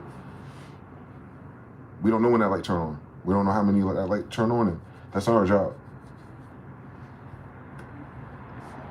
You'll notice if you're serious about the Bible way, then you're looking for that Proverbs 31:13 degrees. And as many as those that you can see and match to your eyes, to their behaviors. Everything else is folly. But if you're a man of certain, you're just trying to figure it out for yourself, stay away. Stay away from Delilahs, bro. Not because they're inherently evil. It's telling you the way they think about value. They value the moment, not the people. You need someone who can do both. It's not one or the other. They make it one or another. That's very rigid. You have to value those moments, and you have to value those people, because without those people, you don't have that moment. They go, oh, no, I had a great moment. Thank you. But I think another guy can afford this moment and treat me like a princess too. They care about the picture. That's Delilah. That's how you know the difference. Jezebel, I don't know why we have to describe her. Jezebel gonna be dibbling, dabbling. Jezebel gonna have a weird track record. Jezebel like to party. Jezebel around all the niggas. Jezebel, messy bitch. Outwardly, like you're not surprised. It's Delilah that's doing your hair and like, you know, putting the shit on your nose and like, oh my God, we're so in love. I can't wait to go to that one place that I really want to go, and then like have this perfect PMS headache time thing where I'm not feeling good until I have some coffee, and then like the whole fucking vacation, you're like, oh my God, what's wrong with this neurotic bitch? She can sit down for 4 hours when Lovecraft is on. We out here in the sticks, and she can't fucking sit down. You're dealing with that can't sit down neuroticism. That's dopamine. It's like watching a crackhead or an alcoholic. That's where they go, caffeine, eat, like, and now you gotta convert that to their attention disorder with men in attention. Dopamine from sex, but not because they like the sex, because they receive some type of they're neurotic, bro. I'm not a woman, so I can't imagine what they interpolate that as, but they act as if the sex isn't that important. But the sex is the only thing ruining their marriages and relationships. That's the crazy thing about the bitch. That's how you know she's Delilah. Delilah would be like 30 days, 3 dates, all that stupid shit. Most of the pandemic red pill bitches that dressed up nice. Not the ratchet ones, the other ones, Delilahs. They know everything, they got everything together. They're such a high target, they're such a high price, and they want love of the real man. Yeah, that's Delilah, brother. The one showing their ass on Instagram and they face turned around like that, that's Jezebel. Delilah looked decent. She sounded like she went to school. She sounded like she love a nigga. She always has that story, I know so many good dudes. Damn, Delilah, bitch. As soon as they say that, as soon as they say they attract good dudes, and that's what Kevin Samuels was showing you. When he's talking to the mature women that weren't melting down, Jezebels, but the ones that try to go back and forth with the logic, those are the Delilahs. I just figured that as if, by the time I finished getting my degree, that I would just find a man who just seemed to value and the integrity in a woman with higher mileage, demands, and bitter experiences, who no longer tolerate nigga shit. Yeah, why the fuck would you want that bitch? You old. Delilah forgot. Delilah forgot something. Sugar is a finite resource. So is dopamine.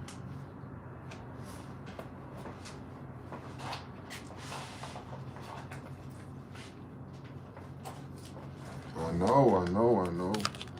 I was outside, man. They got all of it. Delilah got all of this. Jezebel, she was the one that want to call the police and start shit. She's the one that like the flying monkey story. I just can't, When a girl start, Jezebel. Delilah is the one that does the tearjerker, the fake crying, and the emotional gaslighting. Jezebel is the one that does the toxic, emasculating sign language. You ain't shit. As soon as you start cursing out like she a boy, Jezebel. But as soon as Delilah pulls your card about your manhood and responsibility in terms of men and women, Delilah. I'm telling you that. The reason why I'm telling you this, to any brother who hasn't experienced that yet, like clearly, the woman that likes you don't ever have those conversations.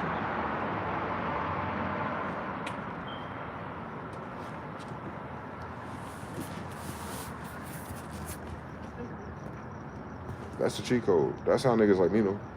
I've met girls that we don't have none of that conversation. I know girls in situations where no matter how short the duration was, that duration of 6 weeks or whatever it was a better relationship than a one that was 6 months with a Delilah. The 6 weeks is kind of like, damn it. It's just, time, space, opportunities. Or the bitch starts listening to social media. But while she was with you, and that's the thing, all of them leave until it's yours, the one.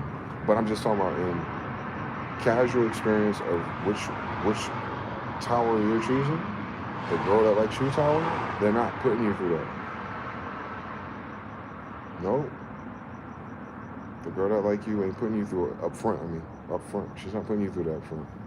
The moment she gets something else or her dopamine meters need something else, she'll just ghost you. And then a lot of guys get butthurt about that. That's because of Tinder culture. But the ghosting thing is no harm, no foul. Because if it's Delilah, she's going to be with another guy that same day, but still checking in on you to making sure that you're still attached. Jezebel will still be like stalking you and talking shit about you, and you're like, please just move on. So it's that other bitch. Jezebel, Delilah. Not a girl that likes you, she might just disappear on you.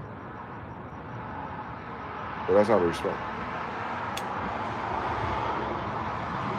But if you experience the front end of that enough, you'll notice a theme emerge.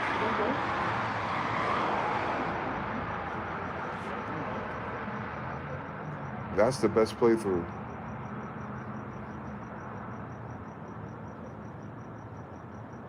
We too old for Delilah's, gentlemen.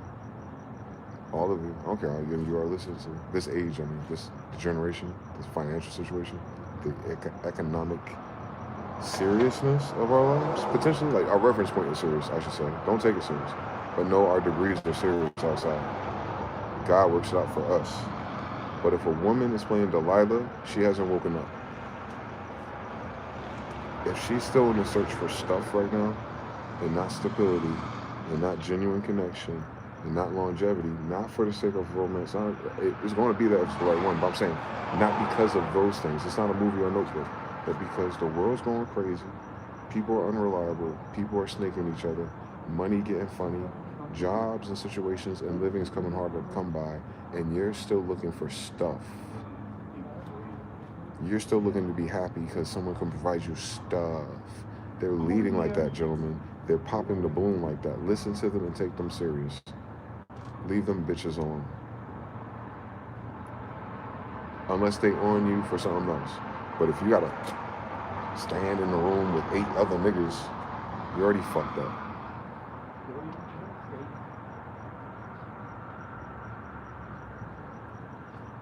I don't want a bitch that had to evaluate nobody else. The fuck we talking about? That's why Tinder sucks for us. Because she matched with all these other niggas. You can't like me enough. That's never gonna go nowhere unless you get luck.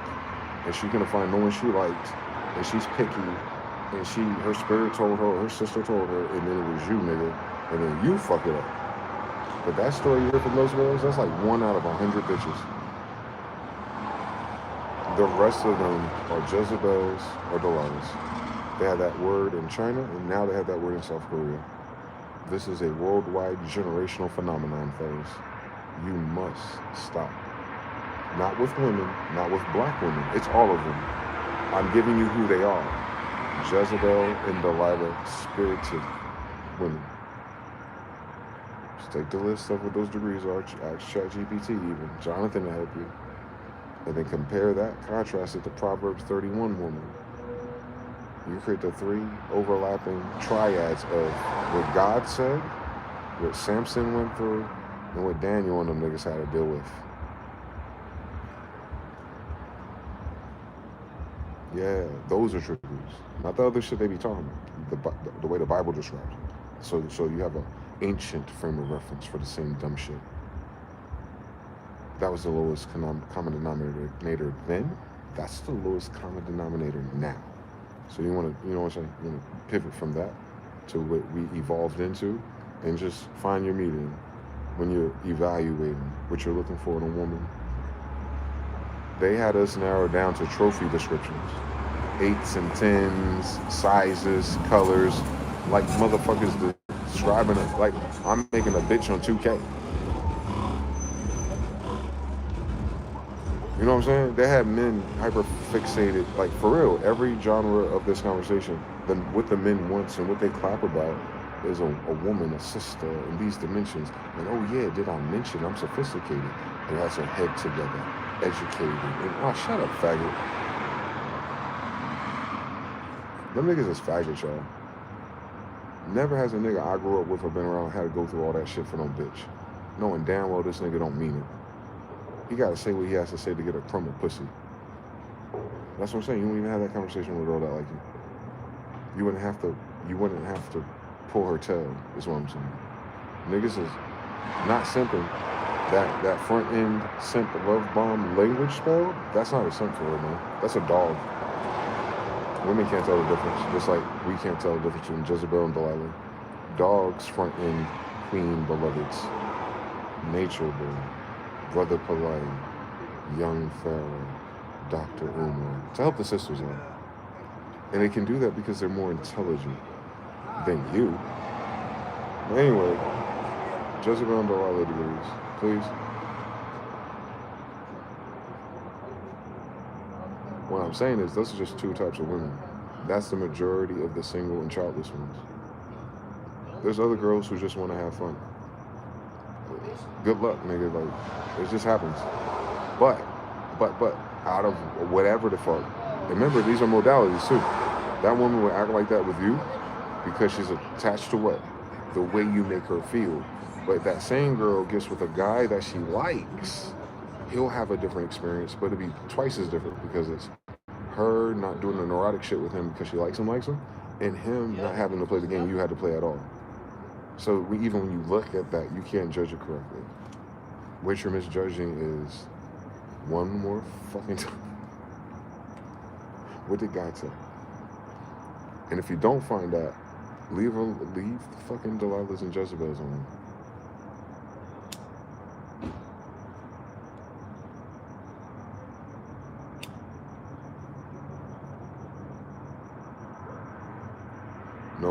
Listen, no Delilah our age has ever been single since high school.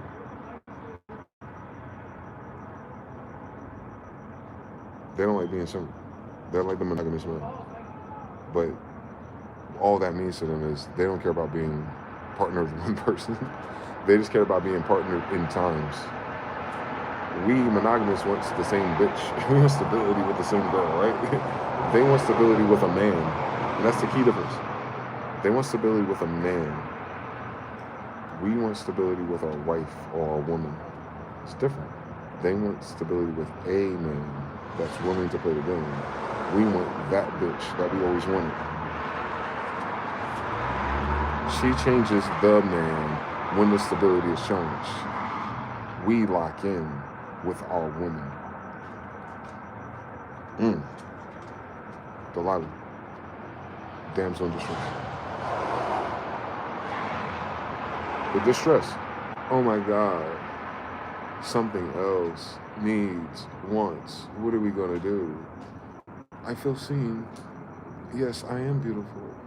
He doesn't do that anymore. Damsel in distress. She always has a fucking problem when she's not around you. She's the one that's always yapping with the best friend that she don't really like. She's the one that don't get along with a parent or a mother, but somehow they can talk about you. Come on now, I got it, man. If you need it, I got it.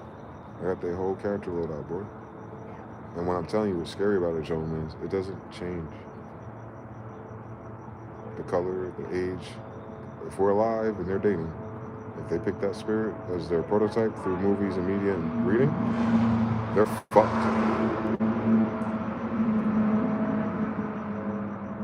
You see what I'm saying? I'm not judging them. I'm judging that spirit. They gotta stop wasting time with niggas they don't love or like to begin with. That's their sin. They're becoming a Delilah spirit because they're settling for degrees of a man, irregardless of his character, for the moment, for how it makes her feel, for the learning experience of her feelings, not the man. Because she knows the difference. The thing is, the reason why she gets scared of that, because she ran towards a guy before that she really liked, and he played her. Bitch, she was under 21 years old. They're stupid in that way, like, duh. And if you got lucky enough to find something like that again over 30, you think maybe if you paid attention for 10 years, you can weed out Delilah and Jezebel men and then find a guy that really likes you and not be a weird bitch? No. Because they're in distress. It's going to be something else. You hear them. They're fine as they want to be. 40, not looking like 40, but they actually look like 40. Just check their forehead. 40. They look 40. And then they're always in distress. I got all of these things. I did all these things. I just can't seem to find a guy. And then Jezebel, she getting washed up too. Because her games don't work no more. She can only walk up to a guy and bend over. she can't play the emotional drawstring games. Niggas see her and know what she about. Bitch, what you want? How much? What we doing? You smoking? You coming over? She only get talked to like that. By the guys that know. The ones that she would have sex with, they only talk to her like that. And the other guys, Ben gave her yuck. Because she feels dirty that this nice, decent guy even likes her. Like, oh, he can't even see my spirit. They're the most honest between the two when they get old. But they'll still posture and say, man, can't handle it. Men just want a woman they can control, or they've been such a type of hoe where they're just like, I'm out of space right now where I'm not really rushing a family.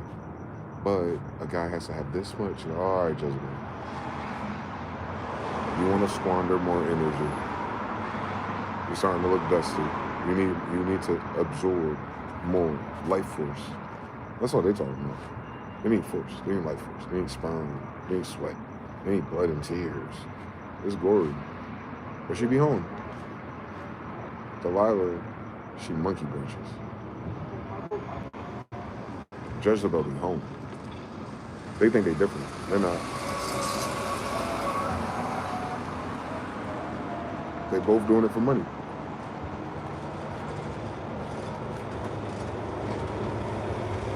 You got dirty macking, you got pillow talking. Delilah, the dirty macking, pillow talking of home. Because she never get married. And she know it. She'll be in a relationship with you and know she ain't getting married to you way before you even think about marrying her. That's what I'm talking about. These bitches want to talk about, well, a woman falls out of... Shut the fuck up. You know you wasted this nigga time way before you catch feelings by somebody over 20. Stop playing around, bitch. You be wasting time. You be trying to see if he evolves into something else because you already set a fucking threshold for what it ain't. Now it has to be more because he didn't hit the first threshold, so now you're trying to do that Mario Brothers shit and make him grow. That's Delilah, y'all. Leave that bitch alone. Because that's not our dynamic anyway as men. We're supposed to make them grow. We're the fucking planters, nigga. You need to make sure my child grows. That energy you try to curate me, bitch, go ahead and have my son real quick and you teach him what the fuck you talking about. You need someone to take out the trash? That's what that little nigga for. What the fuck we talking about? You need someone to offload onto all your emotional shit? That's what our daughter for. She didn't learn from you. You ain't supposed to be helping me develop. What the fuck? I got one fucking job to do. To make sure those fucking kids ain't fucking retarded and that no one fucking try them while I'm here.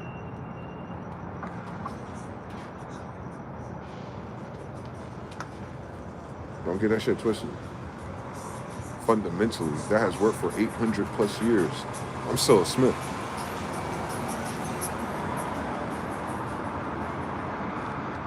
One of the oldest bloodlines alive. Tell them to miss me with their bullshit. It ain't that hard, guys. The gamings, the social strata, the influence, the Jewish thing, psychology, academia, what it should look like for white people. We gotta adopt it because they don't have a genre for us. You know what I'm saying? There's too much contorting, and that's all because of women. Brothers are very straightforward. Bitch, you look good when you back that ass up. And you cook good when we get to the classroom. You know what I'm saying? Like, bitch look good, she cook good, she smell good, she's awesome, she's funny. She don't get on my damn nerves every day. When she does get on my damn nerves, it's funny. That's how you know.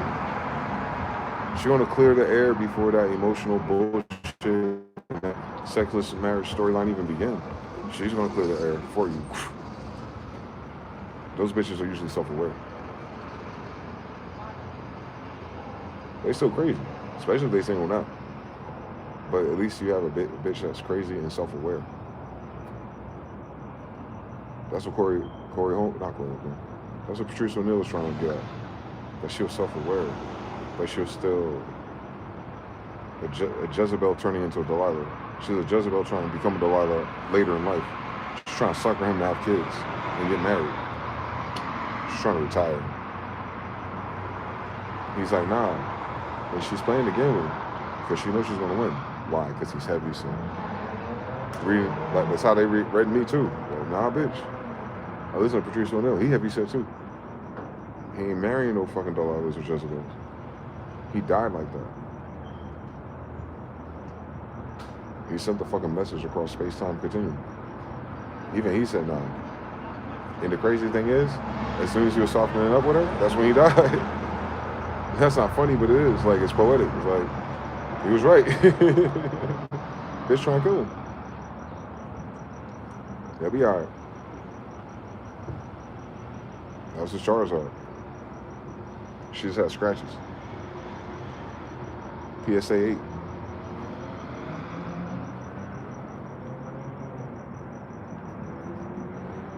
These girls talk.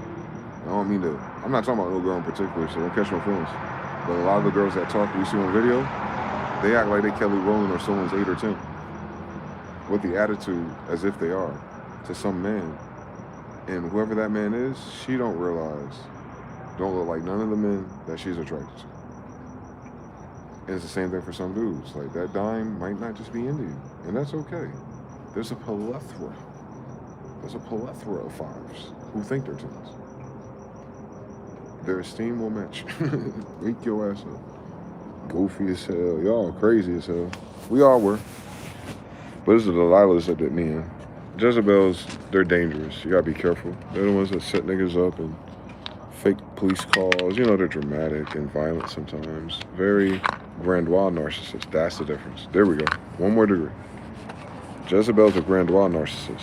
She's not hiding it. Delilah loves you so much, love bombing you, because she's a covert narcissist. That's it. And a lot of the covert girls and a lot of girls, usually, not always, I'm not a clinician, but fucking clinician, just read the degrees of it. A lot of them have symptoms of what we call a borderline personality disorder. And what you're gonna notice in a lot of the damsel in distresses types and the Delilah types is that they're a lot of ones with the sexual abuse storyline somewhere. Whereas Jezebel, she has it too, but she embraced it. That ruined her impression of relationships at an early age anyway. So she never tried to bounce back and get married. You know what I'm saying? Not early. She didn't realize she needed that until she understood herself and understood men and had a real nigga show her something, but he wasn't gonna marry her. You know, she met a real nigga, not a good one. And then she tries to switch. But Delilah always been on bullshit. Because she breaks hearts. Jezebel breaks pockets. Delilah breaks hearts. In pockets, but you know what I'm saying. Delilah's like the Bitcoin. Jezebel's like the dollar.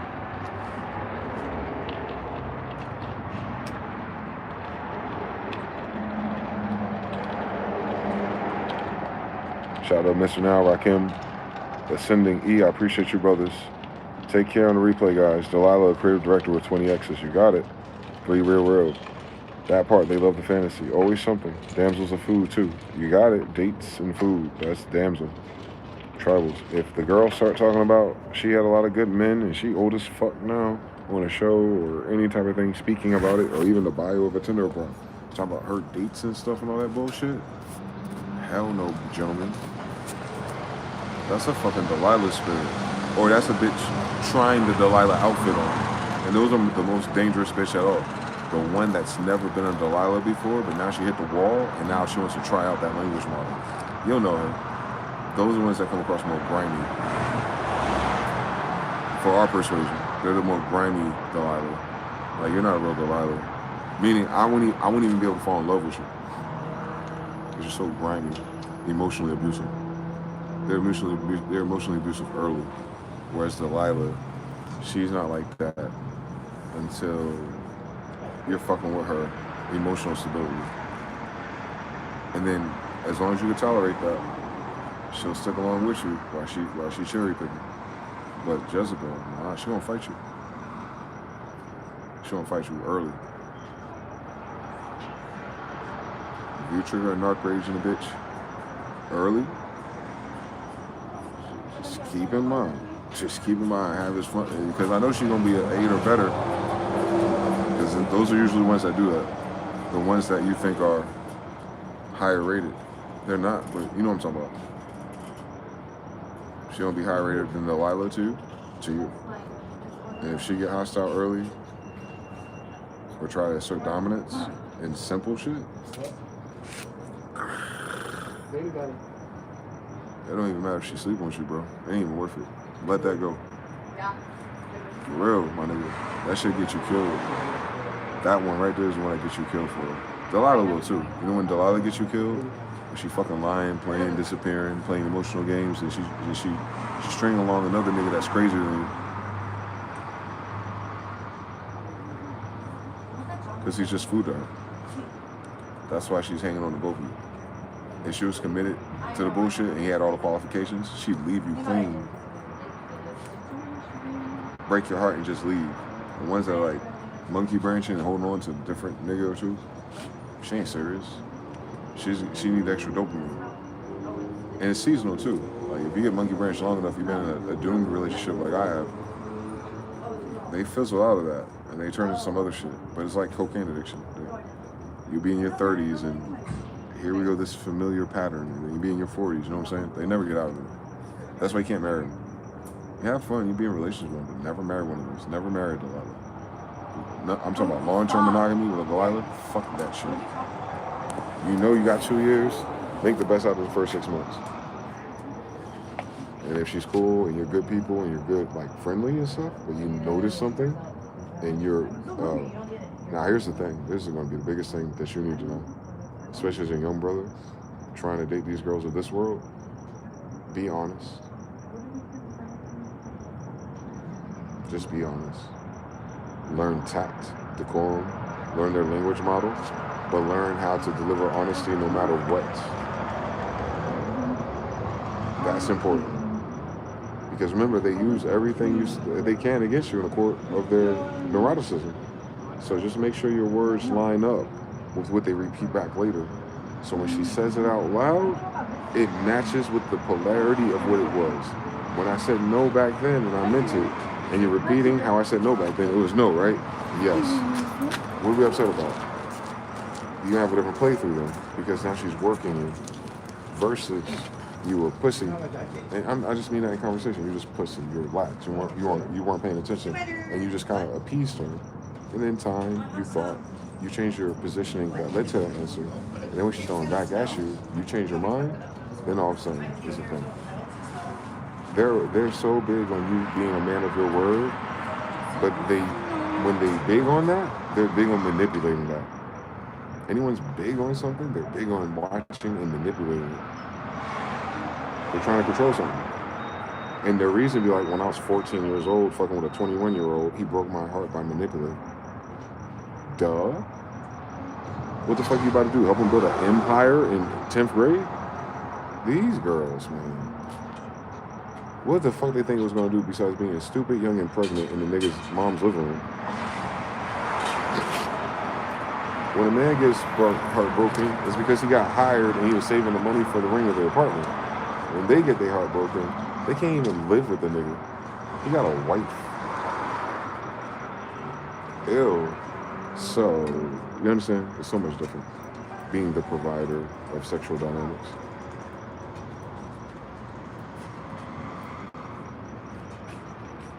They want to do all the free willy shit that men do, but they don't want to be the provider.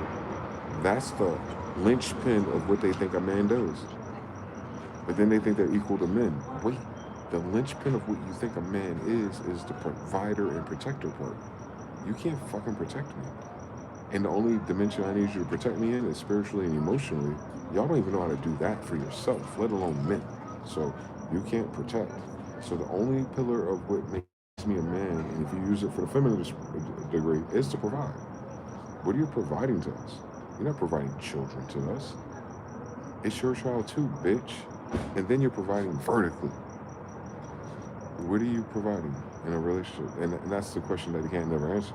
What do you bring to the table? They're saying, we're both coming to a table. I'm already default expecting if you're at my table that I'm a protector and provider. Dumb bitch. And I probably built the table since we're men, right? But when they say, what do you bring to the table? Okay, woman, what attributes of energy do you give back in this contract, in this treaty, in this agreement? What are you giving back from your energy, not from his? Not what he gives to you and you multiply and give back. This is not a story of talents. When you get at the table, it means it's negotiations. He hasn't made the bet yet. But what is your negotiating piece of providing value based on your current charge? What do you provide? And go. Well, I'm educated. You want to take my test from me? I'm faithful. You're single sitting across from me. I'm loyal. With who? I'm hardworking. We fucking. I don't care about your schedule. Are you off? I'm something. I'm. All right, Andre. I'm just being honest, ass nigga. What do you provide to the guy? What energy are you bringing to him from your portion? His portion of his provisions you laid out. Bills, dates, cute, thoughts. My love language is gifts and attention. Okay, sister. All right. Now, what's your version of that? Let me guess. Vagina. That's why I don't answer it. Because that's the answer. That's the other shit about prostitution, escorts, Jezebels, and Delilahs. All of their playthroughs, bargaining chip, in order to play this game, is the use and withdrawal of vagina and nothing else. You know it, I know it, men know it. They're only leveraging chip in any dynamic, situationship, friends with benefits, or the poor Delilah version guy. It's all coochie crumbling, it's all coochie breadcrumbing. No matter what the playthrough is, no matter what the value of the guy is, those two girls and that generation of women who are still singles and haven't figured out science is because they're still breadcrumbing their vagina. They're breadcrumbing access to their vagina. There it is. Final answer. It's breadcrumbing because another guy with different qualifications should just pour a cup for him. She might not pour a cup another day. You might have to find a holiday calendar. The guy at work having a bad time with his wife, that might just be a parking lot reminder. Different combo meters for when she hands out the coochie crumb dispenser. But that's her only bargaining chip. No matter what that decision is, no matter where she finds you at, no matter what guy you show up as, for her, no matter who she is, if her bargaining chip is her vagina, you already lost. She don't know that. They don't want to accept it because they think all men are dogs and are, but not when they're looking for the girl they're sitting across the table with. The mother bitches are I'm never pulling up to the table with them. Women don't have nuance for some reason, but they have plenty of nuance with the guys they sleep with and the guys they waste time with though. They mastered that degree. Like you know the guys that aren't really for you, but you love being in relationships with that guy. Goofy bitch. So men have the same thing, sis, but it's on the table side of things, not the bedroom.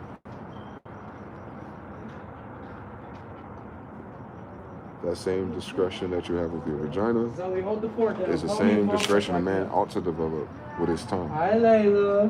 Hi, pretty good.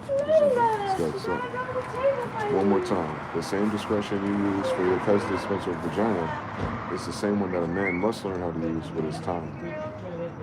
And what do they end up complaining the most about when they find a high-value guy or a man over our age? Time.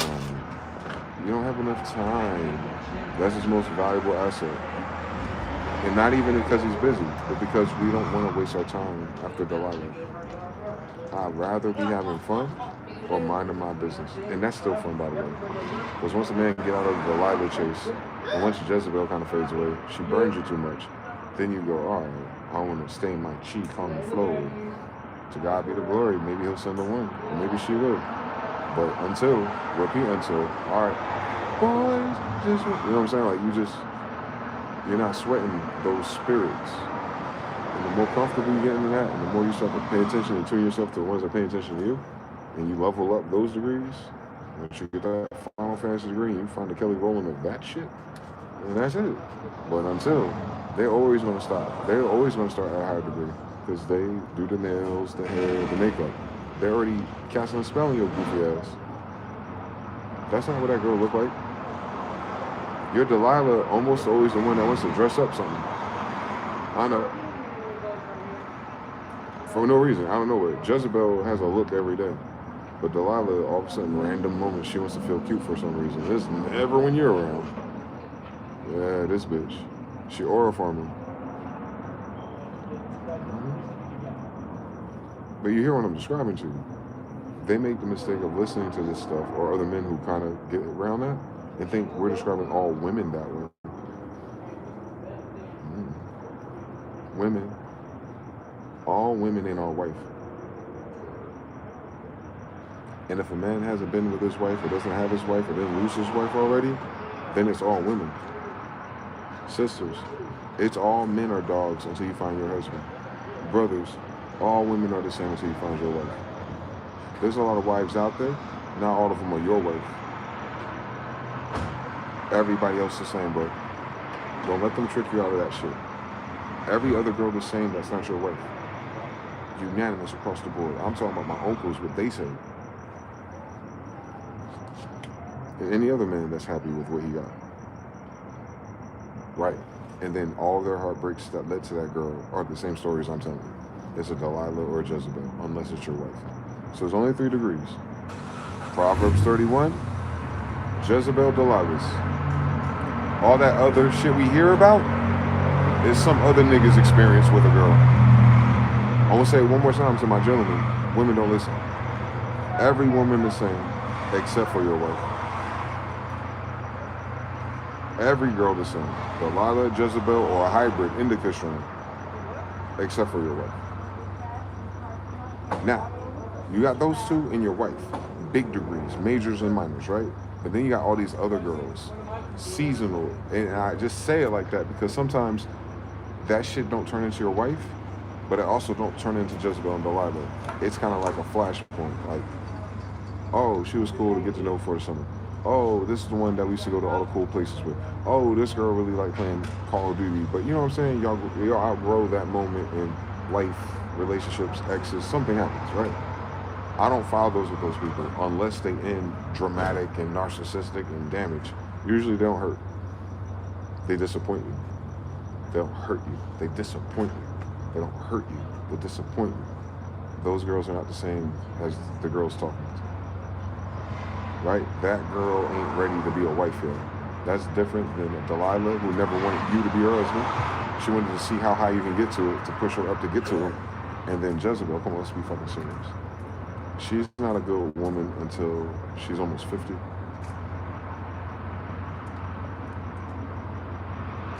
She's not a cook and everything. But you just gotta deal with her history. And not just the history of the gory imagination, I'm talking about her history. Like the story she'll tell you, how she feels and how she interacted, how she has a different man's version of things. You're gonna notice it. You're gonna notice that her masculinity is her code switching through different eras with a different guy.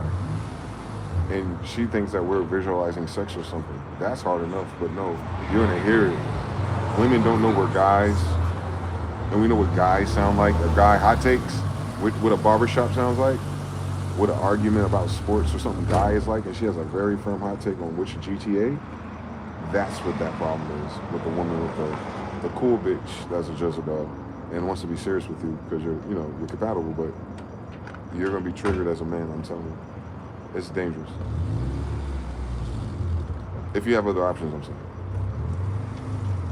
At that time period. If you have other options at that time period. But if that's the only option that appears at that time period, she's there to teach you something. But I want to tell you what the final lesson is. It's sad that she figured out how to treat a man when there wasn't any left.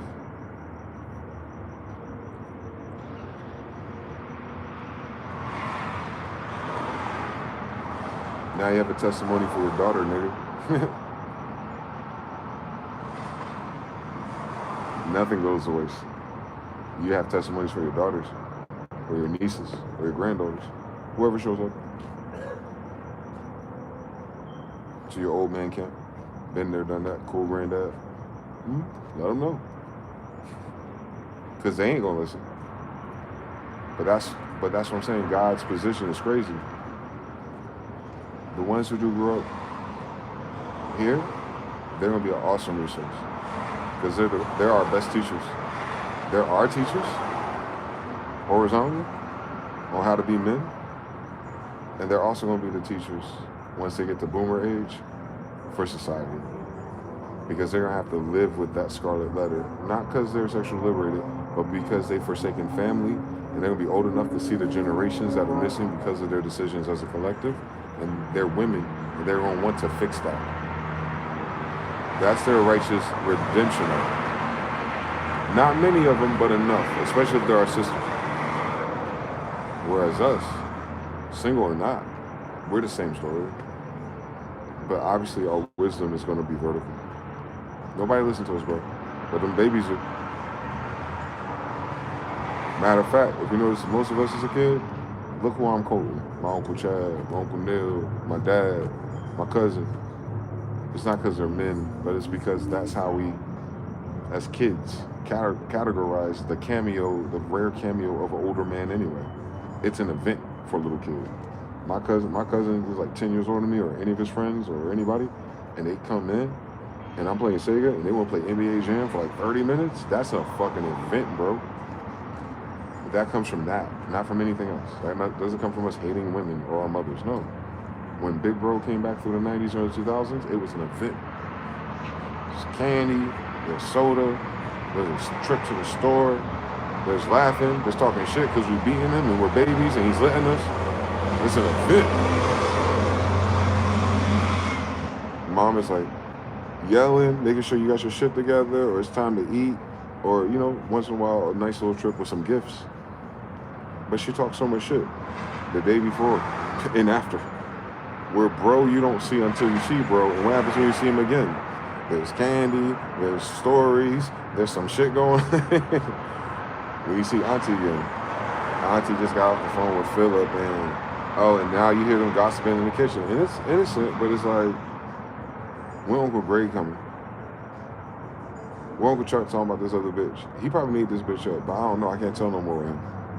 That's an event. It's different. We're not the same. Especially cross-gender. The older woman impact versus the older man impact on us versus how they missed us, the women, they caught our sisters the same way that the uncles missed our sisters. And that was by design, though. I remember. All the boys played in the room by themselves by the time the uncle or the cousin walked in. The little girls are somewhere else doing hair, playing, making noise. They usually have their own room. They can close their door and shit. So the man is not going to walk into the little girl room and spend an hour in there. Like, let's be realistic. Big bro and cuz, they taking us outside or coming in the room, see what drink is going to be like. That's the why. And that makes perfect sense. And I think that's by design for everyone's benefit. The problem is Gen X walked in our rooms. Gen X girls wasn't there. They're too busy being Delilah and Damsel. And that's why those young girls don't have Uncle Chad. Because that woman is rationing her vagina and or working really hard to get better designer. Uncle Chad and them smoking weed, they might get money. Matter of fact, their money's irregular. They have $3,000 from something, and they might not get another $10,000 until 6 weeks later. But that's $13,000, $16,000 in 2 months. So that time where they ain't doing nothing is because, nigga, what are we working harder for? Jezebel and Delilah? I want to play NBA Jam before homegirl get home at 9 with my niggas. And I am. And then I'm going to stop at the store and get our consumables, and I'll see her. That was them. Women, no, they were jugging, bro. They're trying to do the most, man. And the drama and the art. Nah, Uncle Chad and them, they weren't about that shit. They were in it, but they got out of that. And the next time I see her again, damn, that bitch better than her. So yeah, like, I don't know, man. I don't know what these sisters think this is. And I'm only saying that is because that's the man that all pretending that they can get and that they want and blah, blah, blah, them. And I could tell them, like I could tell my brothers, like I could tell myself in the mirror. These girls who talk like that wouldn't stand a chance with none of these men. And I'm not even talking about in the bedroom, because that's where women get it twisted. Yeah, my Uncle Chuck made it up to 1,000 for a reason. All I'm saying is that game and the shit they believe and how the relationship would be if it was one of those guys, it'll never fucking happen, sister. Those guys ain't, it's not gonna happen because of your neuroticism, the way you think shit gotta go. The guy you want don't want things to go that way. That's the only reason why you can't get them. Not because you're not attractive enough, not because you can't catch them in the slump, but because you're gonna start doing the shit you did in practice 5, 10, 15 years in a row with everyone else that loves you. And now you're quantum entangled. So what it feels like when a guy loves you, but now how that should feel like over the guy that's that guy that you now love, that you manifested, that you journaled, that you vision board, and you don't know how to describe his internal compass. So now when you come face to face with him, he's like, all right, I'm here.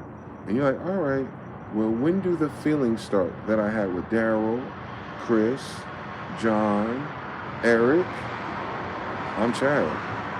I know, but do you think Saturday morning we can walk on the trail?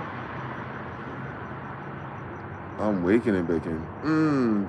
Your jacket smells like smoke. I've been smoking for 30 years. Oh, well, when do you think we should start having kids? What are you talking about? I don't even love you yet. And they lose the whole thing. Because what they do, the funniest shit about these women, and I've seen it in both directions, locally and passively, they'll fucking they'll breadcrumb pussy you for 6 weeks now, 6 months, or not too long ago, and 2 years when we were young. They'll breadcrumb that shit. You have to go through the nigga Olympics. But when they find Chad, their Chad, I mean Chad and mine, they find Chad, they trying to get this nigga, they've already locked in with the idea that that's what's next with him before he pays a bill, before 3 months, before 6 months. And what I'm saying is don't envy him because he's like you too. He's had his heart broke. He's like, what's this bitch talking about? Getting married, having kids. Oh, you think I'm Uncle Chuck? No, I'm Uncle Chad. You're not dead. That's what I'm saying. They always think they Kelly Rowland no better. They're looking for Chads, right? Those are 8s and ups. They're not 8s if they're looking up. So they think that once they get an 8, like a genuine that's 45 years old, and they slow down and they do the thing where they pretend they're a 10 and this 8 has to look up to her. And women don't know how to handle that. Because when she was the 8 to someone like us, we put her up on a pedestal. We put her up on a pedestal for Chad to see her. And now she really thinks she's up there by herself. But the mistake that every woman makes is that every man across from them is below. So she'll take an 8 and talk to him like a 5 because that's the only niggas she really know. And those are the only niggas that loved her. Chad ain't never gonna love you, sis. You're not Kelly Rowland, bitch. You're like 40. And women don't understand that age. For Chads, especially, Jesus Christ. Now that's about to happen to simps. Like, good luck, girls. You're already telling you the threshold of 8s and above. I can tell you why they're not dealing with you. I can tell they only want to have sex with you no more because there's a new class behind you. If all you are is a breadcrumb vagina, the other girl vaginas are cheaper and cleaner. And I'm saying that as candid as possible so you understand the degrees of men. She's cleaner than you. She's less tormented than you so far compared to his experiences. And she's cheaper. And I'm not even talking about how much the money is. Cheaper to keep her. Like, she's happy with simple shit. She's listening. She's clocking. She wants to be there. She's entertained. She hasn't been there. She hasn't done that. She hasn't heard that before. She doesn't know everything yet. She knows that, especially when the gap is like 5, 10 plus years. The little girl knows that. Just like when you were a little girl, you knew that. That's why you jumped in his Benz. Now we're the niggas with the Benzes. They don't gotta be Benzes, but that's the degree. Because every girl don't want a nigga with a Benz. On scissor. Like, they gave birth for Summer Walkers. There are all kind of type of little new weird little bitches out there that want something totally different. Something that they never seen their mother or their sisters with. A nigga that's paying attention. That's what I'm saying, they don't understand value systems and novelty systems. You create a whole generation of girls and hybrids that have a different value system. They don't value the Notebook movie. It's not that interesting. And they don't want to be fighting every time and sharing the man with, hey, everybody. And no, they don't want to be with no goofy, soft, skinny YN that can't fight. Them girls be beating them boys up. The girls of their generation be beating those boys up when there's no guns. Let's be serious. Let's be serious. I remember King Von and them walked down on a girl. Let's be serious. Let's be fucking serious. So, Those girls are used to that energy in a boy. We're not boys. And that was the same thing our sisters taught us. Why are you doing this? Oh, because he's a man. You've been with men your whole life, sister. We haven't been with women our whole life. We've been with you. Girls. Y'all been with men your whole life and never involved into women. If you're single and childless. Type shit. What the fuck going on out here? But yeah, that's what the drip is. That's what I know by now about 40, I mean.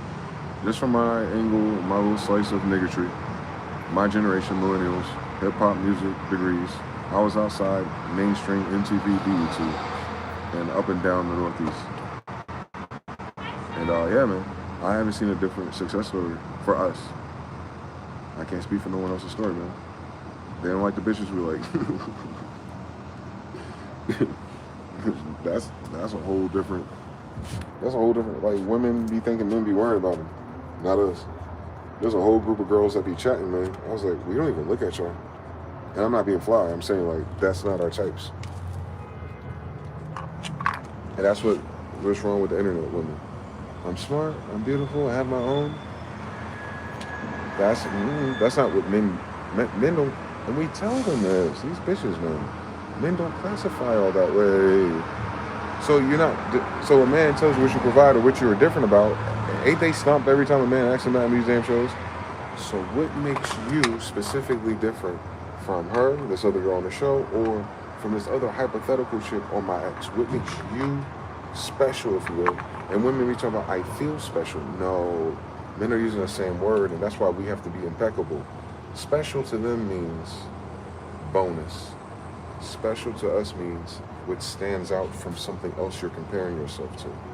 Women hate comparing themselves to someone else, which is why they can't answer those questions clearly. Women will lie and say everyone's beautiful, everyone deserves love and attention, but as soon as their little covert narcissism is triggered, she a hoe, she a bitch, she a scam, she ain't shit. But the other minute, we're cis, we're girl code, and we're all the same, and all men ain't shit. That works if you're playing with double dutch, bitch. We're not in middle school no more. But in real fucking life, real fucking life, when men say special, they really mean that. Like, what makes you uniquely different from the other girl? Because you both gave me the same top 10 list from Tumblr and Twitter from 15 years ago. Bitch, I was on the internet with you. They be forgetting that. Like, all the dumb shit they learned, we read it too.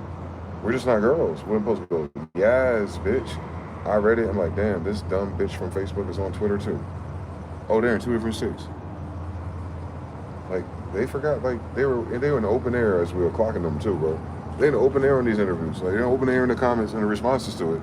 And then when we finally get to 2025, 2026, well, what's wrong with men? They don't approach no more. You said, me too. Boys give you an ick. We got a notepad file of 777 ways a nigga's gay. We read all the comments. We've been in relationships. Ain't like we've been like stuck frozen on a comment somewhere. We've been striking out with bitches all through this shit.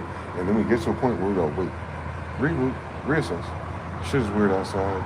We ain't got no much gas anyway. So maybe I need to prioritize on me and my life, not because me to get better for you, bitch, but me and my life, because life is changing in this motherfucker. Like, I can't even fucking sell beats to fucking Jay-Z no more. Where's Rock Nation going? I don't give a fuck about your list, bitch. No one do. That's the illest shit about it, right? I don't give a fuck about their list. And every damn nigga in the comment, every damn nigga on the show always telling them, we don't give a fuck about your list. How come men aren't living up to our list? They don't give a fuck about the list. And they translate saying, oh, you don't like us, you hate women. No, you stupid. We hate this stupid armor you're wearing because we fucking told you already. We don't give a fuck about that list. They give up and go, deflect. And then that's narcissism, that's triggering. They're used to that. They're arguing catty style, facilitates it. But now that we're kind of like, oh, we know all the moves now. You know how it is? When you finally learn, when you play Mortal Kombat, when you fucking finally learn, and if you don't know this, you're gonna know it now. When you finally learn, when you're playing ladders in Mortal Kombat, you're playing the computer, when you finally fucking learn that if you knock your opponent down and he has a chance to get back up, you have to block immediately. As soon as you figure that shit out when you're playing against the computer, that as soon as you knock him down, you have to block. Even when they're hitting you and stuff, they might hit you, but you might counter them and hit them in combo. You uppercut them or they drop. Like they fall and they hit the ground. As soon as that motherfucking computer drop, you have to block. As soon as you find that motion and that flow of that, you'll stop losing.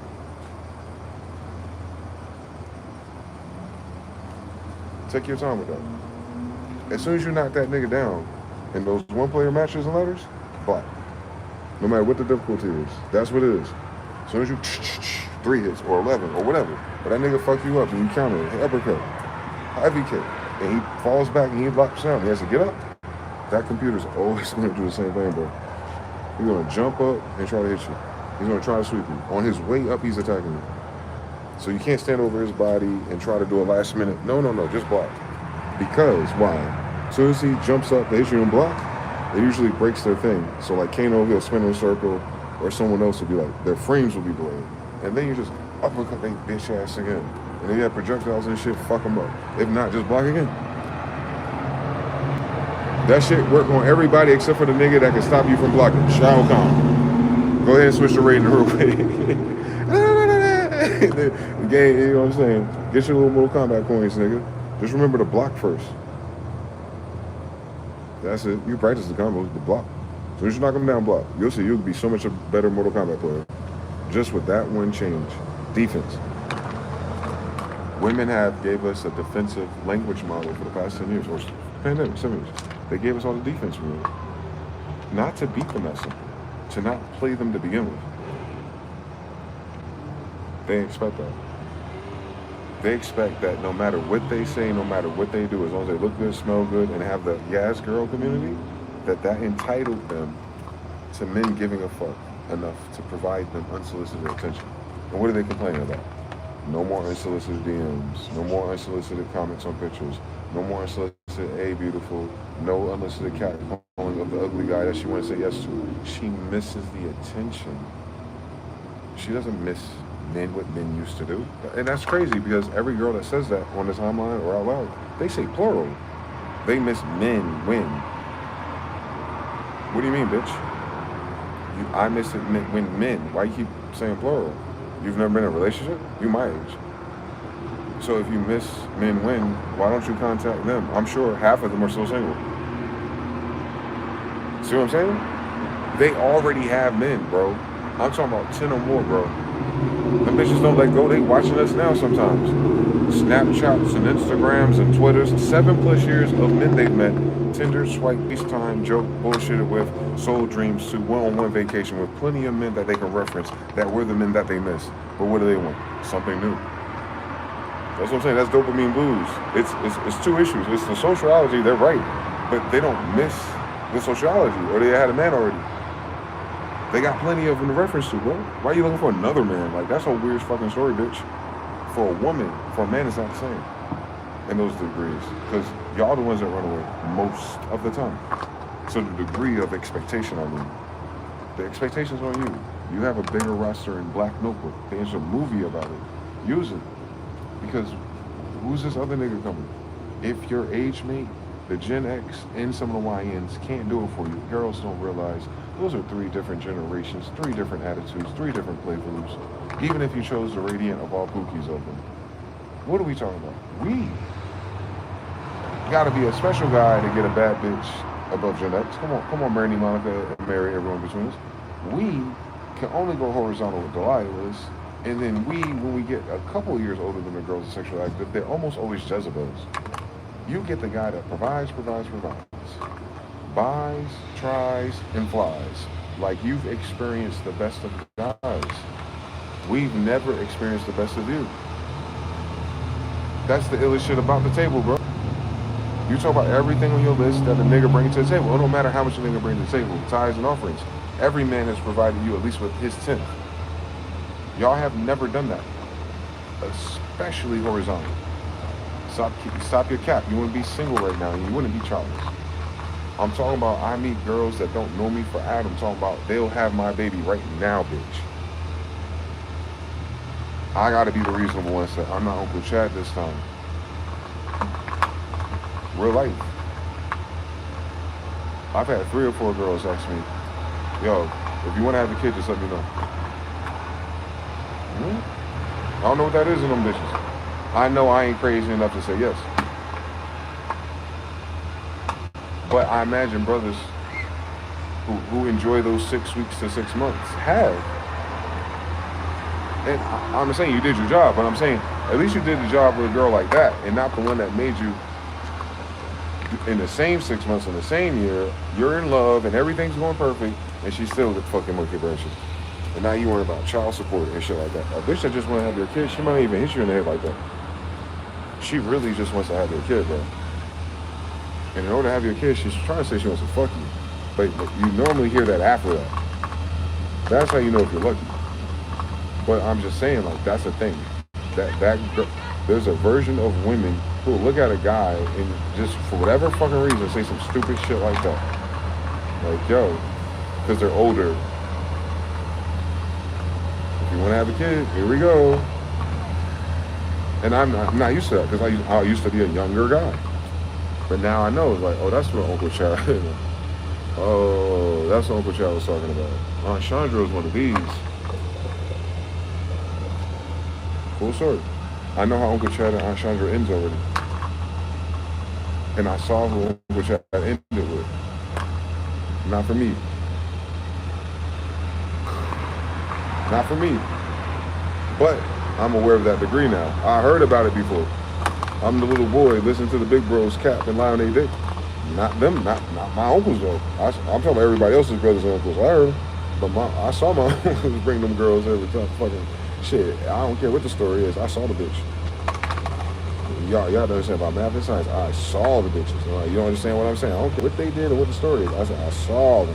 That's different than niggas talking about this cool story about a bitch in there. I don't give a fuck. You gonna bring her around?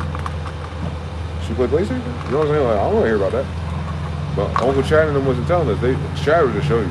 He don't talk about it. We talk about it. That's how you know a nigga magical. He don't talk about it. Everyone else does. His brothers and cousins. So yeah, it's the same story, man. Some girls, especially now, because they're only single and childless, and listen, single and childless, single and childless, girls don't like to lose. So 50% of those girls are going to do what, guys? Rush to have a child, wake the fuck up, little niggas, or rush to find a simpler sucker to hold her down just to beat the stats because you already know what's going to happen. I'm telling you, the Civil War got 3 years left. What's going to happen? The pick-me-shas for the past 7 years, post-Kevin Samuels, going to do what? 20, 31 stats going to drop. And they going to start posting pictures of what? They knew whatever's, them and a man. They going to start, the pick-me-shas going to start posting pictures with their man. And not just for creating content. I'm talking about for wholesome Facebook checkpoints. They're going to start posting pictures of them little babies, them little Gen Alphas. And them girls, when they're looking at them girls that they call pick-me-shas, they don't look like that girl they went to the nursing school with. The girl that used to be a floozy, but she got her shit together. They're going to be looking at them. And you know what they're going to see? I'm going to tell you what's going to break their heart. They're not going to see a girl beautiful, richer, none of that. They're going to see a girl glowing because it looks like she's in love.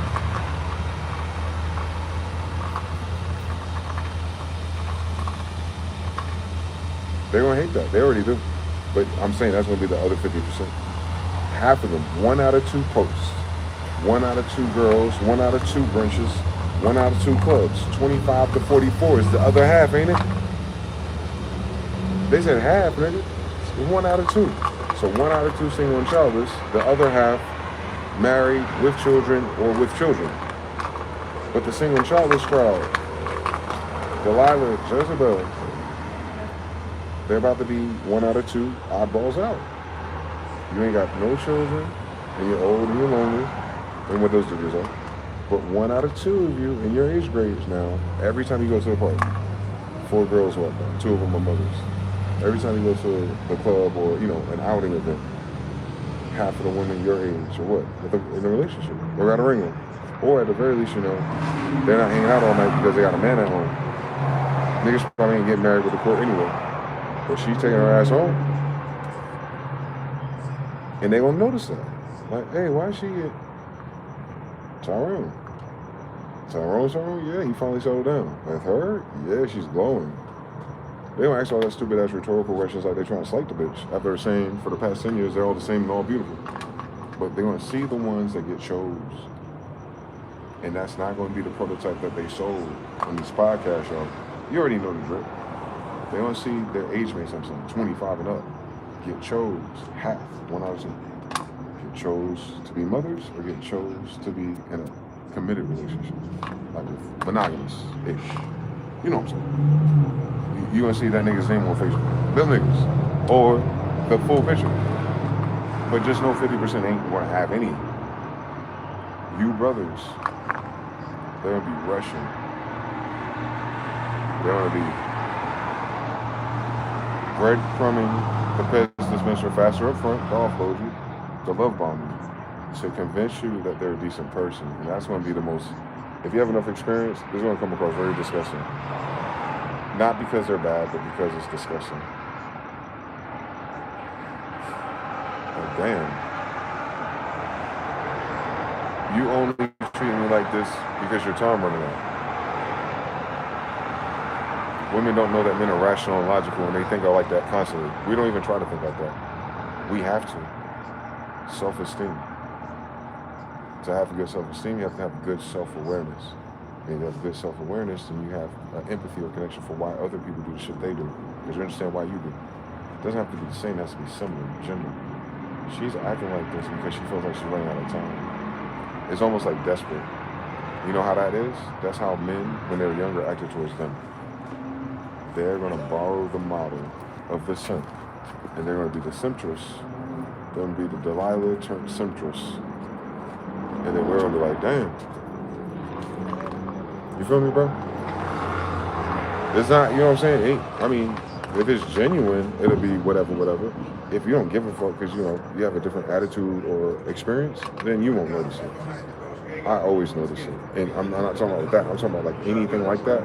Where a rapper comes back to you after, you know, going somewhere else to record and paying them, and they don't mix it for shit, and they come back to you like, yo, man, what you doing this weekend, man? I was wondering if I can bring you those Pro Tool stems. And you're like, damn, you done broke bread with some other niggas so you could take some pictures and say you was at the studio, but you could have paid me that.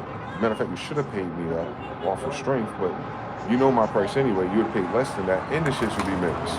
Oh shit, you only coming back because you don't feel like paying them. Let me guess, they hit you with a surtax. They recording in the studio and mixing are 2 different services. Those are 2 different time slots too. Oh yeah. You don't know how to do multiplication. I knew these niggas were stupid since back then. But that's the women are doing the same thing they did. Like, yeah, you went to other studios.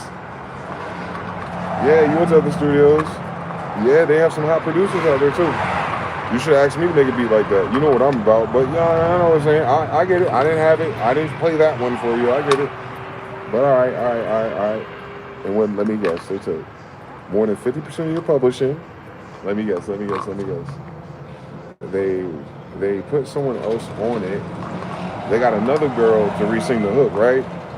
Right. So now you coming back to my little feeble M audio, Focusrite, every plugin you can fucking imagine with 20 years of experience. And now you coming back to me and you're kind of like trying to figure out if we can get the same 3 for 100 deal that I had going on 6 years ago. Nah, man, nah. Today's price is not yesterday's price. And by the way, when you first met me, I said I was trying to put together Destiny's Child. I didn't say I was looking for a Beyonce. That's what they're not going to understand about anyone's left. We already went damsel Beyonce route. We might as well just make our own 3LW, bro. They're not Beyonce. Not one at a time. But with all powers combined, nigga, we'll get a Kelly Rowland. That type of shit. But what I'm saying is because it's 50% of women, what I'm describing to you is not fly nigga shit. It's logical. It's gonna be too many single women competing with pygmishas and married decent women, beefing with each other across 50% and now vertically. Meaning single women now, age mates 1 out of 2, but you increased your classroom size. Y'all single women, 50% of all of you, 25 to 44. That's high school, middle school, and elementary classes now all in the same gymnasium with you. In a world where they're all over 18, guys, 25.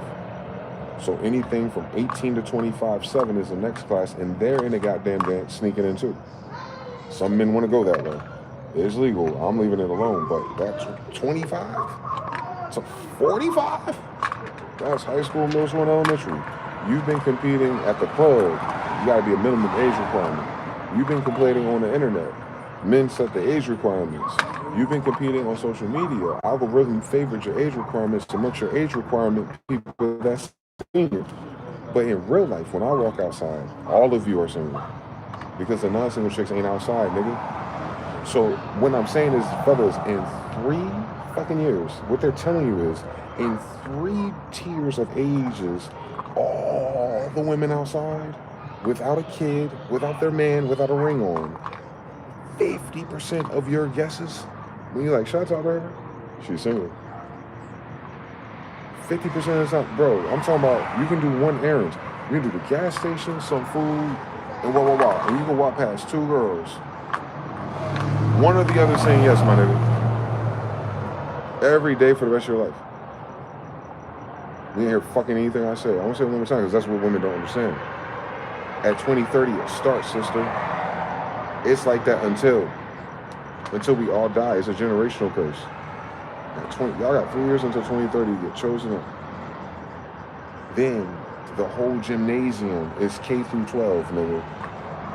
And half of you who are in that gym are single. And the girls who are not single ain't gonna want to be at that damn dance room. So let's say practically women who care about their men are not gonna be outside downtown Vegas after midnight alone anymore. So when I go downtown Las Vegas within the next 3 years and I see all these women outside, I know damn near all of them are single. But I ain't talking about me though, I'm talking about the math. I know they're all single. Now imagine Pookie, Ray, Chad, and their new generations. They're running through hoes like they've never been ran through, bro. Now that Granny somehow she's opened up the YN DMs, and then the millennial sisters trying to get their group back, and their own age mates trying to cuck them. Oh man, them niggas got 3 options. Whatever our body count was, like as average, like 5 or 8, them niggas going to 24, bro. Them niggas going to 24 because it's going to be that many single, lonely, miserable women outside with the internet falling off because everyone's a pedophile. So now we're back outside. Who's not outside? Women accounted for? Who's not outside? Women raising their kids. Who's not outside? Proverbs 31 women. So who's outside? Nothing but single women. And women's like, I wish men would come and walk up to us. 3 more years, sis. The crazy shit is, it's never going to happen for you in your generation.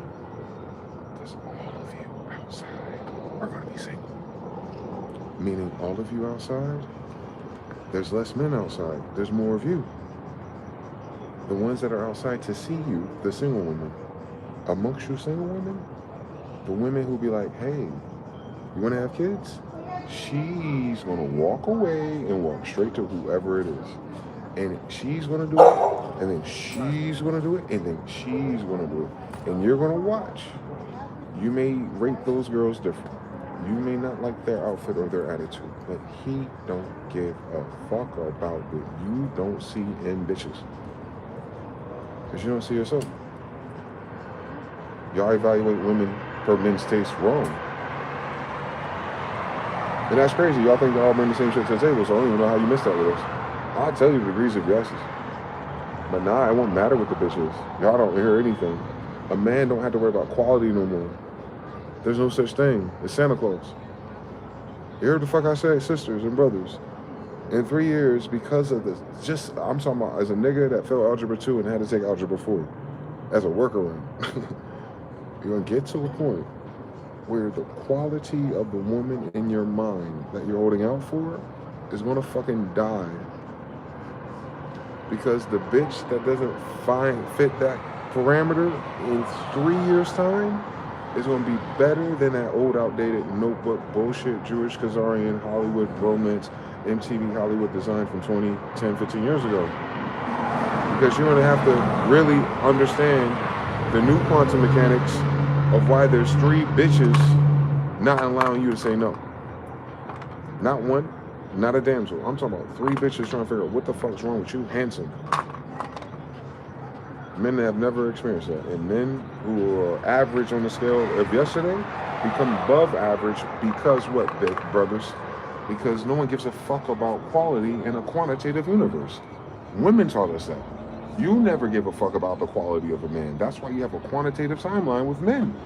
So now, the way you time stretched it, damsel, playing cute and monkey branching, we ain't monkey branching no more. We raking, nigga. There's 3 per branch.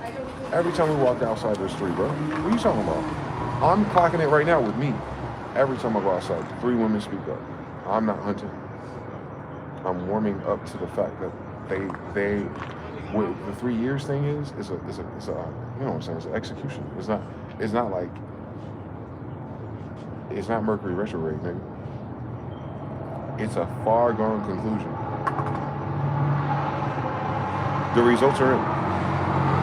Women didn't have any more kids last year. The results are fixed. The GDP did not increase. The results are in. Treasury bonds are being offloaded. The fix is in, my niggas. And in that Who Framed Roger Rabbit universe we're about to experience, unfortunately, the quality of the characteristics of what you think a woman is based on what your sisters have said for 10 years on social media will not be what's out there. But what's instead, it'll be something else. Now, if you understand mathematics and science, you take whatever that likes you, and now it's tethered to you because it likes you for some reason. Magnetism. They change their polarities, bro. They have to chase. That's not it's not because we're soft. It's not that. Especially our generation. No, it's not.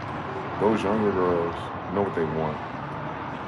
Not all of them, but there's more of them. Let me flip it because older women don't understand. Older women forgot they were young women. All right. The young women of your sister, your generation, your young women that you're competing with in 3 years, they have a generation of men that you would consider gay. Just start there. Your complaint was the niggas you like were toxic, mean, masculine, jail, fights, boom, boom, boom, boom, boom, boom, boom. Their issue is that their men are incompetent or look up tranny porn. Don't know how to talk, hands in pockets when they hang out with girls. In fact, they wear hair bonnets and stuff trying to be prettier than the bitches they like. They really want to be the bad bitch. They really want to be the 10. So they're only around girls who are ugly. That's why you can't figure it out. Their mothers and your influence taught them to be the bad bitch. That's your fault. You raised them. Gen Z, Gen Alpha. Not all of them. The ones that are outside of them. That are not on Xanax. That are not on heroin. Don't forget, sisters, add up the drug addictions. That are not assholes. That are not all the things that you see complaining about. When the young girls complain, she's talking about the nigga she know. When the old girl my age complains, she's talking about the nigga she knew 20 years ago. And when the old chicks complain, they talking about the movies they watch. But in real life, my niggas, them Gen Z girls are not compatible with their horizontal men. Listen, the same way the millennial girls were not horizontal, the same way Gen X wasn't horizontal. So what I'm saying is the sisters that we're talking about are our age. They've never witnessed their generation become desired by someone else. And it turns to that song, Joni Mitchell never lies. And you don't know what you got till it's gone. That happens diagonally for me. It's always been that way, guys. Our sisters juked us. They made us believe in love without family. They made us in believing in love with just one person. Love is not for one of you. Love is for the things y'all create, nigga. The fuck? Women cast a love spell and got that heat and go 6 months, a year, 2 months, 3 years, 6 years, 12 years, with never converting that shit into the future. Selfish. And I know it's a society of finances and scarcity and, you know, the Jewish programming that we didn't take serious until Epstein list. But yeah, I know. They're the ones that planned that for you, by the way. That's the beautiful loop of this whole video. That was Epstein list. That was Agenda 2030. That was WEF. That was Warp Speed. I don't know why they did it. I don't know why they wanted half of you to.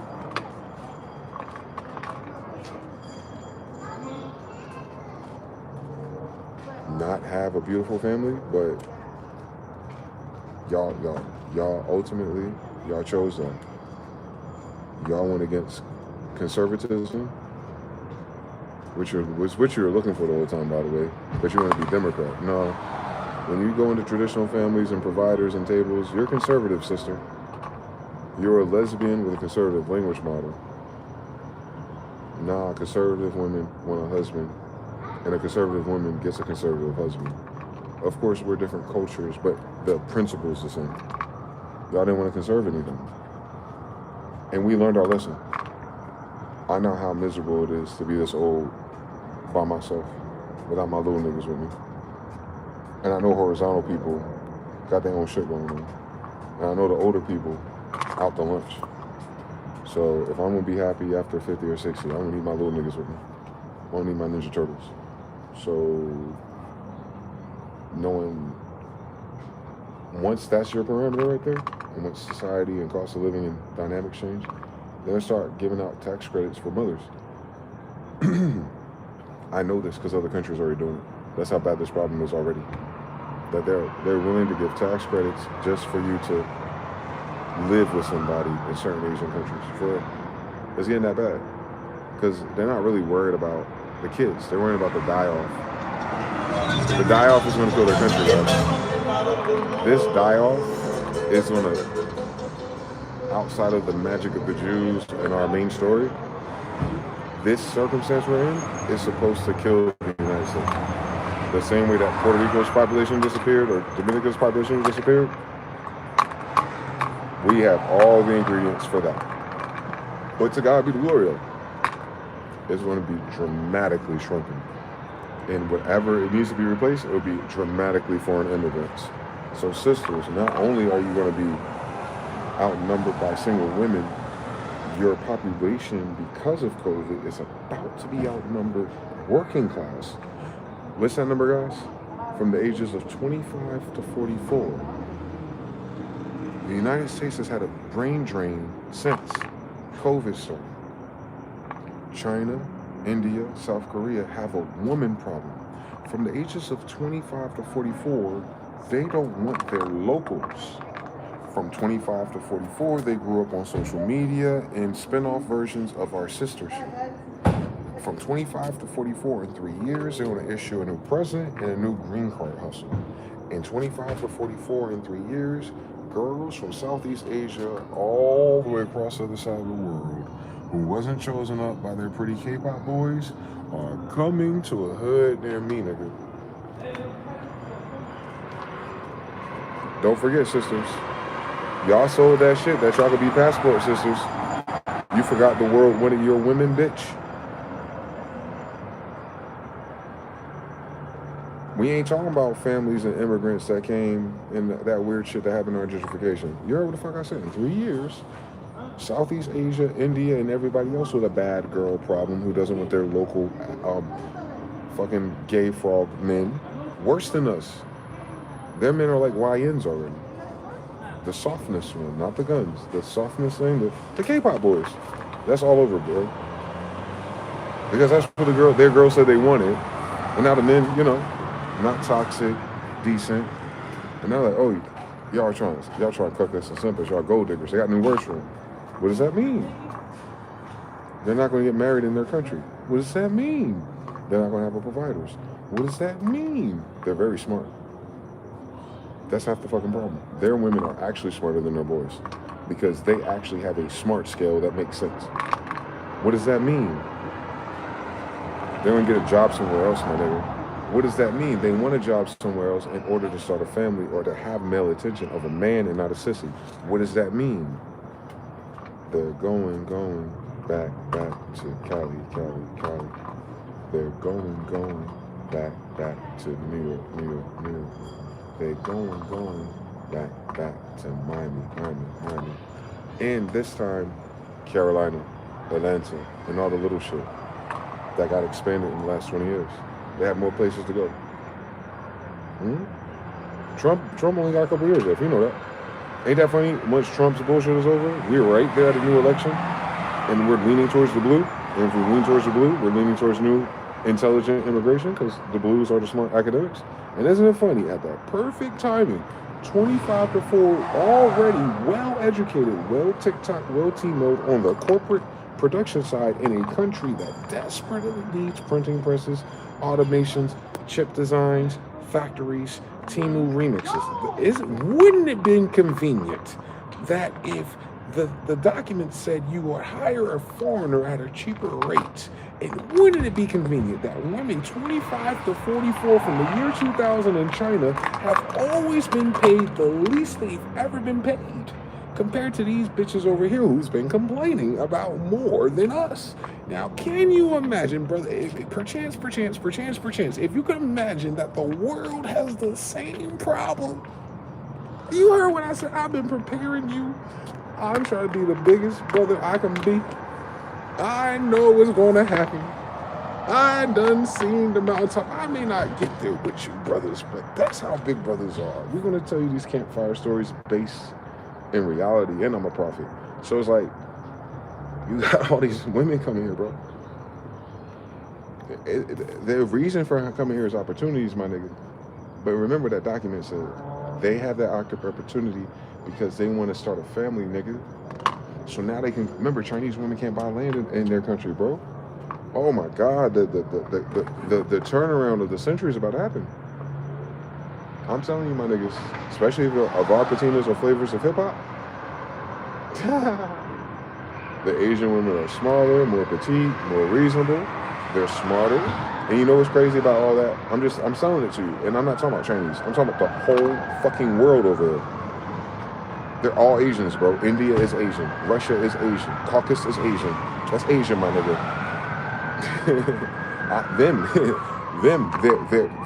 They're unmarriable women. The ones that went to school, the ones that don't like the sissy boys over there, the ones who didn't have the brothers who had the jug, but the niggas who had the juice, guess what? They can choose 3, 4, 5 girls. And there's too many girls. China? So that surplus of girls is also the solution to our brain drain problem. Hold up now. To all my honors class brothers out there, you would be their equivalent to a smart guy here. And you'd be surprised. You're going to be so much smarter than their guys about being here. That whatever math test they pass over there, she ain't even, whatever. She got them. They're reasonable. But the problem why they're juking their men like that is because their genes are too cross-connected too, guys. That light-skinned thing is a relative gene when it's that far spread. You feel me? It's not, when you have that far spread recessive, that's some other shit. So anyway, coming here, oh my God. Remember, they have a genetic priority to survive and fix their genetics. That's just trust me on that. That's what's driving their attraction, even if they can't define it. They haven't read enough books yet. And then they have the financial thing. Well, they come out here, they getting them jobs before any hood rat, before any SSRI chick, before any blue hair ever again. Why? Because they already undid DEI. They already did the faggot shit. Listen to me. I'm teaching you social engineering. I'm talking as Benjamin Franklin's people. I'm not talking as what we learned in school or what you saw on TV. I'm telling you why this is. They created a whole crop dust of women. Remember I said, how come they don't ever say anything about China here? China got farmland. China got satellites. China got police stations. China in Mexico. China got Panama. Nigga, we talking about all of Asia, my nigga. Fuck on my face. So all the girls who are well educated, our sisters and younger too, from 25 to 44, that is going to be your passport class. That's going to be the new green card people. They're going to fill in the jobs that we will need for the data centers and not that system, but the tertiary businesses born out of that. They're going to need them for the automation, drone shit, Waymos. Like, that's what I'm saying. China got it. You know why China got it, guys? Because their girls 25 to 44 built it.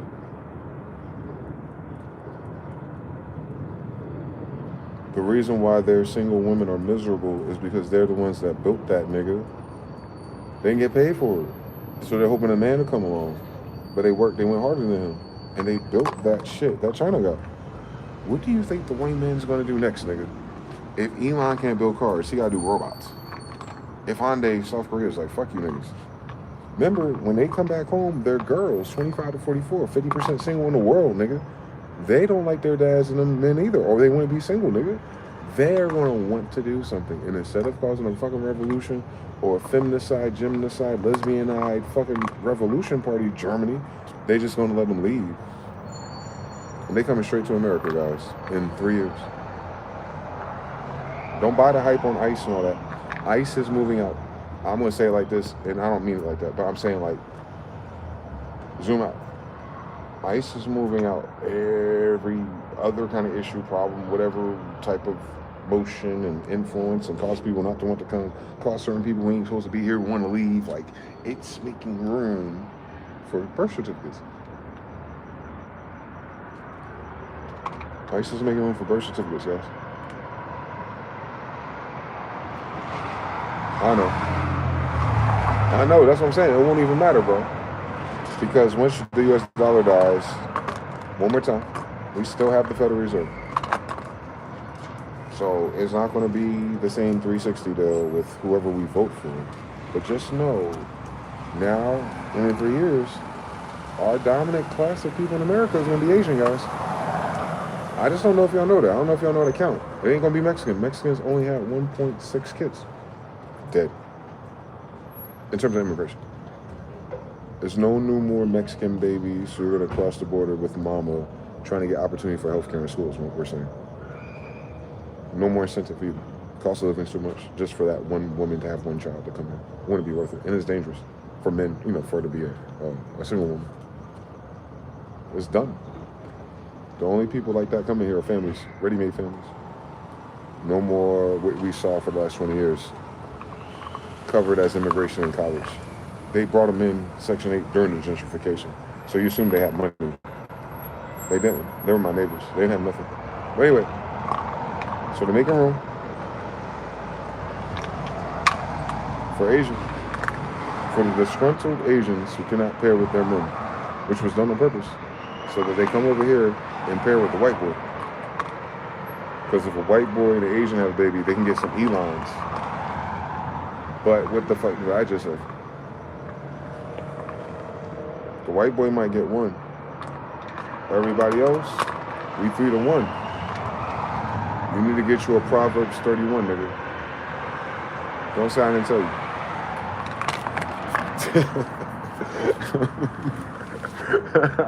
I can stack the Bible all day, but I'm gonna get the fuck up out of here. It's 11 o'clock.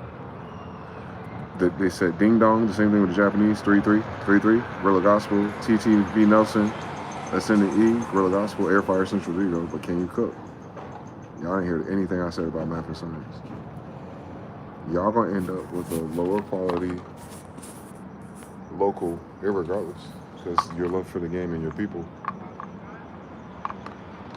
You're young. 3 years. That's why they're choking everybody out. The citizens, us, have always been choked. But if you can just stay alive 3 more years, gentlemen, has nothing to do with women or sex even. But I know girls don't understand nothing about math and science. There's about to be a cultural revolution when you have Asian intelligence that was already pre-primed with their softcore K-pop, hip-hop inclusions, so more English. This is going to be our first mass migration of people from Asia who already know English, slang, and music. So that cultural gap and the daddy in the middle, all of that's gone. That religious thing, mRNA, that's already gone. That's why they did that. Jeffrey Epstein and them are...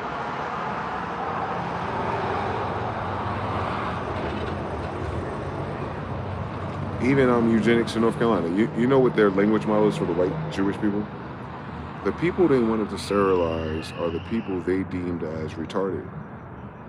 I don't know what that means for real, because who the fuck they think they are? But their language model, meaning they see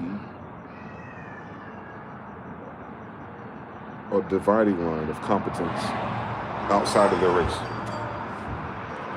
They, Margaret Sanger, eugenicists, Epstein, Gates, all that, they still believe Hitler in a superior race.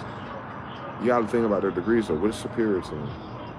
their version of intellect, smarts, problem solving, scheming, manipulating, systems, programming, school. They prioritize themselves in the competence of academia. That's Asia, bro. They're gonna bring those leftover eggs that are way too expensive over there. They're gonna give them a 360 dough over here. That's gonna make sense because although they might make more money in China, they're gonna actually be able to buy things in America, which is gonna upset what? Value systems. So instead of worrying about all the zins and jins they can make in a Chinese real estate market and the little Pokemon scams, they can just come here, get paid 60, 80, 100,000 USDs. Housing market's gonna address years, and then they're gonna swoop up with all the money they saved in China already, my niggas. These girls are coming here with 2 bank accounts. 25 to 44. The girls that gave you all the shops, Temu, the websites, the TikTok algorithm, like those are girls over there. I just want y'all to, that's their lower class girls. Their lower class girls is us. That's how deep this shit is. Because of relativity. How they treat their unmarried lower class women because they're single, because they're women. In the society that's really like that. We're not really like that. Lesbians are like that here. Their straight men are really like that. That's why so many of them are single. They have that vertical narcissism. Their men are like the doctors. Get it? That's their society of high value. The doctors that I work with. If they don't get them, if they didn't pick them, or they weren't picked, they're like this. They're coming here, my nigga. For you. Just keep that in mind, brother. Especially my brother sending y'all fucking depressed and bullshitting. Me too, nigga. It ain't over yet, nigga. You better start doing your push-ups. What we talking about? You better start reading them books. I told you better learn algebra on YouTube or get an app or something. Because them bitches gonna test you in math, you know that. They're the way they are because they think in math. It's universal, so that's what I'm saying. That's why all these are math degrees. You're gonna see it, man. You're gonna see it. I already told you they were creating the Jade Empire, man. Y'all didn't believe me, I know. But that's okay, I don't need beliefs. We're not a religion. So yeah, a lot of our brothers that are remaining, the good brothers, the anime lovers, like think about how they set y'all up, my niggas. My 25 to 44s. Think about how they set y'all up. Y'all already on the ramen wave. Y'all already know all the subplot hero journeys of the Asians. You already like into the tech and the shit that they mama sold you. Like you already locked into their culture as a consumer. The only thing you missing is why. And that's because they're not here in front of you. Oh my God, they done hit y'all with the ill-ass Hollywood. Ooh, to pay a man to be patient. Like I said, but remember that. You're gonna start seeing it pop up. Your sister's gonna see it first. You know why? Because Instagram. You're gonna see more and more Asian, and what I'm saying is what people don't understand is that Asians aren't a color. I'm talking about immigrants from that side of the world. 25 to 44, Asian girls. We're talking about Indians. We're talking about Koreans, Japanese, Chinese, Russians, everything that gets the lottery immigrant card to leave, and then the United States has a threshold to receive them. They're all colors. Southeast Asians are our color. They don't show you them because they're fucking racist. So remember, they treat their Southeast Asians like black people. Those girls build everything and get paid crumbs. So if we're honest, I'll just give you a heads up, guys. When the Asians start immigrating here, I am not talking about porcelain doll girl. I'm talking about the Proverbs 31 ones. I hope y'all believe me about where my grandfather come from, okay? I hope y'all believe me. I hope y'all don't think I wasted my time telling you something. I need y'all to remember where the 10 tribes of Israel came from the last time. And I just want to tell you that on England's side, we only brought 80,000. And we turned into 1 million real quick, don't we? Now on the Tartaria side, we probably didn't even bring that many. But you know they had more time to sit. So they filled up this bitch real quick, didn't they? Yeah, like 200 years for it. Remember, Ben's writing in 1751. The time locker is 1611. But I know my father's in here was in the 1500s. meaning Tartaria as a whole is 1550 backwards. And it's the Andalusia stuff too. The niggas be forgetting, like, okay, the Spains are fighting, but what are the Chinese, Japanese, and all the niggas over there doing? Exactly. Anyway, what I'm saying is that the Southeast Asian genetic dispensation is ours. They treat them like that so they can't get back. Now they don't have a choice. So they're going to be the girls that disconnected from us before the Civil War. Between Benjamin Franklin's time and the Civil War, and why that migration stopped and it turned white on us. The girls that are coming now are the ones that evolved the same way we did. Civil War to how we are now, with all the African and Black European and the white mixes. Those girls, they had the whitening thing happen to them in Asian persuasion, and they're the mixes of that. But if they're still melanated after all that, same thing. What I'm saying is, those are the ones that can have 4 kids or more. The porcelain ones can't. You feel me? You have to understand everything. The white boys don't want the porcelain ones. You know that. And some of you might want the porcelain ones. But I'm saying, remember, you get 3 of them. But when I'm talking about brothers who are just average guys here, you're richest people in the world everywhere else in Asia. Don't forget that, brothers. I'm talking about, don't forget, everywhere else in the world, you're the most valuable wealth there is. Especially if the whole world gave you the reputation that all you do is fuck anyway. So they come over here approaching you, they want to have your kids, dude. But remember what I said about the mind verse. Damsels, Delilahs, all, they come in every flavor around this world. And I'm telling you, them Southeast Asian girls are from our story. I'm Asian, bro. I'm telling you. I'm mixed with things, but I'm Asian first. John Smith is Asian. We're Asian. We're Afro-ASIATIcs. That's what Jews are. That's what Israelites are. Those are the quote-unquote 12 genetic expressions of the Israelite. Jacob. Abraham's kids. They're Asians.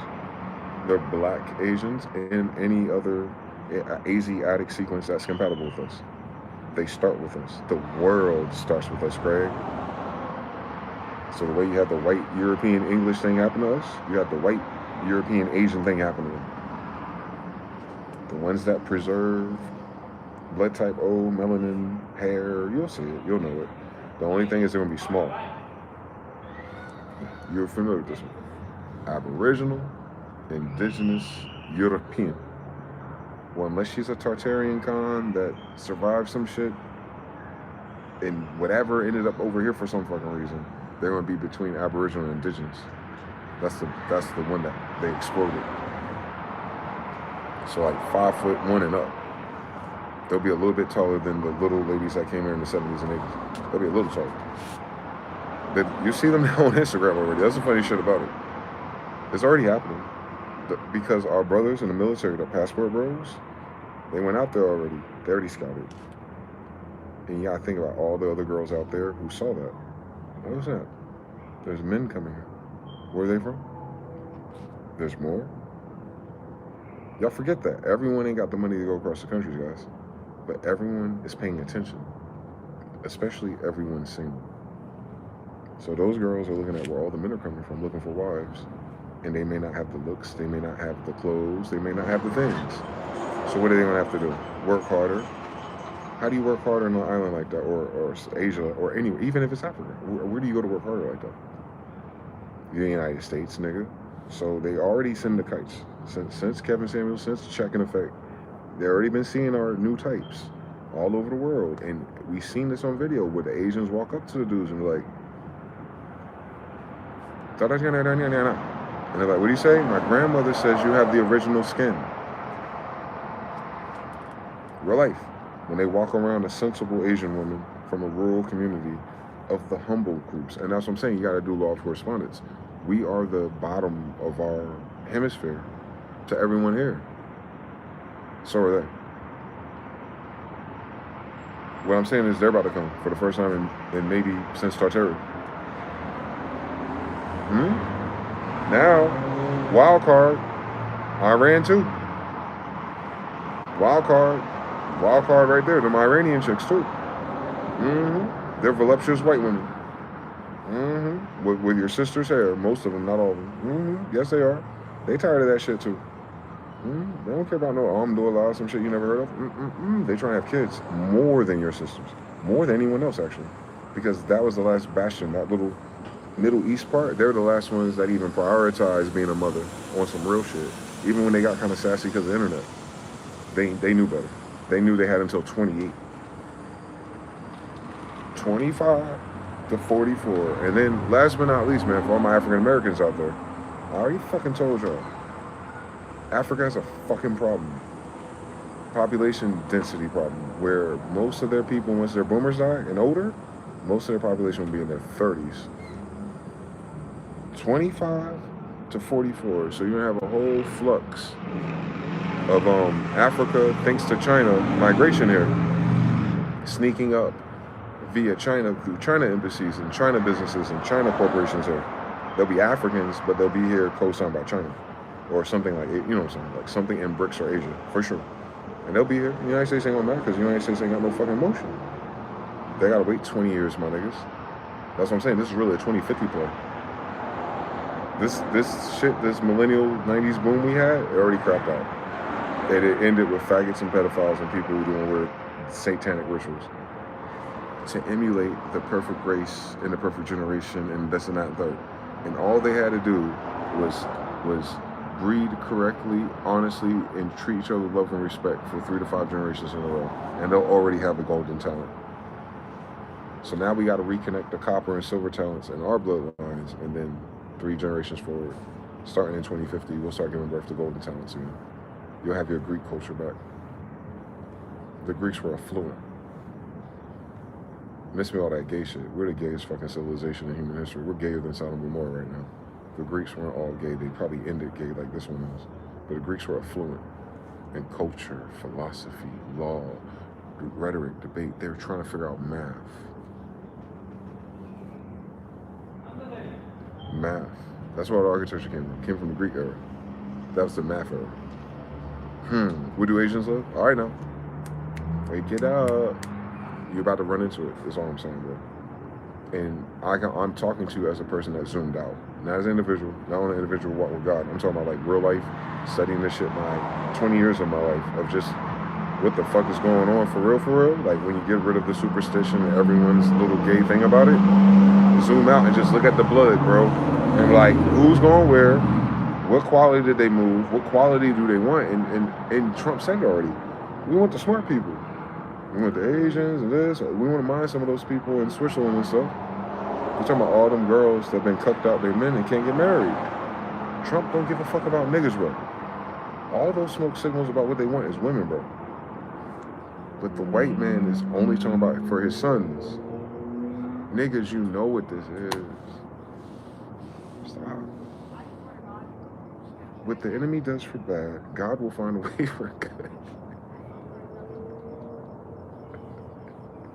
I would have freed more niggas if they wanted to be fathers, man. This message is only for the brother out there who's waiting for his turn to be a good father to 2 or more kids. And if you go for 4, you'll probably have 2 or more bitches. So that's going to be normal because the immigrants are going to be rushing for the commitment, for the stability, for the protection of the environment, irregardless if she married you. And then your sisters watching this happen to the men they have their eyes on, being snatched up by the baddies that come through. You understand something? But you gotta remember, guys, theory of relativity. A lot of the girls where I think they're gonna come from, like they go to Cambodia and all that shit, you gotta remember, their 5s and 6s look like Rihanna already, my nigga. What I'm saying is they're gonna come here humble because they think they're a 5, and to you, they look like Kelly Rowland. One more time, run this shit back, one more time.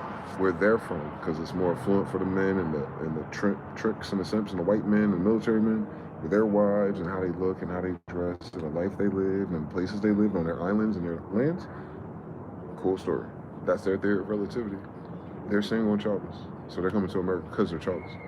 So 25 to 44, wherever they fall on that spectrum, the hot ones will go to the niggas that are left, that Mr. Bitches and collectors. Our sisters are gonna see that. And what those bitches look like, their 10 is 5 degrees above Kelly Rowland. their Kelly Rowland lookalike is a 5 in their culture. Your sisters are gonna notice the 5s being chased by your dumbasses, and then the 10s taking the man they had their eye on for 10 years on social media. Not like she was gonna move them, but the one they keep a track of, they have a few. They don't see them go foreign, passport, Mexican, Chinese, and I'm not talking about local. I'm talking about the ones that come, no bullshit. They did all the courting and all the bullshit. They went through the social media in their language. They know, like our sisters know, like her sisters know, like Mexico knows, that the stats keep hitting women, bro. Niggas don't care. I don't give a fuck. I can't afford those kids anyway, right? Nigga, until and it's the year of the fire horse, my nigga. You know, everything I speak be happening, so I don't know the intensity, I don't know the percentages. I just know that to solve this problem, they're gonna bring fresh meat in. Because the only problem, guys, is y'all not fucking. Your women are sterile, gay, or so mentally tossed up that as much as the sexual drama is happening, they're not, there it is, I'm sorry, it's not that they're not fucking, they're not mating. There it is.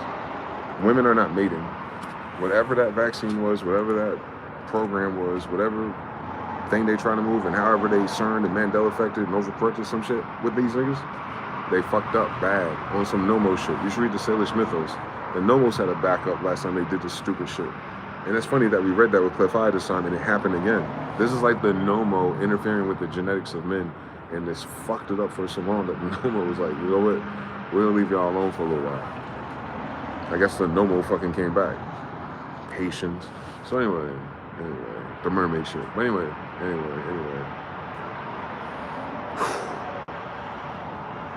I think that's why we, who caught this wind during the pandemic, like instead of worrying about crypto and stocks, NFTs and all that stuff, we start paying attention to women and red pill stuff.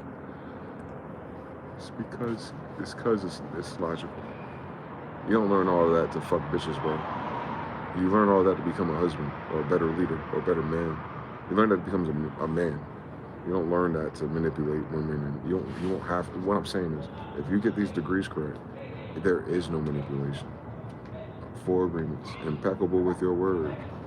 They heard everything already, so you would never surprise them from 25 to 44. So keep that in mind. Just be impeccable with your word. Keep pure heart. Keep God first. Follow the commandments. Keep Sabbath. You know what's crazy about those girls? They probably keep Sabbath already. The more southeastern of that side of the world they are, the more Mohammedan they are, Sabbatean they're related to. That's what all them temples were about. It's just those mean white people, light-skinned people didn't let them do that no more. They're crypto Jews. They're crypto Mohammedans. Always has been since 1492. I'm sorry, 1592. So just keep that in mind. Past 400 years of life, this whole world in the southern hemisphere has been forced and subjugated to let go of God. And then I showed you today that mRNA doubled that down. So the ones that survive and they make it back, remember that the spirit of life is sending magnets. So the ones who win the lottery, the one who gets selected, the one who ends up in your neighborhood, that is something behind her, him, because our sisters will find some too. And you. It's a different signal this one. It's a bat signal. It's for the survival of the planet. They do this every 400 years. I fucking told y'all that. They crisscross. They crisscross the genes, bro. All that nuclear shit is about genetics, y'all. They want to create the perfect genetic thing on the survival series of us. Those people are undermined by the fucking vampire people.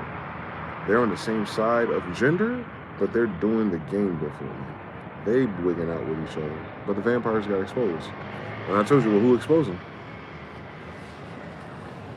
Hebrews 13, man. We work for everybody.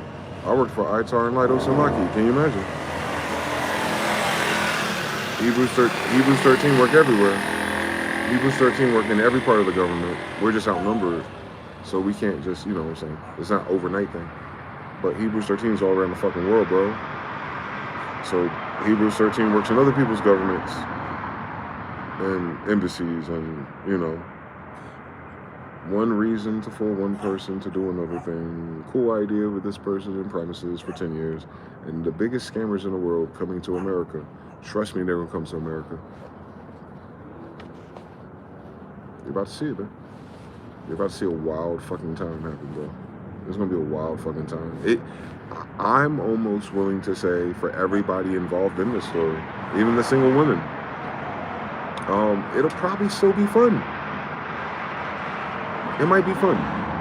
It might be fun. If you survive your own neuroticism and internal bruises and narcissism, because you gotta remember, guys, as I'm telling you this shit, in 3 years, what you also have to remember at the same time is that all the people scheduled to check out, we haven't replaced our population. We're under 2.0. But the people above with the comorbidities, the nurses quitting, all the shit, all 7 years of shit, that ceiling from 100 to 60 is on some Tetris shit, my nigga. And unfortunately, most people don't take care of themselves, my nigga. Unfortunately, most of those people can't afford healthcare. You keep fucking thinking like everyone's rich as a boomer. No. It's the top 10% of our population are boomers, that's all. But amongst them, it's not 100% boomers. Get it? The numbers are lopsided to boomer generation, but amongst boomers, ain't all boomers across the board. Hence, a lot of boomers shedding off. A lot of y'all already not talking to certain boomers and parents. They're gonna die of loneliness, aka sign out. All kind of shit. All kind of weird shit, all kind of untimely event. Look at all the people we see dying, bro. They only show you the famous people that got some emotion or had a contract. Look at all of them dying. Good people, seemingly well-to-do people, seemingly healthier. Peace. Shout out to you, Harut, in the future. Shout out to Ascending E. Shout out to everybody. The deal EO me with India, that was for people to come here. Yes. Same thing with the Japanese. Yep. They're doing it. Europe needs to do it because Europe's population is the most critical. They don't have enough room for too many people anyway. So for them to have a population collapse. And that's what they're afraid of. They use the poor people, which is technically the uninformed people, to do whatever they did there in the past 10, 20 years. But now they're going to bring the competent people to like, they do it in waves. Like, I'll almost figure it out, but by the time we figure it out, you know how it is, a day late, a dollar short. But I can kind of see the social engineers' perspective of what they're doing. They're not attached to the individual, so their mistakes are damaging, but they don't feel it. And it doesn't matter because I think they understand the nature of this reality a little bit better than even I do on a per human level. But they might not be operating the way that my tribe operates planetarily, so I'm learning something too, that this is a different thing happening. There's I don't know how many differences, but I know there's 2 different things here. Outside of us, so 3 different things. So, I don't, like I said, I only have ITAR clearance. I don't have the other thing that other people, a little bit more sophisticated and read in than I am, are dealing with. But I can sense it because I'm psychic. It's implied because I know why it would make sense if that was true. Versus the things that have us yelling about and talking about, you know, socially. Don't worry about it too much longer. It's the novelty of being pissed off about pedophiles is going to run out eventually. It's not that interesting. Because all you're going to do is keep causing that spell, and then the damn content's going to start showing up. And y'all don't want that. Y'all don't want little kids and people to figure out what the fuck they're talking about because that's all y'all talking about. Like, people aren't fucking wise. The same way I was curious about the R. Kelly tape, the same way them kids would be curious about Epstein Island. So y'all be wise. Be wise. To yours, just to your own. I know you can't speak for no one else. I'm talking about for when you raise your kids. Be wise.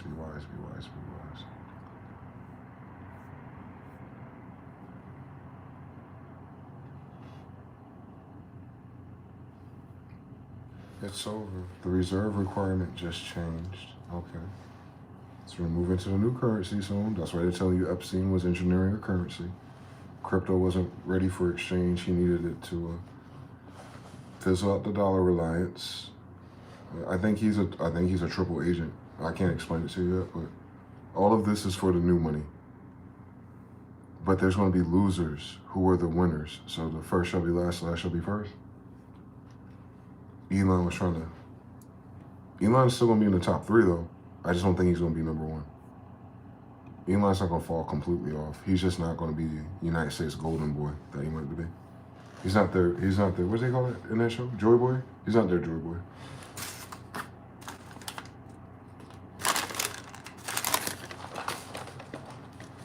Shut down everybody else. Damn, we got 21? Well, I don't know why y'all be watching me all day on the fucking weekend. And none of them talk though. I know 10 of you are tops. Who are you other people? Like, we be getting 43 likes for them. That'd be like 12 niggas. That should be bothering me.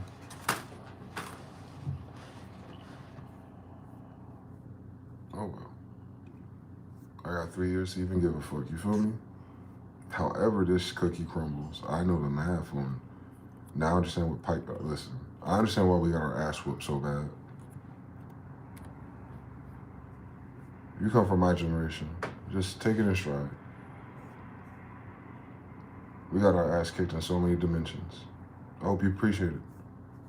Because now you get to see in your society what happens to the people that didn't have anything. They had all the money. They had all the sucking and fucking. They had all the opportunities. They went to all the cool food spots. And where they all stuck at? On Stupid Boulevard and Demon Parkway.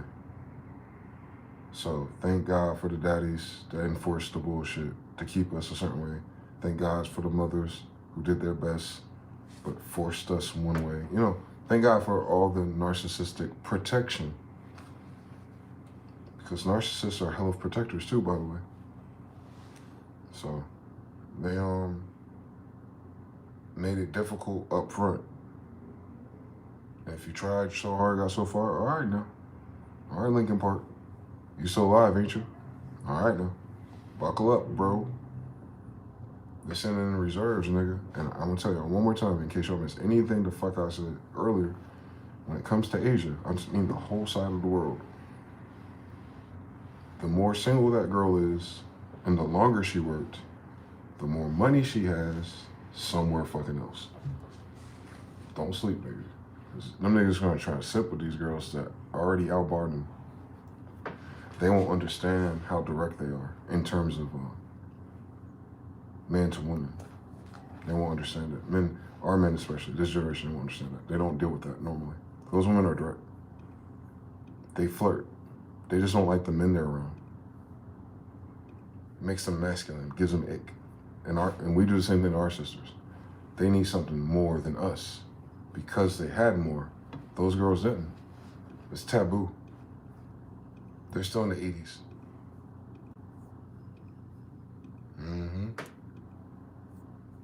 So I study nigology. I can tell by how our sisters sound on red balloons. Listen to Asian ones. I'll show you one. I'll show you. I'll show you the sissification of atrazine worldwide. More so in people more closely related to frogs.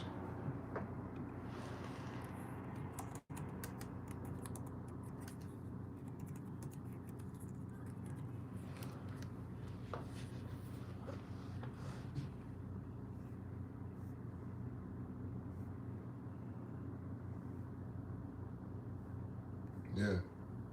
I'll just show you an old one from On the surface, South Korea is one of the most remarkable countries anyone has ever seen, transforming from being poorer than most African nations to being one of the richest countries in the world in less than 50 years, all while its northern neighbor has remained economically backward. In this story, often told in the media, South Korea can do no wrong. But this doesn't paint the full picture. Beneath the glittering skyscrapers and world-renowned brands, there's a darker side to South Korea's rapid rise, one that's pushing the nation toward a dystopian reality. In 2020, South Korea witnessed 500 deaths from a strange new phenomenon, so strange in fact, that it developed its own term, Rosa, or death by overwork. At the heart of this toxic culture are a handful of powerful companies which run the country's economy and its politicians. In fact, just one of these companies, Samsung, accounts for nearly 20% of Korea's entire economy. In a land controlled by the few and not the many, people are switching off. For a country just to keep a stable population, every woman must have 2.1 children. In South Korea, this figure is only 0.7, 3 times less than the replacement rate. And in 2020, for the first time in the country's history, more people died than were born. The South Korean government are not new to coming up with solutions, from promoting actions like this on TV, to suggesting that girls should start school a year earlier to make them more appealing to men. It's just that none of them seem to do anything to address the root cause. By blending the harshest aspects of capitalism with traditional Asian hierarchies, South Korea has created a society defined by relentless competition and materialism, leaving many questioning whether this rapid rise was worth the cost or if it was just an... You already know that. Why does it feel like almost everyone in South Korea is drowning in debt, from students and office workers to entire families and retirees? You already know that story. Because you're in America, you already know these stories. What I'm saying is, guys, they did this to the whole world. Their tradition and their backdrop is just what filtered the results different. I'm looking for a recent one. They keep going to years ago and shit. You know how YouTube is. They want you to see something. In China, there's the concept of the leftover women. Girls turn around like the age of 28 or 30. They're considered too old to get a relationship and get married. Why is that? You know, the best age to get pregnant actually is before 35. So focus on the most healthy, most scientific. The girls need to get married like before 30, and probably they take time to get pregnant. China is still traditional, and especially now the policy is strict child policy now. Definitely, if you're getting older, you will be not popular anymore. But it's not about the attraction side. It's just about the function side. Yes. In China, there's the concept of the leftover women. A man's not getting married. Girls turn around like the age of 28 or 30. Especially they're considered too old to get a relationship and get married. I can get 3 hoes going to the bar with $100. In China, if a woman is over 30 years old and she isn't married, she will be called 剩女. 剩女. You got it? In China, if... How old do you have to be then as a woman to be considered a leftover? I think around 30, like after 30 years old. But if you're after 35 years old, then just you're out of the market. You know, it's more like you don't have to consider about getting married anymore. Just to maybe have a child on your own is the best way. So they're 10 years ahead of you. How old do you have to be then as... They're 3 doing it levels younger. of leftover women in Chinese. Level 1, 剩女 means leftover woman over 30, not married. Level 2, 圣斗士 means leftover warrior over 35, not married. Level 3, 必胜客 means unescapable leftover women over 40, not married. 3 levels of leftover women in Chinese. So y'all gotta stop thinking white people and niggas is creating this shit. Asians outnumber the planet, bro. They are the language model of what's going to happen to you. You got an Android or an iPhone? That's who came up with these rules. That's not us. You know we ain't got no social currency outside of the spiritual community. What I'm saying is their women are telling you what the women are. Like, you understand something? That's not their men. Their women got tears for this shit. Like, they telling you, like, it's real. It's real. And the ones that feel like it's real, guess what? They're already over the age limit. So there's girls, 25, but you gotta slide it down. There's girls over there, 18 to 28, who see this shit. Like, nah, I'm going to the United States. Or nah, I'm going to that country. You know what I'm saying? Because you could be poor anywhere. But if you want to be poor, you might as well be happy with your fucking kids, right? That's them. That's called traditionalism, conservatism. Yeah. I don't think our sisters caught the wave. Men are not determining this. Your competition is.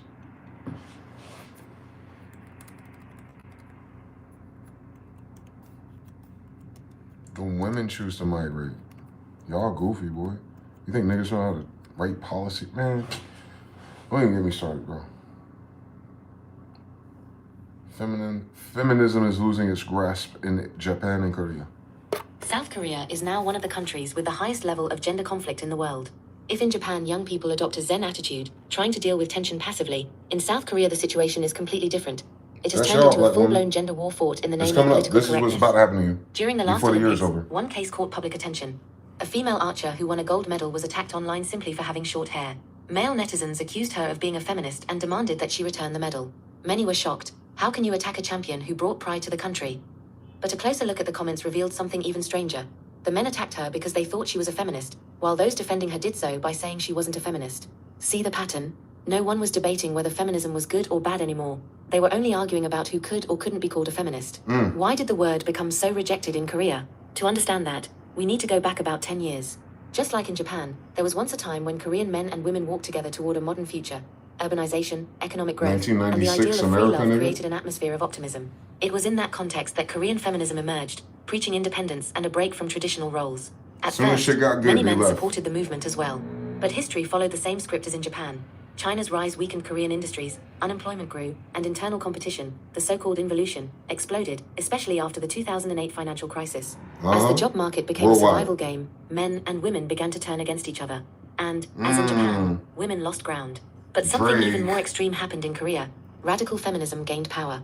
Groups like mgthefuture, founded in 2015, appeared. They began by addressing sexual harassment and workplace discrimination, but soon shifted to promoting radical ideas, campaigns against male babies, hate speech, and even violent attacks on men. Right now. In extreme cases, women stabbed random men on the street or took selfies holding knives to their fathers' necks while they slept. National heroes were attacked simply for being men. People. In terms of radicalism, Korean feminism came to be seen as the most extreme in the world, surpassing China, Japan, and even the West. But the biggest mistake was choosing the wrong enemy. Instead of targeting big corporations and power structures, these groups turned their anger toward ordinary men, who were also victims of the same system. The result? Men fought back and became radical too. But unlike in Japan, where men simply checked out of society, Korean men decided to fight back using the same weapon, political correctness. For example, if a photo showed more men than women, feminists... So they're already attacking feminists out there. I'm talking about social, like gay or, toxic. Like feminism valued people are already being undesirable. So that's why our sisters don't have a hard time with that passport. Nobody in the world like feminists. I'm talking about the world as in the world you haven't been to. The other one, this one's America. That one's Europe, Asia. No one in Asia likes feminists. So y'all can't passport nothing. That's why men work when they do that. Because they're traditional and the man's looking for a wife. That's why it works. Even the nigga lame, you know what I'm talking about. But I'm talking about for you generally, your personality type, your values, what you believe, who you voted for, they're gonna look at you bombastic side-eyed. I'm not even talking about the men, I'm talking about the whole society, the women too. You'll learn, women, our sisters learn, they synthesize, they adapt. But for the unlucky few, I don't wish doom on you. You're gonna have to have a more realistic outcome. And what I'm saying is for your better outcome, you have 3 years. For your realistic outcome, it is what it is. Better than nothing. So just keep that in mind, that's all. There's too many single people for everyone to not find a partner. They're just saying, I know why they're talking about the no kids thing. But you may not have to die alone though. You may not have to be lonely. I wouldn't reject you from our communities. I would want you around. I just know that I can't do the thing that you can't do the thing for me type thing, and that's fine, but you went to school and you're smart. So it's not like, we're not in the dark ages, y'all. We got cell phones and Wi-Fi. Like, I'll crash out on niggas if they come across our single sisters. I'll fucking slit their fucking throats, regardless. She don't have to carry my kid to have my protection. That's real nigga shit, though. Everyone ain't a real nigga, I know. That's why I need to have Ninja Turtles. So yeah, like, we'll be all right. It shouldn't get violent and gory. There's gonna be the weird, retarded people who don't know anything. They go crazy. That's why I say don't go marching with niggas. Marching ain't gonna, if marching don't change the Federal Reserve, my nigga, then stay the fuck home, my nigga. That's all I'm saying. If marching ain't gonna change the Federal Reserve, then stay the fuck home, my nigga. These niggas is 4-year psychopathies no matter what we do. Trump got 3 years tops no matter what. He can start a war, whatever the fuck he want. They ain't gonna change shit about the price of goddamn tea in China, nigga. They're coming, bro. The United States ain't doing nothing with that land. They coming, bro. Panama Canal was just part of that plan. They coming, bro. Mexico's like, shit, we tap. They coming, bro. Y'all keep thinking the future is white. What the fuck wrong with y'all? They went from 40% of the population to 8%. They're gonna drop the 4%. And all I'm saying is when you're thinking about mating, moving, bureaucracy, gentrification, and all these other degrees that we had to learn as a threshold civilization, the dark-skinned people over there had to learn the same thing with their light-skinned counterparts too. What I'm saying is these are 2 worlds out of 4. There's 2 more y'all don't know about. Don't get me to start. But these are these 2. This is the Afro-ASIATIC pond. I'm telling you, boy. I hope we see that other stuff. Like the other place and the other people. I hope they're decent enough to, as they're saying that they disclose the aliens and shit. Nah, come on. Go ahead and tell them, y'all. Go ahead, agents. Tell them. Come on, Cosmic Clearance. Come on, Space Force. Tell them that shit ain't outside, is it? That shit right next door somewhere.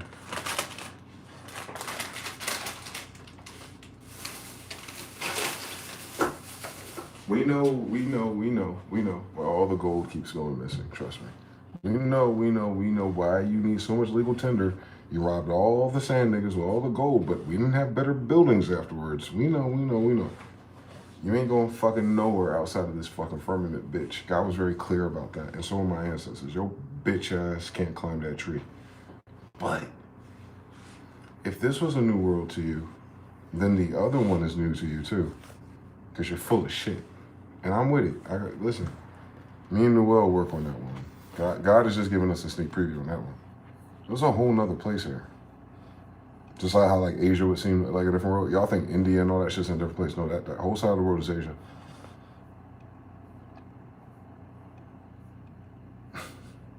Y'all bugging, boy. And that's the politics and the white and black and the red and blue shit. No, it's Asia. Genetically under the microscope, it's Asia. Aboriginal, indigenous, European. We are the European Asians. Eurasians. Tall. Black. Asiatics. You got medium, mer, you got little, burr. Then you have the color scale. Problem, error. We don't know where that came from. So it's a third party. We don't know where they are. We don't have an aboriginal, indigenous, pale person here. And if they were here, they're not here no more. Even more curious. But however that goes, that other aboriginal, indigenous of a different persuasion, I'm not talking about the color, sulfur. The other gene, that's not local. But it came here, you can tell. You can definitely tell. It came here with us, and then other stuff. And that's what I'm saying. Once you already have me, you, and someone else, that's, you know what I'm saying? 1 nigga get 2 niggas, 2 niggas get 4, 4 niggas get 3 niggas, and 3 niggas get more. Like, I don't know when to stop. I'm only aware of 4. I only consciously know about 2 so far. Here, the Americas, and over there, Asia. There's 2 more. No, not Africa and Europe. That's us already. Africa has a lot of aboriginals and indigenous people. No. That's not it. It wouldn't be the prefixes that we use in these ponds. We would describe them with our words, but I'm saying, guys, there's 2 more worlds interconnected to this one world. If I can't explain it to you. 4 identical fucked up situations. How America is looping with Asia. There's 2 more that's looping too. I can only assume. I don't know about their business, but they might be more advanced than us. The same way we have certain advancements over Asia, and Asia has certain advancements over us. The other 2, very similar, but I think that's where you're seeing some of these craft come from. That's what I think Admiral Byrd ran into, and they hyped it up and added all the extra sauce on it, so you don't have no good fucking ideas about it. But they might just be purely dark-skinned people, dressed in shit. Divergent. 2 or 3. They kind of That's an Admiral Byrd thing that happened. Where they get to the edge and like a drone comes and it sees them. It's like a whole other city behind like a hologram. Ice wall. I told you one of the biggest pyramids out there. Well, if one of the biggest pyramids out there in Antarctica, nigga, we build those more. So yeah, there's a whole nother something. I know they're there. That's all I can tell you. I can tell you. They are a little bit more spiritually advanced because I think they show up in our dreams. I think that's their way of hacking their Wi-Fi and playing a video game they're not supposed to.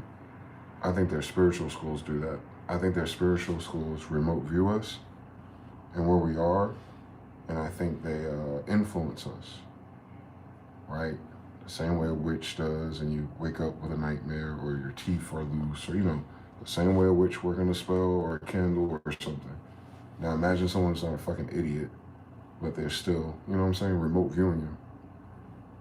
I don't know why. I can imagine, look at what white people do with all these cameras everywhere.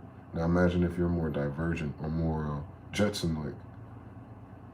And now imagine all the girls have the same fucking problem. Imagine if all the boys are perverts. You'll understand what I'm saying. Even in an advanced or technological society, that curiosity is always gonna hit them. Like, son, we own all of this, but do not cross this dark lands. We are the dark lands to those two. We started over. We got reset. So yeah, we got reset. We fucked up somewhere. Zoom out, genetics, and codependency with each other. We couldn't figure out something behavior-wise. Died off, reproduce. Okay, takes 20 to 40 years, he says. Cool fucking story, bitch. 80 can turn into 1 million, and 20 to 40 if you have 48 kids. Cool story. Cool, the coolest fucking story. Beautiful math, by the way. Now, fast here, less than the other 3 too. So, only the royals have those maps.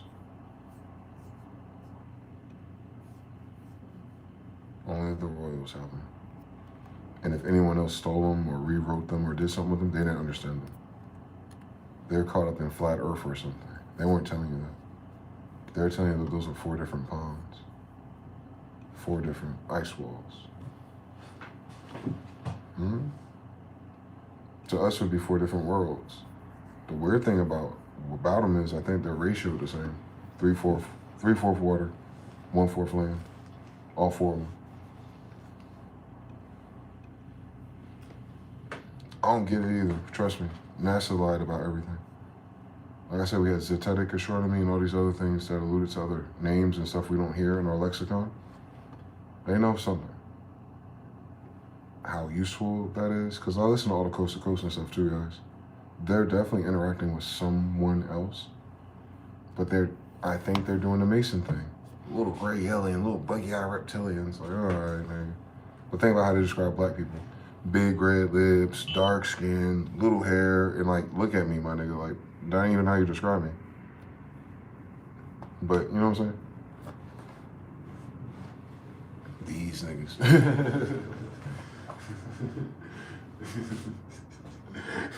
They don't see no colors until it's time to draw a book full of aliens. Niggas got all kind of aliens and all kind of shape, sizes, and colors, but niggas all look like the nigga from Everybody Hates Chris look like Orlando and shit. Like, cut it out, man. Orlando, what is that boy name? You know what I'm talking about. The dude from Mad TV. They think that's Everybody Hates Chris, bro. But they don't tell me there's a blue turkey person, a little gray nigga, a tall gray nigga, a Palladian nigga, a reptilian, a draconian, a lizard nigga, a little nigga found in Machu Picchu. Like, but yo, draw me the nigga that did the thing you said. And he don't look like Jamal. Like, come on, white people. We trying to love y'all out here, man. Y'all are very whimsical. As a collective. Y'all don't check this shit either. Y'all let them get away with it and say it's not us. Then speak up, nigga. The same way we do. We speak up for the bullshit, fuck shit, dumbass, drill ass shit we gotta deal with it. Y'all should take from our book, man. It's okay, Chief Keef retarded. But the bitches love him. Because they retarded too. The fuck? My bitches don't love Sosa.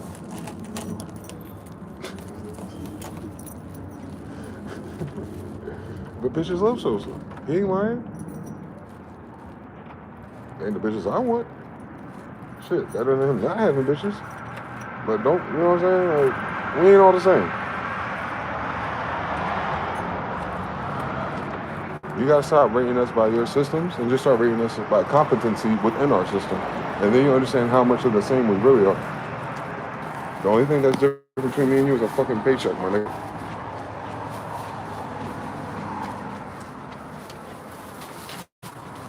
And my traditions and values. Before you so rudely interrupted.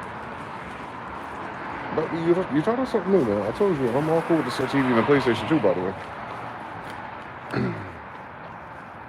I get it. It was a gory 150 years for everybody.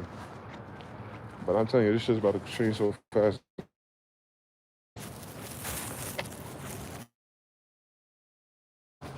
I lived through the internet.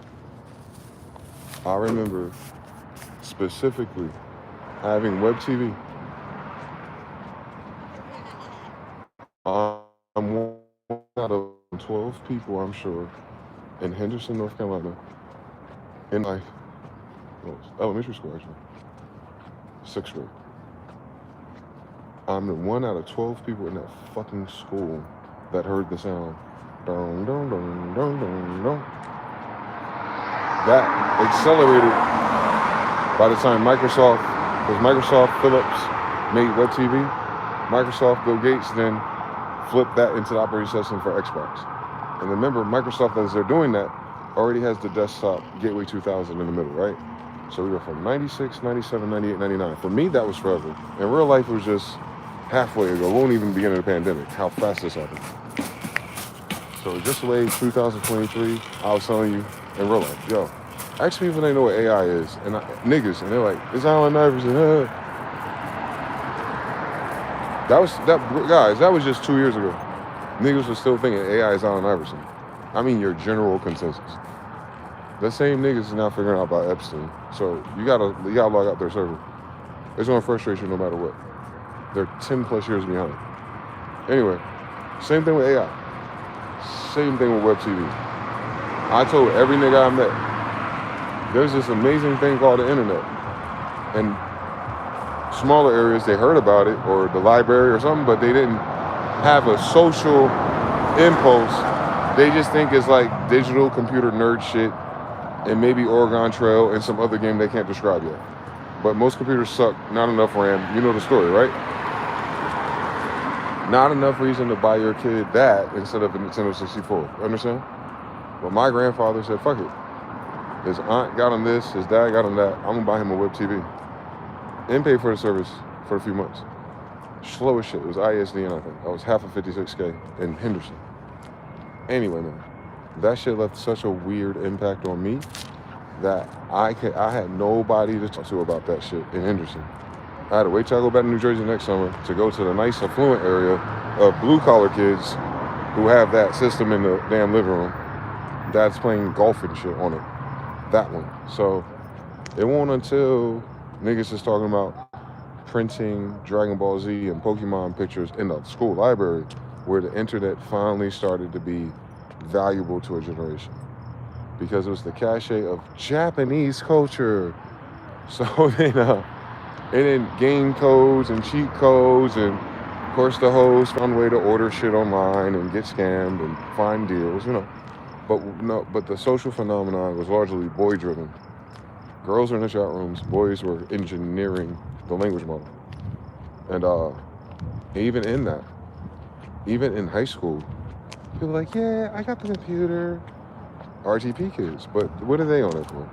If they're burning CDs, if they have a car, if they need Cliff Notes or something to pass a test, if most of those kids are rushing to their 14-year-old worker permit if they're poor, and to their 15-year-old driver's permit if their parents are going to give them a car. So you understand, those are the only two paths for my generation. Either you about to get a part-time job so you can get fresh, or your parents going to help you get a car and you're going to do more than fresh, right? So being online like we are all day, doom scrolling was not a thing. unless you were like introverted or had high speed, you know, very rare, very small group of my generation in the beginning. This mass adoption of, oh, we all the internet, it changed everything. They talking about the iPhone. They're 10 years late with everything, bro. The same NPCs. They're talking about the iPhone, guys. They're talking about iPhone 4S too. I'm telling you exactly when it was. It was AT&T, iPhone 4S, penny, literally a penny upgrade. Boom, boom, boom, boom, boom. And I remember when the AT&T iPhone 4S person coming, I know their voices, their attitudes, their ghetto. I know when everybody all of a sudden had an email address that was permanent with a password they had to remember. That's no sooner than 2008 and 9. So they couldn't have a social anything because most people were not competent with keeping up with emails and passwords. Just that alone, I promise you, as a tech support person most of my life, like most people, commoners, had a hard time having a consistent login experience, let alone history and, you know, posted here and followed up and 10 friends there and DMs there. They weren't, no, it wasn't done like that. The girls are getting, how the girls were getting pandered to just by getting DMs from random dudes. That's going to be us in 3 years in real life, by the way. But that's what I'm saying. It's a flip-flop. But I'm telling you, they were 10 years behind then, my nigga. We are blessed. We're a decade behind. We're a decade ahead of most trends that change the future, that is. Like the trends that replace the timeline. You're sensitive to that shit up to like a decade in advance. Up to. Not always 10, but up to. Just like I was like a couple of years before the pandemic, I was expressing this shit like something's wrong, something's about to happen. And it wasn't 2019 because nothing happened. It was all the deaths. That was a few years later. My aunt, my grandfather, blah, blah, blah. That's what I was feeling. Not these faggots doing a drift. Right? So it's the same story with tech. Like, they're planning for 20 years from now, 2050, just round up. Meaning in between then and now, there's gonna have to be a boost of something that we do that's interesting to get so many people to move, to work, spend money, collaborate, and more importantly, than any system, money, or anything. Why are we here? If we're not getting along, if we're not reproducing, if we're not passing the best parts forward, why are we here? And most people are 10 years behind asking that question, guys. So have fun. It's gonna be very clear for you to see what to bother and what not to bother. Live and let live. You are not the father, thus you're not the changer. Leave them alone. That sounds like a personal problem. They have a dad problem. They don't have a you problem. You have a where's your tribe problem. We're chiefs, bro. Chiefs always have more than one kid. That whole thing they have around their tent is their kids.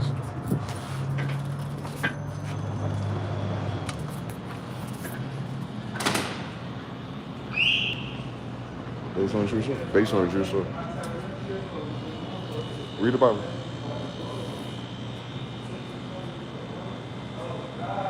God won't reward you for that type of player shit until you know how to treat people. You don't know how to treat people until you treat yourself better though, okay? Ain't no rush. Just don't be stupid. They're gonna want something, and they're not gonna be happy with it. Plot to the same generation. So don't fall for it.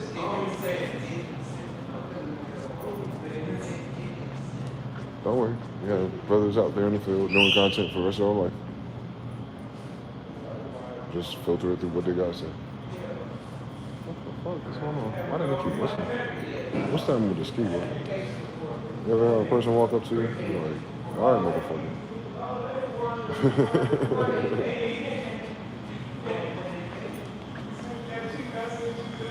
I don't want none of this shit, bro. I can feel how not shit none of this is. That's how you know your mind is changing, because your taste buds is changing.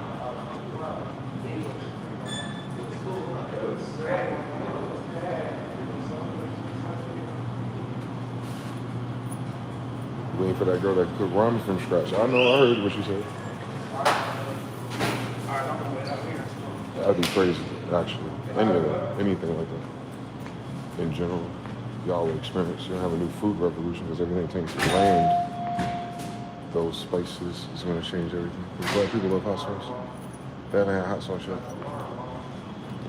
Hey, the fuck? These niggas ain't got shit. That's a human fucking history, bitch.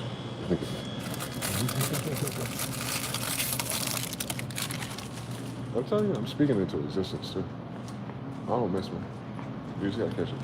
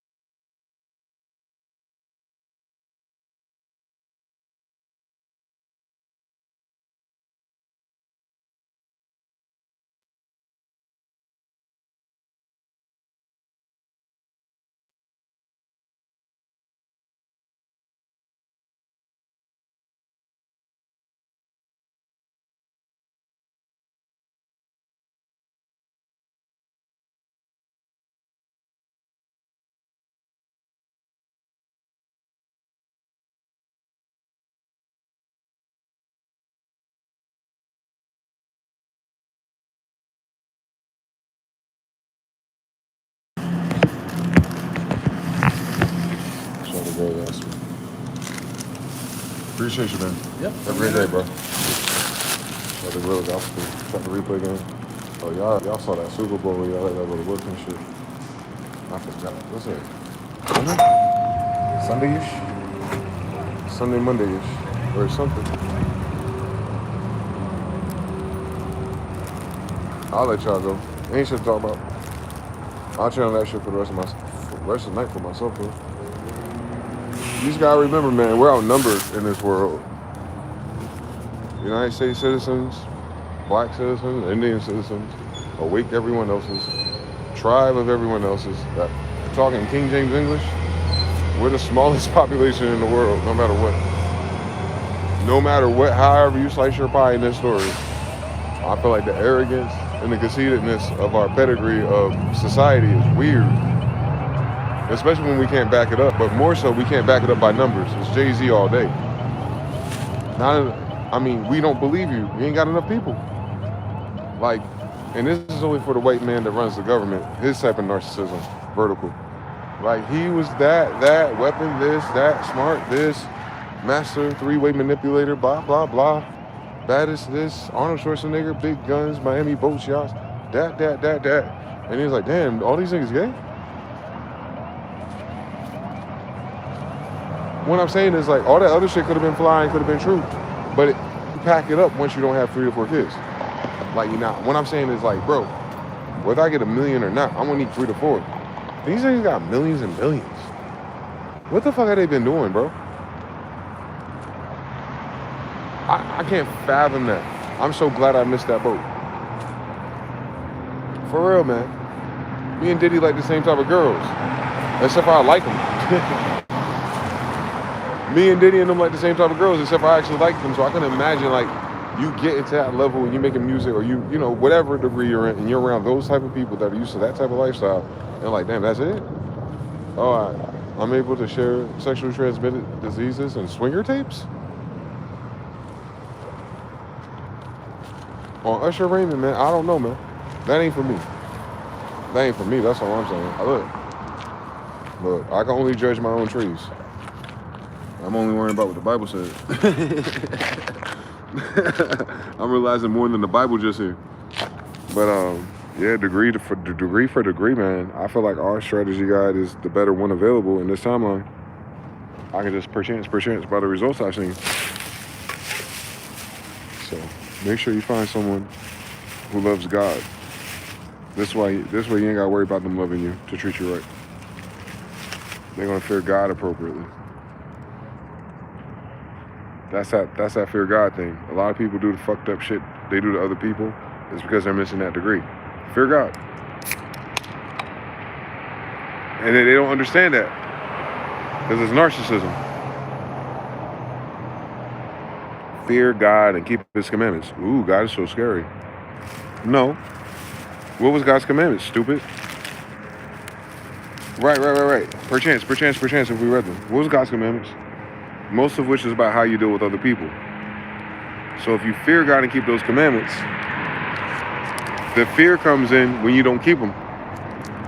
What is God going to do to you if you break those commandments, perchance, as it pertains to other people, your neighbors? Oh yeah, you call it karmic retribution, you call it all kind of shit. That's what God was talking about. That's what we was talking about. Like, no. I fear God and keep his commandments, which keeps me humble and humility when I treat other people a certain way. Because that's in the commandments, by the way. So if you fear God and keep his commandments, that means you're going to run a very, very, very, very low risk of accumulating karmic debt, if you will, with other individuals. Because you fear God to begin with. These people who do what they do to kids, these men who do the faggot, bitch-ass shit they do to our sisters, and these sisters that have been manipulating, they only went as far as past 21 years old learning the difference and then doubling down on their mistake for 5, 10, 15 more years is because they don't fear God. It's a function. If you fear God and keep the commandments, then you will not be in this situation. As it perchance comes to society and people and partners and mates. If you fear God, you wouldn't have done that to that guy, sis. If you fear God, bro, you wouldn't be out here being a loose asshole. If you fear God and kept his commandments, all the things we bitching and moaning about as larger clusters of people would not even be a thing to bitch about. All that shit started from the fact that niggas don't read, niggas don't give a fuck, and niggas think God a joke. You lucky as a woman, bro. Because big homie will fuck you up. Type shit. So you understand? Like, yeah, fear God and keep their commandments because it ain't about you. How you treat your kids, your neighbors, man, the people you live with, your tribe, Israel. Not the nigga that try to kill you, rape you, steal you, juggle you, nigga. These niggas just got freed out of captivity together. My people, nigga. How you treat your people is everything. And the fear of God is implied on how you treat your own fucking people. And y'all been wilding out on your own fucking cousins and brothers and sisters and third cousins. Like, y'all been wilding the fuck out on every dimension, whether it's working, competing, music, dating, killing, all that shit, bro. This civilization wilded the fuck out, bro. Didn't keep the commandments, not even 3 of them, and definitely didn't fear no God in this. They use God as a shield of protection for their stupid shit. Only God can judge me. Bullshit, nigga. Read Judges.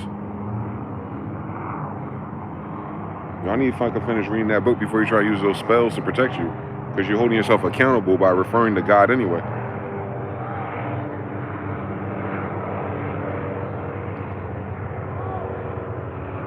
Holy jump. I'm just hoping no one gets shot. Perchance. Y'all shut the fuck up. 3s. Shout out Jonathan L. Y'all still out here? Oh, we 20 and 44. Let me get the fuck up out of here. What's up, y'all? Anything else? Any other questions or thoughts? Perchance.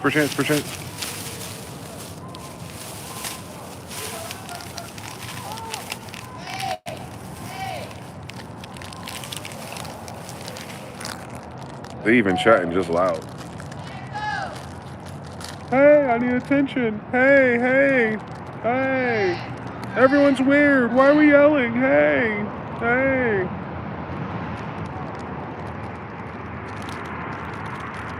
This is Grand Theft Auto. People are saying shit when they walk by you. I call someone, guys. I don't even know what that personal answer though about today. I had to call somebody to find somebody. And when I call somebody, they're older. So maybe older than Boomer. 60, late 60s, maybe older. But cognitive. And they pick up the phone like a pocket pickup when I'm calling them, and I hear them. And I'm listening a little bit. I'm like, hello, hello? And I caught wind of the conversation. I hung up because I don't want to over eavesdrop. Perchance, I send them a text, say, hey, this is me calling you. I called them again. They opened the phone. Every time I called them, wherever it was, it answered. And I can hear their conversation. It's that same, guys, when I tell you, it's the same story. No matter what, I mean that shit. I call somebody who said something to this degree. They're talking to someone in real life or on another phone maybe about a third party. And they're amping, or they have this extra energy like this today about this third party. Like, listen, and they're telling this person very passionately because they don't like the way this person ran off on the plug. They said, I told her that when we work on these things, since they're better at the tech side, I'm going to help them with this. All I ask is, when you get to that side, don't forget about me. Take me with you. Now, mind you, these are older people pouring into younger people or someone else, horizontal or diagonal down, I'm sure. And they're just fucking flabbergasted by the bullshit. Like, and I'm talking about well-to-do, aware language models of therapy and things of that nature. And they're dealing with people who kind of, what do we call that shit? Backdooring opportunities, or you know what I'm saying? Like, you make a verbal agreement, word is bond, and then it turns into, I don't know who you are. Like, even at their age, bro. Right now, today, that energy was a big deal. Like, listen to your auntie and them talking on the cell phone about how another woman, girl code, in this very specific niche. And you know what I'm saying? Like, there's no loyalty in these streets. But what I'm saying is, it's upset by that mRNA or that weird shit. It's upset by that. It's not upset that people ain't shit. It's upset like back in the day, you can go back and forth and curse each other out, and you know, it's a misunderstanding, and maybe you'll stick around for a few more years in and out of each other's story. This ain't that energy. This energy is like, they don't understand it. Perchance we do. The lights turn off. Everything's gonna be grimy and opportunistic with the lights off. For those systems, that's how those systems are gonna die, so. And die means shrink all the way. So, it's okay. If you're serious about it, like music, you'll be all right. I'm serious about music, I'll be all right. I mean, Quincy Jones was 50. I got a good 10 years before I feel like, fuck it.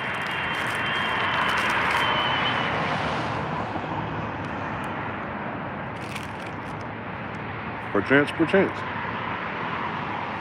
They want to do K-pop. I want a new Destiny Child. How about that? Shit, I might do the Backstreet Boys. Them niggas trying to know how to do backflips. Perchance. Half of y'all gonna have a little Omarion looking niggas. Perchance.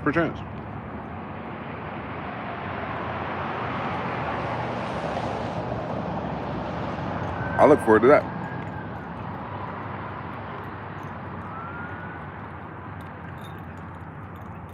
Starts in 3 years.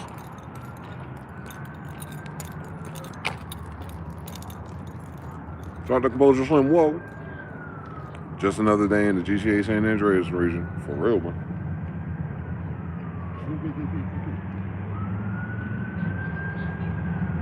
Sister right there pregnant finally.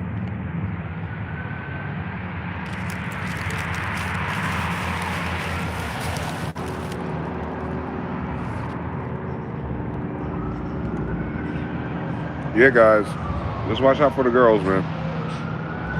They have no kids. They don't fuck around and try to have one, man. They don't try to fuck around and try to have it. Just so they can beat the die alone rumors.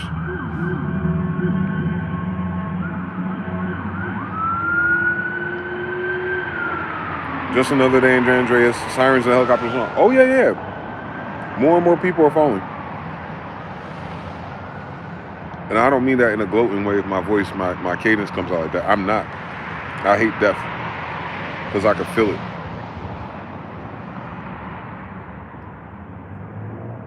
I'm just saying, as a matter of fucking fact, it's nonstop and it's in a wave. And this is a high peak wave of whatever's happening. More people reporting sicknesses, people not feeling well, people in the hospital that I know, like shit going down. Again, like the wave.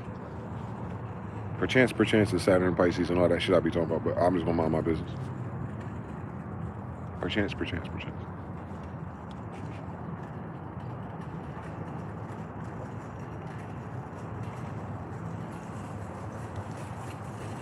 Some 3, I noticed that too. Here in Canada as well.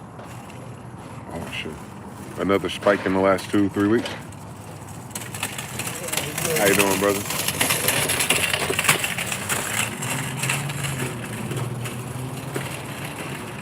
Interesting.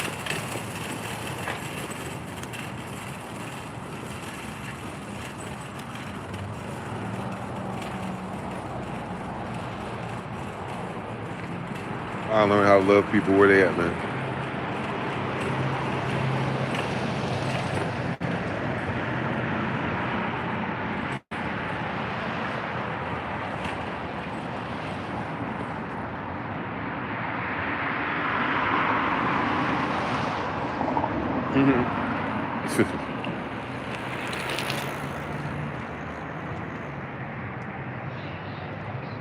That shit, man.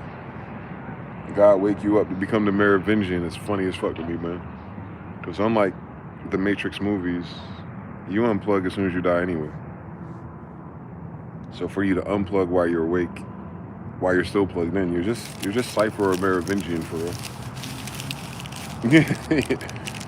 That's the funniest shit about it. As deep and as woke as this shit can be to somebody, we still here.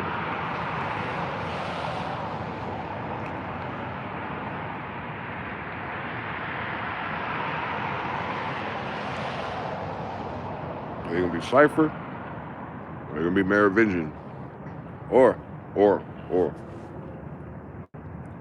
One thing's for sure, 2 things for certain. I wouldn't waste your time trying to disconnect them, nigga. Just die normally. Don't waste too many time in those degrees of that weird shit you heard about.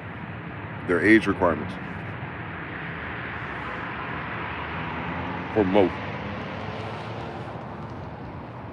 So you spent all that year learning it, and when it clicked, it would click at that age anyway. But it's good to have to work more. I'm saying is there's other shit that I'm aware of. That takes a little bit more science and time and patience. Breathing, actually. Perchance. Locations and following things, energy and magnet-wise, very seriously. And I do not see the value in that. In a world where the problem is we don't have enough bitches. That's all I'm saying. There might be time and place for that, but maybe in another world. This instance doesn't require any more power or magic. It requires decency and seriousness. It doesn't require all that cool shit that Solomon had, man. Look what the fuck they did with it. They branded it.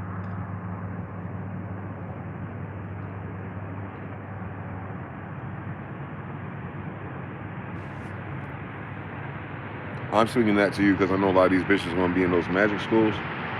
What did God say? You're going to see them in their strange gods and their cool little artifacts and charms. A lot of them are ours, but just being mindful that all that extra shit and beliefs and stuff is cool. But just tread carefully on the fear of God part of it. Do their shit, check off these 10 commandments. They're going to cause you to be in a fucked up disposition with your God and a fucked up disposition with your brothers. These are very easy questions, but I swear to God, Christians and everyone else act like this shit's supposed to be so deep and so hard.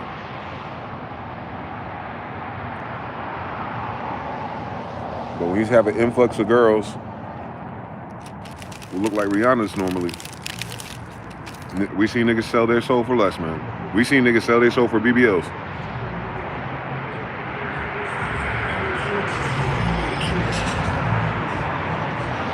Real life.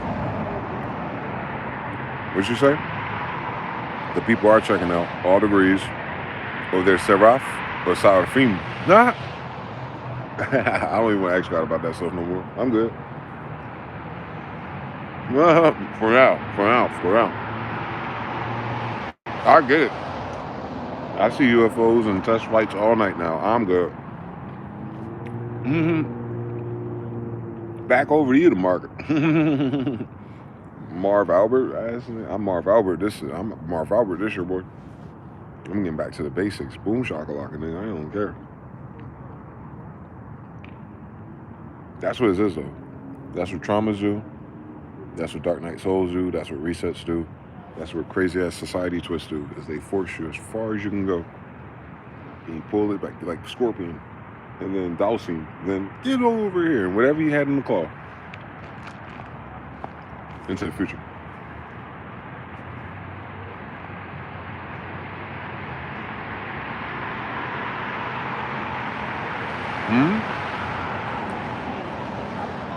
Our gift is augmented by survival mode.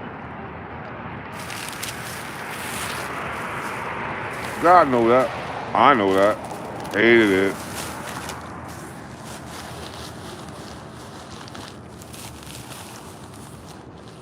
And that's why everyone else's survival mode is so evil. Because it enhances something else. And if they're not trained properly or they're not from a decent, just a mathematics system, they're going to abuse those powers. And they have been. Our brothers especially. I know how much more powerful we are than women. That's the shit that women love.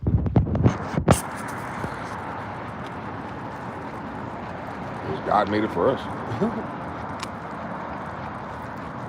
Whatever. It's not a competition. We're supposed to work together. But men, man. Men created these conditions this time, fellas. For men. Men created the conditions for men. Blockout, gatekeeping, hating, posturing, bad bitch magnets, big brother shit, every other year shit. That's what that is. They didn't do those women right after all that tricking and all that pleading.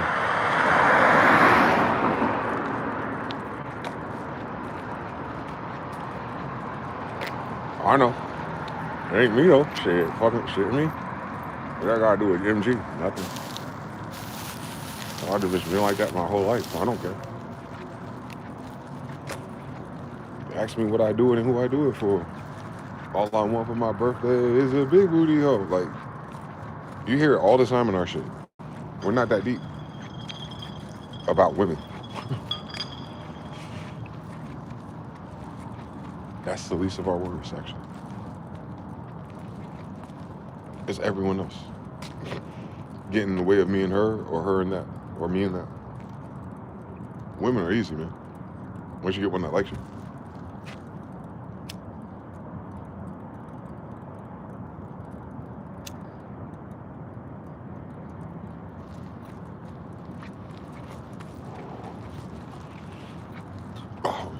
Be careful if you're trying to find a girl that loves you, man.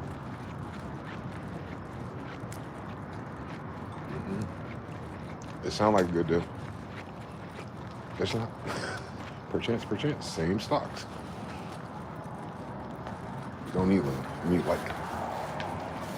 You see what they do to people they love, man. That word is weird. Like is different. Like, how come you don't talk to me like that, like you talk to your friends or to your family? You know, we talk about why they fake. Well, you know, because I love you, but... What? What kind of narcissistic backward shit is that? What are you trying to say? Oh, you feel like we're already locked in, so you can just be yourself, which is a bitch. For everyone else you like, you have to show your best self. And that's what the gay guy and the lesbian woman was saying in the 70s, Baldwin and the girl, saying, why would you front for the man at work, front for the man on the bus, front for the man in the office, but not also front for me when you get home? Entitlement. The title, marriage, husband-wife, leads to the entitlements of modern era society. That's why marriage is not attractive. Because the title implies all these responsibilities to the title. What the fuck about our terms of agreement? where we are. Because the man you're designing that took care of all those things, that nigga retired. By the time he did all the things, it takes 20 plus years. A whole generation. You want the nigga to do that in 2. Nobody do that. Or we don't have this many single people. Because the gradient of everyone doing that to whatever's left wouldn't be 50% of nothing.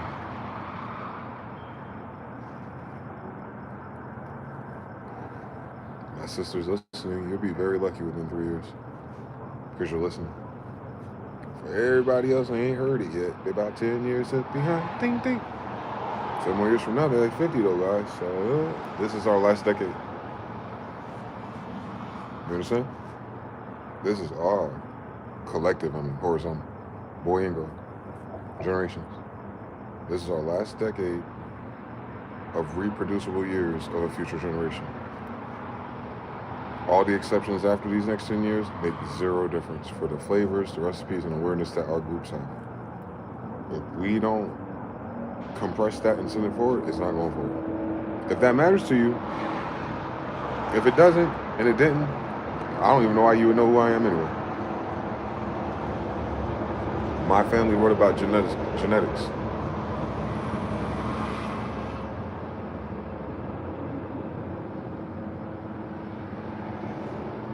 I'll make us better than nobody. That makes us more serious about what the fuck we're doing.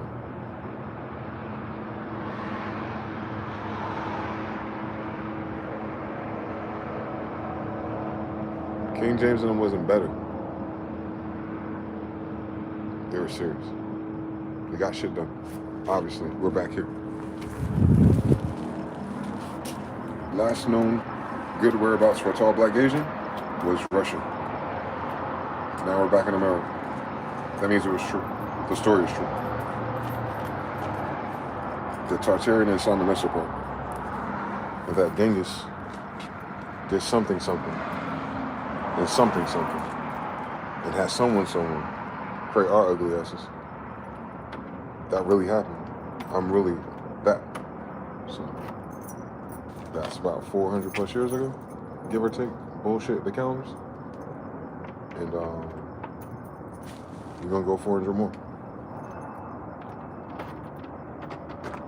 Hopefully white people make it with us. They have to. My grandmama white.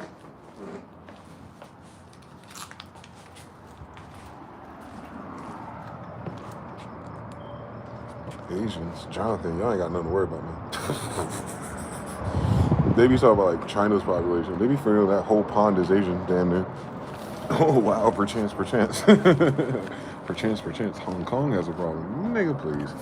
They said the world got 7+ billion people and America only has 350 million. Perchance. Like, they be bugging. Gotta find out how much South America got currently though. It looked big, but it ain't dense no more. The same reason. Gentrification, sanctions, you know. That sanction shit shut down your population from growing. That's why it's evil.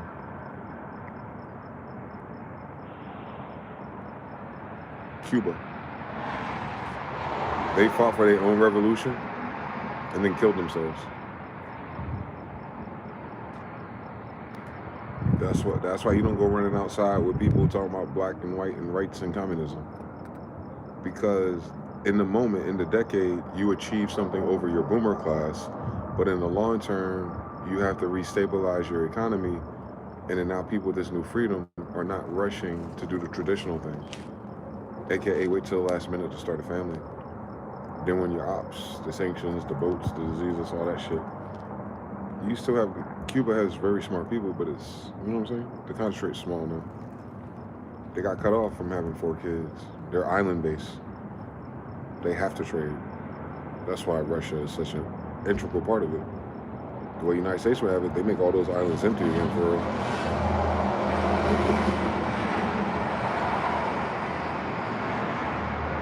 All those mixes from Epstein Island and the neighboring islands just get disseminated to the islands. Like island boys. Those islands are full of your famous celebrities, half-breeds, or not half-breeds, but you know what I'm saying. It's full of their kids. I'm telling you something. The Virgin Islands is full of their kids. That were made like that. Not all of that. But where those kids go, to those islands, and then they grow up, learn, get an accent, and then come to the Americas.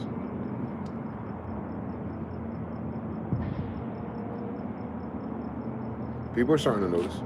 They saw Lady Gaga recently with her white hair. There's another Lady Gaga with her with black hair. It's not her clone. It's her twin. That just tells me the Jewish people cloned her a few times, whoever she is. And she's walking with one of her twins. Her story as Lady Gaga is not sold as that. Same thing with a tranny. They're not sold as being born a boy.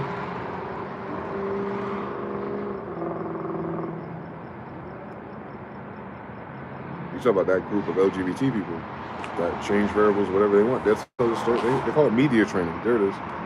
You're media trained to have a cool bio that you can relate to your demographic that you perform and sing to. That's all data. That's not real. And the crazy shit is her name's not Lady Gaga. So Lady Gaga doesn't have a sister. The woman that plays Lady Gaga, they keep catching these people with their twins. In vitro. Metal Gear Solid.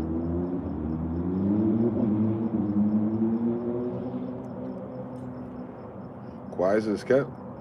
It would not behoove me if Epstein was one of those, since he does that. We don't know his grandfather. Seinfeld didn't know his. Start stacking that shit if he wants to. There's a lot of that, is what I'm saying. My grandfather did it organically. China is buying OnlyFans girls. Epstein, you see the emails.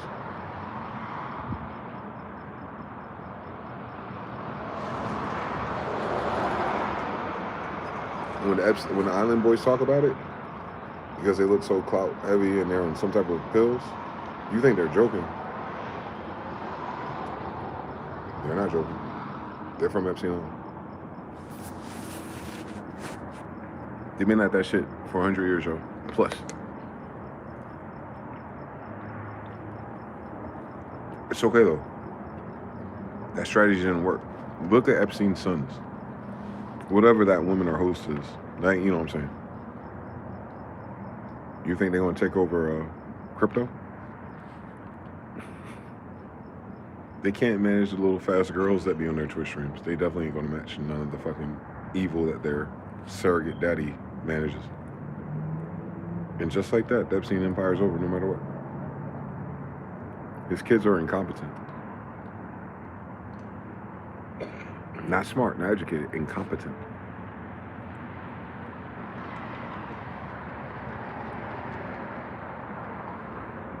There is no degree or university or book for what Epstein does. Or any of them, actually. There's no pathway to Trump either. No one else can do that. You know what I'm saying? They're a special generation. We have ours too, man. But, you know what I'm saying? They're a dime a dozen. Hopefully our dime is not a bunch of pedophiles.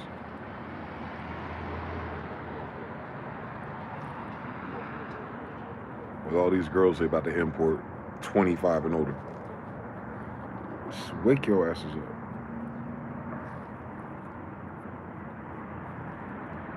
up. Shout to Norwood. 1 hexacahedron, please, sir. What? Grant Hill drink Sprite era.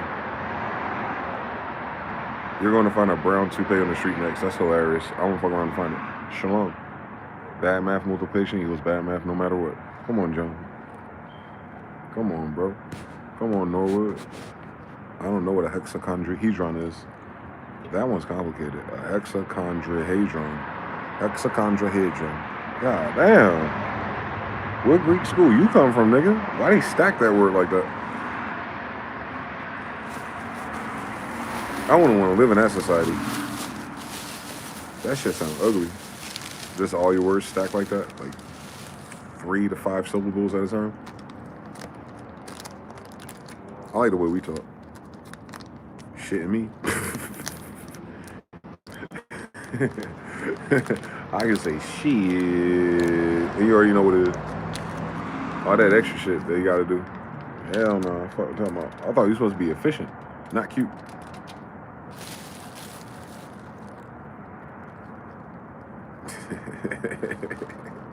Shout out to the 22 out there, man. So who won the Super Bowl? What were the two teams' names and which one won and what were the numbers? I want to see if I can see something. I know a Seahawk is involved.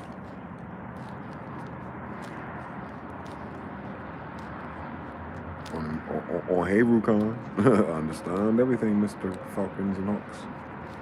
So it's a Seahawk versus who? You know how the NFL teams are short for Nephilim. All right, now. Wake your ass up.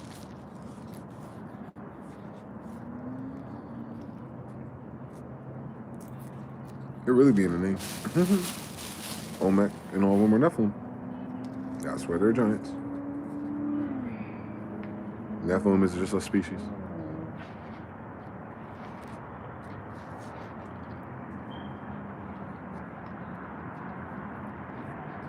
Rephaim, Nephilim, Seraphim, Cherubim. Most of them show up as bodies. Debo Lottie got more head than he got body. That's all. Seattle Seahawks won versus New England Patriots. Oh no, that's bad news. Oh man.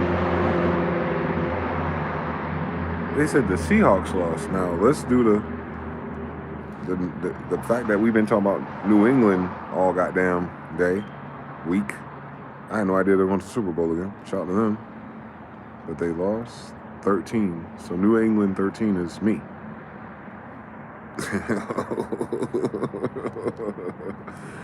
But at the same time, Seattle, Washington State, the real one, we came from the west side first. And I spent time in Seattle. I guess I'm a Seahawk too. But 29. 11. Okay. 4. All right, I know these numbers.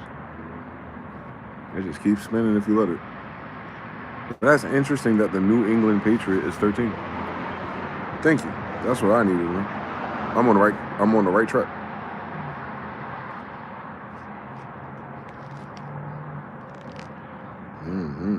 That makes sense. That's what I've been saying. I'm John Smith the 13th of the New England colonies.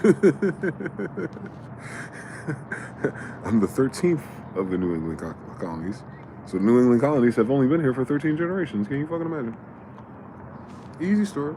Easy story. I ain't got a cap about that one. These motherfuckers ain't as old as my damn family, bitch. That's why they say they only stop at 7 at most. I'm twice that. Just on they bullshit DNA test. Hanana, squash bananas. Hanana. Oh my God. Seahawks. What is that? What's a Seahawk? Is that one of the Egyptian gods? But Seattle is the west side. I'm on the west side now. Damn, homie. Remember, this is my first time on the west side. I almost forgot. I was in Seattle already. I guess that shit didn't count. I don't know if my Seattle journey counted, man. But I was on the West Coast already. But that shit was sad. That vibe up there, boy.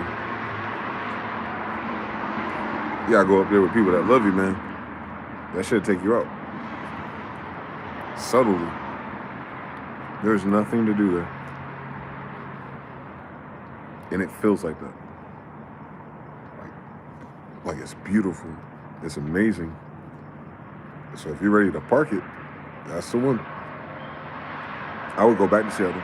But like rich. Like not rich, but like not having to figure out survival and stability. Like that's a Seattle moment where you can just live. 'Cause I tell you, man, that hustle and bustle under those degrees kick your ass if you're from anywhere else, especially the north. Now, Seattle, like the heart of it all, it's a different demographic. Remember, that's the king of gentrification places. But the vibe, nature, Lord have mercy, ain't nothing like it.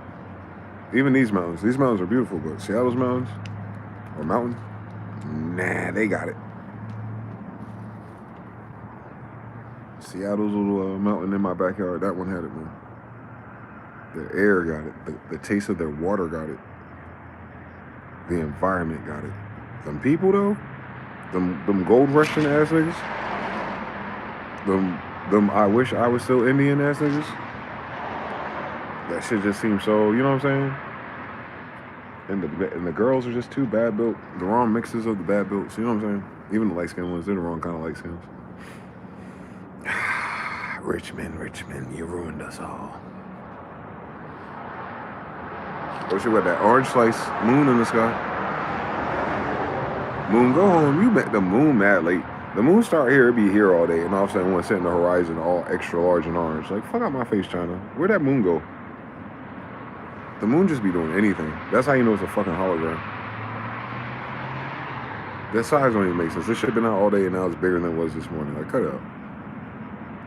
It didn't get closer because it never left. The fuck? The moon was drunk. I just think it's this pattern, this loop. I don't think it's even. I think it's like a fucking screensaver, but slow.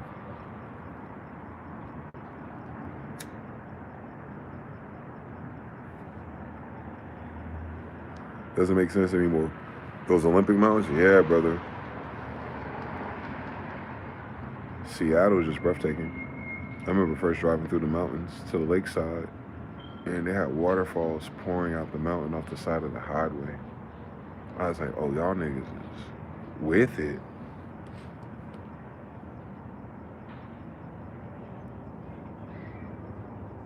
It was so depressing though because of the pandemic too. They got one fucking grocery store where I was. Fred Meyer's, was it? Fred Meyer's like a super duper Walmart. A super duper Walmart. And then all the other shit, coffees, nails, banks, all that shit, all on the main road. About 30 minutes outside Seattle.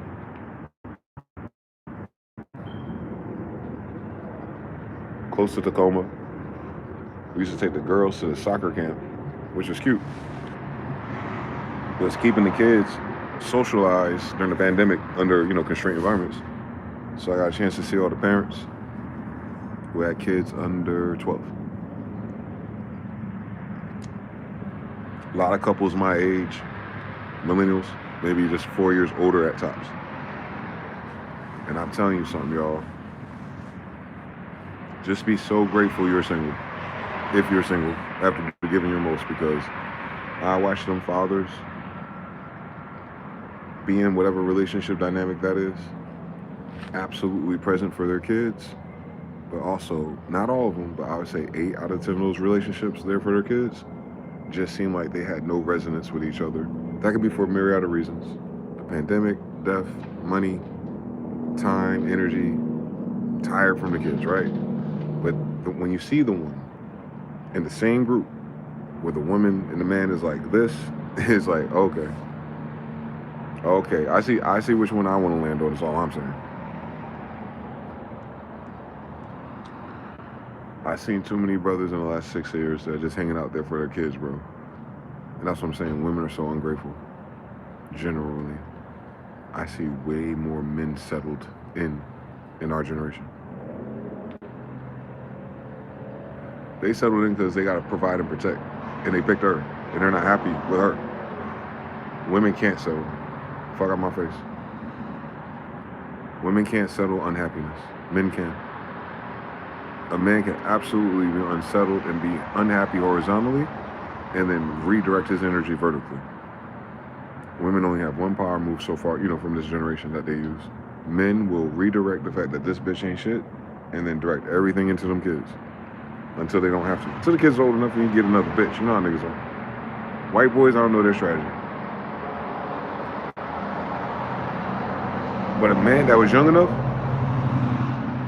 and got kids that are about to be old enough, if he can finish that loop before he's 50, that woman relationship just a ticking time bomb. She gonna ruin it before he do, but I'm just saying, like, no matter what she do, he was gonna be out anyway. He there for his fucking kids. And he'd be there for her if the older they get, the more reasonable she becomes. Because women do tend to get reasonable after 50. And that's what's fucked up about our sisters. You're not gonna love their personality until they're like 55, 60 years old. By the way, that's where their grandkids love them. That's why we all go, Hey, yo, ma. Hey, yo, grandma. How come when I was a kid, you didn't do that? And all of a sudden she's sweet and she don't understand it. Yeah, that's one in part, you know, fuck us, narcissism, but it's really in part her age. She grew up. Women don't grow up until 60. I'm not talking about grow up in terms of like society. No. I'm talking about like grow up. Like hit their thing until they're closer to 60.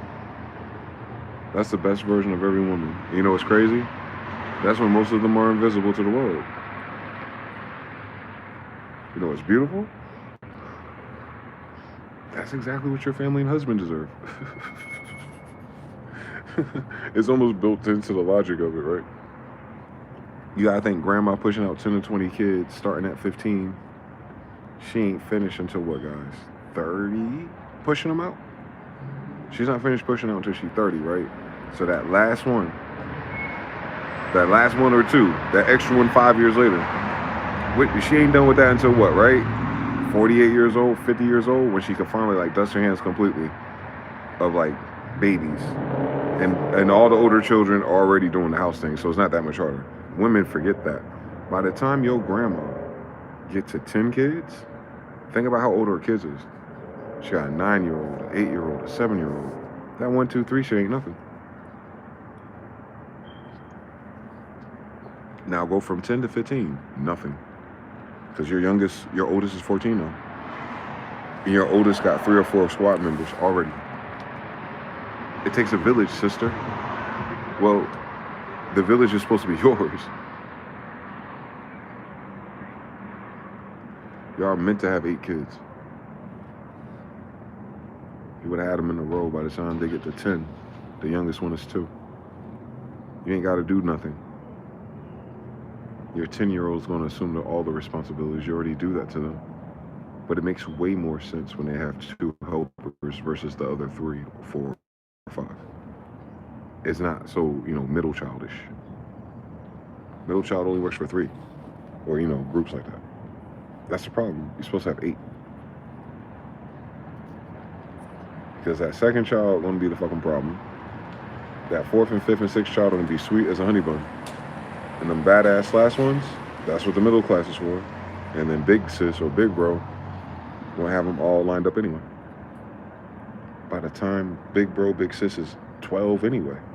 So like, you know what I'm saying? They threw that away. Your grandmother had that, or your great grandmother especially, they had that. They had the help of their village. Your big sister. The fuck? Who do you think Big Mama was? Big Mama was big sister, horizontally. And in case big sister died, or in case big sister's all boys, Big Mama is the biggest sister of her horizontal. And that's why everyone kids come to her. Because she raised all their mothers and fathers.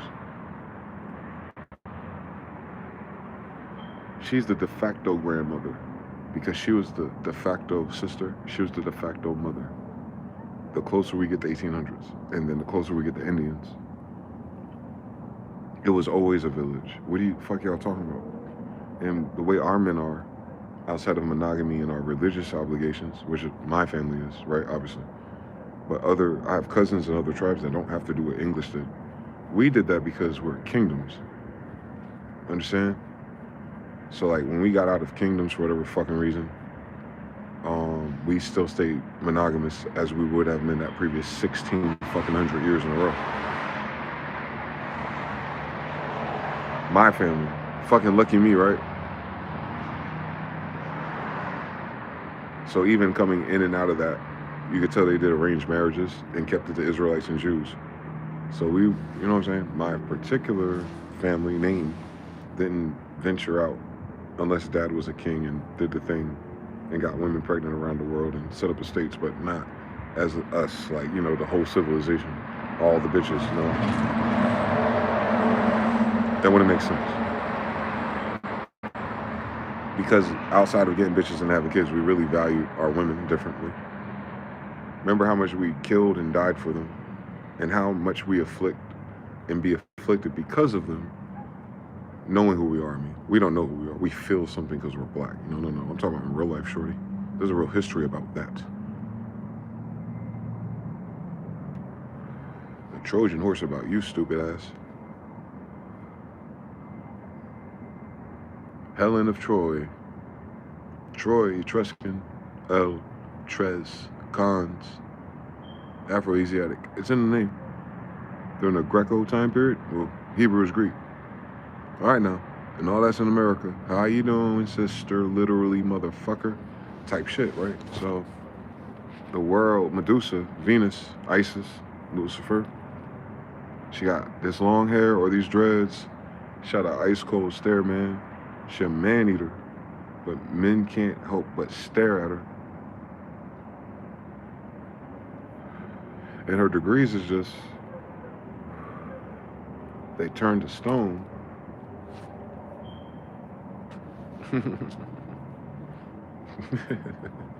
They turn to stone, nigga. Wake your dumb ass up. Y'all so goofy, boy. People so gay, right? That's what happens when gay people translate everything. Bitch so bad she turned everyone that look at her to stones, nigga. We talk about phallus worship cult era. Goofy as fuck, boy. Gay ass historian. Medusa was a bad bitch. Obviously she was full of herself, so it was like the degree to reverse her is what? To show her herself. To reflect her to herself. To match her energy and see how she likes it. So Medusa was a baddie, that's all.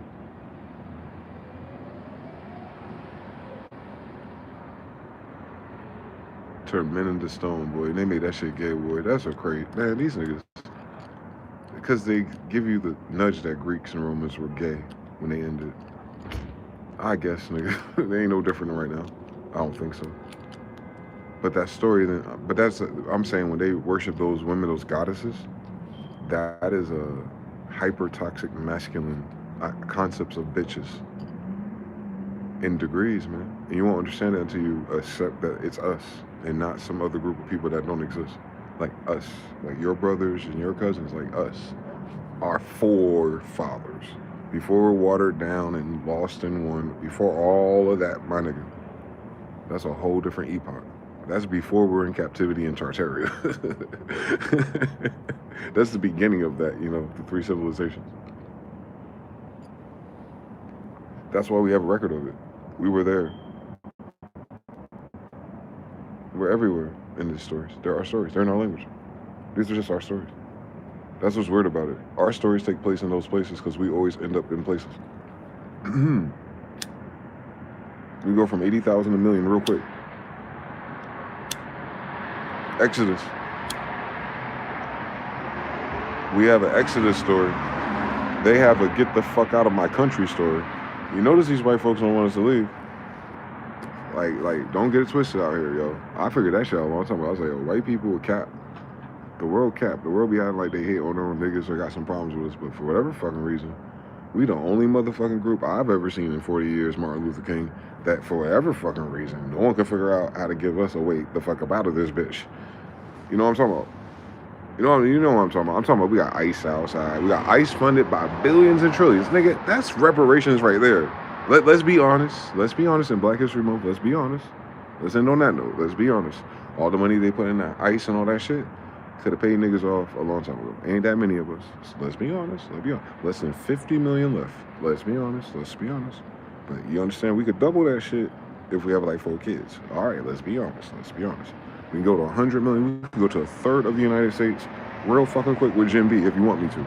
If we get 4 to 8 kids. Just next time on Dragon Ball Z, within the next 20 years, if any of us horizontally go for the 4 and then the other nigga pick up the dead slack, go for the double fish fillet for the 8, what I'm saying, let's be honest, we'll be at like 1/3 of what this is.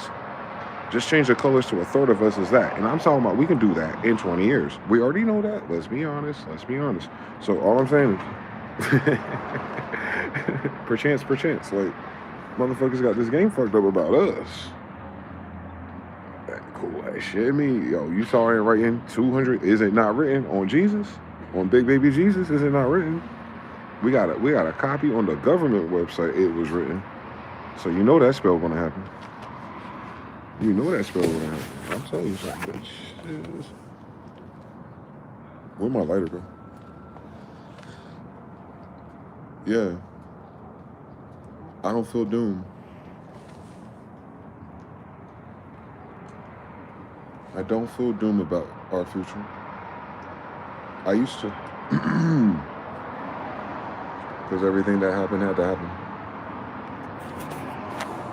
But I don't feel doom. Very disappointingly. I can feel what they're feeling too, which is frustrating because I have to remember, because I'm the asshole, that I'm in the white brick level. And I gotta keep true to the ancestor Dick Gregory and try to remember my job is not to put the glasses on anybody. And then third, perchance, for my own mental health, really, it don't make sense to get certain points across no more. Fundamentally because I think God trolled me. I feel like any of you in your own personal spiritual journey, sometimes you feel like some of the shit you went through is kind of like the spirit or God or something. Like, I don't know. You could tell it's fucking with you. I can't explain it no other way. But you can tell when you get old enough and you go through enough shit that you ask for, that you're praying about, and you see the two sides of that shit, and you think about it, you're like, God be fucking with me.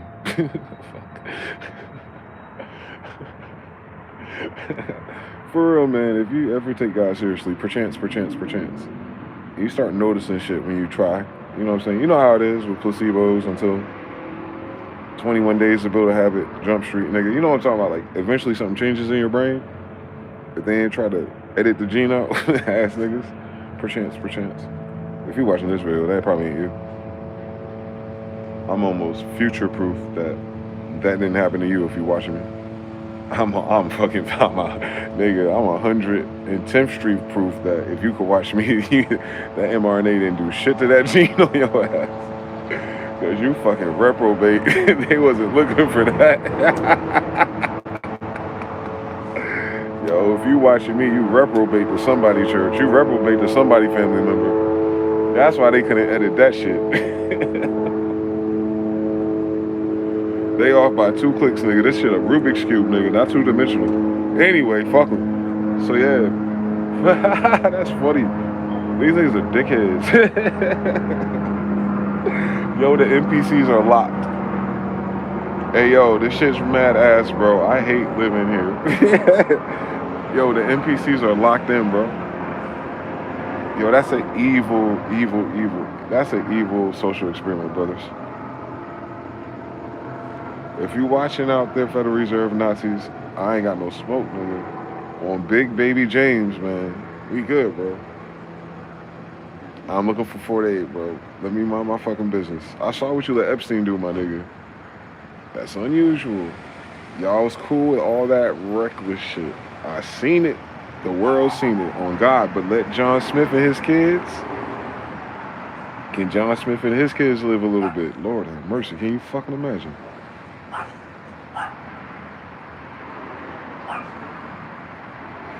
It would sound like I'm asking. I'm not. I'm not asking for shit.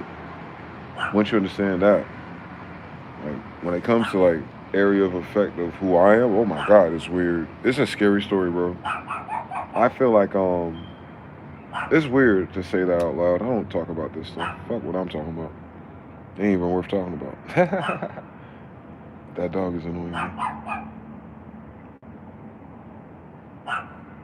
Dun dun dun. Dun dun dun. Dun dun dun. Dun dun dun.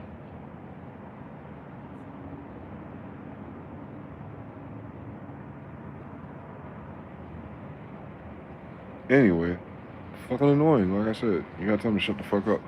So,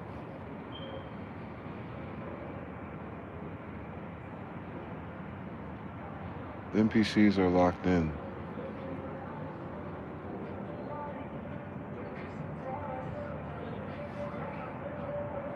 That's the class divide. The smart others, the white folks, the honors white girls, they're noticing it.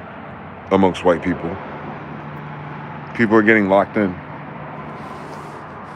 This is a social, political, demographic, blue dress, gold dress moment. And if you're competent and aware of things, you're going to notice more than anyone else. It's going to be exponential. Oh, we've never lived through one of those. They only write about it. But we're in an exponential crisis in terms of competence. Remember, when they tell you shit like schools are getting defunded, teachers are frustrated, kids are unruly, you have to understand the degrees of that. That's cooking a generation for a few years at a time. So the math, like, they got people in college through their degrees or, you know, their standards who can't. So you have the 1.5x, but I'm here. People be leaving too fast. Maybe like 21 people, I see 21. They're like 11. You just gotta refresh. Whenever that happens, just refresh. After 30 seconds, refresh. Doesn't make sense anymore. Not enough love of God out there in the extreme sense. For Rosa. Yeah, people don't love God no more. or maybe never was never exposed to the type of people that did.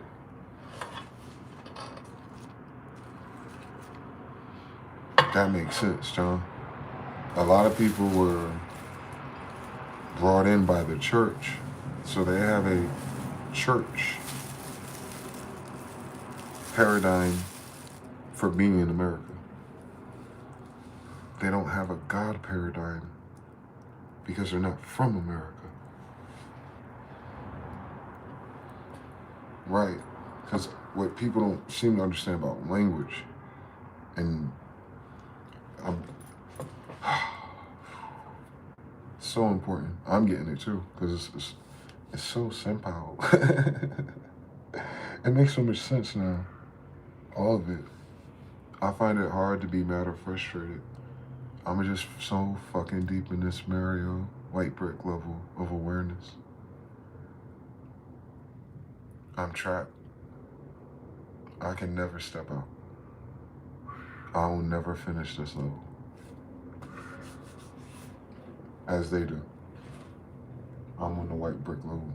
I'm at the end of the stage where that shit's got the triangle black. You know the stage is almost over. You gotta match the little 3 things to get power up. Hardest shit in that game, actually. Timing is everything.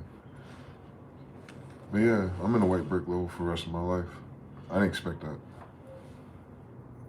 I didn't expect God to be... I knew God was real and interacting with me, but I didn't not believe, that's not the word, but I'll use it just to get the point across. I didn't believe that I would get something. I didn't believe I would receive something from God that could only be explained by I got it from God. That's what I'm trying to say. A lot of other shit is coinky-dink, timing, senses, precog. Like, there's other degrees and other people that experience life very similar without using our God complex. But for me, heritage, culture, even the niggified versions of it, all harken the same. They all harken, no matter, like, the people who take it serious, no matter what the degrees are, what the Christian is, they all harken God the same way. Like, they're dead fucking serious. And that didn't make them good or perfect people, though. They weren't in good or perfect circumstances by the time I'm born, so. Different epoch. But I can see that. I can see clearly people from back then, just all colored my peoples. Most of them wasn't serious about church. And then most was kind of surface level about God. That's why it's kind of like debatable. Like, the side of us that was committed, no matter what you called it, we were never debating it. It was never like if or God. Like, even the most ignorant of my family, if you try to sell some like Big Bang or atheist shit, they're always going to loop back to, but what created that? Like, they ain't read no Apocrypha. They just, but didn't God create that? All right, so you're saying the universe created God? Or you trying to say the universe created itself without a God? Or you just got a problem with the idea of God? Like, niggas gonna go that way. They ain't gonna quote nothing. Their logic is, what the fuck y'all talking about? What the fuck y'all talking about? Y'all came out of nowhere. What the fuck y'all talking about? Y'all created yourself from monkeys? Like, you know what I'm saying? My people, we're thinking like, what the fuck? Really? What are y'all talking about? Of course God created us. We don't know what the fuck's going on. We don't know where they went. But nigga, obviously, look at this shit. And we more obviously than anyone else. Because we had to lose our identity. We have amnesia. So amnesia, you lose your memories. You don't lose your senses. We still got our senses. We know when something's off. We know when something's real or fake. We just don't know what the fuck happened before we got here. That's amnesia. My tribe of Indians have amnesia. They're not stupid. They're not retarded. They're not even lost. They are navigators to a fault. They can smell and sniff through bullshit in anyone's story. They just don't have a reference point of, okay, so Inwood, right? Gotta pay rent tomorrow. But the sensibilities never turn off. Niggas always know something's off. That's why there's always a DVD. There's always a hashtag. There's always a Dr. Umar. Why? That genre only exists down here because niggas know something's wrong. Period. They don't know the answer. They know like, yo, someone owe me something. Someone ain't told me something. And motherfuckers, and like, it's intense for us because niggas die. Like, you feel me? Like, I don't think any other group of people really appreciate the gravity of Black History Month here, dudes. Because we have an amnesia, we have an integration, and we have this hodgepodge magash of assassinations of our brightest stars. Like, so when you even start the idea of church and Jesus, you're like, oh, really? Didn't see that story before. But we lived through that story in real time. Every Jesus we had, they shot and aired it on television. We're the only human recorded civilization subgroup that has that one thing right there that no other group can claim. Nah, man. Every time we get a decent nigga to show up, motherfuckers just kill him. And it's not just about him being killed. It's that it's aired. There's a narrative that somehow we're voting for some reason. And then like in school, we're learning it and shit. Autobiographies in this bitch. This nigga should be alive right now. My nigga should be alive right now, bro. Fuck we talking about. Don't nobody else in this world got those Pokemon cards and then have them in our lifetime, in modern time. Nothing to do with slavery no more. Federal Reserve already in rotation. What the fuck, my nigga? Everyone's speaking their English. And you took out our niggas, bro. Like, we be sleeping on that shit. You gotta zoom out. Like, that shit ain't cool, bro. That's domestic terrorism. That won't no motherfucker flying through Egypt, nigga. That won't no Gaddafi. Hussein ain't do that shit. That shit was organized locally. So you fuck what I'm talking about. What you talking about? What's the EIA agency we have for that shit preventing from happening? Because anytime a nigga learn how to read in this bitch, anytime a motherfucker, that's our whole fucking sin here, bro. Past 150 years. Nigga learn how to fucking read. Boom! We out of here. Boom! We under the jail.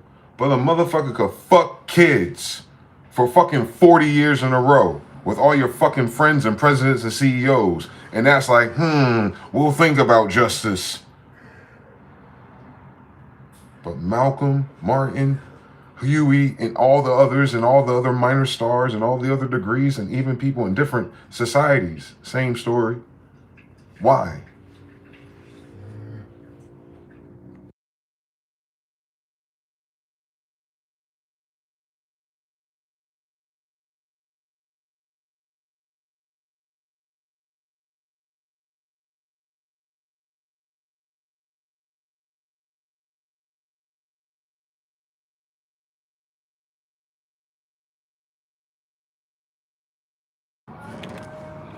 Like you said, it's love for God. Let's keep the laws, keep the Sabbath. Shit evil, bro.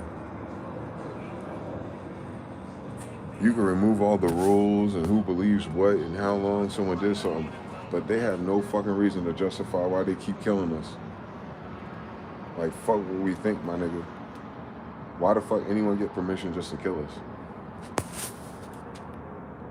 Like, why is that normalized? Why is that like, oh, sad story? No, what has been done about that? Like, what's the narrative? Like, what's the counter to why that happens? Like, what has the people, the society, the government how has they remedied that for us? What they passed bills for the Trump thing. They passed another bill for some other faggot, right? That was a Charlie Kirk bill. We just watched them do it. Who the fuck is Charlie Kirk, bitch? I don't give a fuck about him or Erica. Who the fuck are these niggas? Racial divisionists? Pseudo intellectuals? Like, eat a dick. Why are they on my TV, bitch? On my TV and my grandmother's house on top of that. I'm really asking that shit on King James. Like, who are these niggas, right? But our niggas are actually productive. Actually inspiration. You feel me? Like, we talk about them now. They've been dead for 80 years. 60 to 80 years. We talking about them now. Like, this whole society's hierarchy, one generation back, old as fuck now, just sat back and let the best and brightest on camera and TV just die in squalor or get assassinated or locked up. And I'm saying none of their peers and none of the other colors, not even nowhere else in the world, looked at their classmates like that. And I was like, damn, we killed all the Mexicans? There's only 3 of them in our class. Columbine. Like, you feel me? Like, y'all really add. Like, how evil the last 100 years was for us. They ain't got shit to do with the Bible, slavery no more. You saw what Benjamin Franklin said, so hold on. What's going on? That shit was evil in the last 100 years, bro.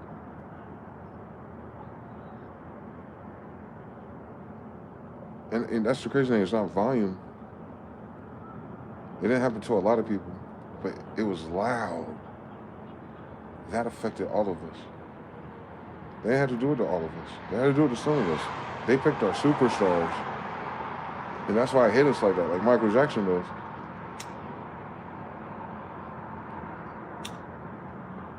That'd be all we got.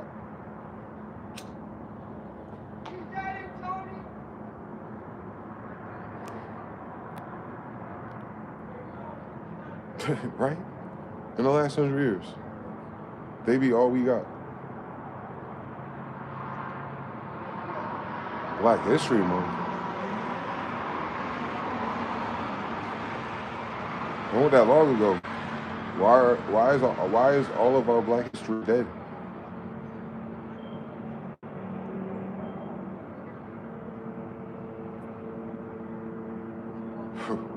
They showing photos, ain't they? All right, then. That's crazy. We should be having a Black History podcast with so many of those people.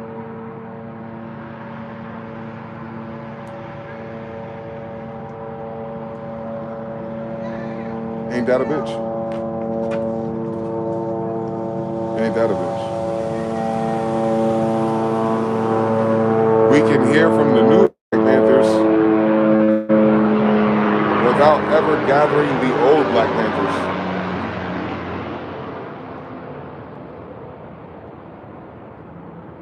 And any other carbon copy movement, group, whatever, socialist or not, of that generation, along them, it's almost like they don't exist.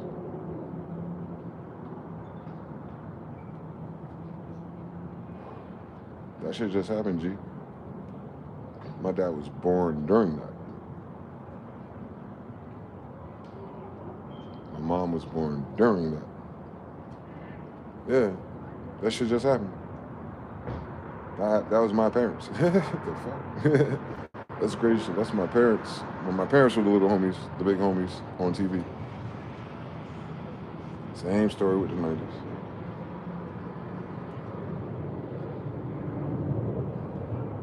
They already did it.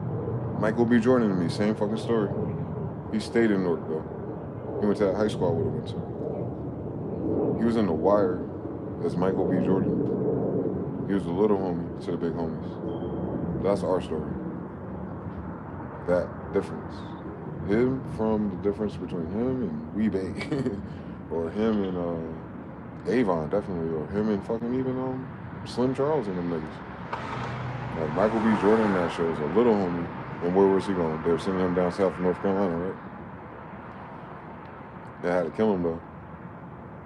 He's the cousin from out of state. You know, doing too much.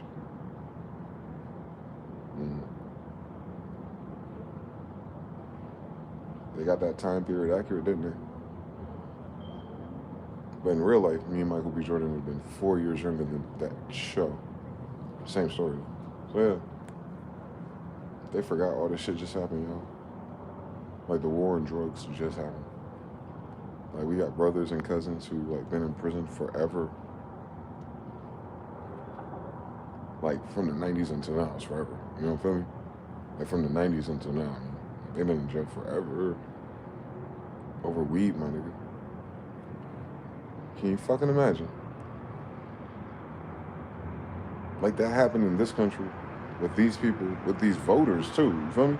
It's one thing to have like a weird fool in government, but what's the we the people on about this shit? You know what I'm saying? You've never seen we the people be like, hold on, let's slow down a little bit. Do we have a Rodney King bill yet? Hold on, cop, you all willy-nilly now. Do we have at least remove him from armed duty suspension or time period yet? Fuck the fuck is going on, right? Look how easy it is to fix that shit. But is it because we're black Indian somethings? Like, you know what I'm saying? Like, what is it? Do they know anymore? Because that's crazy for that to be a default loadout and they ain't deep as I am about who the fuck they are.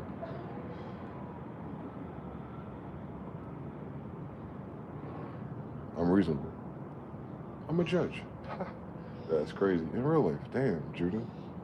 Holy shit, no wonder. I'm the bloodline of the judges in the Bible. Ha ha. Big niggas. That's funny. They goofy as hell, boy. Nah, they're fighters. But anyway.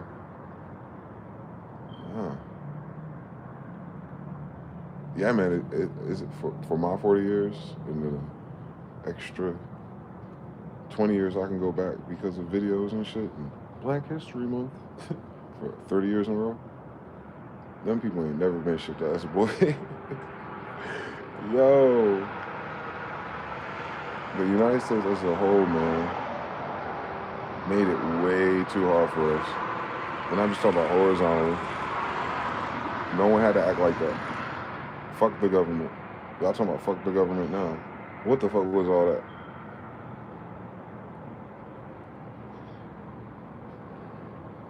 Media, TV, influence, Jewish, naturally. But did you have to jump off the bridge with them niggas?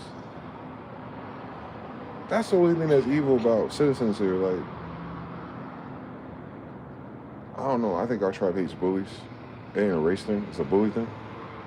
So, like, even if, like, there's another target here, let's say, like, Mexicans, like, in a real way, like, y'all do us, with the benign neglect, without an embassy, without a church, just on our own, in our own territory, right? Imagine that, right? If I seen that the momentum was against Mexicans that way, and I seen that Mexicans were minding their business and or trying their best, and Mexicans had kids,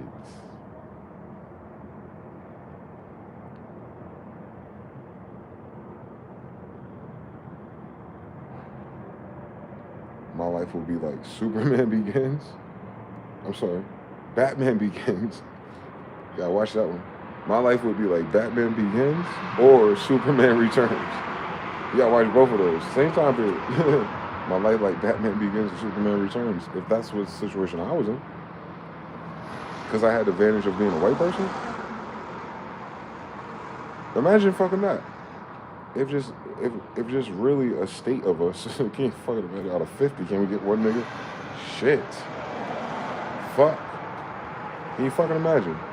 If I could just have New Jerusalem back. God damn, nigga. And all of us, right? And we're white. Literally. And we decided, like, yo,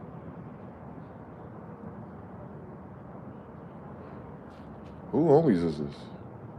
Why they treat the Mexicans like that? Because my brain do something totally different. My brain is thinking about us as kids and what I had to endure. Extra, that most people don't have to endure. Most people can't relate. When I tell people in real life, it sounds fake. That's how evil it is. So I gotta look at people and their kids who just got here. They never voted, they never bought nothing, they never shot nobody, they never protested shit.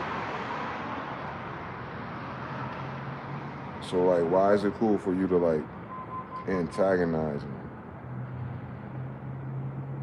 Spray water hoses on them, put dogs on them, spit in their face. Like I'm just trying to say something. Like, we see this shit on tape. Like, where's the justification of that at? As any of the human races on camera, my nigga. Not even hiding it. Not even like something personal, a bone to pick, family rivalries. Nah, like just a beautiful day after some ice cream. Like, we talking about Sunday, Monday, happy days. We talking about greasers and socials, my nigga. White boys fighting niggas with the jackets and the other niggas that going to college. Like, they really having street fights in the 50s, my niggas. Where that documentary at, faggot? Anyway, I gotta read it, I guess. But this Sunday, Monday, happy days that does. Fonzie and all them niggas, bro. What the fuck going on?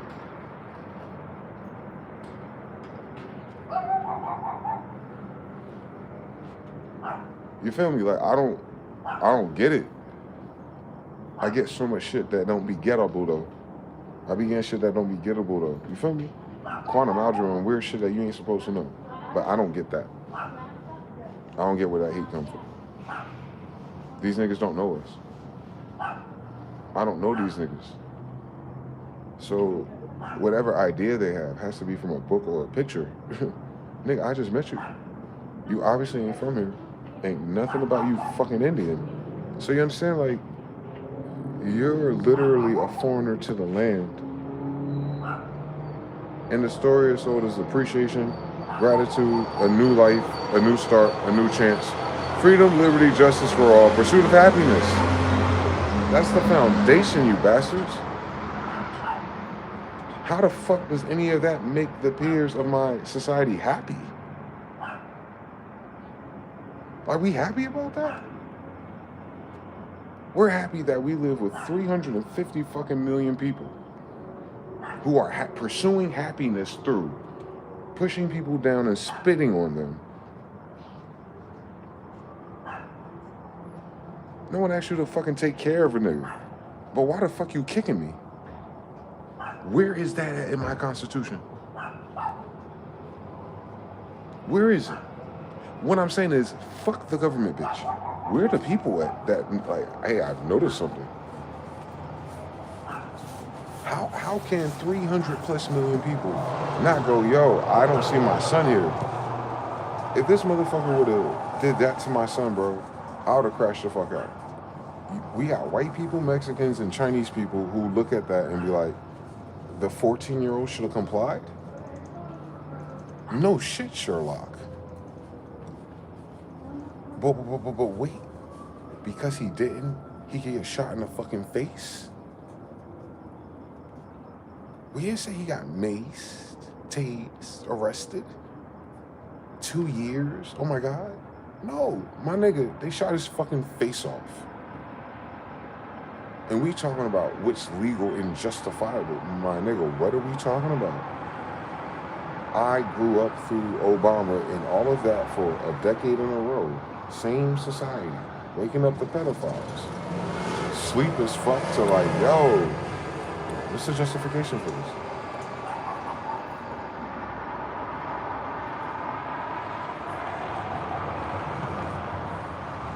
Ain't nobody got that book, bro. But we got all this shit on video. I haven't even heard it described or justified in those videos. No psychologist, no Jung, no Freud, nothing. We have Frances Cress Welsing voicing her synopsis of it from a doctorate level. A lot of bitterness behind it because look what year it was. But even still, there's no accountability for what they think it is to justify it through 300 million people to act the same. Fuck how we feel about how we treat it. We wouldn't have to feel no way. We wouldn't have to do these videos. We wouldn't have to even make that book if we could fucking figure out where that come from. And why are 300 million people just like, all right, cool. I'm cool with this side of that aisle of that behavior. That's disgusting, bro.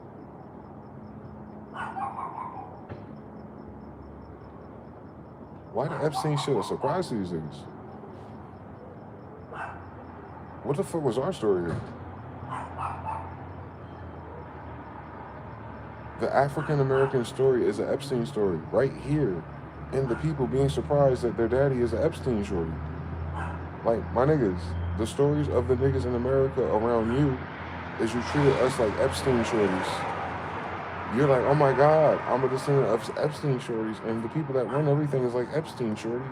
One more time, the story of my people is around you. We're like Epstein to you. You feel me? Like, you treated us like we're on our own Epstein island.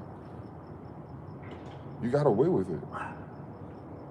And what I'm saying is, when I'm saying you got away with it, the people who you comprise of your society of civilized voters, there's a very large demographic of you.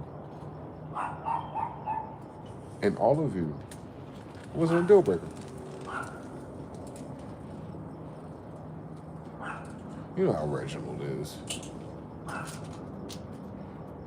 That's what my mind's blown up. I read the story about the Israelites.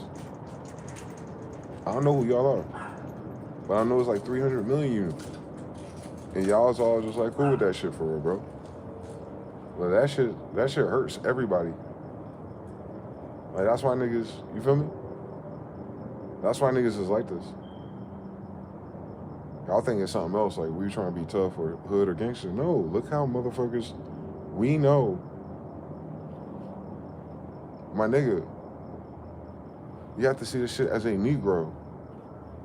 Like, we know. We know.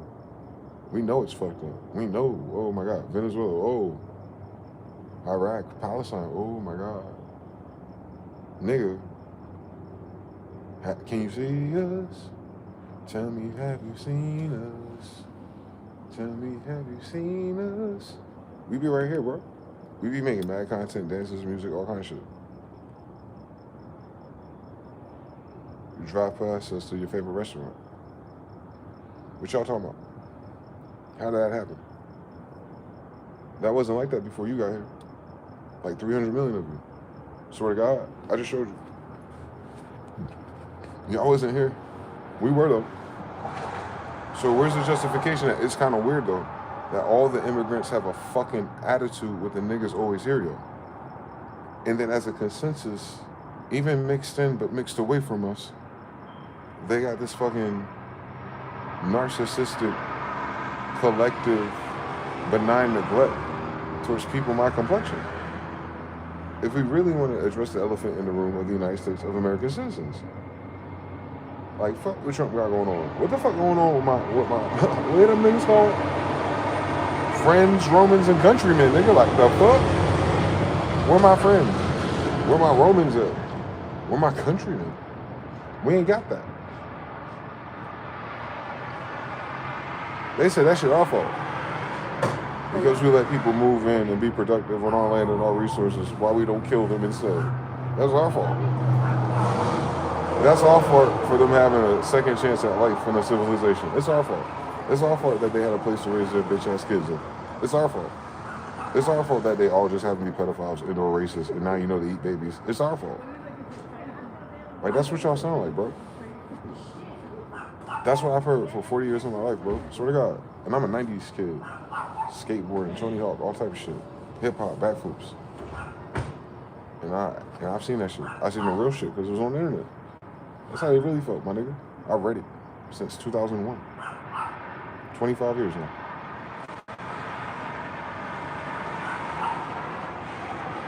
Accelerated rear be damn. I damn near got the whole language wrong. So, yo, that shit's intense, man. Y'all really, I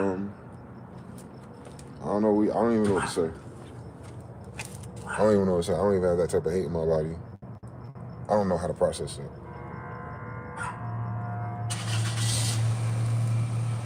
Like, Trump was the deal breaker.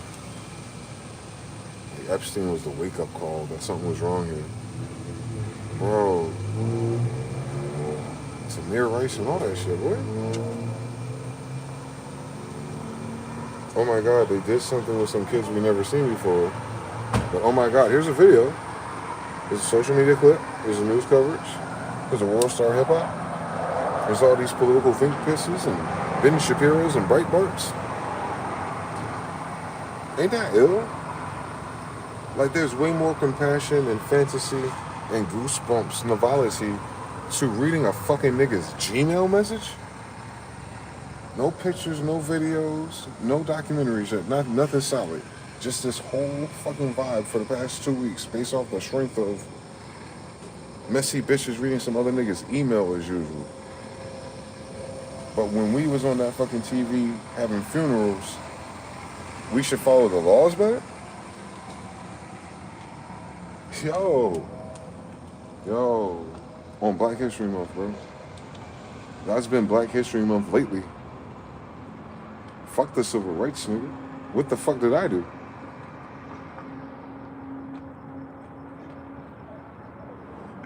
I ain't sold a bean pie. I ain't stopped no traffic. I ain't stopped no white folks from making no fucking money. I helped them make money, nigga.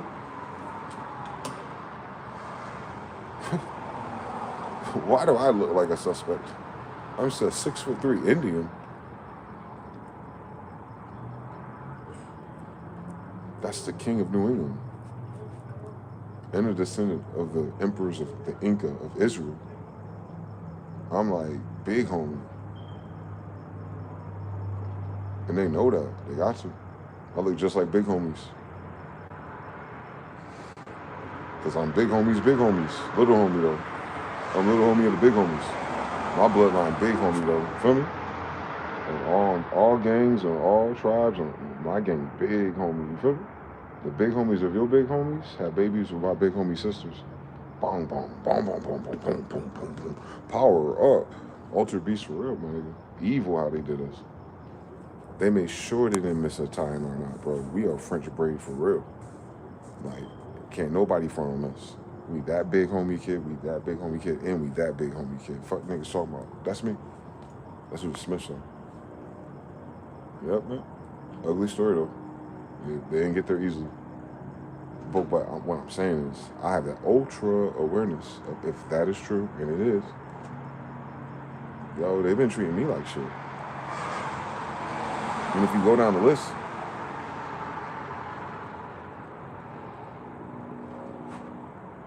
for real, this just sound like a joke. That shit sound like hypothetical. No, for real, my nigga, they had me fucked up. I'm DeyZan Smyth, boy. John Smith the 13th. King of the New England colonies on real life. He's the reason why niggas got King James English and a Bible as of 1611. This is fucking printing press. His name is Sakata Khan, Genghis Khan's son, one out of the 7 princes. You find his story as Prester John, Royal High Priest, the true heir of Israel. No shit, Sherlock, part 5. That's where we are. New Jersey is New Jerusalem. One more time in real life. Power up. And I was born there as a Smith. And the Smith built it. That's what I'm saying. Loop. I'm big loop, homie. Feel me? And they got me fucked up. You feel me? For the rest of my life, man. For the rest of my life. I have a, you know how they got that movie? What's Eating Gilbert Grape? Motherfucker, please. Johnny Depp can never. Johnny Depp can never, bro. Fuck an egg salad sandwich, nigga. Queen Elizabeth, little homie out here. Getting treated like a second-class citizen with no horizontal compassion from the majority of the population that occupies the land of my ancestors that provided them sustenance. And they can't explain to me why they treat anybody like that, let alone me. There's nothing. We'll talk about some human rights violations or some other motherfucker shit in a different world. Like, them niggas way over there, bitch. I don't give a fuck. You feel me?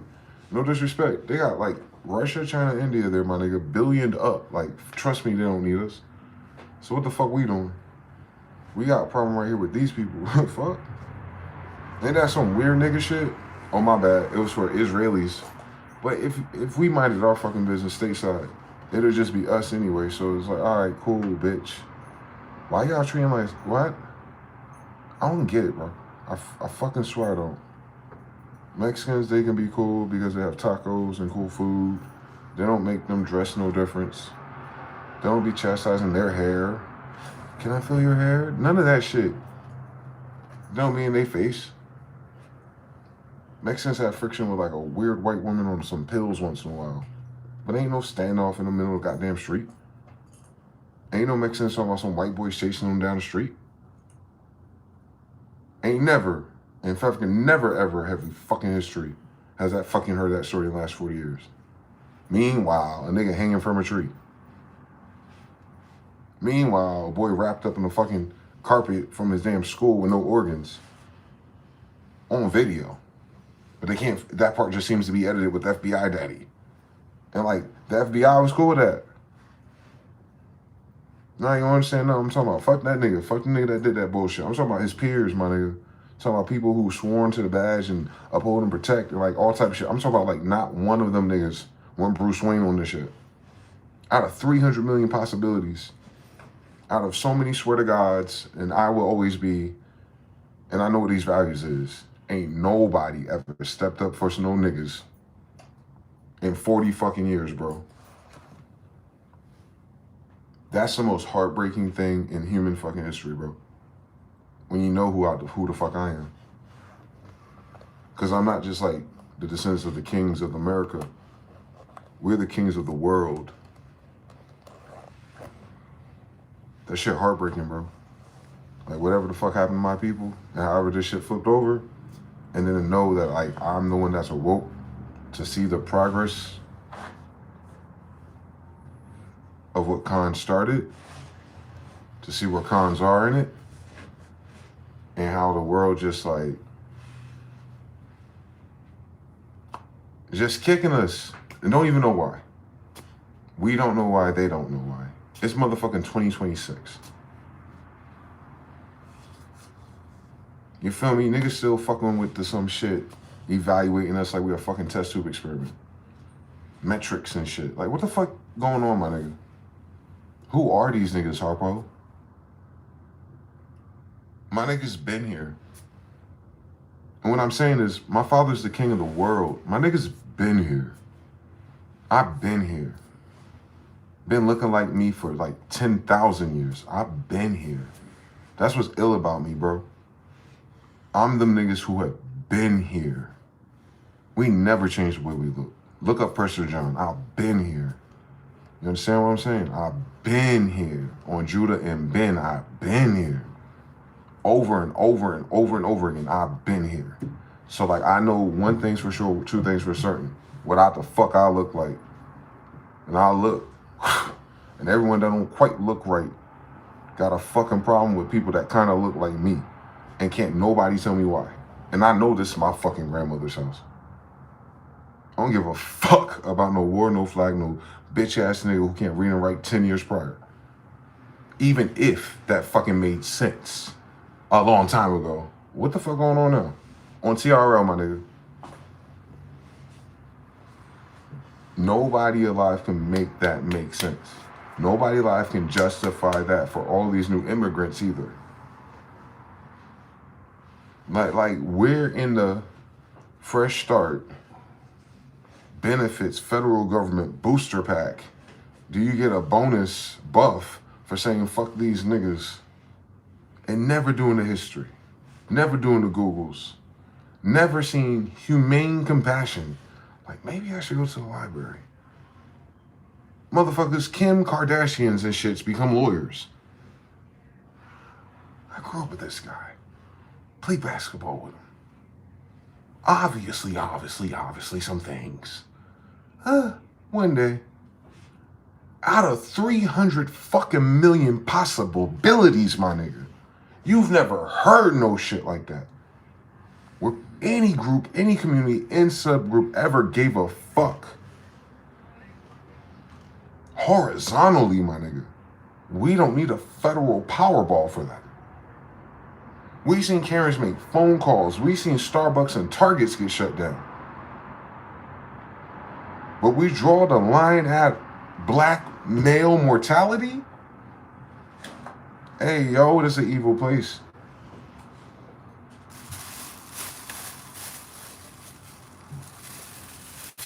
You feel me? I live in a fucking evil world, bro. It's like I'm in hell, for real. Shit, me. My family, them niggas. Not the niggas that work for some niggas. Not the niggas trying to be some niggas. Not the niggas with some niggas' names. Everybody in this motherfucker fake. Don't talk me. Yo, ain't none of these faggots alive outstack King James, bro. Nobody on Genghis Khan. Nobody. I swear to God. They'd have my name. They'd have Andrew. They have Colonimus. They have Habergaston. They'll have our names, bro. They ain't no fucking better. Dickheads. They ain't no fucking Smiths, nigga. I ain't no fucking myth either, nigga. I'm right here. Same energy, same everything. So it's like, nah. Something went fucking horribly wrong, bro. I can't account for it. But I can count for everything they fucking remix, nigga. And I mean, it's like damn near 98% of everything they remix. Spent all day time, academics fucking playing around with hypotheses in our fucking grandmother's house, my nigga. Like, yo. And it's crazy that they started that project. Like, damn, you this new?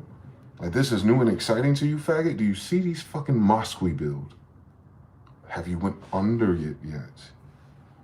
Y'all stuck on what plant this is? Like, you know what I'm saying? I know something off, my nigga. I know something off, my nigga. I knew that my whole life, though. I was like, something off with niggas.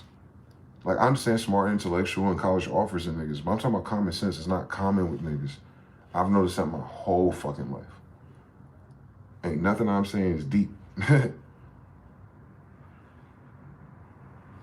So, yeah, man.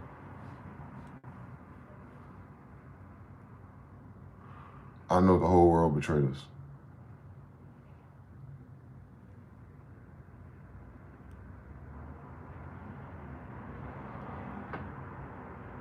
After 1828.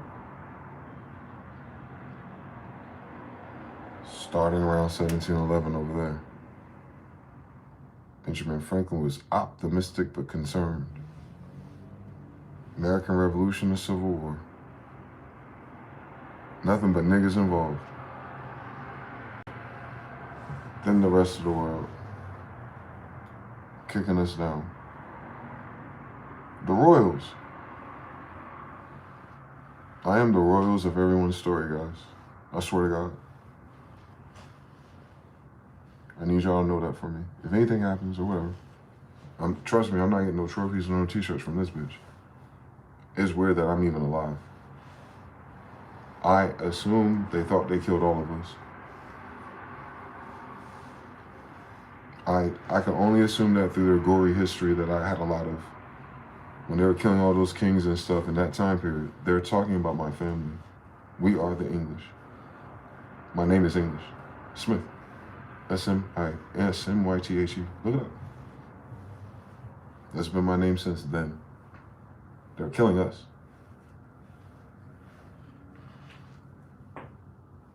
Like, so like, at least for 400 years in a row.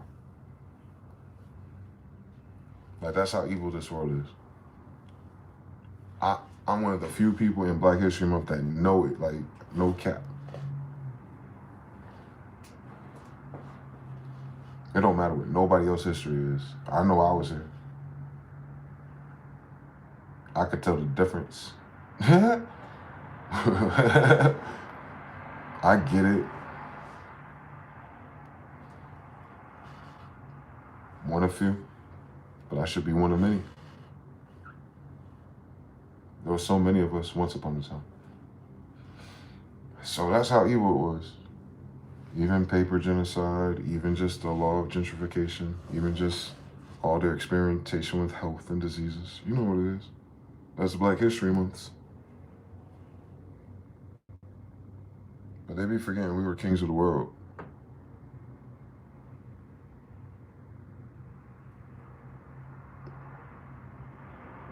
That's the one on Big Baby Jesus.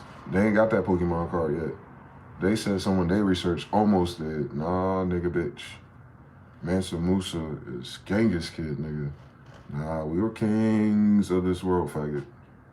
Don't tell me all my uncles and my daddy are the only niggas who are the richest niggas, and that's the same fucking family. Genghis Khan, Mansa Musa, Carlos V, John Smith Hakata. Those the same niggas. Fuck out my face. Genghis Khan had 7 sons. They keep talking about 2 of them, and both of them are my father. I'm the direct descendant of the kings of the fucking world. Carlos V and John Smith. Same fucking story. 1500s. Ain't nobody else on that chessboard. Period. Then what did Benjamin Franklin say 250 years later? Period. My dads are kings of this world, shorty. 1751 is just nothing but your dad's here with us, shorty. 1851, weird fucking stories emerge. And I'm not even here even further after 1951, so can you fucking imagine my chagrin, my friends? God had me on a dummy mission finding out I'm the king of the world's kids. Not the nigga that invented peanut butter. Not the nigga with the coolest horses. Like them niggas for real. To God be the glory. They swear to God they love Jesus. If they love Jesus, they talking about Genghis. That's my damn father for real. Akata Khan is his son for real. Abdul Khan, Carlos V is his son for real. They Romanized their names, nigga. They Khans for real. And they got Khan names with the Khan history. Same time period. All 7 sons, all 7 seas. Goddamn it, Khan did it. We can go to Connecticut. It'd be right there with King John and James Tom did again. New Jerusalem again. He must have had a different mama, nigga. Either fucking way. That's Khan's son and I'm Khan's grandson. That means I'm Genghis Khan the 14th.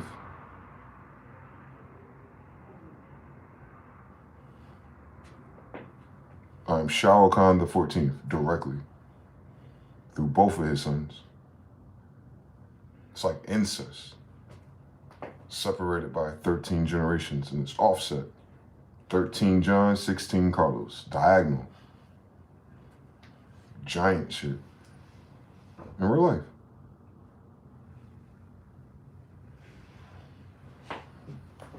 And I have to pretend like I'm dead. I have to pretend like I don't know what the fuck's going on. I have to pretend like the fucking history of my family didn't happen while everyone's speaking our fucking language. Like, we're the fucking king of English. DeyZan Smyth, nigga. John Smith, king of England, nigga. Like, that's me. Queen Elizabeth's grandbaby. That's me. We're niggas. When black people was kings and shit. Yeah, golden age of the Moor, nigga. How you doing, nigga? Any fucking book about them niggas at the top of their castle is my father. I'm his son. I'm the king of their shit, son. King of kings. Him. They're Jews. They're tall black Asians. Afro-ASIATIC Semites. That's where my name comes from. Smith. I keep telling y'all that because we're the only last name in royal. We're the true royals. We're the true blue bloods. They fucking killed my family. Everyone betrayed us. All 7 princes. The Ottoman story, the Turk story, whatever the fuck happened to Russia and China. All that shit happened in the last 300 years, brother. They killed my fucking family, bro. And that mRNA, yeah, it killed the fucking boomers and later, nigga. For them, everything went turbo. Clearance. So if you don't understand any fucking thing about any fucking thing, what I'm saying, boy, that's damn blasphemy. Treason, whatever, nigga. Like, where do we start? Fuck that. Nah, my nigga. I'm just telling you, when you do Black History Month, you gotta start with the Black Kings of the world. Genghis Khan, Carlos V, John Smith. They got a few other brothers too. Ottoman side. That Insta bullshit. That's my family being betrayed over there. All that shit happened at the same time, making fun of it in Bugs Bunny and shit, with the Moorish Fez and all that shit. They talking about us, my nigga. Genghis Khan had 7 kids. Princes. He's the king of kings, and those are his princes. The whole shit is ours. 7 seas, 7 princes. Genghis Khans. Yup. Real life. That's the real history of this world. Fuck it. That's just 500 years ago. That was just 1611. So his sons was born in the early 1500s. So he was born in the 1400s. That's how it's going online too when you try to look for it. They're going to squeeze it between 12 something and 14 something. Whatever, nigga. Anyway, on John Smith, Hakata Khan, that's me. Zengajam's son. And there's a few Khans too before him. That's confusing too. Tamerlane, Temujin, like, fuck all that shit, nigga. They're the same fucking bloodline. That's like Solomon David. That's what they're trying to figure out. They keep figuring out that they're fucking tall Black Asians and not some fucking made up white guy. Anyway. Yeah, man. Yeah. That's who I am. That's all I could ever be. Banana with the world betrayed us. The story, the hypothecation of the church, the book, painting Jesus white, the book never changed. Like, it isn't like, you feel me? It's not even like a good whitewashing. And yet everyone's just cool with that. No one questions it horizontally. You can't ask questions in church. I mean, there's so many secret societies, Masons, magic groups. Like, that's all cool, bro. I just haven't read the book anyone wrote about why the fuck you killed all my family members. I just don't know where that story is. How did Khan free the slaves, the gulags, set up Mohammedan nations, and you have structure, language, music, bitches, 7 territories. You don't even have options and choices. It's not even like you live in a world where there's Walmart and Amazon yet. The population density ain't too crazy to begin with. So the only people that could really even snake some shit like this have to be on the same level, like on some Aboriginal, Indigenous, European. So it has to be someone working with some horizontal to us. And I see that again and again and again, just in our recent Black history. Anytime one of us gets some momentum, boom, we get our wings clipped by another nigga that kind of look like us. You know what I'm saying? It's like Jesus and his twin. Were they twins or were they twins? You know how we say it now, twin. But same story, they all Jews anyway. So imagine if all Black Asians, no matter what, like, come on. We already all look the same. Same shit, nigga. My clan really looked the same. So I can fucking figure it out one day where I got the game fucked up at. Because obviously, man, it takes 2 to fucking have it this fucked up and this so fucking upside down. With no accounting of what happened. They talking about some pork boys who can't build boats. We're the king of Moors, nigga. Boats is not our problem. We're not borrowing boats, my nigga. You seen our fucking castles? You seen our fucking mosque? You think we need a wooden boat from a Ferdinand? Yeah, that's not our story, and I'm not Portugal. I'm English. So, they was living next to us, I heard, ass niggas. So, fuck out of here. And then we come over here and niggas move next to us again. Oh, I noticed something. 1751. So, you feel me? We mind our business again, right? Whatever the fuck happened to Genghis, whatever the fuck happened to Elizabeth, whatever the fuck happened. We over here 80,000 strong. Mind our fucking business. We up 1 million. For 20 years up on the board. Shit popping. You know we got shit. You know we got shit. So, you know, Northeast popping. And look how fast Northeast popped up Victorian shit. Look at North and East Orange again, nigga. That was us. 1751. So it's like, you feel me? Shit was beautiful. That's why you love Queens, New York, my nigga. You should go to Charlotte. That was us. Charlotte. Biltmore. They don't fucking, some poor white boy built some shit. Shut the fuck up. Why would be built by more right next to Ashkenaziville, dickhead? Like, white people just lie, my nigga. And the lie is one thing, but then you hate us while you're lying that you did some shit. And they say, oh, but by the way, the African Americans, fuck you. You feel me, bro? Like, this shit, that's the shit that's mad. That's the shit that's mad, bro. Because even when you straighten out the details, it's still fuck you, right? Like, even if you make the white dude black, like, it's still fuck you, right? Like, even we make Jesus a fucking copper-colored bronze god, tall, afro, woolly hair, come on, my nigga. And he's Aramaic, like, so let's put it together. Israeli, like, and then you say, yeah, true. I'm like, no, my nigga, we go to Orthodox Church Part 2. Here it goes, boom, boom, boom, boom, boom. Nah, we can go to your Roman Catholic ass daddy too. You see him bowing down to a Madonna, don't you? Hagar and everyone's mama, nigga. Well, if it's Hagar, my nigga, then that baby is Abraham's, my nigga. And that's Jesus' granddad too, my nigga. So are we gonna play fool, dickhead? But they'll do. Like, yeah. But I said, nah. You understand that that's what a Jew is then. Them pictures that them fucking Russians showed you are Jews, nigga. Fuck we talking about? End of story. That's the end of the story. Everything else is intellectual dishonesty. Committed to fuck niggas. And there's no other thing going on. That's the evilest thing about this Epstein list. Like, you've seen the pictures. I'm the nigga. I got the history, everything. Everyone else do too. In different pieces of it. So many Infinity Stones, same story. Like, Jesus is the black guy they said he is. Okay. Here's some pictures and references of those people. Okay. And this is his grandson. Well, nigga, what?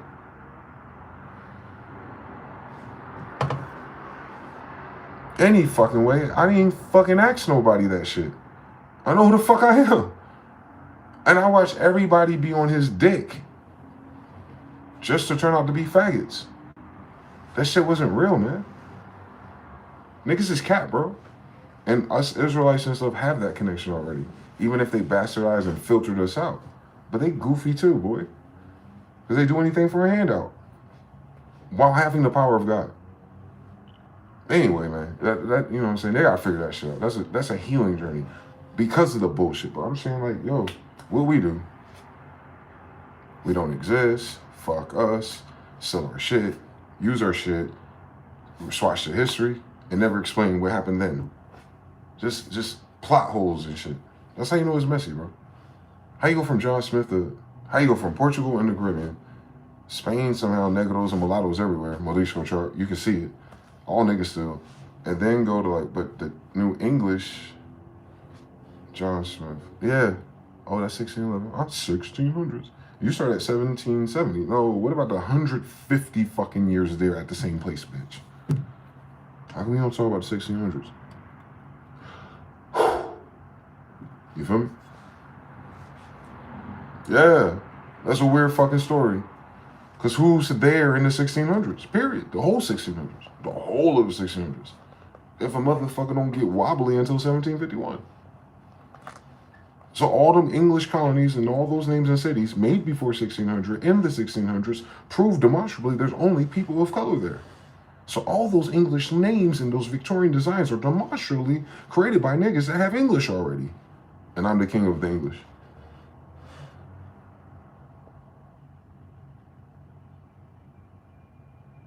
Our fathers be fucking Indians. Who are the 10 tribes of Israel? Jews, Israelites, Jews, Israelites. That makes sense. The fuck? On our promised land, on ancient Egypt, that makes sense. Memphis, come on, like, stop fucking playing with us. Kanyan, stop fucking playing with us, bro. The oldest shit in Peru looks like Chinese. Let's just say it's Asiatic. Save the dramatics, my nigga. We're Asiatic, nigga. Why are we Afro-ASIATIC? Because we're not Africans. That's it. I mean. This is their new world. So y'all niggas came here to our world, period, and we have always been Afro-Asiatics. You're new, bitch, not me. And you're newer than anyone that's been here. Because my father created this colony, not you, bitch. I say that with certainty and dignity and integrity and truth. No one else can claim that shit. And they don't claim shit in the 1600s. What the fuck would it mean in a land full of Indians, Benjamin Franklin? Oh, you had a port? Cool fucking story, bitch. Why your pork ass here? Yeah, you wasn't here in the 1600s. All right. They with that African and that slave shit, nigga. Y'all wasn't here in the 1600s. But guess who the fuck buried there? All right. They capped, my niggas. All 300 million of these niggas capped, bro. I can work y'all through all the other degrees of what we gonna have to do horizontally, period, obviously. But I'm talking about me, on me. Motherfuckers cap out here, bros. So many niggas got degrees and oaths about something, right? Cool fucking story. Cool fucking story. They know something. I don't give a fuck. I'm Genghis Khan's grandson, period. I don't need nothing. I just know all these niggas are suckers. I know I'm surrounded by bitch-ass niggas. I know they faggots. I know they pussy. I know they don't give a fuck about they bitch-ass daddies. Like, and it makes sense to me. They not as hard as Genghis Khan or his damn sons. Period. In anybody's story. In any version, fucking split parallel reality, they're framing my damn father, my other damn father, my damn father. And today I looked around YouTube, it looked like fucking me. 3 a.m. degrees. No shit, Sherlock. Dragonborn. Speak. Read. Type shit. Judges. So that's all I'm saying. They got us fucked up too. Like, we're not man in that way. The book, that book, our book, my book, talking about certain things, it don't make sense to people. My aunties and grandmas and all of them who collaborated on that shit, I just want to tell y'all something. They dead serious. That demonology dead serious. We're dead serious people. They're always killing us. So we don't have time to write about bullshit.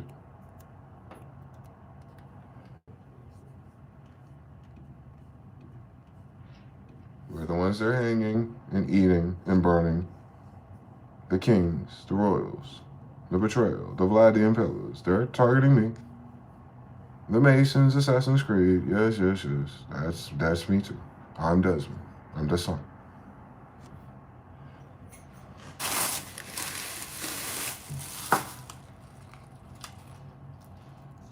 The Masons? No, the Black Masons always find you between 18 and 23 years old. I saw them all. I lived with one. Nothing. One day you will spread your wings like an eagle. An eagle?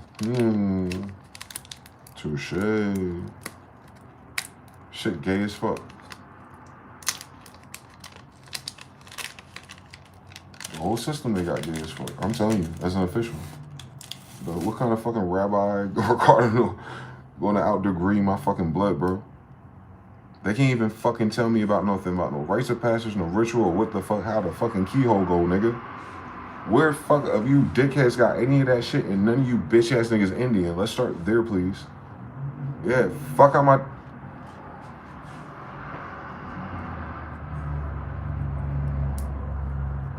Yo, it was like, I told people this. And I be dead ass serious. And they be dead ass having my receipts, bro. They can't do nothing. They give me the black thumbs up emoji. Can you fucking imagine? They're gonna study a dead white painting guy. Motherfuckers go back to sleep and go back studying a dead white painting of a guy that never fucking existed. 1751, Benjamin Franklin. Imagine that. Like today, there's new videos up, new edits, new all kind of shit. New rules and status corrections. Yeah, man, I'm the chief chaka honka of this Chuka Chaka Indian. Beautiful. That's an interesting tribe name.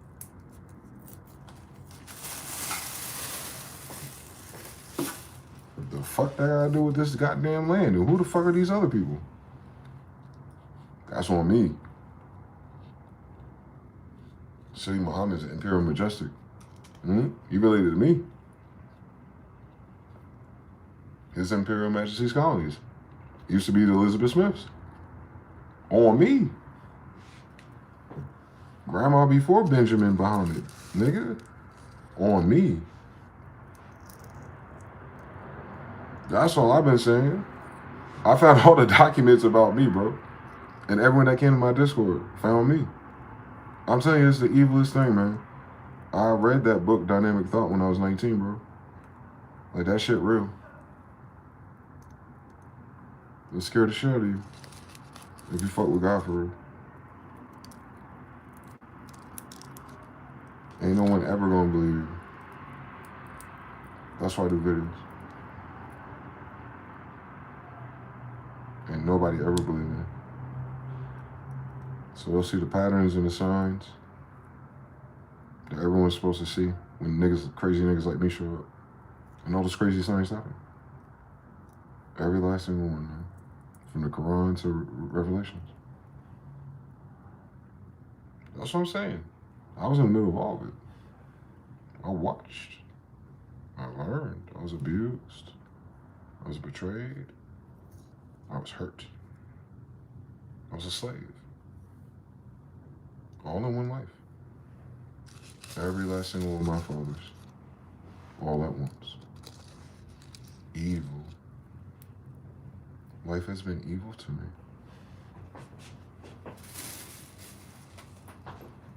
Like Doja Cat said, didn't do nothing but try to bag a pretty bitch. I went to work and went to work online and defined a whole moment. So this ain't God. But life was so evil to me.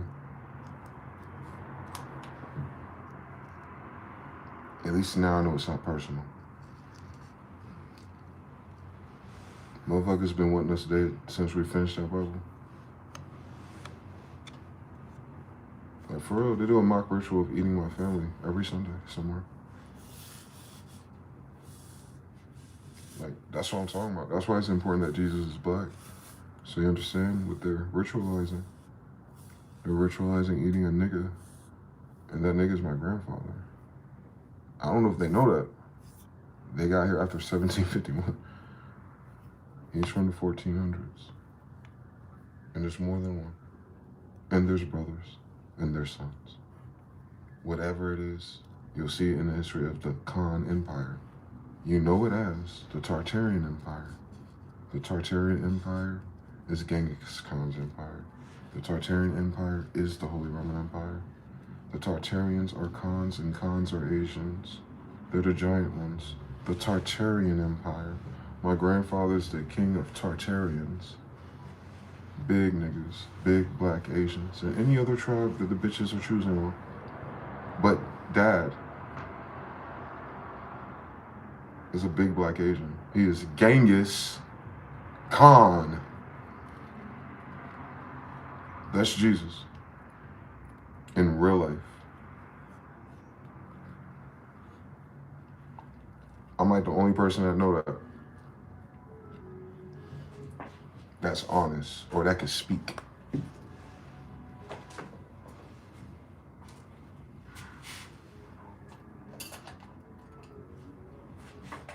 Someone tried to kill me already. Y'all ain't fucking listening. Someone tried to kill me already. A few times. Even with black magic. I'm alive though. That's how I know something wrong.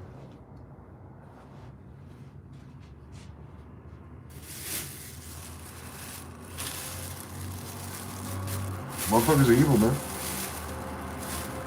To be your own people. Like, that's the oldest story in the book. That shit older than prostitution.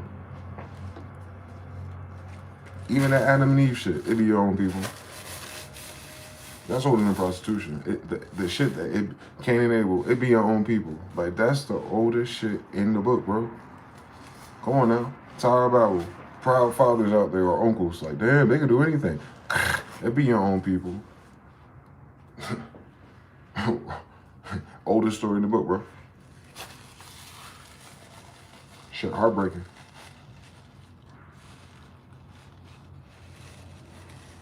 Especially when you don't even know why. Like, it's by default. Like, that's what's heartbreaking. It's like no one even tried. No one tried to prove it, disprove it. No one tried to understand it. Nobody tried to imagine it. Nobody tried to give a fuck about us, bro. And that's even without my degrees. I just know what I know. But, come on now. 1 + 12, my nigga. Like, either way we do this shit. On some Indian Saponis too, nigga. Like, I could do it with Hindus if you want me to. The fuck we do? Besides give the world fucking everything from the architecture and frameworks of language and math and music? Wow, evil fucking people, Solomon. Don't even fucking know that story, yo bitch ass 1749 ass. Won't even there for that, bro, in real life. But imagine if, nigga, I'm the one you writing about. Imagine that. You just take their chain.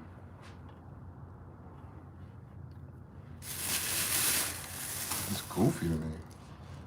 These niggas betrayed, I'm saying niggas betrayed me like 13 generations in a row. Like, bro, like relax, niggas.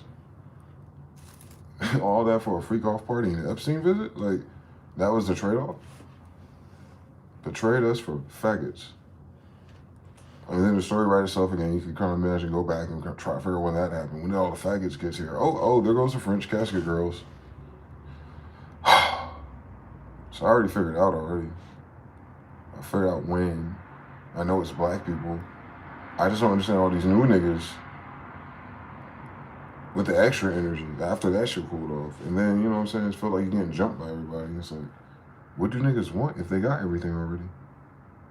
If they thought I was dead or my bloodline was like out of the way even. Just like the nigga in Thailand, you know, the Ming Dynasty dude, he out there in Taiwan. This is like if he was still fucking big stepping in fucking Hong Kong. Fuck what niggas talking about. I know he the real Ming Emperor. I don't give a fuck what Ching Ping talking about, right? Cool fucking story, Federal Reserve notes. But we talking about heritage. We talking about fuck what niggas got today. We talking about we them niggas is the reason why anybody fucking got life today. Fuck the damn buildings, nigga. Like niggas was getting killed, ravaged, fucking dying of simple illnesses. Like my niggas and my niggas, like really been holding down this ragtag genetic hodgepodge magash of this current world. We've been carrying for like 400 years, my nigga. And we get to the end of this cycle and everyone's stomping us out. And I don't know what the fuck we did, bro. Besides learn how to read books. Like Malcolm ain't popped nobody. Martin ain't raped nobody. Dick Gregory chilling. Muhammad Ali, come on, man. Nigga look just like us. Like, come on, man. Same story. Muhammad, come on, my nigga. Ali, Noble Drew Ali, that's the same time period, ain't it, nigga? On Nation of Islam. That's on my granddaddy, nigga. Same time period.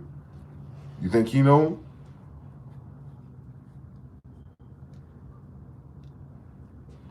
Niggas ain't from Saudi Arabia. They from Noble Drew Ali Science Temple, nigga. So fuck with me. Like, I watch niggas betray us. In every generation, bro. I have the most evil backstory of this generation, bro. All them niggas they betrayed is my damn family members, bro. Black History Month. Dwayne the Blacksmith. Can you fucking imagine? They gonna argue me about what the fuck that Bible about. I can tell you one fucking thing, nigga. I don't know what the fuck Bronze, Swarthy, and Reddy is. Then I got their pictures. Would you like to see them? God damn. It's not even, you feel me? It's not even pre-AI. I don't even fucking need that. You know what I'm saying? Like, on JewishAncestry.com, they already got me fucking mapped out. And everyone else I'm kind of related to. I'm just the only one that's both.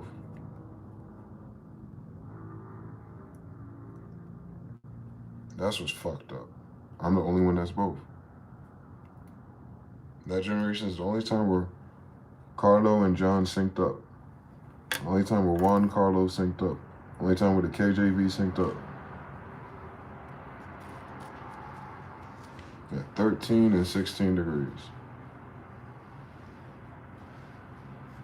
I'm the only one because they fucking killed my mother.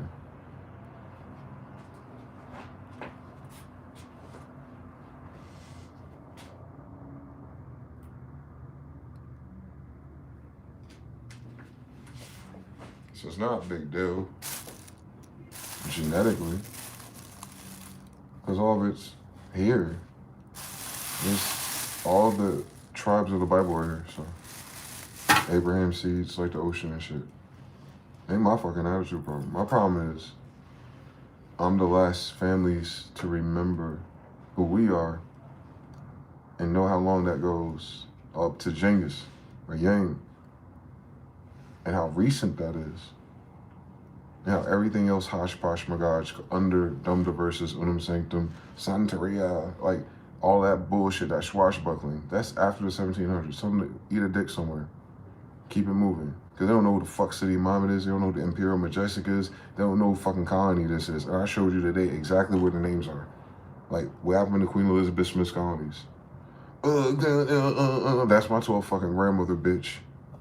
George Washington said Boston Tea Party. You done skipped a whole bunch of steps of Royal Imperial Majestics. Qasim and Muhammad, my nigga. On Carlos V. Oh, that's my other father, my nigga. Bye.